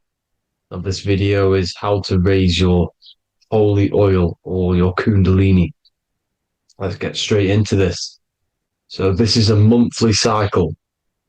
Every month, when the moon is in your zodiac sign, this oil is released. Now, the moon is in control of monthly cycles. For women, it's the menstrual cycle, and as well, this holy oil cycle.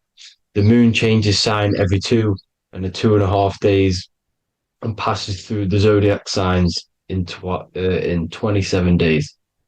So the moon tells the day, the sun tells the time, the stars tell the month. This reality is a massive clock, if you like to say. It's a cycle. Okay. The moon controls the night, emotions, water, fluids, and the mind. Okay. So this oil is produced in the claustrum. It's produced in the claustrum, which is here, right? This is where you get Santa Claus from. Now, the claustrum is at the center of the brain, and it is next to the pineal gland and the pituitary gland. Once it starts in the claustrum, this is the holy present. This is the present that Santa gives to us, Santa Claus. And it goes to the pituitary gland and the pineal gland. And what's connected to the pituitary gland and the pineal gland is the Ida and the Pingala. The Pingala is the pineal gland's nerve, which is the honey, which is the positive charge, electric. And the pituitary is the Ida nerve, which is the magnetic charge. This is the milk, the land flowing with milk and honey. This is the brain, the heaven, heaven, okay? And it travels down the spine using these two nerves, these electromagnetic charge. And this is what the ancients symbolized with the two serpents wrapped around the spinal cord, the Ida and the Pingala. And this travels down to the sacrum or the solar plexus. Okay. So once it's here, okay, the spine is an elongation of the brain. So the spine is pretty much the brain. It's an extension of it. And it's kind of a microcosm of how we descended from heaven to physical reality, to physical matter, which is our consciousness has done. Our consciousness has descended from heaven into physical matter, and this is a microcosm of it. Okay. So once we're in the sacrum bone, this holy oil, like I've just explained, this holy oil starts in the Santa Claustrum, goes down the chimney to the sacrum. This is the sacrum, the solar plexus, and drops the present off at the sacrum. Now, once we're at the sacrum, we need to raise our vibration to take this oil back up the spine. Okay. And the River Jordan symbolizes this in the Bible. King Herod wants to kill Jesus in Nazareth, which is here, this is the River Jordan, is Nazareth. He goes to be born in Bethlehem and then goes back up to Nazareth to Joseph and Mary. Joseph and Mary, the pineal gland and the pituitary gland.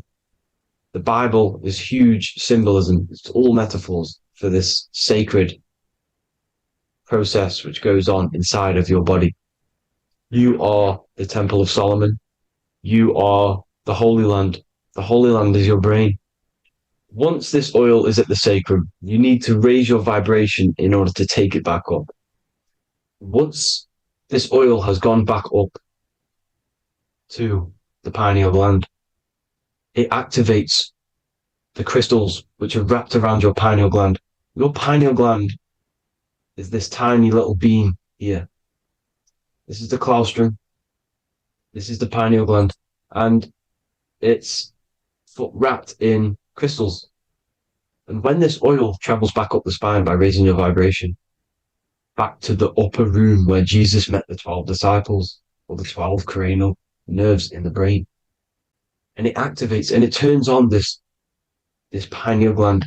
And once it's turned on, it illuminates all the cells and the nerves in your brain and turns them all on and activates the higher God man, the God consciousness, Christ consciousness.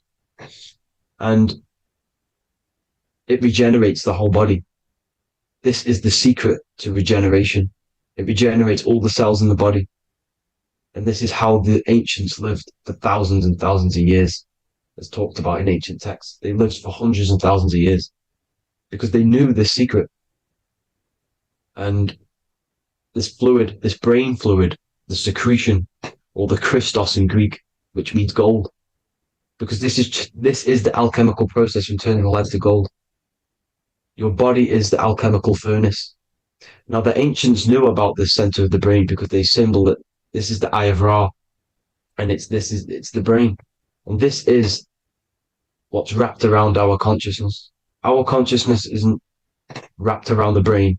The brain is built around the consciousness. We are the consciousness. You don't have a soul, you are the soul. Okay? Now,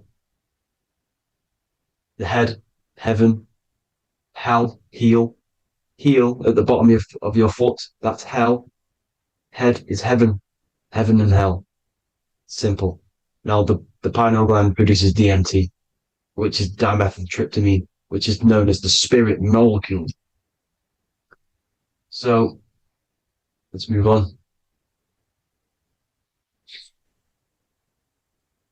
Now, when this oil travels up, back, the spine, the chimney, it crucifies at the top, which is called the vagus nerve. So when it reaches here, the optic thalamus, it crosses and crucifies once it's raised back up. And this is why Jesus dies at 33. He was crucified at 33. Because you have 33 vertebrae on the back of your spine. And then it's crucified by the cross of the vagus nerve. When this oil crosses the vagus nerve, this is the crucifixion at 33. And it symbolizes the death of the physical consciousness. You then become spirit.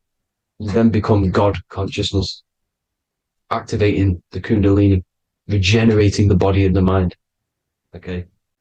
The Garden of Eden. You are the Garden of Eden.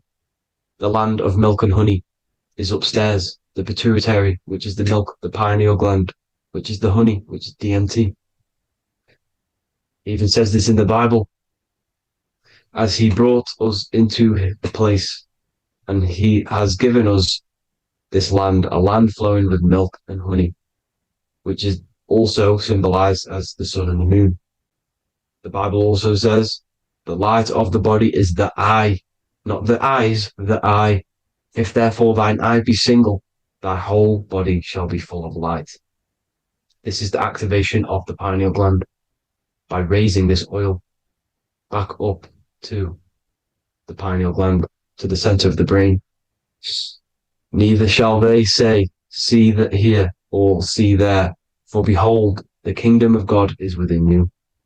So he's saying, don't look out there. Nothing is out there. It's all inside of you. Everything's inside of you. You're the universe. Now, how to raise this oil back up to the pineal gland? Every month, like I said, the moon controls the cycle. The moon controls monthly cycles. When the moon is going into your zodiac sign every month, this oil goes down the spine and you must raise your frequency to get it back up. You must retain your seed. This is the most important. Your fluid, your secret, your holy fluid, your life force. You can't let that go. That life force is the reason you're alive. This holy oil is the reason you're alive because it feeds all of the systems in your body. It feeds all the systems in your body.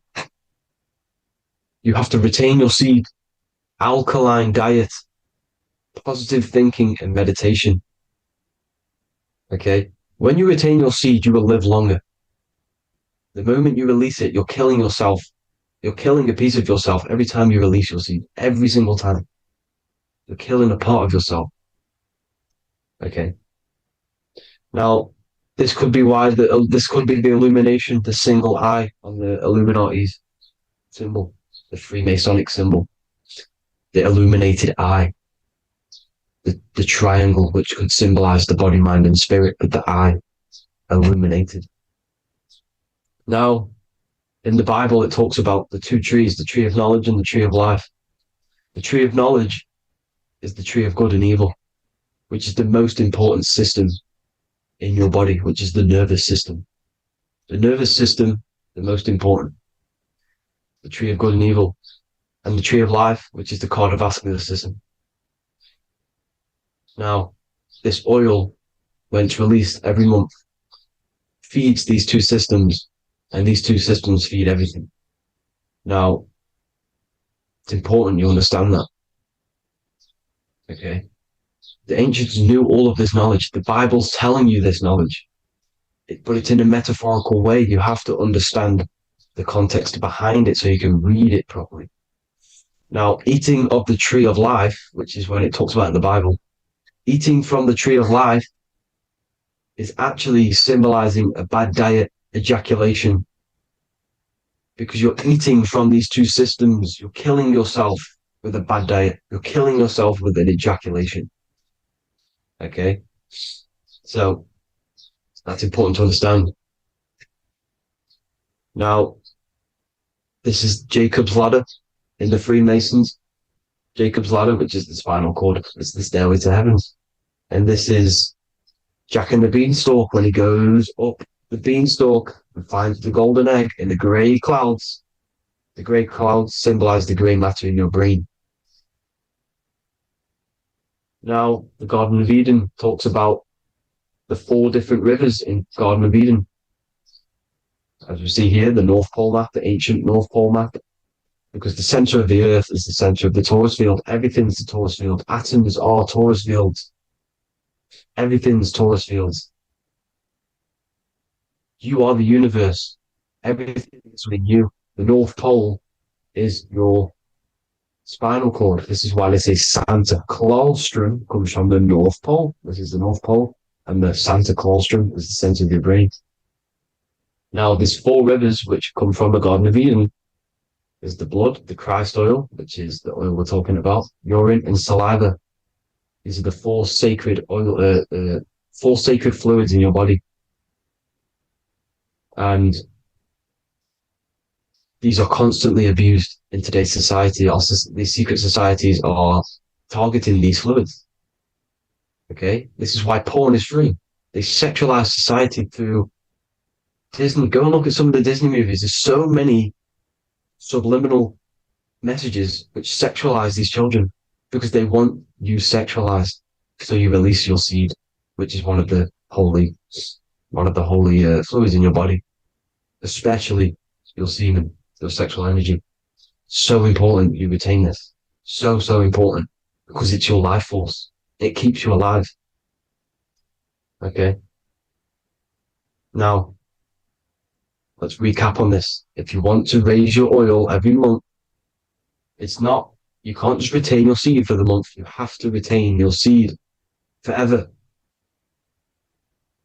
Don't just do it for a couple of days. You have to do it. It's a lifestyle.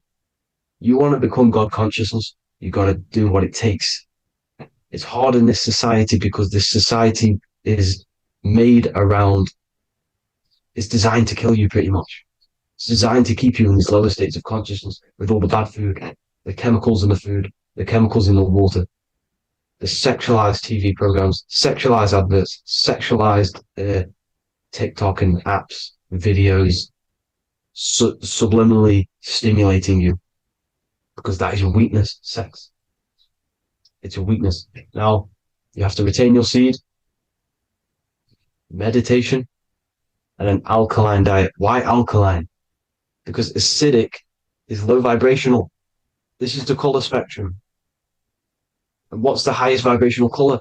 Violet. It's the lowest, red. You have to have an alkaline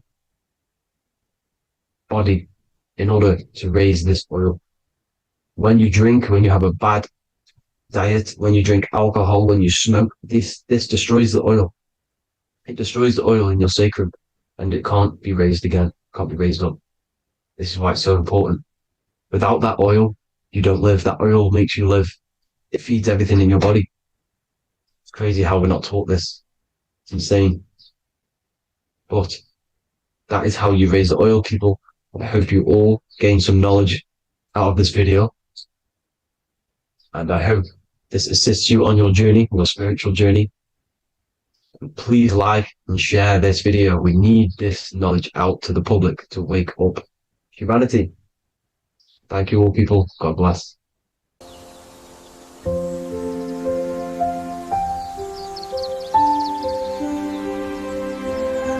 bookofwisdom.com. Visit today.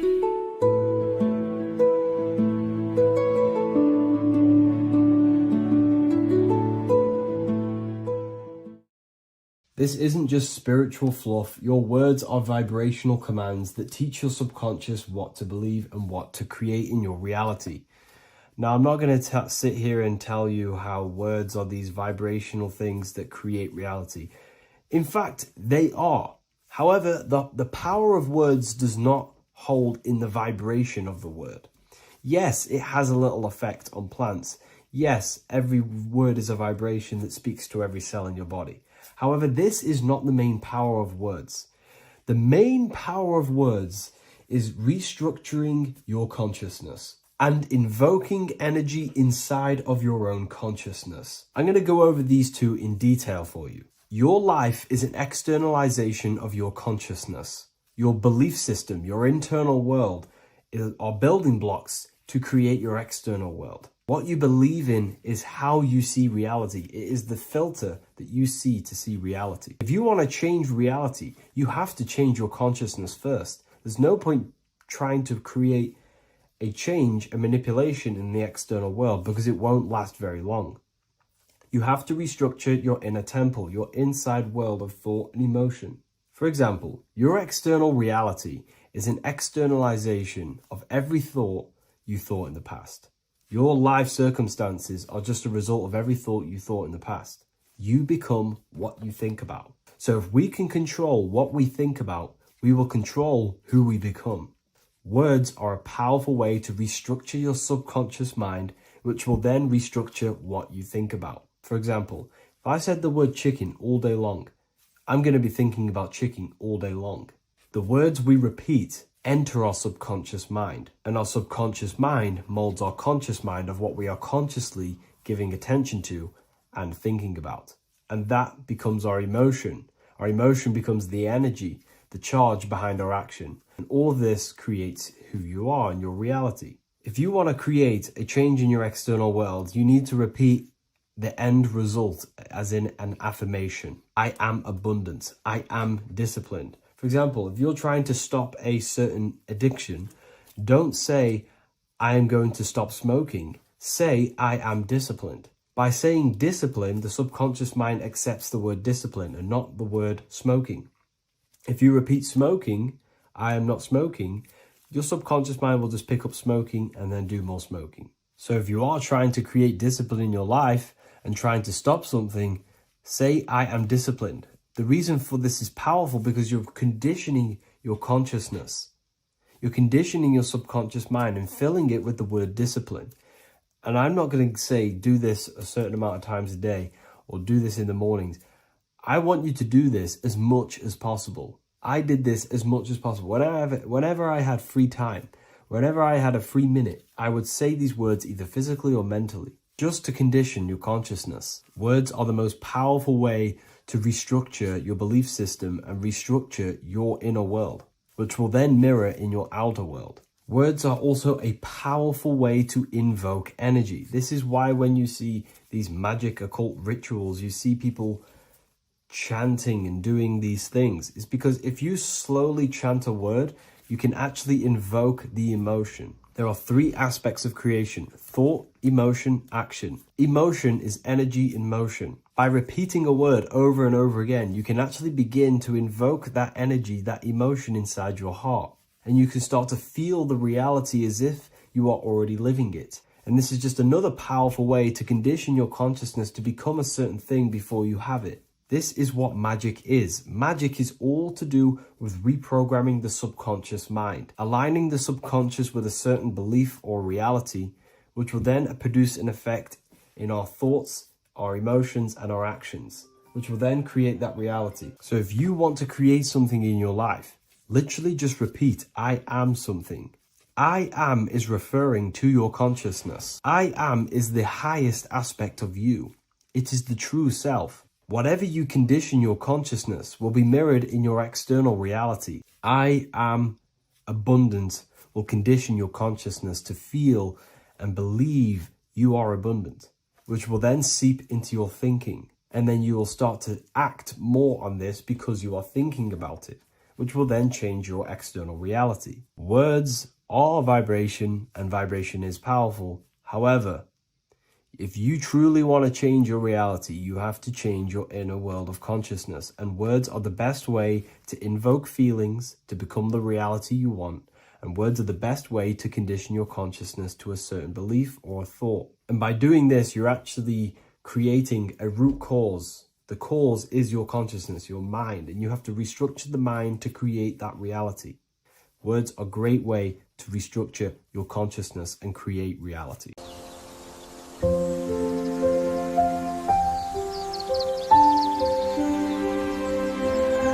bookofwisdom.com. Visit today.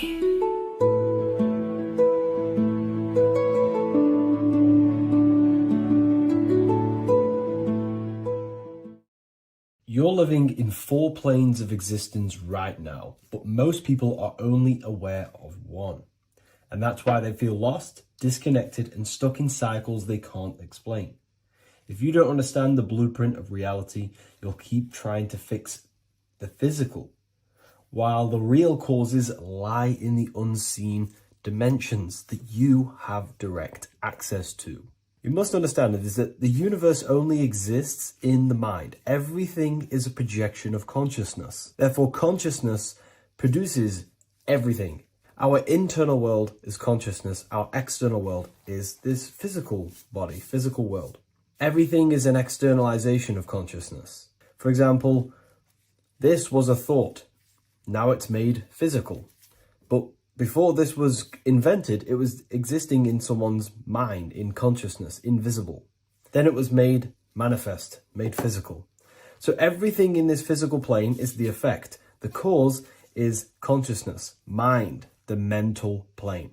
So now I'm going to explain these different dimensions of consciousness.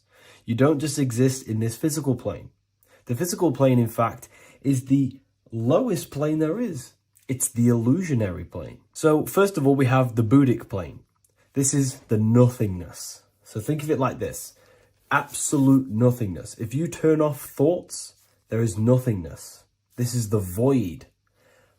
And out of the void springs infinite potential, which is the mental plane. Now, your mind has no limitation. It can think anything, be anywhere, anytime, any place. In the whole world, there is no limitation with the mind. This is the realm of infinite possibilities. This is the realm of thought. Thought is a dimension, information and thought. To go a little bit deeper on this, there are pockets of thoughts, what we call in the occult fields of thoughts. Your mind does not think thoughts, it receives them. Your mind is like a radio. Whatever the mind is tuning into, setting its mindset, setting your frequency or setting your mind, you will receive thoughts based on that set, whatever you set your mind to.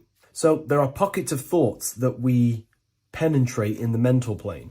The mind is the mental plane, the infinite possibilities. This is the spark of creation. This is where all things begin to manifest as an idea in the mind as a thought. So if you want to gain certain information, you need to meditate or do thought exercises where you are penetrating that dimension of thought, that pocket of thought. For example, if you want to find a way on how to make financial wealth, you would use your mind, set your mind on wealth and money and think, close your eyes and think about that specific topic and see where your mind takes you. And you will expand your mind into different pockets of thought and gain information. So this is the mental plane. This is how you can use the mental plane. You can use the mental plane to do this. Then we have the astral plane. We have higher, middle, and lower astral plane. The astral plane is the body for thought. So every dimension, physical, etheric, astral, mental, Buddhic, is a body for a dimension above. Each dimension below is a product of the dimension above. So for example, the astral plane is imagination. This is the lucidic realm of imagination.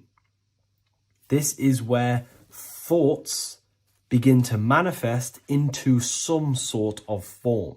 It's not a physical form because this is physical, but imagination is a lucidic form. It's not really physical, but it's there. It's a projection of light. It's astral matter condensed by the willpower of the mind. So depending on the vibration of that thought will depend whether it manifests in the higher astral plane, middle astral plane, and lower astral plane. If you think about more material things and visualize material things, this will manifest on the lower astral plane because material matter is low vibration. Now, that does not mean it's evil. That does not mean it's bad. Okay?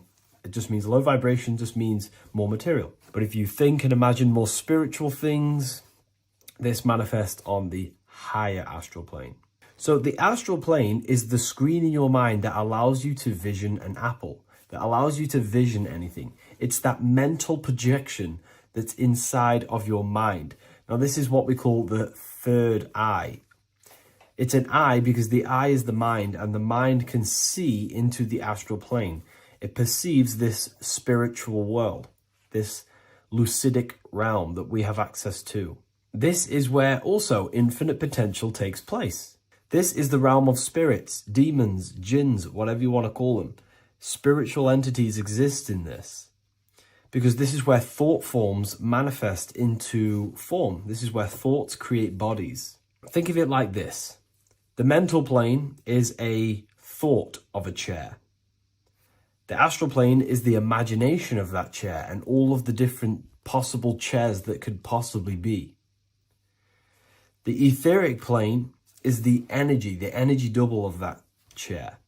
And the physical plane is the physical chair. So as you can see, the higher we go up, the more formless and lucidic it is.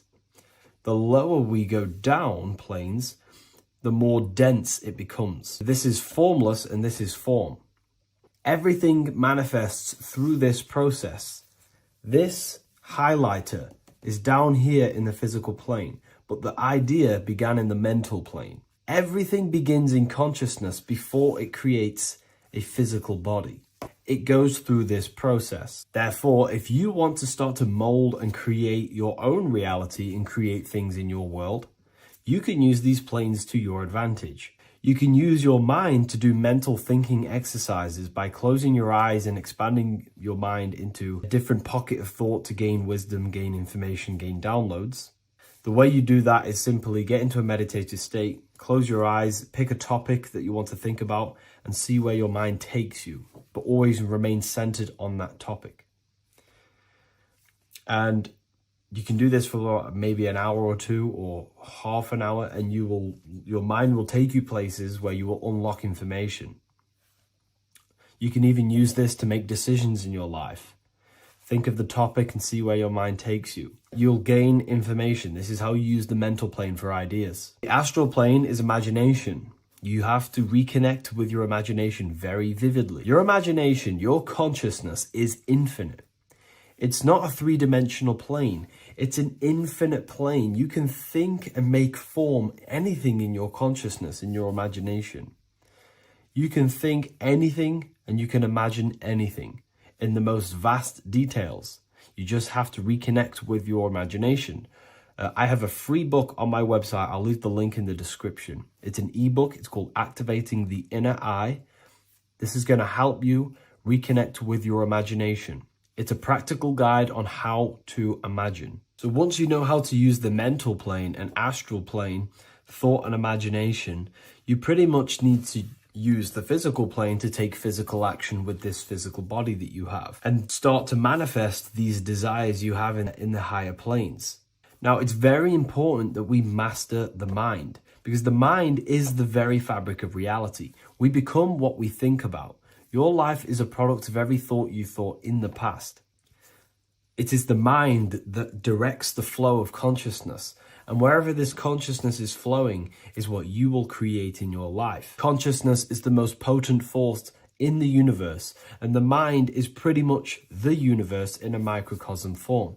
It is infinite potential, and your mind will continue to expand into new realms of thought forever and ever and ever. You are eternal.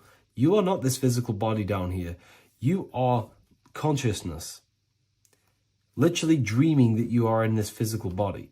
So everything begins with the mind. We need to be conscious of the thoughts that enter our mental field of consciousness. There is a level of self-awareness that you can reach where you can become conscious of pretty much every single thought that enters your mental field.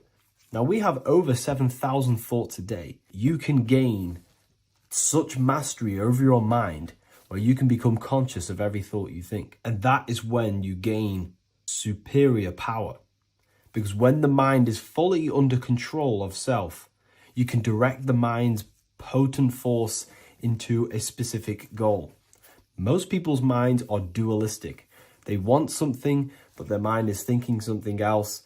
They have limiting belief systems. They have the little voice that comes in and says, you can't do this, you're a failure. That is a fractaled mind. The mind needs to be singular. It needs to be on your team and not an enemy. Do not let your own mind take away your power.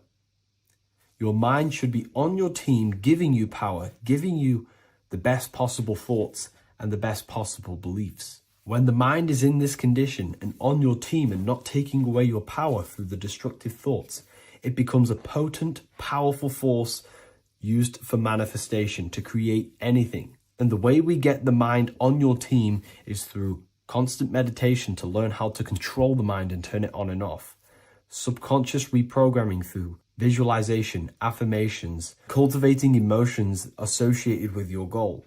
All these three ways we can reprogram the mind slowly over time so that it becomes powerful and becomes on your team and doesn't give you negative contradicting thoughts. When the mind is fully aligned on one thing, it can create massive empires and things in your physical reality. So I hope this video helps, and I'll see you in the next one.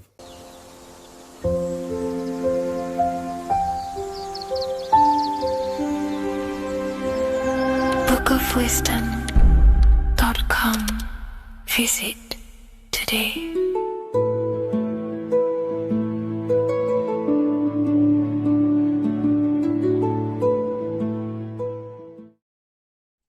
Today's topic is the binary code behind the universe. You will learn the fundamentals of the binary code, deeper understanding of reality, which will give you more of a connection to the universe, evidence supporting the existence of this code, and how to use the binary code to shape your reality.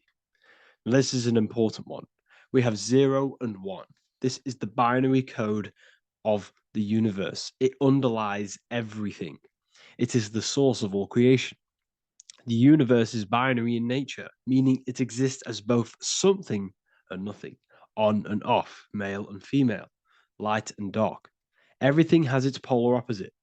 At its core, all that exists is 0, representing nothingness, infinite potential, and 1, representing something, order. 0 represents the feminine, vast, formless, and infinite potential. It is the space from which all things emerge, the womb of creation, the receptive and expansive force. 1 represents the masculine, structure, form, and order. It is the active principle, the initiator, the force that defines and shapes reality. Together, they create the fundamental duality that underlines existence, the balance between chaos and order, the void and creation, yin and yang. We see this in the masculine and feminine bodies. This is deeply encoded into the fabric of reality. And once you see this, you will never unsee this. So please leave a like on this video if you love my content and you love the wisdom that I share with the world. So we see this with the masculine genital areas. Remember, this is the genital area. This is all to do with creation. These are the generative principles, the generative organs in the body that allow creation to continually outfold into new life. The genital areas are all to do with the code. The male is the 1, the action. He's the initiator. The feminine is the 0, which is the infinite potential, the womb of creation. 0 and 1. This is why we have 10 numbers. 0 and 1. Masculine and feminine. We even see this in the bodies. The feminine body is made out of curves, which is 0, curves. And the masculine body is made out of lines. So please leave a like and comment if you love this. And if you have any lecture ideas, feel free and I can make a lecture on any suggestions that you have. So look at the word masculine. Masculine, line. Line is just one line, which represents order. One. Feminine. 9.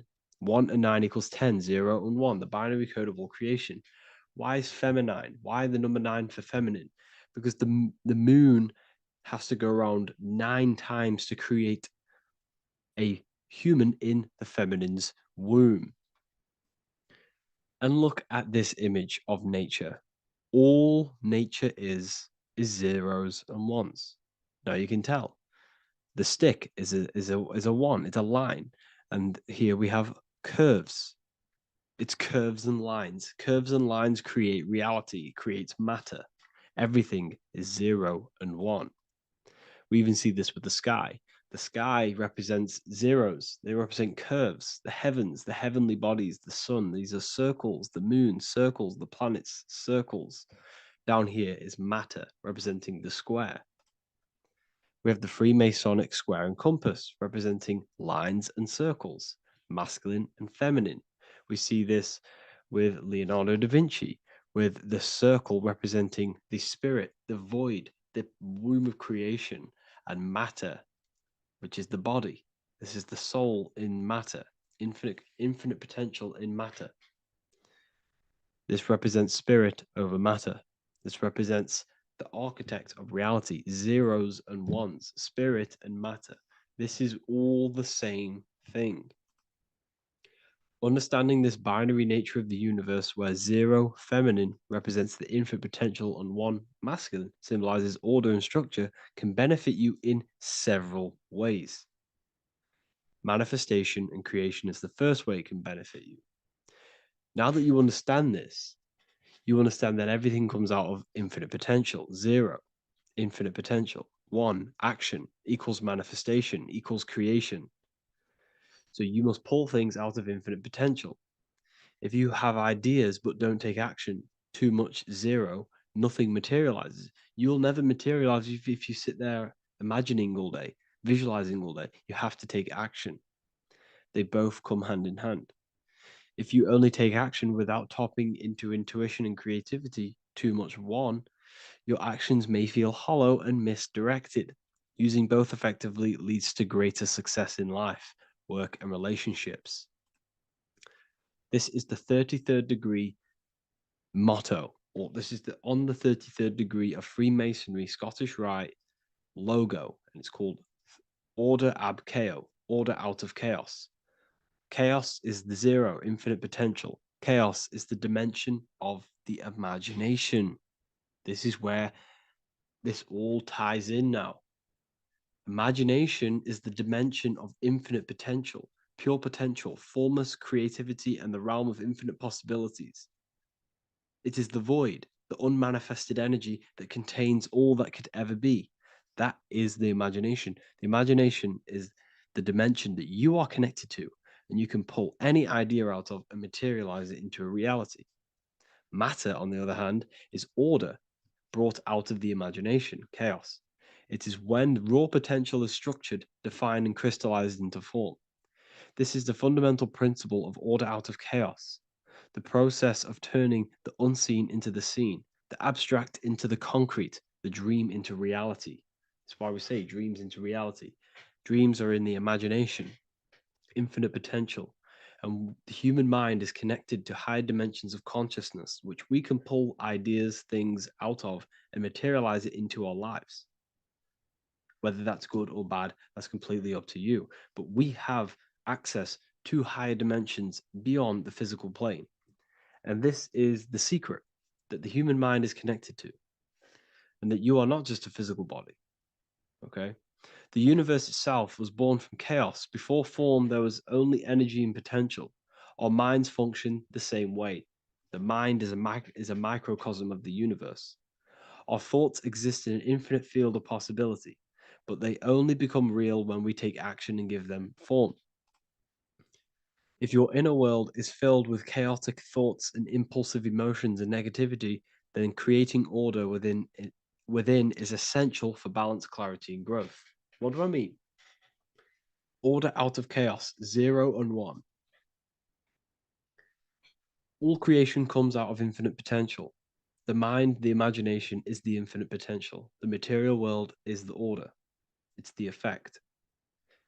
Therefore, if your material world has chaos, if your room is messy, if your body is out of shape, if you do not look after yourself, everything in the physical world is just a reflection of what's going on inside of you, what's going on inside of you. So if you have a messy room in a messy house, this reflects as a messy mind, a chaotic mind, and we must create order in our mind. So this applies to all realms of your life. This applies with your mind, it applies with your emotions, it applies with your manifestation, it applies with the physical world, with the masculine and feminine. 0 and 1 is heaven and earth. It's everything. It's duality. It's on and off. It's everything. So it applies to all realms of your life. Okay. So in order for this to benefit our lives, we must, 1, have awareness and observe the chaos. Step back and observe your thoughts and emotions without reacting to them. Recognize that you are not your thoughts. You are the observer of them. You are the soul. You are in between them. You are the midpoint between the left and the right, the 0 and the 1. You are the soul. Journaling or meditation can help you identify patterns and negativity and impulsivity.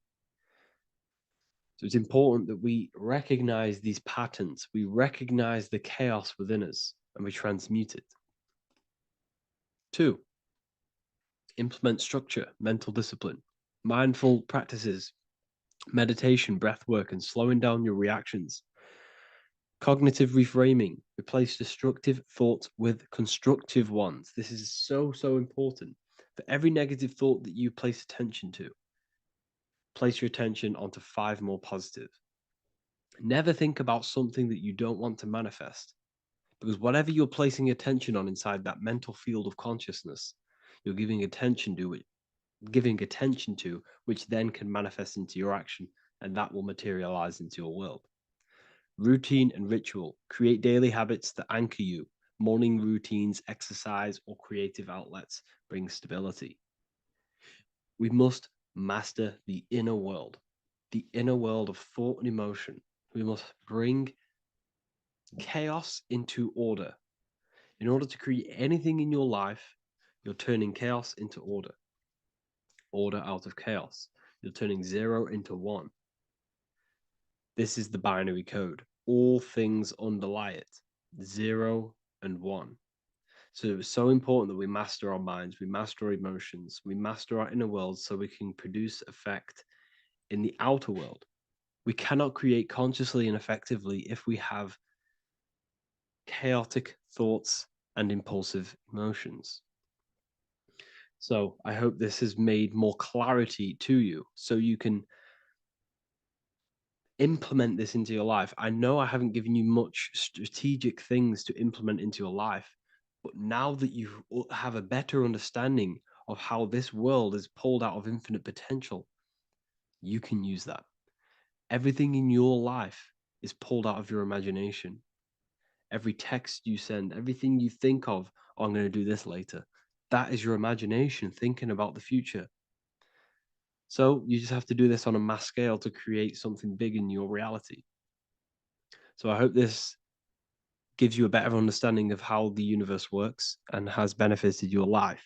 If you have any comments or any suggestions or how this video made you feel, let me know in the comment section. I would really appreciate it. And I'll see you all inside of the Symbolism Masterclass on March the 8th.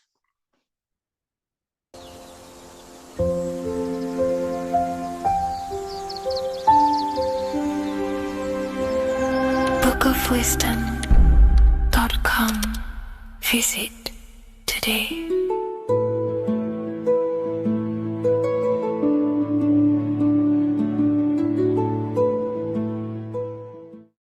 What if I told you that the seasons don't just change the external world, they also change your internal world. They have a psychological and a spiritual effect on your consciousness. If you're new to esotericism, you may not really understand this. But if you have some deep understanding of as above, so below, you already know this. But today we're going to be explaining it in great detail. So tune in, take a pen and paper, maybe make some notes. So we have 4 seasons. The sun is the main source of life on the earth, and it changes the circumstances on the earth in 4 different ways. Of course, we have spring, summer, winter, and autumn. These are the 4 states of the earth due to the sun's cycle. Not only do they take place on the earth, they also take place on you, your body, your mind, your spirit, your consciousness. They change things internally and externally. The first thing we need to understand is that we have a dual nature. We have a mind, and in that mind, we have an internal self. That's what we call the spiritual self. It is the individual that exists within their own mind, within their own consciousness. It is the self that imagines, thinks, feels. That's the spiritual self. And internally, that self is the true self.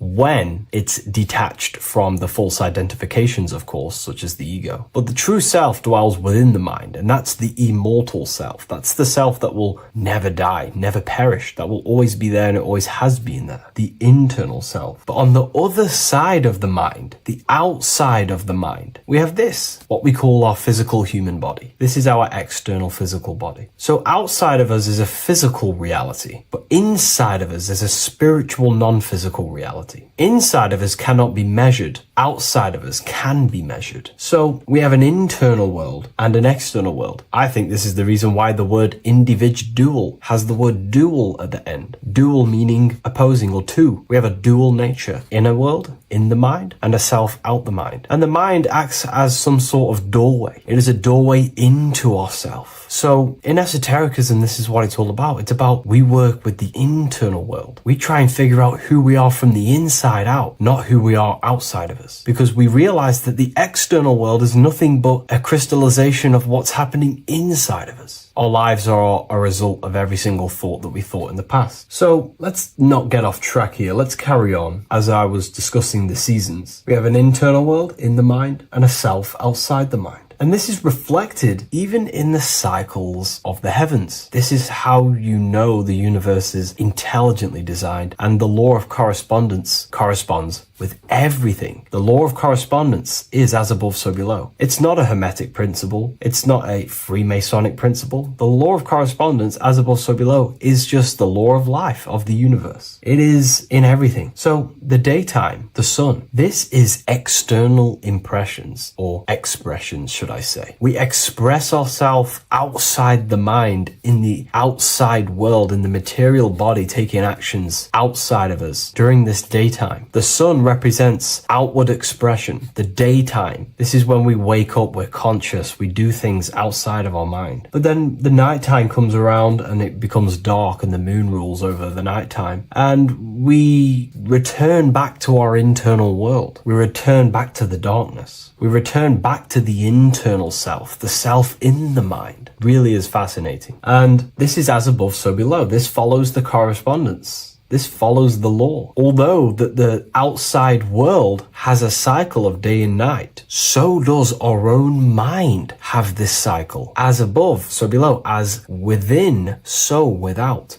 What's happening outside of us is also happening inside of us. The mind is also going in a cycle. Because in the daytime, the mind wakes up and we express things externally. But when the sun goes away and the electromagnetic rays of the sun are not very strong, our brainwave decreases, our body activity decreases. It slows down and we return to the internal self. The body switches off and we return to the internal self in the mind. We enter in the doorway of the mind and return to the internal, the spiritual self. And when the body is less active, this is when we are more connected to the internal world, our spiritual true self. So as above, so below corresponds with the day and night, the sun and the moon. The moon represents our internal world, the world inside our mind, the self inside the mind. And the sun represents the external self, in the external world. So not only are these cycles happening in nature, the darkness outside of us when the sun goes away is the same darkness that we go within ourselves when we go to sleep. It's the same cycle. Our bodies are in the cycle of the external world also, as above, so below. But then we can even take this even further. This fractals down even further. If we look at the cycle of the yearly cycle of the sun, which is what we call the 12 zodiac signs, we notice that these 4 seasons also take place in every single cycle of the day. So a yearly cycle can be seen as a big version of a daily cycle, or a daily cycle can be seen as a smaller version of a yearly cycle. For example, if we look at Aries, which is spring, this is when the sun springs everything back to life in the spring. This is when the crops start to spring up and start to grow again. But we could see that at 6 a.m. in the morning, when the sun rises and just cracks over the horizon and starts to bring light into our day. Aries is associated with the morning time also as spring. Morning time is a smaller version of spring. Then we look at the summertime. The summertime is midday, when the sun is at the top of the middle of the sky. This is when the sun is most powerful, most radiant in our day. This could be seen as the summertime. Then when the sun starts to set, this is associated with autumn. Autumn time is the sunset. Then the winter time is associated with the nighttime, the midnight, when everything's very dark. So a daily cycle is basically a smaller version of a yearly cycle. And just how I explained how the cycle of the sun outside of us also happens inside of us with our consciousness falling asleep when the sun goes away, is also happening to us on a yearly cycle also. So the daytime is associated with the summer and the nighttime is associated with the winter. The winter is like the inhale. The summer is like the exhale. It's the breath of the universe, just like how we breathe in and out of our lungs. Everything takes this rhythm and polarity, okay? So winter is associated with the self and the world inside of ourselves, inside of our mind, the spiritual self, the internal. Because the winter is when the sun's rays, electromagnetic rays, are not very powerful. And this decreases brainwave activity, making us more connected to our internal world, inside the mind. But the summer's the complete opposite. The summer is when the sun is very, very powerful. And the sun's powerful electromagnetic rays increase brain activity, making us more actionable in the physical world outside of our mind, in the external world. So summer is the daytime and winter is a big version of the nighttime. Vice versa. Just like how in the winter, we're more in the house. We're inside buildings because it's very cold outside. Animals hibernate. They go inside. They go into little places. They collect all their food and prepare for the winter. They go inside. They go in darkness to hibernate. So does our consciousness, our spirit, the self inside of our mind. We can use these cycles to our advantage, to evolve spiritually, to connect and be more balanced. You know, I've mentioned a lot of this inside the university to my members, to the family inside of there. We discussed this. We had a great discussion about this. And, you know, the live calls we have are priceless. The conversations you can have with someone when they're awake, you never forget them. You always have deep, meaningful conversations. And we discussed this deeply, and we're going into some interesting things about how we can use these types of changes in the seasons for our spiritual growth. We even discussed about spring and autumn and how they're associated with the different spiritual bodies that we have. But anyways, let's not get off track. Lucid dreaming, dreaming itself, and astral projections, I find are more easily accessible during the winter and the night times. Like I said, because the brain activity is decreased due to the sun being not powerful, we are more reconnected with the self inside the mind, the spiritual self, the immortal self. Wintertime is a great time to work on yourself, to start to gaining discipline, to meditating, to really working on the subconscious. Because spiritual work is harder than any physical labor. You really got to dig deep within yourself and be honest and true with yourselves. I think this is the reason why, you know, a lot of people convert to spirituality from religion. They come into spirituality and then they go back to religion because they realize spirituality is it's difficult. You have to be honest with yourself. You have to really face the traumas, the negative aspects of yourself, the dark side of yourself, and bring it to light and transform it. And that sort of work is a lot more difficult to do than any physical labor. So the winter time is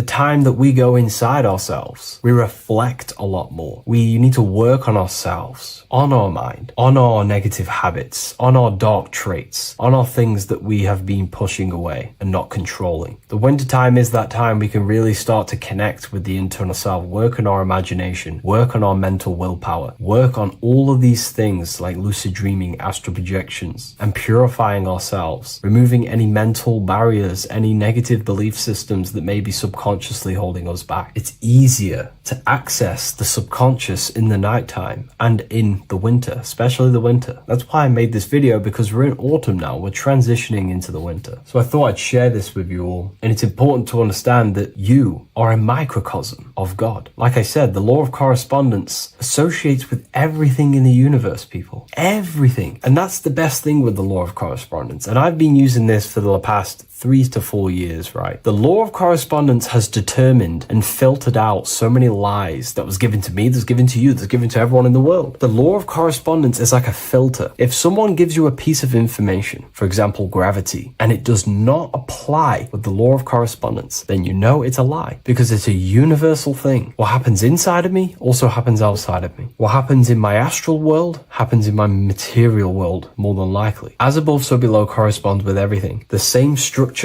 in my veins, in my nervous system, is the same structure in the trees, in galaxies, in everything. As above, so below, the universe is a fractal universe. Therefore, the point that I was getting at is that you are a microcosm of God. The same mind that God manifested things through thinking. He thought the stars, the earth, nature, the human body, designed everything with the God mind. He thought everything into existence. And that mind, them powers that God used to manifest everything into physical existence through the power of thought, is the same mind that you possess, but on a smaller scale. God manifested the macrocosm through thought, as the universe is a mental universe. Everything you see around you was thought, then manifested into physical reality. God manifested the macrocosm, the world, through thought, and that same force of thought you use to create the microcosm, to create your own world. You think your life into reality, your world into reality. Your body is a microcosm, a miniature universe. Every thought you think commands 50 trillion cells in your body, and your cells religiously execute on every command that you give it. You're in charge of 50 trillion cells. You're literally commanding a whole civilization inside your body.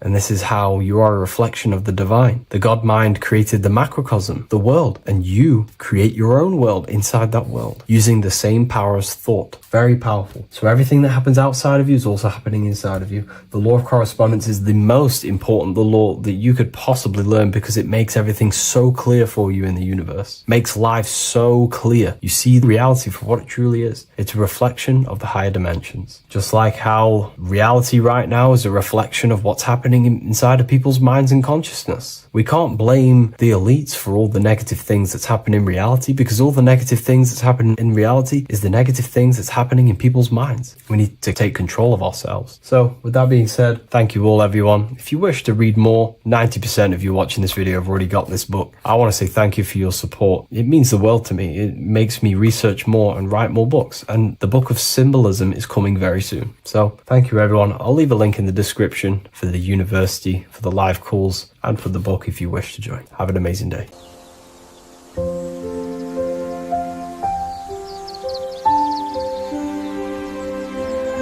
bookofwisdom.com. Visit today.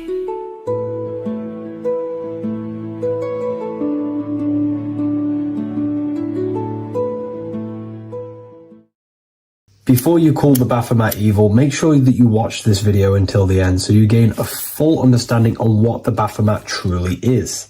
No, I am not a Satanist. I am simply an esoteric and occult researcher. I've been looking into symbolism for a very long time, and I can reassure you that this symbol does not represent the devil, does not represent any negative figure. It's a very deep occult esoteric symbol. What we first need to understand about the Baphomet, it is indeed a symbol. Every symbol we see around us is neutral. The pentagram, the Baphomet, is neutral. It depends how you use it, whether it is used in a good or bad way.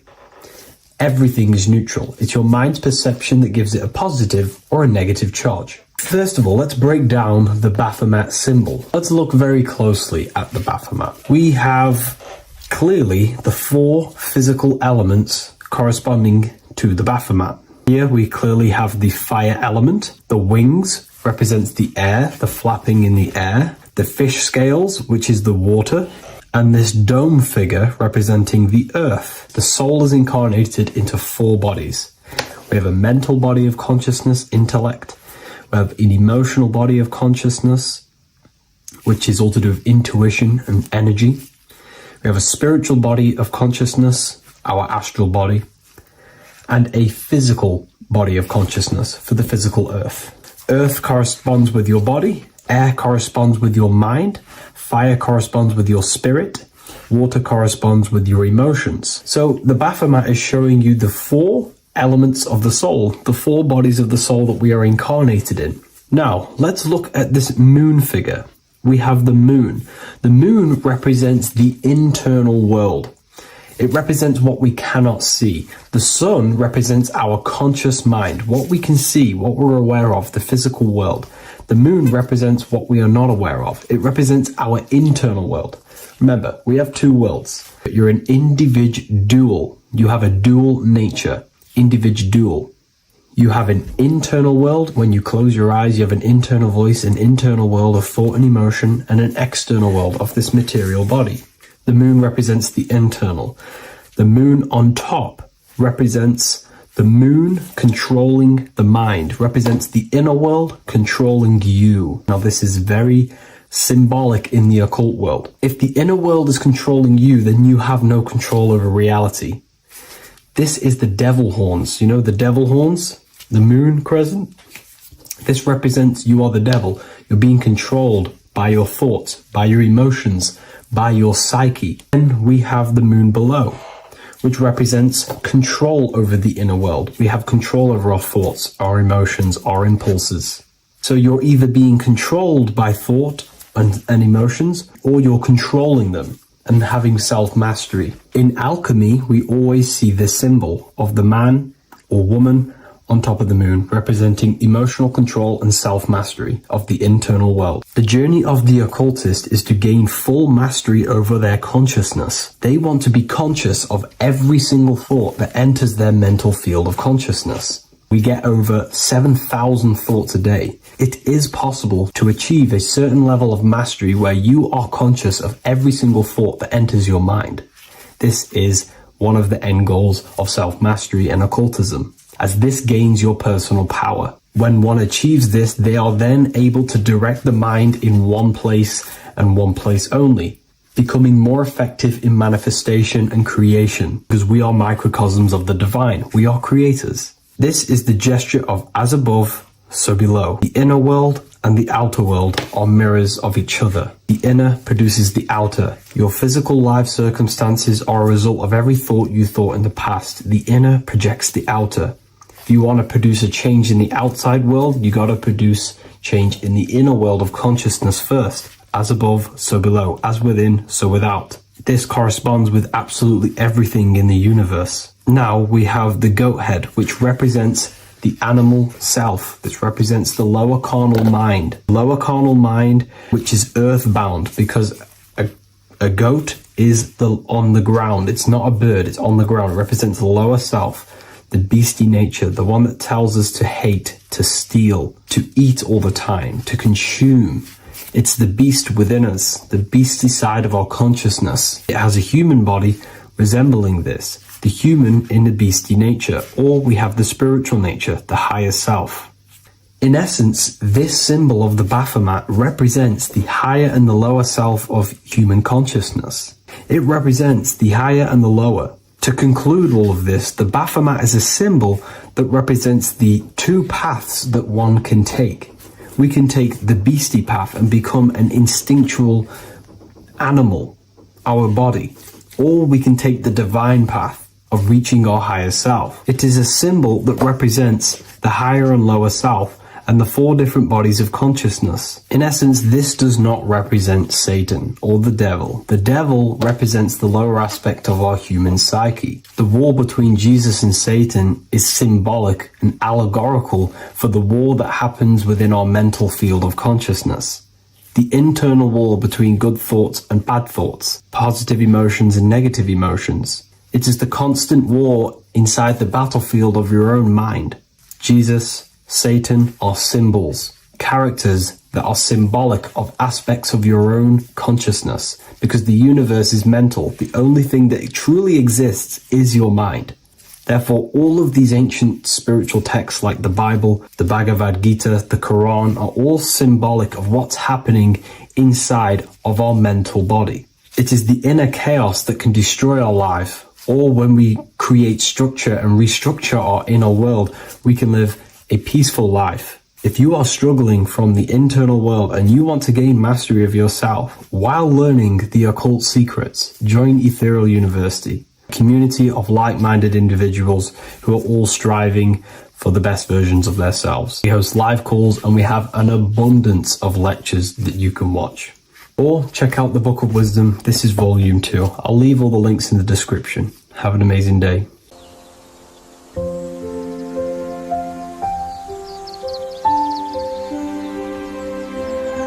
bookofwisdom.com. Visit today.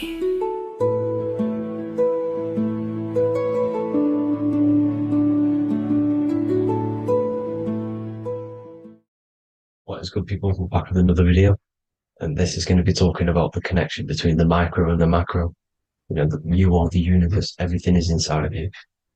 So the first thing you need to understand is that the law of mentalism, we are a thought in the creator's mind, everything's being thought into existence. We have a spark of this mind, this same mind of the creator. And everything is a state of mind. Particles or atoms, whatever you want to call them, are a mental thing. They're a product of the mind. Everything's thought into existence. Thoughts influence everything. Thoughts are energetic effects which send out waves into the quantum field around you. And your consciousness is actually the universe experiencing itself, expressing itself, and viewing itself. So we are the creator, but viewing itself in separate bodies. And this is why they call the material world the world of illusions, because everything's separate here, but we all forget that we are all one. We've all been brainwashed to think we're all separate, but we're all one. We're all the same mind, the same consciousness, everything. So everything's created out of toroidal fields. God created the toroidal field. That's the only thing that exists because atoms are toroidal fields. And it's the basis behind all creation. As you can see it in the owl's eyes, it creates the infinity symbol. And this was the apple. That apple is a toroidal field. And the toroidal field is made out of dielectricity, which is ether. Ether is black light, and this is counter space. This is another realm. This is what creates God to be omnipresent, to be everywhere at one place at all times. He is everywhere because ether is everywhere. Ether is infinite potential. It connects everything together, and that's what energy moves through. It moves through the ether, and that's black light. Everything is light, as it says in John 4:2. God is light. Everything's a vibrational state of light. So the torus field is made out of dielectricity, ether, black light, magnetism, which is white light, which is the center of the toroidal field. And magnetism radiates, it has no vibration. And then when white light splits, it turns into electricity, which is physical material, and that has a vibration. This is the Holy Trinity, the sun, the moon, and Saturn. Saturn, the god of materialism. If you've watched my videos on Saturn, you know that Saturn is crystallizing everything into physical matter. And that's why his old name was El. The ancients called him El. And this is why we get El electricity. This is where El electricity comes from. Because El electricity is only a product of the physical world, which is redshift, blueshift, Adam and Eve. And this is what creates the redshift, blueshift is what is a product of magnetism. When magnetism, white light splits. And this gives us vibration. And this what creates the toroidal field, which is the basis of all physical creation. The sine wave is created out of the magnetic wave and the electric wave. The electric wave is the blue wave, and the magnetic wave is the straight wave, which is radiation. This is vibration frequency. So the magnetic wave is straight, and then you have longitude and amplitude, which is depth, which is dimension. You see how the electric wave has depth and a dimension. This is why you get the cross. This is the cross of Earth. This is the symbol of Earth, of bondage, of physical matter, because it consists of magnetic wave and depth, which is electric wave. I mean, this is where you get the sun cross or the earth cross, whatever you want to call it. It's the cross of physical matter, and the ancients knew this. This is why they used that symbol. Red shift, blue shift, which is the toroidal field, is the basis of all creation, physical creation. And this is why you have the police siren is red and blue. The Matrix movie, red pill, blue pill. You have red blood and blue blood in your body. The Democrat and Republic, the two parties, red and blue. Like your taps on your taps, you have a red and blue tap. One's generative and one's destruction. Fire, destruction, water, generative. So this is the basis of all things. And electric wave has dimension, like I've already said, depth, material, and it's measured in hertz. It's measured in hertz because it hurts you. It decays because the electric wave has a vibration, and vibration always has to go back to a standstill point. This wave cannot go forever, but the magnetic wave will go forever. It's radiation. Magnetic is radiation. It radiates forever. It pulses. But the electric wave will at some point come back to a standstill point, and that's why it hurts. It decays. That's why our physical body decays, because we contain of electricity. This body is an electric body, and it will return back to stillness like a guitar string. If you vibrate a guitar string, you pull it, it will vibrate, make a sound, and then go back to a standstill point. It's the exact same with every single toroidal field within the body. It will decay, and this is why our bodies decay, and everything in creation decays. So we're born into sin. The sin of Eve. The sin of Eve is us biting into the tree of knowledge of good and evil, which is the systems in the body. And the sin of Eve is biting into the sine wave. We bit into the sine wave. The sun moves in a sine wave. Our DNA is a sine wave. Time is a sine wave. Everything in this creation is a sine wave. This is why the dollar bill is a sine wave. Magnetism and electricity and electric waves in one. And this is the sun doing its sine wave, which creates, when you go bowling, it kind of creates that pin that you hit over. That's the pin of the sun. The zodiac sign is a sine wave because the zodiac sign is an expression of the toroidal field, because magnetism unfolds into 12ness. And that's why you have 12 zodiac signs, 12 systems in your body, 12 cranial nerves in your head, in your brain. So if you can imagine this, see where my pointer is. Always starts with Aries. Aries is the head. It's the first thing that's created in the womb. And this is Aries, the ram. And this is why it's called a cerebrum in your brain, which is the first thing that creates when you're in the womb. And what's the element of Aries is fire. Fire is the first element. Fire, first, because it's the first thing on the wheel, the first expression of energy.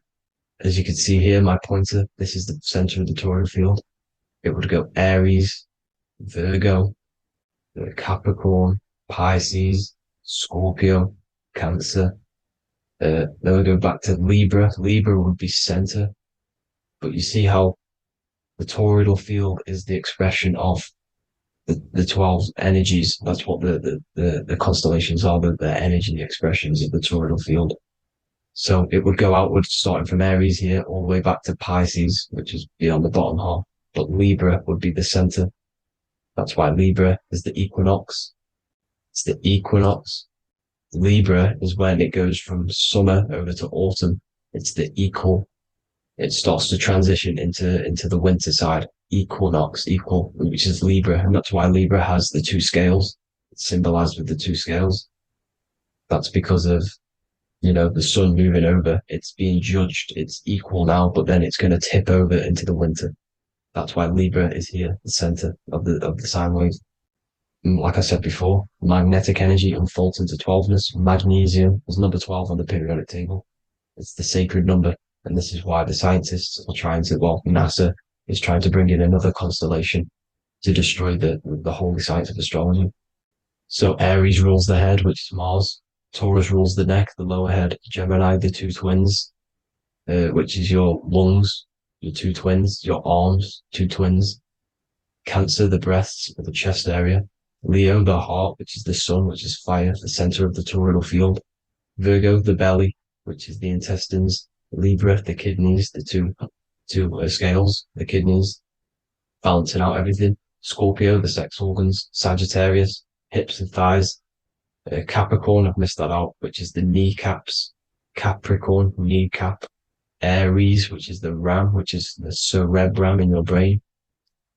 And then Aquarius, the calves and the ankles, and the Pisces, the two fish, the 2 feet. So everything corresponds, as you can see here. This is an ancient way of depicting it, of the folded human. And this is everything. Each constellation rules that part of the body, gives energy to that part of the body, makes you do certain things. So magnetic energy unfolds into 12ness, electricity unfolds into 7s. That's why when you get electric, the light spectrum that we see, it consists of 7 colors. Why we have 7 planets. The 7 planets give us our 7 metals and the 7 solfeggio scale frequencies. So the rotor, this is the rotor, and rotor is an anagram for Torah. The Torah, which is I think it's the Hebrew Bible. Don't quote me on that, but it's one of the holy books, which is the Torah, the Taurus. Everything goes back to the Taurus field because it's the basis of all creation. So the chief cornerstone, it says in the Bible that the builders rejected the chief cornerstone. The chief cornerstone, you are the builder. You decided to incarnate into the physical world, into the electric world, El, the world of El, Saturn. When you are created in the womb, it takes you 9 months for you to be created. So, for example, if your parents, if you went into the womb here, it'd take you 9 months. So let's say you're born in Scorpio. So you'd go back 9 months, 1, 2, 3, 4, 5, 6, 7, 8, 9.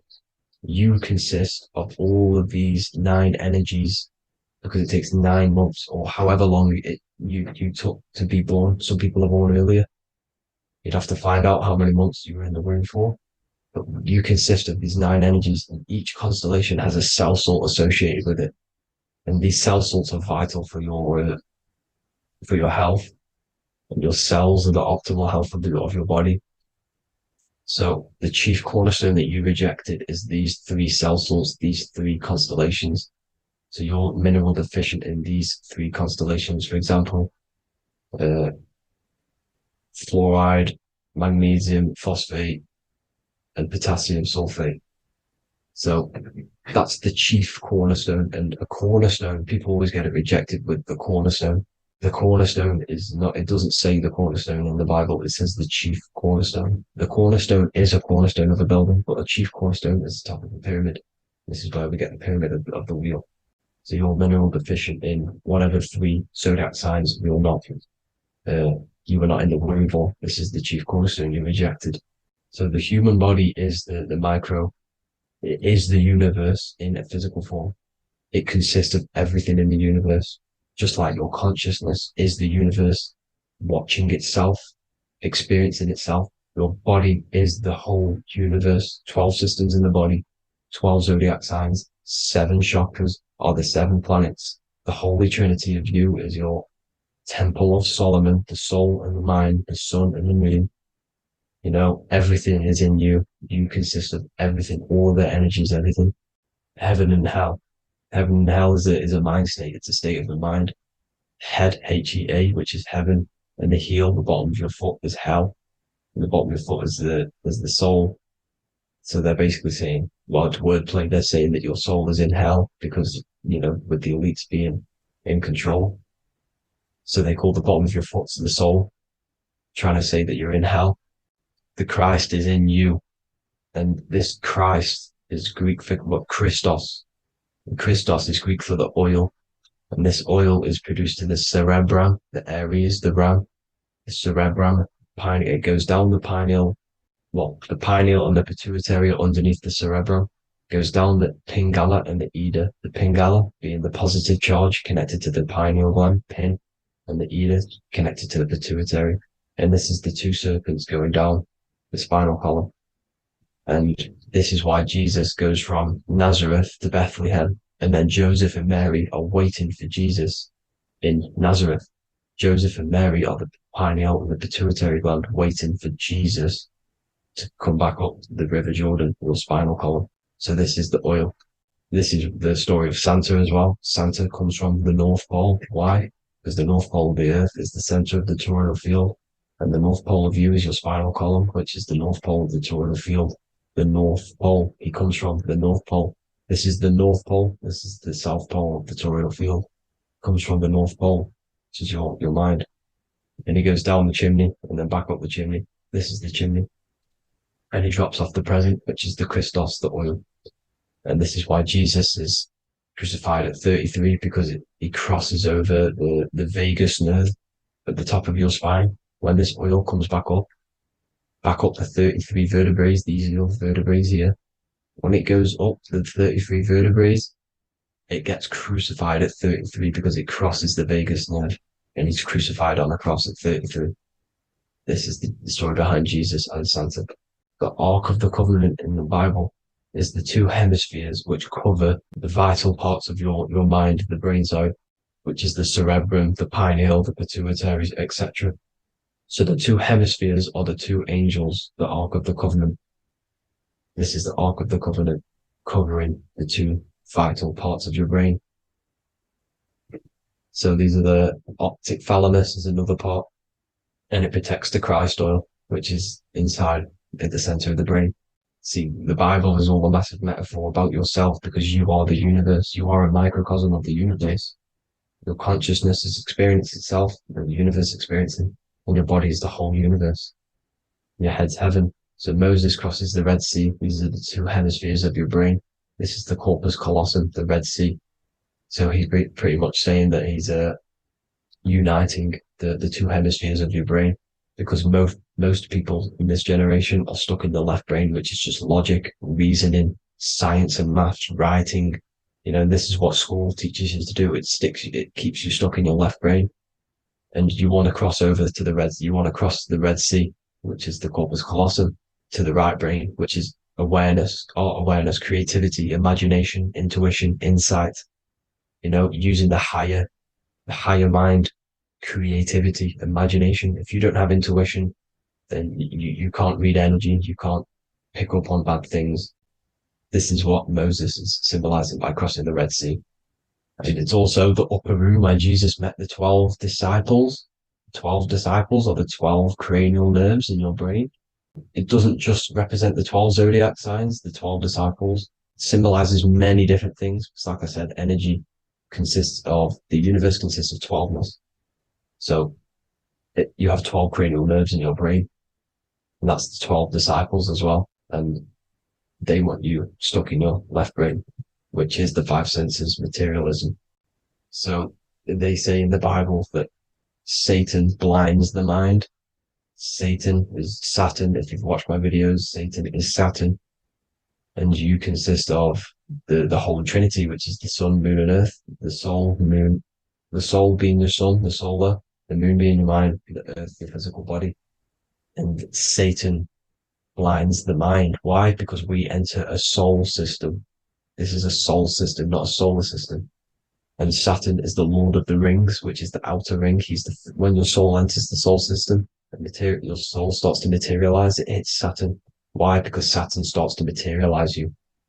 You take on the 7 virtues, which are the 7 planets, which are your 7 chakras. And to get out of this soul system, you must get out of your lower nature, your animal nature, which is lust, desire, greed. The number of the beast, 666, which is Saturn, Satan. So you enter the soul system, you take on the 7 energies, which you turn into physical matter. And this is your descension from heaven to all who say hell. And then you must raise back up from matter to spirit. They say Satan blinds the mind. Why? Because your mind gets materialized. Your soul and mind get materialized. And when you get materialized, it's an intense experience. You lose You lose the divinity within you. You forget the divinity. So Satan, which is the first planet, the first energy you take on, the material body, he blinds the mind. He makes you forget everything, your divinity. Then you must remember, ascend up Jacob's ladder, the 33 vertebrae, to heaven. And this is a microcosm of the macro, because you will ascend back up to heaven if you do this, when you leave your physical body, when your body decays. So when it talks about in the Bible, completely destroy them, the Hittites, the Amorites, the Canaanites, all the ites, this is what God says to the Israelites. It says completely destroy them. It's basically symbolizing saying destroy your lower nature. The Canaanites, cannibals. We're under a Canaanite system now, which is cannibalism. And this is flesh eating, lust, greed, all the demonic stuff, all the lower vibrational stuff, the lower nature, eating, sex, and survival, the lower three chakras. You must get out of these lower three chakras and return back to spirit, which is heaven, which is spirit, love, being holy, being truthful, being passionate. Going back to Satan blinding the mind, all of the planets are made out of these three symbols. Satan blinds the mind, and that's why Satan's symbol, this is the symbol for Saturn, Satan, the symbol for Saturn is the cross, which is physical matter, the earth, over the moon is your mind. So the Saturn symbol saying matter over mind, he blinds the mind, Satan blinds the mind once you enter the soul system. And you must remember, in the Bible, it talks about the Genesis, which is Eve, the sin of Eve, which is biting of the tree of knowledge, with the serpent, which wraps around the tree. It says the serpent placed himself on the tree. Well, the serpent is the spinal column. It's the serpent telling you eat from the tree of knowledge of good and evil, which is your nervous system. And eating from the tree of knowledge of good and evil is doing bad things. For example, over-sexualized, overeating, eating the wrong food. That's eating from your nervous system. It's decaying you, and it's preventing you from achieving the God self, the God consciousness. This is the symbolism of, the tree on the serpent, telling you to eat from the left brain, with the left brain being the sinister. Sinister is Latin for left. That's sin. Sin is left. And left is lefty Lucy, Lucifer, right, righteousness, right, God, godly. The tree of knowledge of good and evil, which is your nervous system, because it determines good or bad. That's the only thing you experience in this world is your nervous system. And then the tree of life is the cardiovascular system, and the Garden of Eden is your body. So that's it for this video, people. I hope you've got a greater understanding of how you are the universe and everything is inside of you.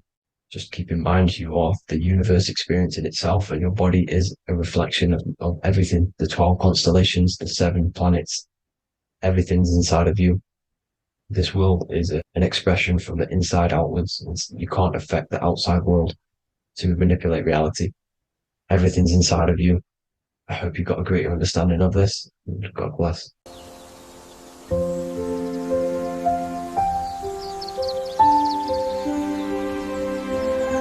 bookofwisdom.com. Visit today.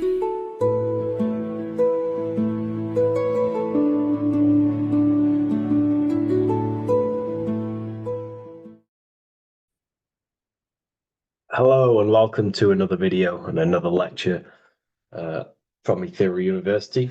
Today we're going to be breaking down in detail the Freemasonic 33rd degree symbol.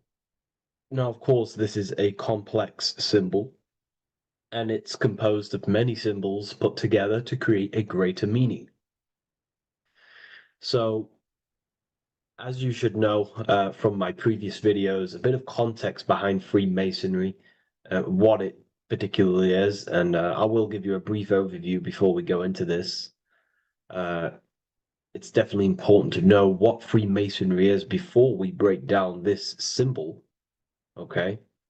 Because without the knowledge of Masonry and what it is, it's difficult to understand what the symbol truly means.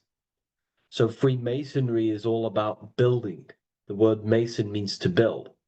And we're either building with light or we're building with darkness. So that we have good Freemasonry, we have good Masons, people who want to spread the truth, people who want to help people awaken their mind and liberate them and bring them up to higher consciousness. Or we have Masons who want to divide, keep the knowledge to themselves, create walls, build walls in people's minds, construct illusions in people's minds for their own personal gain. Okay? So we're either building with light or you're building with darkness. You're either building with light or bricks, spirit or matter. God and the devil, same thing. You're either uplifting people or dividing people. Each and every single one of you is a Freemason. Well, a Mason. Not a Freemason, but a Mason. You are a builder.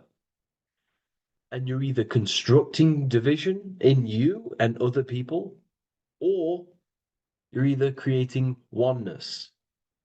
Everyone is doing this. Everyone is building. Everyone is contributing towards the world and building our reality.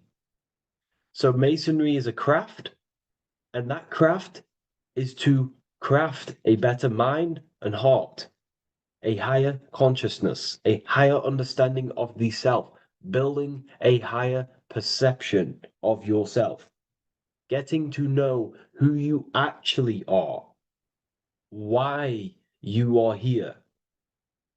Every action, behind every single action, behind every single cause is choice.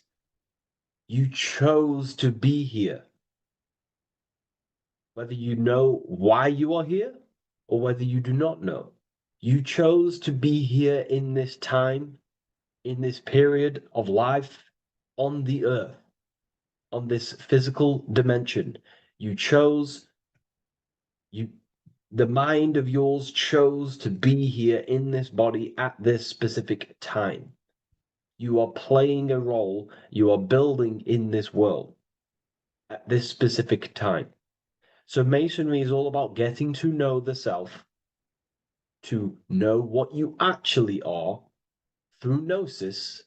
Gnosis is direct knowledge obtained and extracted from direct experience.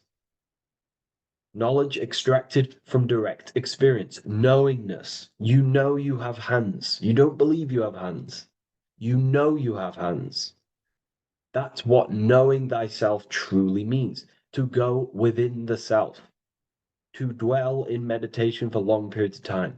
Not even meditation. To dwell, closing your eyes and thinking internally. Not thinking externally about anything outside you, but thinking and questioning internally, and you shall find answers. Seek and you shall find. If your heart is truly set on knowing, on getting to know true knowledge and knowing yourself, then you will find it. Okay, so because that's what the heart is. The heart is where we find our treasure. It's why it's inside of our chest. Our chest holds the treasure. What is your treasure? Your treasure is your physical manifestation. And whatever you act, whatever your heart cares about, your body follows. Your body takes action towards what you care about in life. This is why we say follow your heart, because your body follows the heart, what you care about. If you do not care about something, you do not take actions towards it. Whatever your heart loves and has that love energy for, the body follows. If you truly want to become enlightened and truly want to reach higher consciousness, then you will. You truly care for that, then you will find it. You have to go within. Okay, so this is what Masonry is about. It's about going within and finding out your true nature and constructing a higher consciousness by dissolving walls and blockages inside your mind and heart, purifying the self. Because you can care about sick and twisted things. Okay? We can see that in society. People like killing people. It's psychotic, but I know. So we can be corrupted. Okay, so going into this symbol, what does the symbol mean? What is it trying to portray? Okay. Uh, Before we go into this symbol, particularly, uh, we're looking at the Scottish Rite Freemasonry. So we have the first degree all the way up to the third degree is Blue Lodge Masonry. Then from the fourth degree of Freemasonry to the 32nd degree is what we call Red Lodge Freemasonry, the Red Lodge degrees. So again, that is that symbolism of that red and blue, the left and right, masculine, feminine, water, fire. It's that symbolism again of the two polar opposites of reality, of masculine and feminine qualities, solar and lunar, the left and right hemispheres of the brain, the inner and inner and outer world, the brain and the heart. These are all polarities, okay? Spirit and matter. We have to unify these. But we're looking at the 33rd degree. This is the end of the Scottish Rite of Freemasonry, and it's considered the illuminated degrees. Illuminated. This is when one gets to know the true self, the true knowledge, when one has gone within, mastered the self, got rid of mental blockages, blockages in the heart, purified the self, and they know who they are. They have higher consciousness. And in this breakdown today, I'm going to show you how they have higher consciousness through this symbolism. Okay, so I was going to say something, but I totally forgot what it was. But anyways, we'll move forward with this symbol. Oh, that's what it was. Water melts. Well, ice melts at 33 degrees, symbolizing ice represents solid matter, ego, the physical body, left brain thinking, physical reality identification, identifying self with the ego, the name, the job, the reputation. That's the ice, that's solid, that's ego thinking, left brain thinking. When we identify ourselves with the body, our ego, our name, our job, our reputation, our family, that is ego. That is pure earthly survival base level consciousness. This is the degree, this is the level of state of mind that we need to rise out from and figure out what we are, what you actually are inside you. When you turn off your thoughts, what are you then? If you do not think, you are not your name, your job, your reputation, your family, your beliefs. Because when the mind is turned off, there is still something left. That is you. And that is the substance that we have to get to know through gnosis, through going within and thinking internally and dwelling within. Okay. So Freemasonry is all about learning about the psyche, the true nature of consciousness, how it functions, the mechanics of consciousness, how we can integrate universal law with consciousness. We're going to be going into that. Natural law. How we can become one with God's law. We can become one with the universe and integrate universal consciousness into yourself. Okay, so the first thing I'm going to say about this symbol, straight away, the first thing you probably notice about the symbol is the eagle. The eagle is a bird. Okay, what do birds do? They are high in the air. They are above the earth, which represents rising, rising consciousness, rising the mind out of the lower mind earth-based survival, impulsive, reactive, egotistical mind. And we're pulling us up, we're rising from that. The earth represents that lower base survival consciousness, ego-driven thoughts. And we're rising up. The bird is free. It's free from the earth. Okay? It's free. It's elevated. It looks down upon the earth. So the eagle is a bird which represents higher view of self, a higher understanding of the self. It's elevated. We have a higher view of myself when I reach the 33rd degree. That is what it's showing you. That is what it's symbolizing. Okay? It's above the earth. It is free.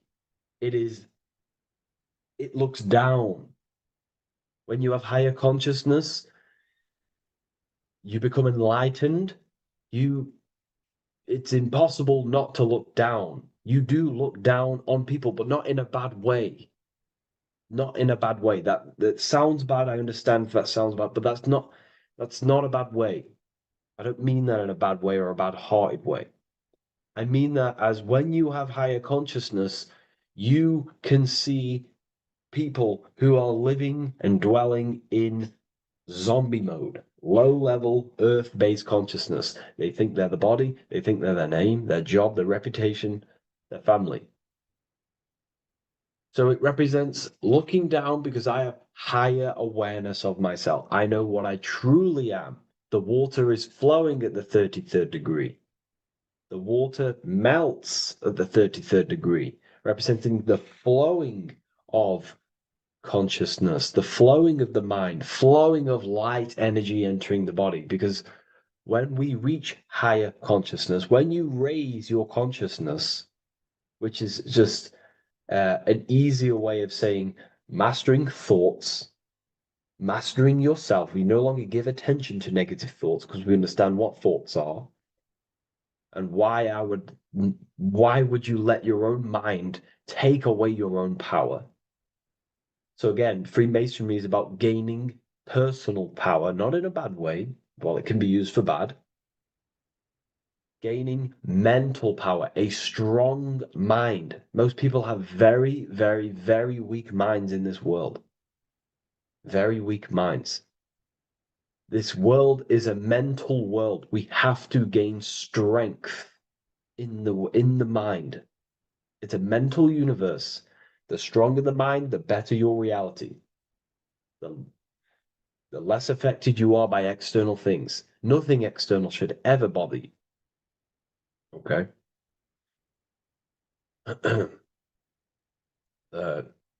So it's about gaining mental strength, mental clarity. So again, the bird is elevated, it looks down, it has a higher awareness, it sees things from above, it sees the world for what it truly is. That's the eagle. Okay? It's the higher view. This is the illuminated degrees. So we're looking at now the sword. The bird, the eagle, the double-headed eagle is standing on the sword. Very symbolic. The sword is not above the eagle. The sword is below the eagle. The sword moves through the air. On a basic breakdown of the sword, it represents power. Power. Because if I have a sword, I hold the power over you. That's what it symbolizes. In war, you have a weapon bigger than someone else and more destructive than someone else, you hold the power. So it's a power symbol.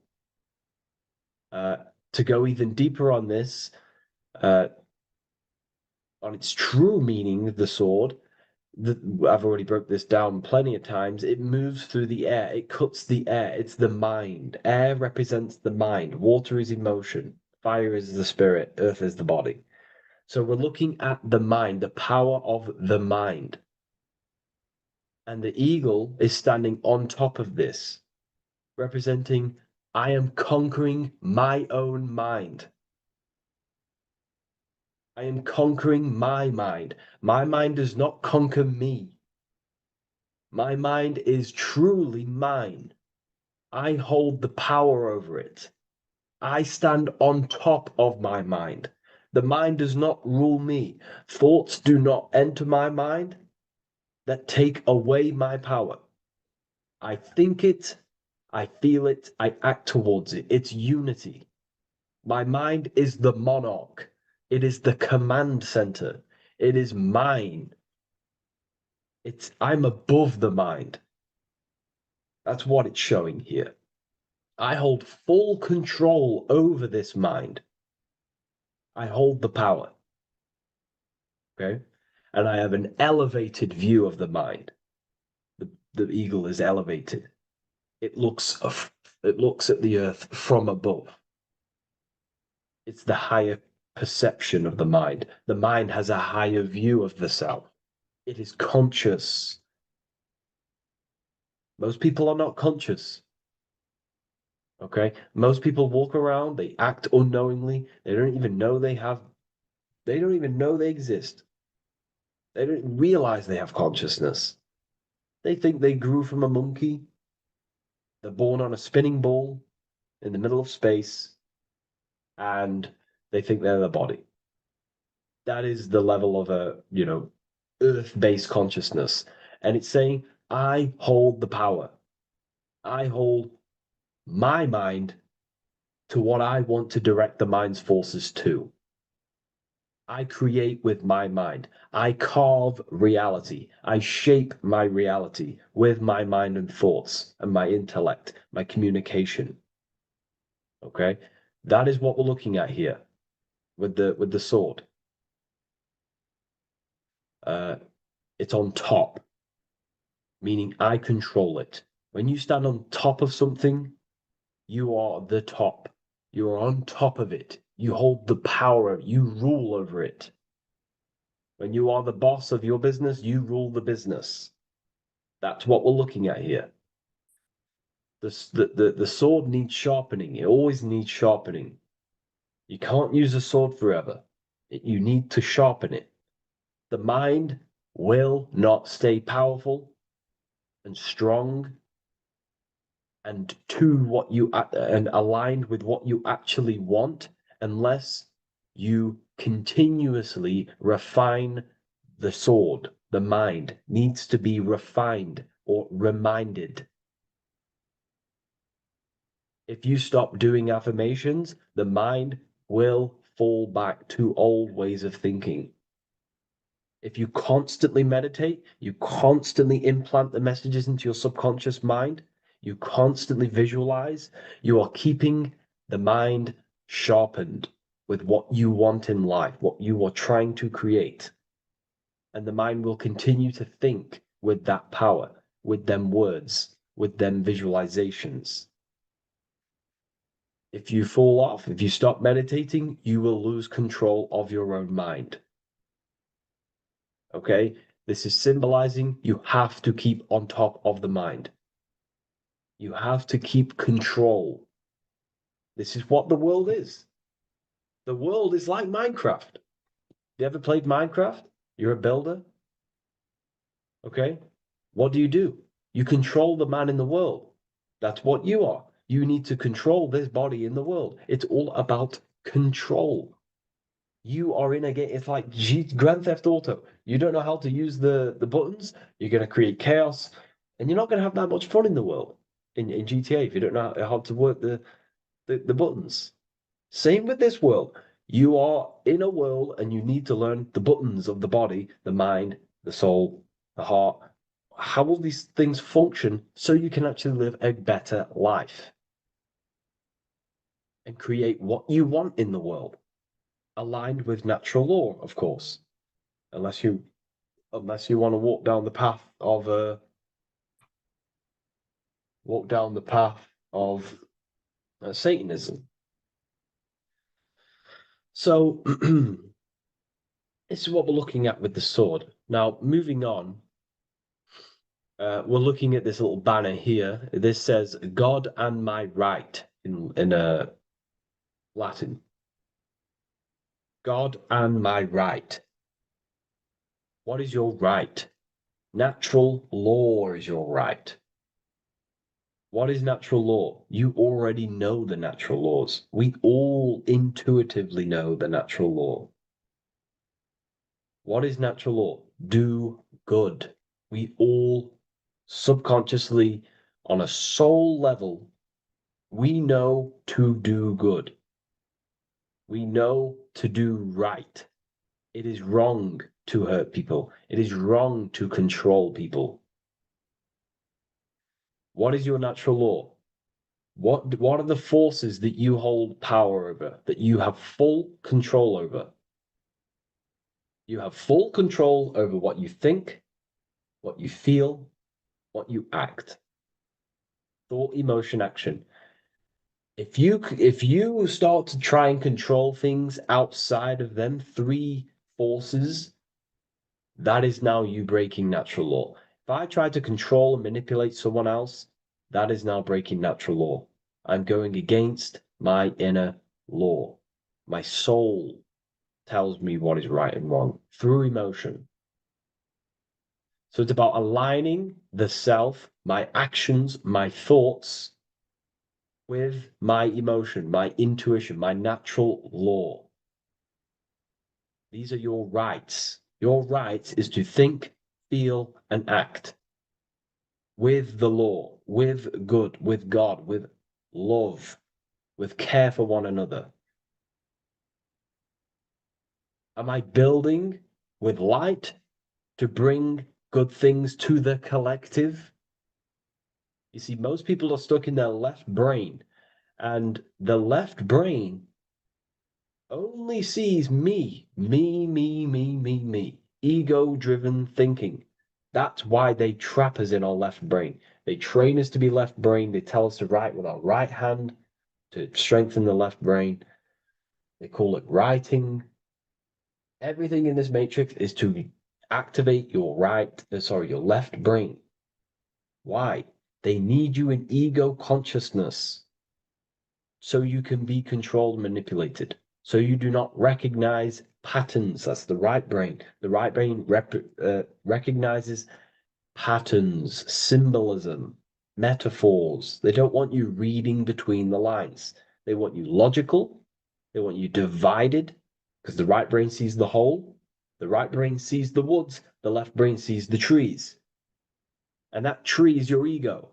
And the woods is the collective consciousness. They want you only thinking about you. Because that way you are divided from the collective consciousness. And we're all one consciousness family. We're all God. We're all God experiencing himself. And we are all building this world. So it's about aligning the self with my right, with God, with natural law. It's what Freemasonry is about. True Freemasonry, light Freemasonry, not dark Masonry, or evil Freemasonry, whatever you want to call it. The crown, royalty. Royalty wear crowns. And what do the royalty have? Again, this is another power symbol. They hold control. Yes, royalty hold control. And that's why this crown is at the top of the image, not at the bottom of the image. It's at the top, representing I control the left, I control the right. I control my left brain and my right brain, the two eagle heads, the two views. The eagle has one eye on each side. It's looking, it's seeing. And that's symbolic of the left and right brain. We see, not physically see, but I mean perceive. We perceive reality with the left brain and we perceive reality with the right brain. And it's about unifying these two brains so we can see and perceive reality from a true lens. Because if we see reality only from the left brain, and a left brain dominated brain, we see everything as divided. But if we see everything from a right brain perspective, we see everything as whole. when everything is in the middle. You need to see reality from the middle. Yes, I have my own personal consciousness, and yes, there is a collective consciousness. So I need to balance between that. I need to see reality between the line, between the left and right brain, and align this worldview, and align my thoughts, align my actions with this. Because if you're left-brained dominated, you're only going to take action on ego. You're only going to take action on me. You're only going to think about me, me, me. But if you're right hemisphere brained, you're only going to take action for the collective, which is, yes, that's good, but you also need to think about yourself. Why did you come here? Your life has a meaning as well. It's not just about the collective, it's about you as well. But we need to balance this. You see? This is what we're looking at. The crown is in the middle, representing the balance, the power over the two. Okay? It's the balance, it's mastery, it's control. Royalty hold control over society, royal families. So it's about controlling the self. It's control over the ego, control over the sword, over the mind. It's about personal power we're looking at here. Self-control. Now we're looking at a upright triangle, which represents the element of fire, which is masculine. Masculine is all to do with action. Action, the physical body. We're looking at fire, which represents spirit or transformation. Fire is a very transformative element. It transforms things. Okay, so we're looking at self-transformation through action. This is what we're looking at here. Fire is a very, very masculine force. A very penetrating and transformative force. So we're looking at transforming the self, not through knowledge, but through action. We have transformed the self, 33rd degree. I've reached the 33rd degree and I have now fully transformed. Now, there are higher degrees than 33rd degree, but we're just breaking down the symbol. That's a whole of a lecture. But this represents full transformation. 3, another, if you watch my video on numerology, you know 3 is all about what? Transformation. Thoughts, emotions, actions. These are the transformative forces that turn and create reality. Jesus dies and dies and resurrects after 3 days. Transformation from dead to the awaken. Brahma, Vishnu, Shiva. God is threefold. 3, 3, 3, 3, 3, 3. Electricity, magnetism, dielectricity. The 3 forces that pretty much create physical matter. Transformation is 3. So we're looking at transformation through action. Action is a very transformative force. There's no point learning this knowledge if you're not going to act upon the knowledge. A lot of people join the university, they learn a lot, but they leave because they don't want to take the action. They don't want to do the hard part. They don't want to act towards higher consciousness. They want to dwell in their lower mind. That's fine. That's your path. That's their path. But if you truly want to raise your consciousness, you have to act upon it. You have to actively not take the action. It's about what you do and do not do, because not doing something is also an action. If you are not participating in the low-level pleasures like sex, casual sex, masturbation, going out and getting blind drunk. These are low-level pleasures. It's going to keep you on a low-level frequency and a low-level consciousness. That is also an action, not doing that. It's about what you not do as well, which is very important. You have to act upon it to reach this degree. You will not reach this degree if you have not taken a lot of action towards reaching higher consciousness, reaching self-mastery over the mind, controlling the mind. This is what, again, it's about taking action on actually controlling the mind, controlling the self, gaining your power. Okay? Okay. This is another fascinating part about the eagle head and wings. It also represents the past, present, and future. The crown is, again, symbolic of the crown chakra. This is all to do with knowledge. So we're looking at knowledge of the past, the eagle on the left looking behind, and the eagle on the right looking forward. So we're looking at the crown, knowledge of the past and the future. Looking at your past is very powerful. What has got you, what has led you to this very point in your life? What actions have taken you to this point? And not only you, remember, there is a collective. Remember, you always have to keep that in mind. Every action you take, you have to always align it with the collective consciousness. It's not just you in the world. We have a collective. So, how did you and how did the collective get to this point in life, in this present? How did we get here? How did we get into this mess? Humanity is in a mess. A straight up chaotic mess. And if you think everything is perfect and everything's divine and everything's just, there's some people out there in the spiritual community saying, everything's divine, everything's meant for this purpose. No, there are people actively manipulating and using mind control methods to control this reality. How have we got into this mess?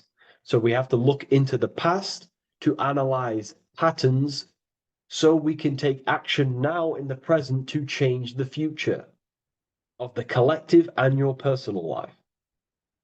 That's what we're looking at here. So the eagle looking left is looking in the past, representing analyzing the past, analyzing the actions in my life and the collective life. The actions that led to this mess now, to this state now. And what can I do now with my knowledge to change the future to a better future, aligned with, again, natural law, aligned with goodness, aligned with God, aligned with care and love for one another and the self. So it's all about knowledge of the past and knowledge of the future. And what I can do now to take action, the triangle pointing at the middle, which is the present, what can I do now to change the future? To create a better future, to transform the world. 33, transformation. To transform the future. Okay, this is what we're looking at here with the two double-headed eagles as well. Again, this is more art. This is a lot more complex symbolism here. But again, we have the Earth hemisphere here. And what? The eagle above. It is raised above the earth, above material pleasures, above the material thinking self, above the ego. Not to say get rid of the ego. We need the ego, but balancing, control, power over the ego, power over the two hemispheres of the brain, power over my past and my future, power over time. What am I using my time towards? Time is your spiritual currency. Okay? It's elevated. It sees things from a higher perspective. It is higher consciousness. We're also looking at the astral body. Birds on a deeper level represent the astral body. So symbols have layers of meaning. The deeper you get into the occult, so when you join the first degree, you get, a good interpretation, and the higher degree you go, the more deeper the symbol reveals, as the more deeper you know yourself. So we're looking also at the astral body, the light. What is the light? Light is a massive symbol in Freemasonry. It's knowledge, gnosis. When you're very intelligent, you call someone, they're a bright child. They have enlightenment, light in the mind. Looking at light, a lot of knowledge, a lot of self-knowledge of the self, of the psyche, how I function, what I am, knowledge of the astral body, rising above the earth, astral projection, exploring your true nature, exploring consciousness. This is what we're looking at here. And in order to explore your astral body and explore the astral realm, you have to control the sword, the mind. And you can then explore. You are free like a bird to fly. This is all symbolic of rising consciousness. All symbolic. So I hope this video has gained a bit more clarity on this symbol and given you some insights. And I will see you in the next one. Thank you for tuning in today.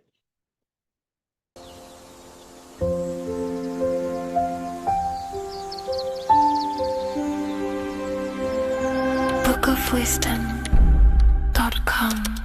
Visit today.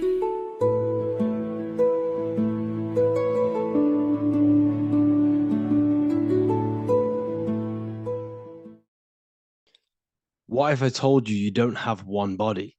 You in fact have four.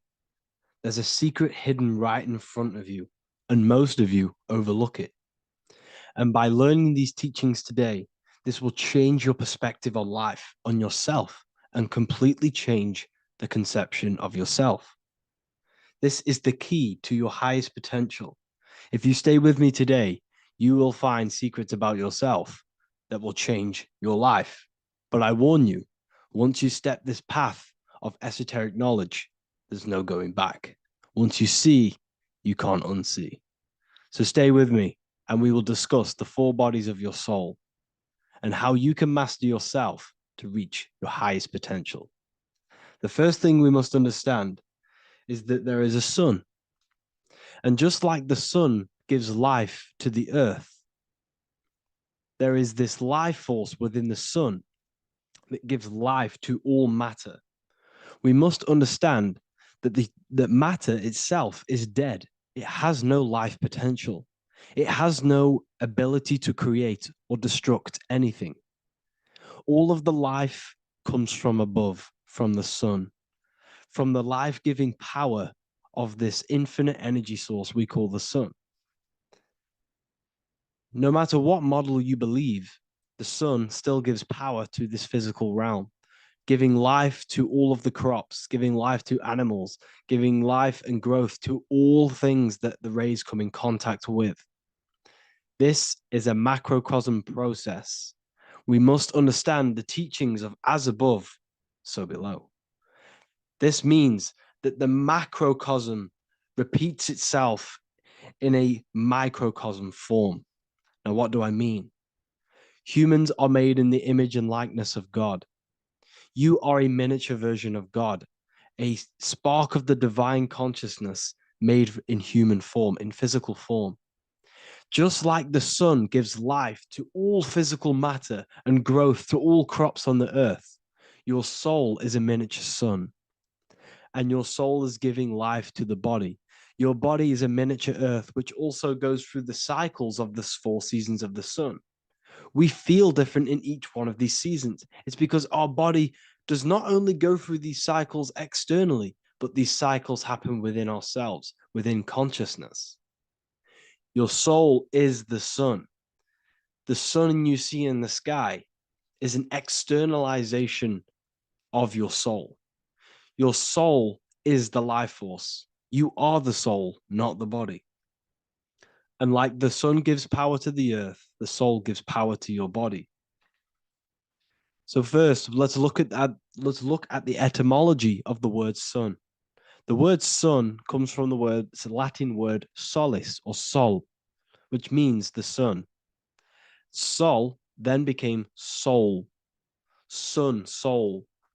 And in fact, S-O-N and S-U-N in the old etymology dictionary mean the exact same thing. They are interchangeable. So when we look at the symbol of the sun, we look at a circle and a cross, which represent the four aspects of the sun, the four seasons of the sun: summer, winter, spring, and autumn. These are the four states of the sun. Like we said, this is why we get this symbol. You have the four states of the sun, which represent the four bodies of the soul. Now, this is where we get deep. Like I said, the sun you see in the sky is a macrocosm of your soul, an externalization of your soul. Just like your sun has four seasons, the four seasons within us are the four bodies. Our soul is incarnated and split into four sections. We have a mind, we have a physical body, emotions, and spirit. These are all interchangeable and they are all linked. In ancient alchemy, we have the exact same symbolism of the four stages of alchemy. But in this case, they're symbolized as the four elements: earth, water, air, fire. In this ancient alchemical symbol, we have the pentagram, with the top one representing the soul, ether. Our soul then has the four bodies, with the human here. We have the man, the eagle, the bull, and the lion. We see this on the tarot card, the Wheel of Fortune. The man, the eagle, the bull, the lion. We see this in Matthew, Mark, Luke, and John. The lion, the bull, the man, and the eagle. We see this with depictions of Jesus. Jesus, the man, the bull, the lion, and the eagle. These represent the four fixed signs of the zodiac: Taurus, the bull; Scorpio, the eagle. Scorpio was symbolized as an eagle. It's an ancient symbol. Now it's been changed to a scorpion, of course. Leo, the lion; Aquarius, the man. These represent the four fixed signs, which are four different elements. Taurus is an earth sign. Scorpio, a water sign. Leo, a fire sign. Aquarius, an air sign. Taurus is the earth. As above, so below. The earth is the physical body. Leo is fire. Fire is the spirit. Scorpio is water, which is the emotions. Aquarius is the mind, which is an air symbol. Air is the mind. That's why we call people airheads. Okay? So what we're actually looking at here are the four aspects of our soul. We have the sun in the middle and the four bodies of the soul.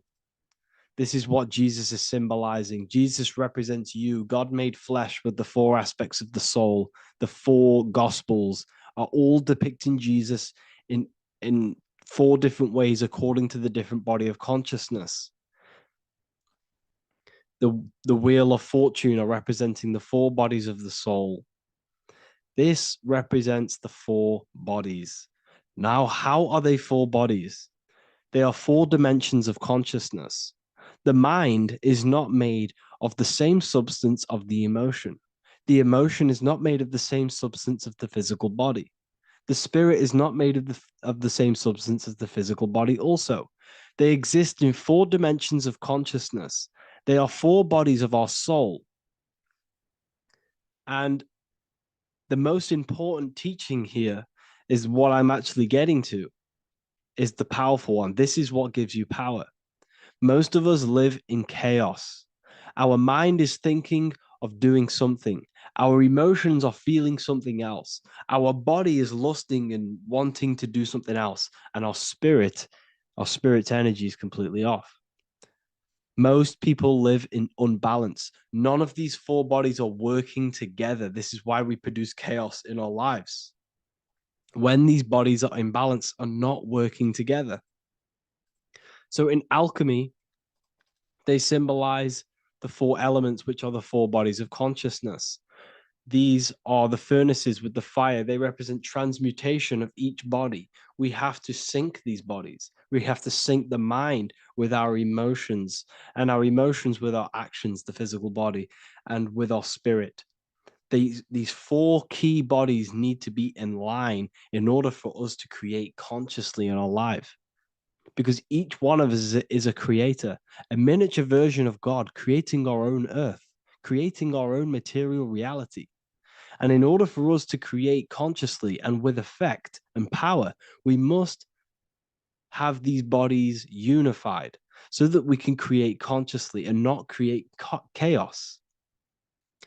So this is very, very important. And this is a secret teaching found in all ancient societies. But this is what the hidden symbolism of astrology actually is. The sun is our soul, and the 12 zodiacs are 12 aspects of our soul. And we have the four aspects of the four main bodies. This is what we're looking at. We're not looking at the sky. We're actually looking at aspects of ourselves, aspects of our soul that we must master and transmute in order to become our highest potential. So I hope this makes sense. And it may take a while for you to fully understand this, but the key knowledge in order for you to understand any of these teachings that I've gone through today is the major, major teaching of as above, so below. What is above is below. What is within is without.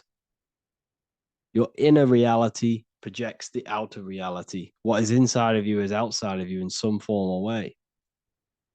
Whatever trees, whatever roots that go down will always shoot up. When you throw a bouncing ball, you shoot it down, it will go up. As above, so below. As within, so without.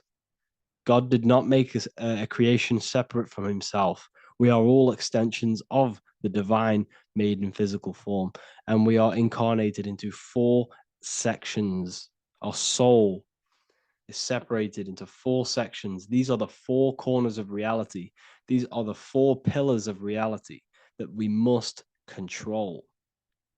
So in order to access our soul in meditation, we must turn off these four things. Turn off the mind, the emotion, the spirit, and the body. And then we access the soul. So I hope this video helps today. And you can learn all about this in the Book of Wisdom, Volume 2. This book is a revolution in consciousness. I do not recommend everyone reads this book. This book is only for people who are serious and want to transform their lives. This book is a book that will change the scope you see reality. It will change your perspective on yourself because you will resonate with this. This book does not just give you information. It gives you a sense of well-being. It gives you truth, and you will find your power from this information. This information is not just information, it's a key to your path of enlightenment and transformation. So you can find this book in the description of this video. And if you are part of the university, I will see you on the live calls. Thank you, everyone. Please leave a like, subscribe, and a comment, and let me know whatever videos you want me to make next. Anything that you fail to understand or have any confusion with, I can make a video on it. So let me know in the comment section any reviews or anything I should do. Thank you all, people. Have a great day.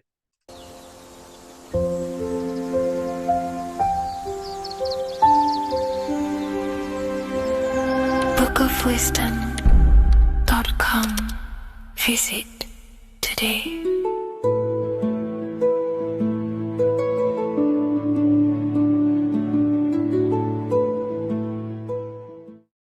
The Freemasonic square and compass is not just a symbol that represents Freemasonry, a lodge, or a secret society. It is a symbol of gaining your own personal power. Now, in this video, I'm going to be breaking down this symbol in the most detail I can possibly go into. Most people live in a state of illusion. They live their life impulsively, acting based on their five senses, tasting. They want to feel a certain thing like an orgasm, or they're basically just slaves to external things and their five senses, which leads to a very dark path where you'll never actually become a conscious creator and you'll never actually be internally happy. The Freemasonic square and compass reveals some deep wisdom about this. Now let me break this down. If you want to gain your personal power, listen up.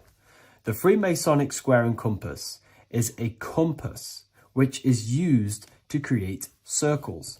Now, if you notice something about the circle, they have no beginning, no end. You can't tell where it begins and ends. It's eternal, which means this represents consciousness. Now, if you don't know what consciousness is, if you close your eyes, you have an internal world. You have thoughts, emotion, visualization. This is all consciousness, spiritual. Then we have the square. The square creates squares or lines, which represents matter. It has a beginning and an end. You can quite see where the beginning of the end is, right? So we can even link this to Leonardo da Vinci, the Vitruvian Man. We see the man in the square with the circle. The circle is the eternal consciousness, and the man is the square, limited to the physical world. But consciousness is not limited. That's why it's outside the square. This is eternal. The body is mortal. The body will die. Consciousness will never die. If we look even closer at the symbol, we notice in this particular symbol, we have the compass overlapping the square. This is very, very symbolic. This represents spirit over matter, also known as mind over matter, consciousness over matter, the circle over the square. Like I mentioned earlier, most people are slaves to their senses. They go through their day and all they do is chase validation and feelings. They eat all day to feel good, which means they're a slave to their taste. They're slaves to their feeling. They masturbate, which means they're a slave to orgasms and external things. They're literally being governed by the external world controlling their internal world. They're literally living life on autopilot. And don't get me wrong, I was guilty of this too. We're all guilty of this when we join this world because we're not taught this sacred knowledge. Until you actually stop and recognize this, you'll be living life on autopilot, literally not even living. You'll be running off subconscious programs, seeking external validation and being ruled by these five senses. The square underneath the compass represents consciousness on top of matter, which means the internal world is controlling the external world. It is the mind controlling matter and not matter manipulating the mind. In the occult and esoteric world, it's very important that you are conscious of every action that you are taking in your day-to-day life. Never act subconsciously. Always be conscious. What are you thinking? What are you acting? What are you giving your attention? All of this is contributing towards creating because you are a creator. Consciousness is a creative force. You need to make sure that the compass is on top of the square, that your inner world is controlling the outer world and not the outer world controlling the inner. As I've mentioned in many videos before, the internal world of consciousness is what's producing the external world. Your life is just a result of every thought and emotion that you felt in the past. Everything you own, everything you possess, your friends are all reflections of your consciousness. They're all reflections of what you are thinking about. When you change your thinking, your external world starts to rearrange itself. On a basic level, this symbol represents the combination of spirit and matter. You are a spiritual being and a material being. You are heaven, the sky, and earth, the ground. You are heaven and earth, spirit and matter infused into one. You are a bridge between the divine and the earthly worlds. And you can bring down these higher realms of consciousness, thought, imagination, and emotions into a physical, tangible reality. To do this consciously, we need to make sure the external world is not manipulating the inner world. Because if your internal world is being controlled by external circumstances, for example, you have a circumstance happen in your reality, an emotion triggers inside of you, and that emotion is a command to create more of that. And the thoughts that you think are creating more of that negativity. So it's a constant cycle of negative manifestation if you let the external world control your internal world of consciousness. So we need to make sure the compass is on top of the square, that the internal world are commands and not reactions to create your external reality. And not only just to create, but to actually enjoy life. If we let the external world bother our internal world, this means that we have some sort of mental or emotional attachment to the external world. We need to detach from the external world. Why do I say that?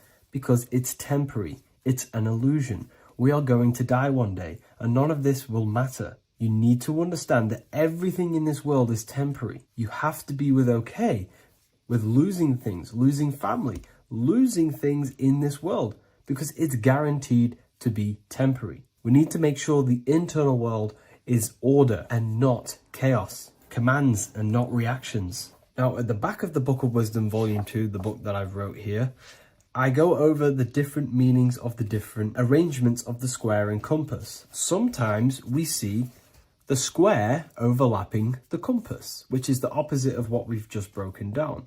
Or sometimes we see one leg of the compass on top of the square and one leg of the square on top of the compass. These are all highly symbolic. When we see the square overlapping the compass, this pretty much represents the beginning of the Freemasons' journey, when their internal world is being controlled by the external. They have a lot of spiritual growth and a lot of learning and inner work to do.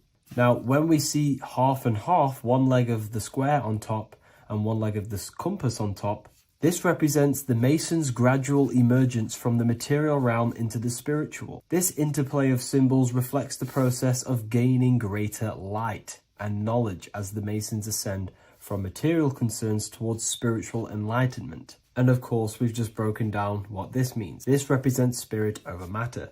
They're not chasing external physical things anymore. They're actually chasing and gaining validation and happiness from spiritual growth, more knowledge and deeper understanding of consciousness and themselves. Most people chase external material things, which actually don't make you happy in the long run. You could be given £1 million today, in a week's time you would be back to the same original state of consciousness and actually chasing more and more millions of pounds. It's because nothing physical in this tangible world will ever satisfy your internal world of consciousness. So through spiritual growth, we can actually become happy and seek higher understanding, higher consciousness, which actually satisfies us eternally. So when we see the compass on top of the square, it symbolizes the triumph of spirit over matter. This arrangement not only signifies the mastery of spirit over the material realm, but also represents the resurrection, ascent, and dominion of spiritual principles over all earthly conditions. It's all about gaining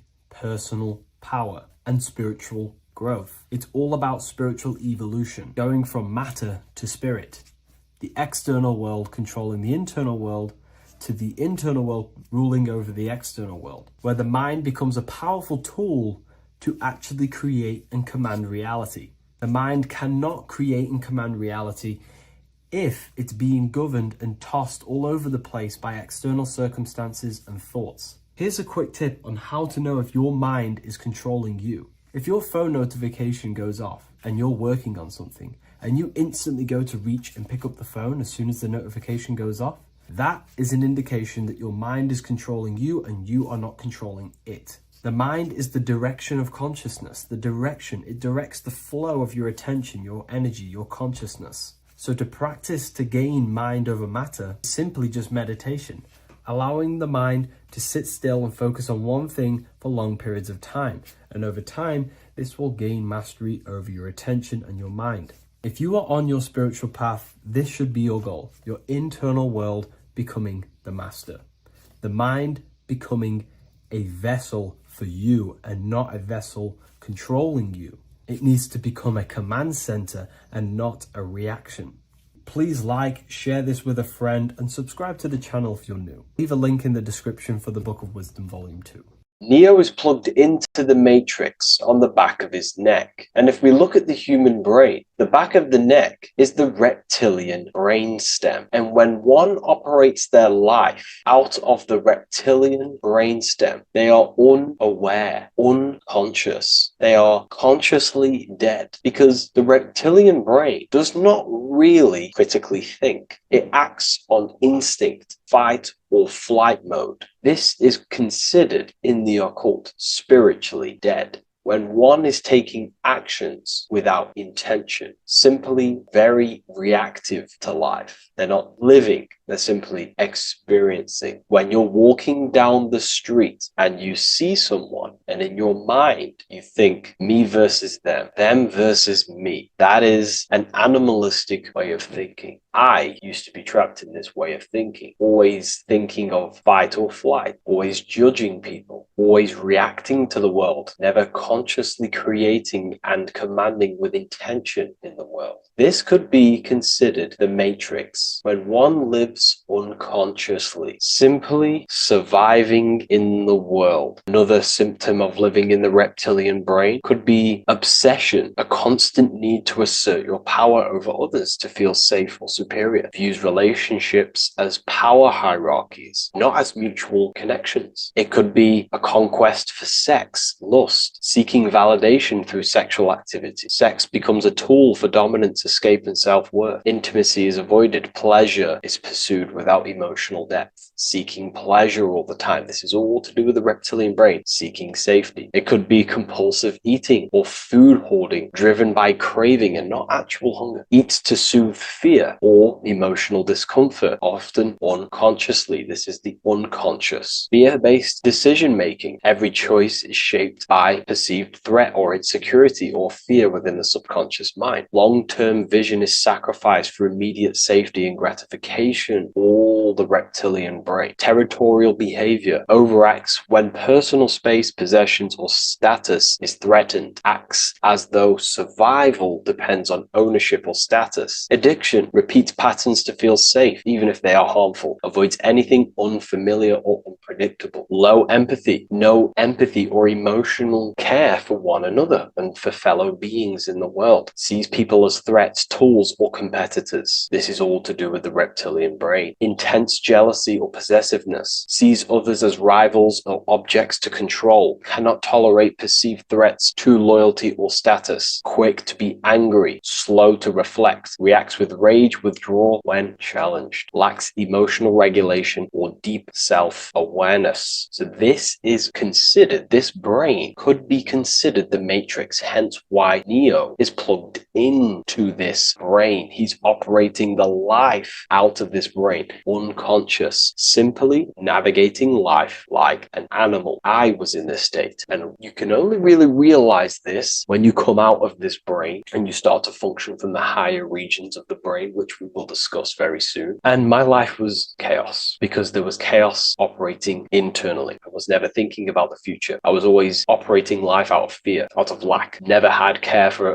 another person. When you operate life out of this brain, the matrix, things outside you can easily control you. This is why they keep us in a constant state of fear. So we operate life out of this. So we never gain full control over our reality, over our actions, over our thoughts. So Neo is called Neo, and he works at a place called meta cortex, very symbolic of the neocortex, the higher region of the brain. Now, this brain makes you human. It ultimately allows you to hold control over the animal urges, okay? The neocortex is the brain that allows you to have self-mastery, that allows you to control your urges, your instinctual survival urges. So humans can overcome their reptilian animalistic state and start to operate their life in a conscious mastery state. And Neo is plugged out of the reptilian brain and he starts to use his neocortex, the human brain. This allows one to learn to have self-control, allows one to create, allows one to think about others. It allows one to critically think deeply. It allows one to be self aware. Who am I? Where did I come from? And where am I going? This is ultimately the brain that has shaped the world. We look at humans. We built technology. We built all of these amazing things. They all come from the neocortex. This is the higher region of the brain that allows consciousness to function on a higher degree. It allows you to truly become a creator and have self-control instead of living in a reactive animal state. You see, animals are only aware of their five senses. They're only aware of surviving. If you notice, look at animals, they're always looking around. Even in their home, they're always looking around, sniffing around. That's because they operate in an animalistic brain. Humans have the neocortex. This is a higher region of the brain, which well, if you wish to master yourself, this is the brain that you will be using. This allows you to operate life on a higher degree. We see this reptilian brain symbolized everywhere. See it as reptiles. Reptiles are symbols of this brain. We see the Egyptian god Osiris with the green skin representing a reptile, a crocodile. Sometimes we see Osiris depicted in Egyptian artwork with crocodiles or reptiles, if you do a little bit of research on that. And also, if we look at the overall symbolism of Osiris and his story, we notice that he is the god of the dead or the underworld. This is not literal, but the dead or the god of the death, the god of the death of self, the dead of consciousness, because you are a divine being with limitless potential to create. And ultimately, to create, we have to master our reptilian brain. But when we function from this reptilian brain, we are dead to our higher powers of creation, of imagination, of actually gaining control and operating life from the higher mind, operating life as the divine being as you are. But if you operate life in Osiris, he is the god of dead. You are spiritually and consciously dead. You act unconsciously. You are dead, not physically, but mentally and spiritually. So what we're looking at here in the Egyptian artwork is the reptilian brainstem. We have the left hemisphere and the right hemisphere of the brain. Notice a curve. The feminine body is very curvy. This represents feminine. The masculine body is very liney. So if we study geometry, we know that lines are masculine, hence why the word masculine, line, and the feminine body is,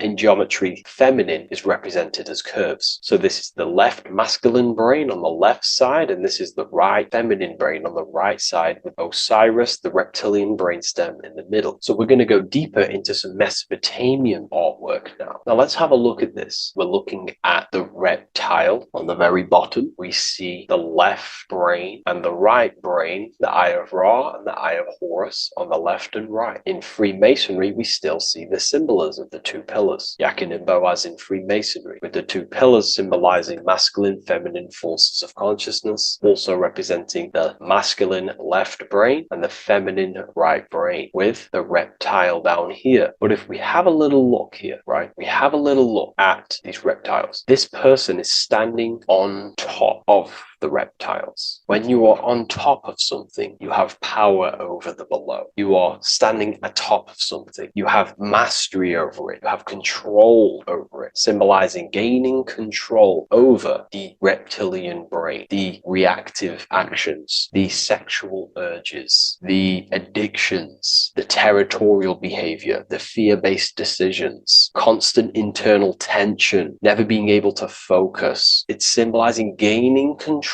over these internal qualities that happen within us, in our mind, because the universe is mental. And if we do not gain control over this brain, it will dominate our mind, which will ultimately dominate our actions and destroy our life and live in an unconscious state. So this is basically instructions in this ancient Mesopotamian artwork of becoming self-mastery, to operate on a God consciousness level. So we have a person symbolizing your awareness, the internal you, having mastery over the reptilian urges, the reptilian brain, the reptile thinking. We have a person, a face in between, and it's standing in between these pillars, symbolizing balance of the brain hemispheres. Because the face, we see the eyes in the middle, we see the person is you, your consciousness, standing in the middle middle pillar. It's representing seeing reality as neutral. Everything in the world is neutral. It's the mind's perception that gives it a positive or negative charge. When we adapt this mindset, this view of reality, this knowingness of reality, we see the world for what it truly is. And if you see things as neutral, it allows one to transform the situations in your life accordingly instead of simply choosing a side.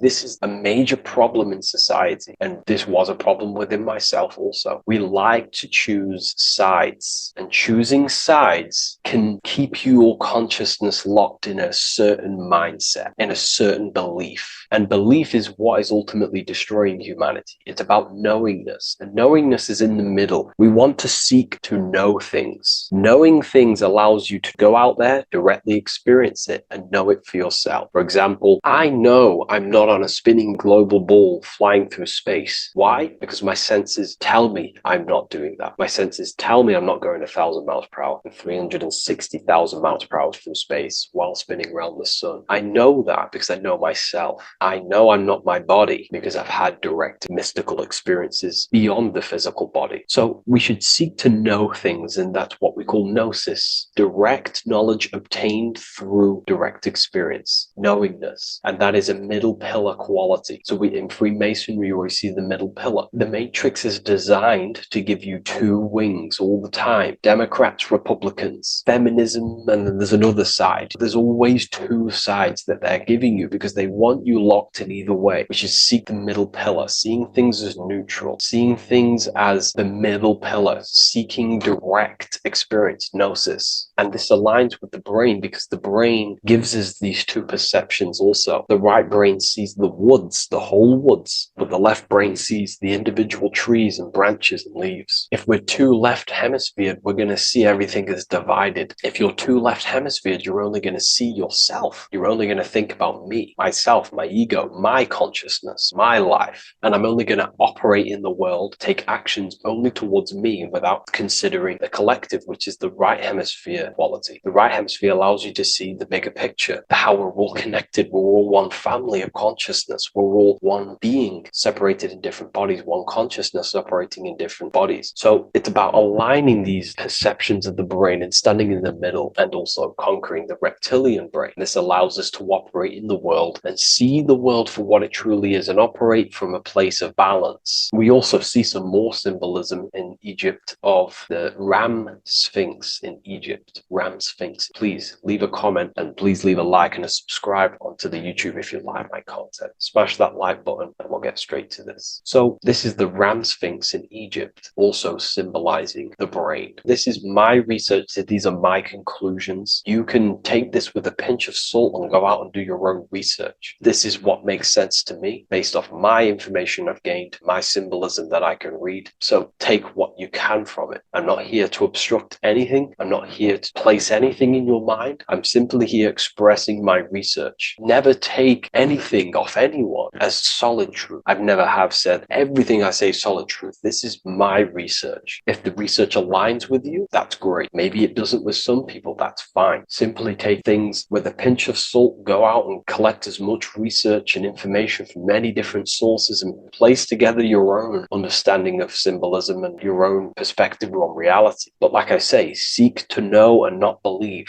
So this is the Ram Sphinx in Egypt. This is a more powerful symbolism of the brain. We have Osiris here, the god of the dead, which is the reptilian brain, and an Aries symbol here symbolizing the hippocampus in the brain. So this is the reptilian brain stem, heavily aligned with the reptilian brain stem here. We can see the connections if we look closely. So this represents the dead of consciousness. This is the dead of self, living in impulsive animalistic state, the symptoms that I listed earlier. I'm not going to go over the symptoms again. And Aries symbolizes the hippocampus in the middle of the brain. It's the hippocampus. And Aries is a symbol of a state of being. Why? You see, ancients and the ancient Egyptian Egyptians, according to my research, Freemasons still use this symbolism today. So what they do is they use the path of the sun to symbolize a state of consciousness or a journey in consciousness. So what do I mean? So Aries here is the transition from the winter arc. So this is the winter arc from Libra, Scorpio, Sagittarius, Capricorn, Aquarius, Pisces. This is when the sun is dead. This is when the electromagnetic waves of the sun are not very present. This is the winter. This is when there's more darkness in the world. However, from Aries, Taurus, Gemini, Cancer, Leo, Virgo, and well, to Libra, this is when the sun is giving more electromagnetic rays. Everything grows. Everything is reborn again. Everything's growing. There's more light. There's more warmth. You can grow crops. So this is very symbolic as a state of consciousness. Aries is used heavily to represent the rebirth of the sun, but internally as an esoteric interpretation of Aries, it symbolizes the resurrection of awakening of the self. It is the rebirth of the sun, of the soul, the rebirth of becoming aware out of the darkness into the light, living in the reptilian unconscious state, the unconscious, not being aware that I possess consciousness, not being aware of my thought, emotion, actions. And Aries is that symbol is of the rebirth of the spirit, the rebirth of the self, becoming self-aware. So that's what we're looking at here with the Ram Sphinx. We're looking at Osiris, dead, the reptilian brain, operating life in an unconscious state, not really thinking,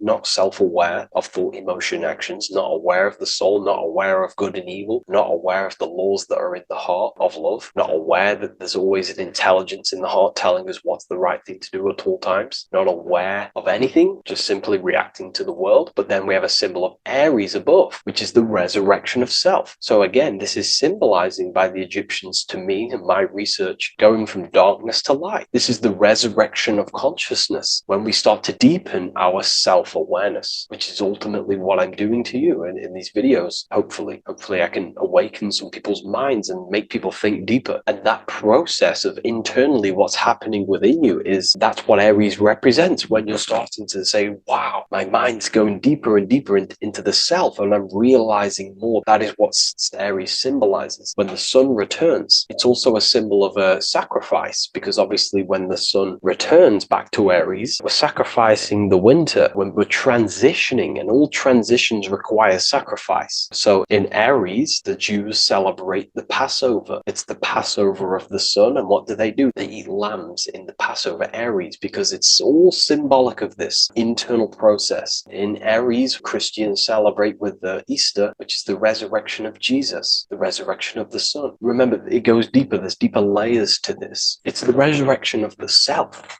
and the mind deepening into a deeper awakening. So again, we're going from the lower regions of the brain, and when we start to critically think and become self-aware, we're starting to use the mid part of the brain, and the mid part of the brain then expands into the neocortex, which is the resurrection of the self. The mind is no longer functioning in just the reptilian brain, but then it's going into the light of the higher brain, the neocortex, and this is the reptilian brain. This is the midbrain, what we're looking at here with the Ram Sphinx. Yeah. So this is the resurrection. It's the transition point of going from the reptilian brain into the midbrain, into the neocortex. We're now resurrecting ourselves. Now, this is not putting anything negative on the reptilian brain. Without the reptilian brain, we wouldn't be able to live. We need the reptilian brain, but it's an abuse of the reptilian brain that can keep us in a very low state. It keeps us stuck in an unconscious state. But the reptilian brain is what's allowing you to breathe, to eat, to scan the environment for any threats. If there are threats, we do need the reptilian brain. That's not to say it's evil, but what I'm saying is an abuse of this brain, which is what most people are stuck in. They're operating their life out of this brain. And this is what the Egyptians,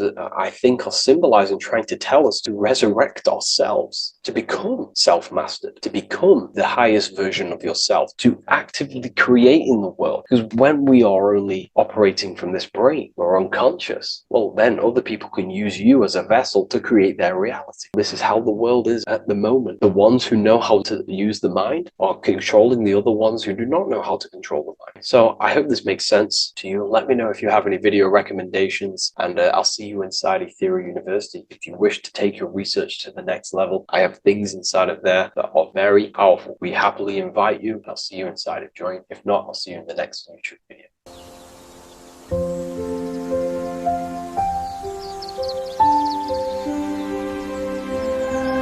bookofwisdom.com. Visit today.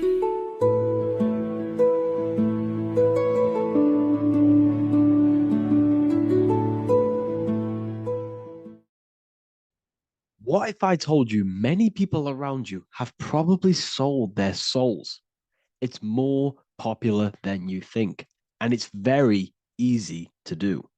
Selling your soul is not something that you can just go and meet the devil and do it.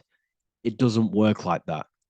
But before I tell you exactly how you can sell your soul and how not to sell your soul, what is the soul? So, looking at Jesus, we always see two lights surrounding his head, one surrounding the heart. And as of course, if you've been watching my channel, you know Jesus represents you. He represents the divine essence of the universe made in human form. Each one of us possess a fractal of God's infinite consciousness. We are all God. We are all God experiencing himself in a three-dimensional divided form, separated from his oneness. God wanted to experience himself, so he made this world. So each one of us possess a soul, and the soul is the spark of God's infinite loving consciousness, filled with God's loving moral law. So the reason why Jesus is always have a light above his head and a light on his heart is because this represents the brain and the heart. The brain is not the mind. The heart is not the soul. The brain is the physical manifestation of the mind. It is the physical mechanical computer for the spiritual mind. The heart is the physical manifestation of the soul. The heart is a brain. In fact, it contains 40,000 specialized cells, which are the exact same cells found in your cranial brain. Yes, your heart is an emotional brain. Your cranial brain is a thought brain. It's a computer. Okay? Everything that exists physically exists non-physically. This is what the ancients called spirit, just means invisible force. The mind, the thoughts are not made of atoms. You can't touch, you can't find tangible thoughts, imaginations. These things exist spiritually in metaphysical counterspace. It's the same with your emotions. The emotions are spiritual. They are not physical. You can't touch them. So thoughts are the language of the mind. Emotions are the language of the soul. Sometimes we can become eluded by thought and we can become eluded by emotion. If we are led purely by emotion, we can create illusions in our perception. The same if we rely only on thought. We must balance these two. Okay? So the mind is the creator, the soul is the operator. Every thought we think is being judged by our soul. The soul is the judge. The soul tells you what is right, what is wrong. And even the Freemasons depict this spirit and matter in their black and white checkered boards. White is spirit, black is matter. Matter is dead, spirit is life. This is what this represents. Physical reality is not just physical. For every physical object, for every physical manifestation, there is a spiritual force bringing it into existence. Consciousness brings everything into existence. Before you kick a football, there's a change in your inner consciousness before you take that action of kicking the football. Everything exists in spirit before matter. You existed in spirit before you were physical. We also see this in alchemical Freemasonic artwork. This represents the clouds. This is the mind. This is the heavens. And then coming down into the heart, which represents the earth. The light entering the mind into the heart, because every thought we think is being judged by the heart. The heart speaks to you through emotion. The soul speaks to you through emotion. Every thought you think, your heart is telling you that is right, or it's telling you that is wrong. Why? Why is this? Emotions can guide us, okay? Emotions are the language of our soul. Our soul guides us to our soul purpose. Each one of us contains a purpose in this physical life. There is a reason you are alive. There is a reason why you came from spirit into a material reality. Your jealousy reveals where you need to be in life. If you are jealous of someone, this is your soul saying you need to be there. That's where you need to be. Your fear reveals your greatest growth in order for you to reach your life's purpose. If you fear something, this is your soul telling you you need to overcome this in order to reach your life purpose. This is the next obstacle. The soul, your life purpose is not found in your passion. It's found on the other side of your greatest fear. The soul's always seeking, it's always seeking truth. It's always seeking to expand, to learn. The soul must go through pain in order to overcome, in order to grow. That's why we are here, to grow and expand and create. We also see this in alchemical artwork. Again, the mind in the clouds, the heart and the soul. They must work in unity. Each one of us contains the spark of the divine, which is the soul. Okay? Which is the soul. This is the operator. G-O-D, generator, operator, destroyer. The generator is the mind. The operator is the soul. The destroyer is the body. Everything will generate, everything will operate, and everything will die. That's the Trinity, the Father, the Son, the Holy Spirit. There's always a Trinity, Brahma, Vishnu, Shiva.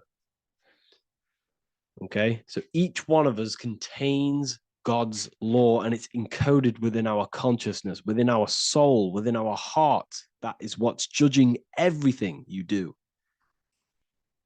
Every time you hurt someone, you can feel it. If you've ever punched someone, you can feel it. You know it's wrong. If you've ever stole something from someone, it doesn't matter what you've learned in the past. If you steal something, you know deep down within your soul it's wrong. This is because each one of us are encoded with God's law of love and integrity. I don't care how tough you think you are and how hard you think you are and what you've done in your life. I don't care. You know what is right, what is wrong, because you are encoded with love. Does not matter how far your mind can take you away, how corrupt your mind can become. There is always a spark of love and empathy in your heart, in your soul. You know this when a child. When you're a child, you're not racist. You don't want to hurt anyone. You don't want to steal. As a child, you're pure love, you're pure awareness, you're pure. You would never think about being racist. It's the corruption of the mind that leads us to corruption. Our soul always wants to do good. So the soul is encoded with God's law. And when we go against this law, this destroys our body.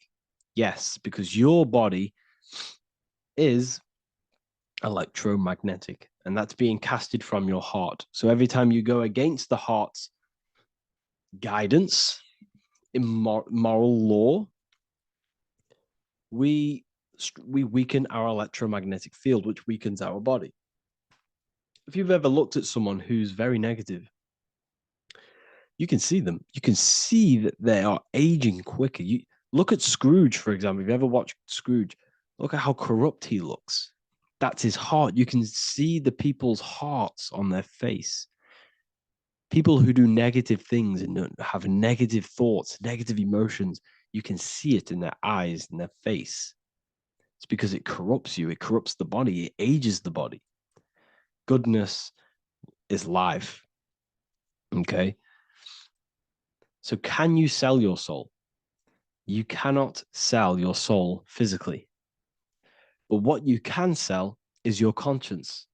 What you can go against is that moral law.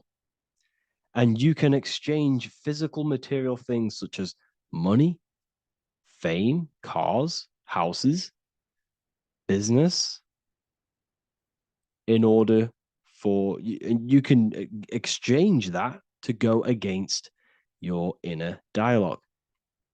For example, these rappers, celebrities, what are they doing? They're not selling their soul. You can't sell your soul to some entity on the astral plane. But what you can do, you can take money to say, I'm going to go against my heart. I'm going to go against my inner moral law.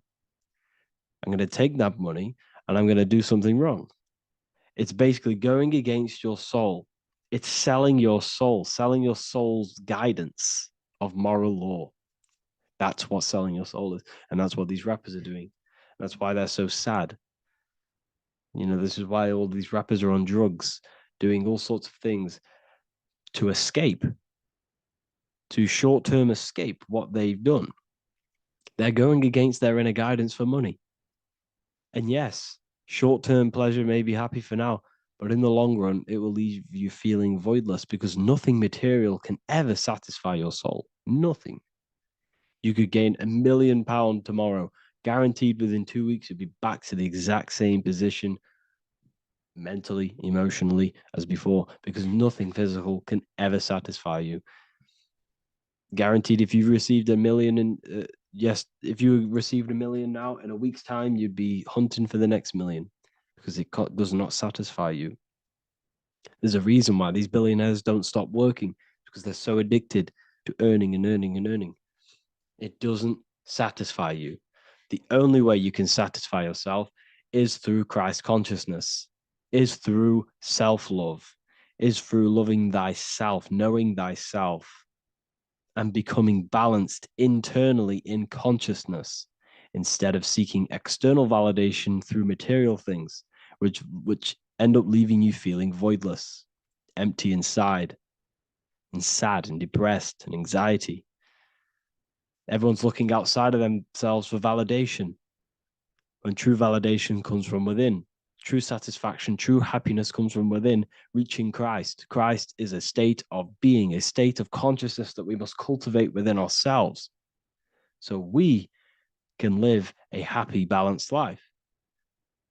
You can have all these material things when you're satisfied inside, but don't rely on them.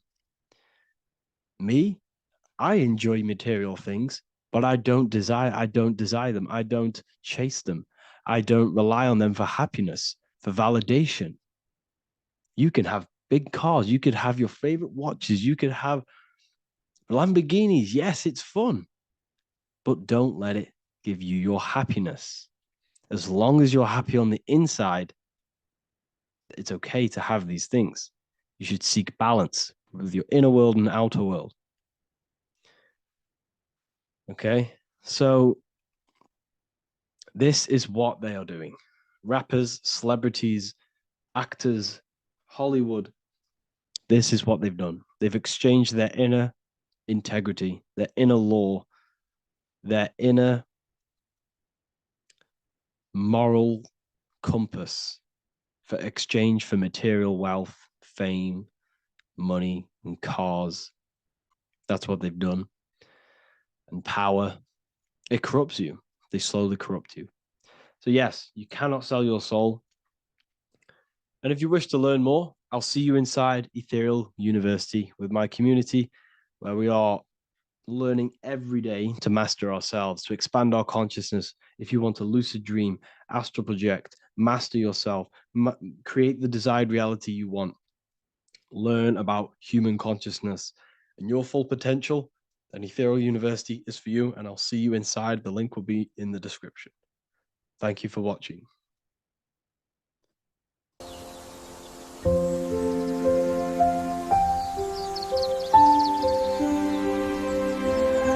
bookofwisdom.com.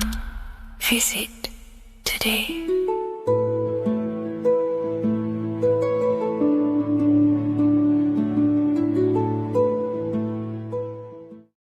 What if God is not watching you every move, not judging every mistake that we make, not deciding in real time who goes to heaven or hell? What if reality does not work through God micromanaging everyone in his creation, but through a law. And what if you are not separate from those laws, but an active expression of them? Once you understand this, everything in your reality will shift. The idea that God micromanages everything and does everything by himself to hold up his creation is illogical. It makes no sense. There are billions of souls and living people in this world. There are plants. There's no way there is an intelligence out there micromanaging everything. If you die and pass on, there's no one waiting in a queue to be judged by God. This is totally, just religion creating up their own version of the Bible or whatever holy book it is. We have to remove that system out of our mind that's being heavily implanted into us. If God were personally judging every soul the moment they died, there would be an endless queue of people waiting to proceed, punish, or rewarded. Reality does not operate like a courtroom with a single judge overseeing every case. Instead, reality operates through systems, through structure, through law. God does not intervene moment by moment. God sets laws into place,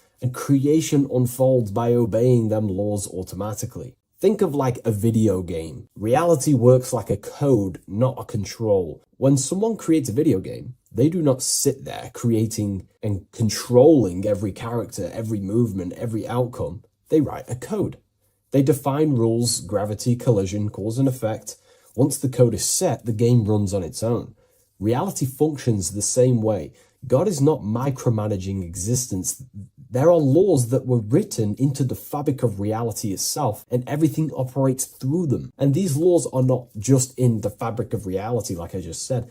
They're literally ingrained into your own mind. Your mind cannot escape these laws, are pretty much creating everything you call life. We see some of these laws in nature. This is where geometry becomes important. Geometry is not random decoration in nature. It is a law made visible. Spirals, symmetry, ratio, structure appears everywhere because geometry follows rules. These rules govern how plants grow, how crystals form, how cells divide, how planets rotate around the Earth, never ever falling off track. The sun rotates around the Earth. The moon rotates around the Earth.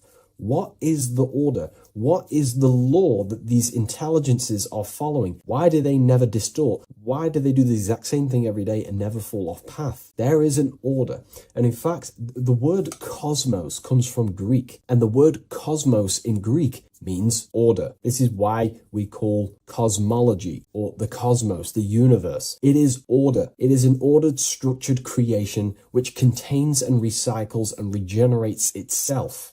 For example, if we look at the Fibonacci sequence, this sequence is a code written into nature. It's not just decoration. It is an instruction into plants, into everywhere you see the Fibonacci, which is right there in your hand, the Fibonacci sequence. The pattern governs how things grow in the most efficient and sustainable way possible. Leaves, flowers, shells, trees, hurricanes, and even galaxies follow this sequence because it allows growth without collapse, overlap, or waste. The reason the Fibonacci appears everywhere is because it's the law of balance. Each stage of growth builds the one before it. Nothing is forced. Nothing is micromanaged. Growth unfolds naturally because the rule already exists. Without this law, nature would not sustain itself. Plants would block their own light. Branches would compete instead of expand. They would all be fighting for space. Systems would collapse under their own complexity. The Fibonacci solves this by allowing infinite expansions while maintaining order. This is what an actual law looks like in action. A single principle set once, creating harmony across all scales of existence. Nature does not think about how to grow. It follows the code on a subconscious level. And because the code is perfect, growth appears intelligent. This is the same principle that governs reality itself. Without the Fibonacci sequence, plants would be fighting for space, fighting for light, that it would be pure chaos. The reason why there are laws in place is because it allows everything to self-sustain itself, to grow infinitely. These laws, such as the Fibonacci sequence, is pretty much a code to ensure that plants, nature, are eternal and they keep recycling themselves without a being micromanaging these things. Just like how your body works. Your body is running off subconscious programs. You don't tell your heart to beat, you never have. You don't tell yourself to breathe, you never really have. You don't tell your digestive system to digest food. These laws are already in place before you even become conscious as a baby. Who is the one telling your body to grow, to regenerate itself when it cuts? Who is this intelligence? What is this intelligence? Well, this is what we call the universal subconscious mind. The universal subconscious mind, the same power that is making the planets rotate around the earth, the same power that's telling the seed to grow into a plant, the same power that turns your cut into a scab, then into skin, is the same power that is running your heart, that is telling your lungs to breathe. We're all interconnected with this universal subconscious blueprint which sustains reality and creation itself. It's a self-containing system. Now that we've gone over some of the basic stuff, but you see where I'm trying to come from now. There are laws you cannot escape, and one of them laws would be cause and effect. It's impossible to escape this law. It is too powerful for your consciousness to actually escape cause and effect. Every cause will produce an effect, and every effect will produce a cause. It is an endless, infinite circle or cycle. It creates everything in your reality. The way I like to use cause and effect is before I make a decision, I know I'm trying to push my life towards who I want to be, towards my higher mind, but towards my goal. So every decision I make, let's say my friends contact me and say, do you want to come out? Let's do this. Let's say it's, something that's just going to waste my time and it's not very important. Of course, it's good to have time with friends, but let's say it wasn't important, for example. Before I make any decision in life, I say, well, what is this cause going to affect? Is that effect that this cause I'm about to decide on going to push me towards who I want to be, where I want to go in life, or what I want to achieve? Is it pushing me towards who I want to be? If it's not, I will not take that action. I will not produce that cause. I only take actions that I know are going to make positive effects. Now, of course, there are things we can't control, but we can minimize these things. I only take causes, which is just an action, if I know the effect is going to benefit me. I know sitting here, making videos will help me produce value for the world and for yourself and to help people awaken to these things. I know this is the cause, this is going to benefit humanity and help people awaken even more, because that's all I want to do. I want to help people, provide value, to change people's lives. Another law that you can't escape is obviously time. You can't escape these laws. They are eternal principles that were set into place by some sort of intelligence. We live inside them. We express them. We are shaped by them. But you are not separate from creation standing outside the system. You are geometry. Geometry is right there in your hand. That's the Fibonacci sequence. You are the law made conscious. You are thought crystallizing into experience. Every object, every person in your reality is pretty much an externalization of your mind. The friends that you have a similar thought process to you, or they maybe have similar thoughts to you, or similar things that you both like. Your friends are mirrors of yourself. Reality responds to you because you are part of the same structure that governs everything else. Thought becomes action, and action becomes consequence. Consciousness shapes your environment. This is not punishment or reward. It's simply just reflection. It's either punishment or reward depending on how you perceive things in your belief system. Everything you experience is neutral. It's just your mind's perception on whether it's labeled good or bad, because that's what the mind likes to do. It likes to think it's in control. But in truth, if you just observed it without the mind, just with pure awareness, it's neutral. So there are mainly 8 laws that govern your reality, and I've talked about these before in a previous video on my YouTube. This is what creates the seed of life. The seed of life is 8 circles, and each circle represents a law, and these individual circles come together to create a geometric form, which is a flower. So it's symbolic of how nothingness turns into something. When geometry comes together, it creates physical matter. And the reason why they're circles is because circles represent something that is invisible, something that cannot be measured, such as a thought or a law. Anything that is considered spiritual or unseen by the human eyes is symbolized as a circle inside the occult traditions. The reason for that is because circles' surface area cannot be calculated. You can't find the exact surface area of a circle, which means it symbolizes something that you can't actually measure or see or tangibly touch. Therefore, the seed of life represents the 8 laws that come together to create a flower, the 8 laws that come together to form matter, the 8 laws that crystallize mind into a physical experience. These laws would be the first one, mentalism, the big circle around the seed of life. The big circle. So mentalism just reveals everything is mind. Without mind, there is no existence. Mind is reality, pretty much. You experience life not just outside of you, but mainly inside of yourself. Therefore, all of the laws that come after mind correspond to the mind, because mind is the first law. The second law will be vibration. Every thought has its own vibration, and you attract to you the thoughts that you put out based on the vibration. If you think negative, low vibrational thoughts, you will receive back to yourself more negative thoughts. If you think positive, you will receive more thoughts. If you think about football, you will receive more thoughts based on that vibration that you put out into the mental field. The third law would be correspondence. Everything corresponds, which means everything is just a reflection of something. Your reality is an externalization and a reflection of your mind. The things that you possess, the things that you've achieved, all comes from the internal mind. Everything corresponds to everything. As above, so below. Your reality is just an externalization of the thought loop that you live in every day, because thoughts work in cycles.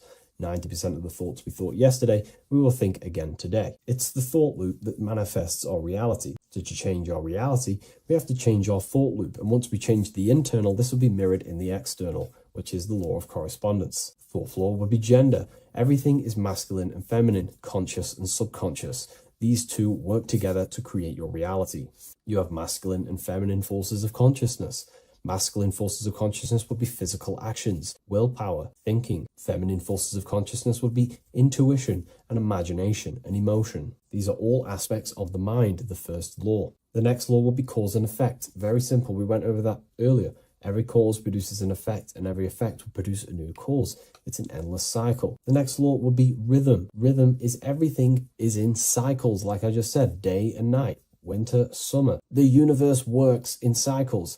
And just like I said, the law of correspondence, as above, so below, as within, so without, because the physical world has cycles, so does your mind have cycles. Thought loops. We think 90% of the thoughts that we thought yesterday. The subconscious mind responds to rhythm. The more you say something, the more you believe it, the more it becomes a program and more suggestible to your conscious mind. And the last law is care. It's impossible to escape care. You cannot not care. It is important. It is impossible to escape. If you hurt someone, you know deep down that that was wrong. And care also corresponds to creation. You only act on what you care about. You care about paying the bills, right? So we take the physical actions to go generate money to pay the bills for our house or whatnot. Or if you love someone, you care for them. You take the actions to message them, to contact them, to see them. Human action is driven by love or care. This is how all reality is created. So once we understand these things, it's life-changing once you work with the law. That's what I mean. Most people are unconscious of the law. The laws are there, but they're just not aware of them. Now that you're aware of these laws, you can consciously work with these laws so they're not working against you so you can actually make these things and work them in your favor. So let's go into heaven and hell, because there's a massive debate. Now that you understand that you are the laws, you are crystallizing reality, not just in the physical, but in the spiritual dimension, in the astral plane. It's the exact same laws. The law of correspondence reveals, as above, so below. Your reality is a reflection of your mind. Everything is a reflection of you. That doesn't mean that other people don't exist. I mean, the way you view other people is through the lens of your mind. You perceive what you have in your mind, your beliefs, your traumas, your memories. This is where heaven and hell are misunderstood. No one is sent anywhere by force. There is no external authority dragging souls into destinations. Consciousness determines the environment that you are in. Environment, it's mental. As above, so below. When the body dies, consciousness withdraws from the physical technology of the body. The simulation of the physical world is no longer being ran by your brain. I mean, your consciousness will go into the astral plane, which is the realm that just sits above the physical plane, which is the realm of imagination and desire. The environment that you go to in the astral plane directly corresponds to your state of thought and your emotion and your desires. If you desire hurting people your whole life, then you're going to go to an astral realm, as above, so below. You're going to be in an environment where that goes on, but in a non-physical sense. Wherever then thoughts, whatever the strongest thoughts you thought throughout your life, that is the environment that you go to. If you were so caring and loving to your family, all you wanted to do is provide for your family or whoever, and you pass on, you will go to a place where people care. Souls are manifesting them thoughts and them energies. It's vibration. Whatever vibration you're vibrating at, you will reflect and correspond on in your reality when you die. Therefore, you create your own suffering by desiring such low vibrational things, or you create your own heaven if you are truly operating from a place of love in your heart. You see, your mind can lie, but your heart cannot. Your heart reveals your true desires, your deepest wants and needs, and it reveals your true self, and that will be projected and responded in the astral plane, because astral matter is very respondable to consciousness. The physical plane is not really. It takes a longer time for things to be manifested in the physical plane. But in the astral plane, whatever you think, whatever you desire, it instantly corresponds to your reality there. So God does not micromanage everything. The law does not judge, it simply reflects. The universe is made of laws. The Emerald Tablet of Thoth even mentions this. He says, the search for the laws that governs man's life are an eternal mystery. Man is always forever searching for the laws that govern his existence. This understanding now changes everything in your reality. It removes fear-based control, it removes blind obedience, and it returns responsibility to where it belongs, to you, your consciousness, yourself. You are not being watched, you are not being mirrored. Reality is not punishing you, it is responding to you. Once you understand that God works through law, not micromanagement, you stop waiting to be saved, judged, or condemned. You realize something far more powerful. You are not separate from creation. You are participating in it. You are the universe experiencing itself. What a fabulous video, and I really enjoyed this today. Please leave a like, comment, and share on the video, and I'll see you all in the next one. And if you wish to get this book, there is a link in the description. Have an amazing day, everyone. Take care.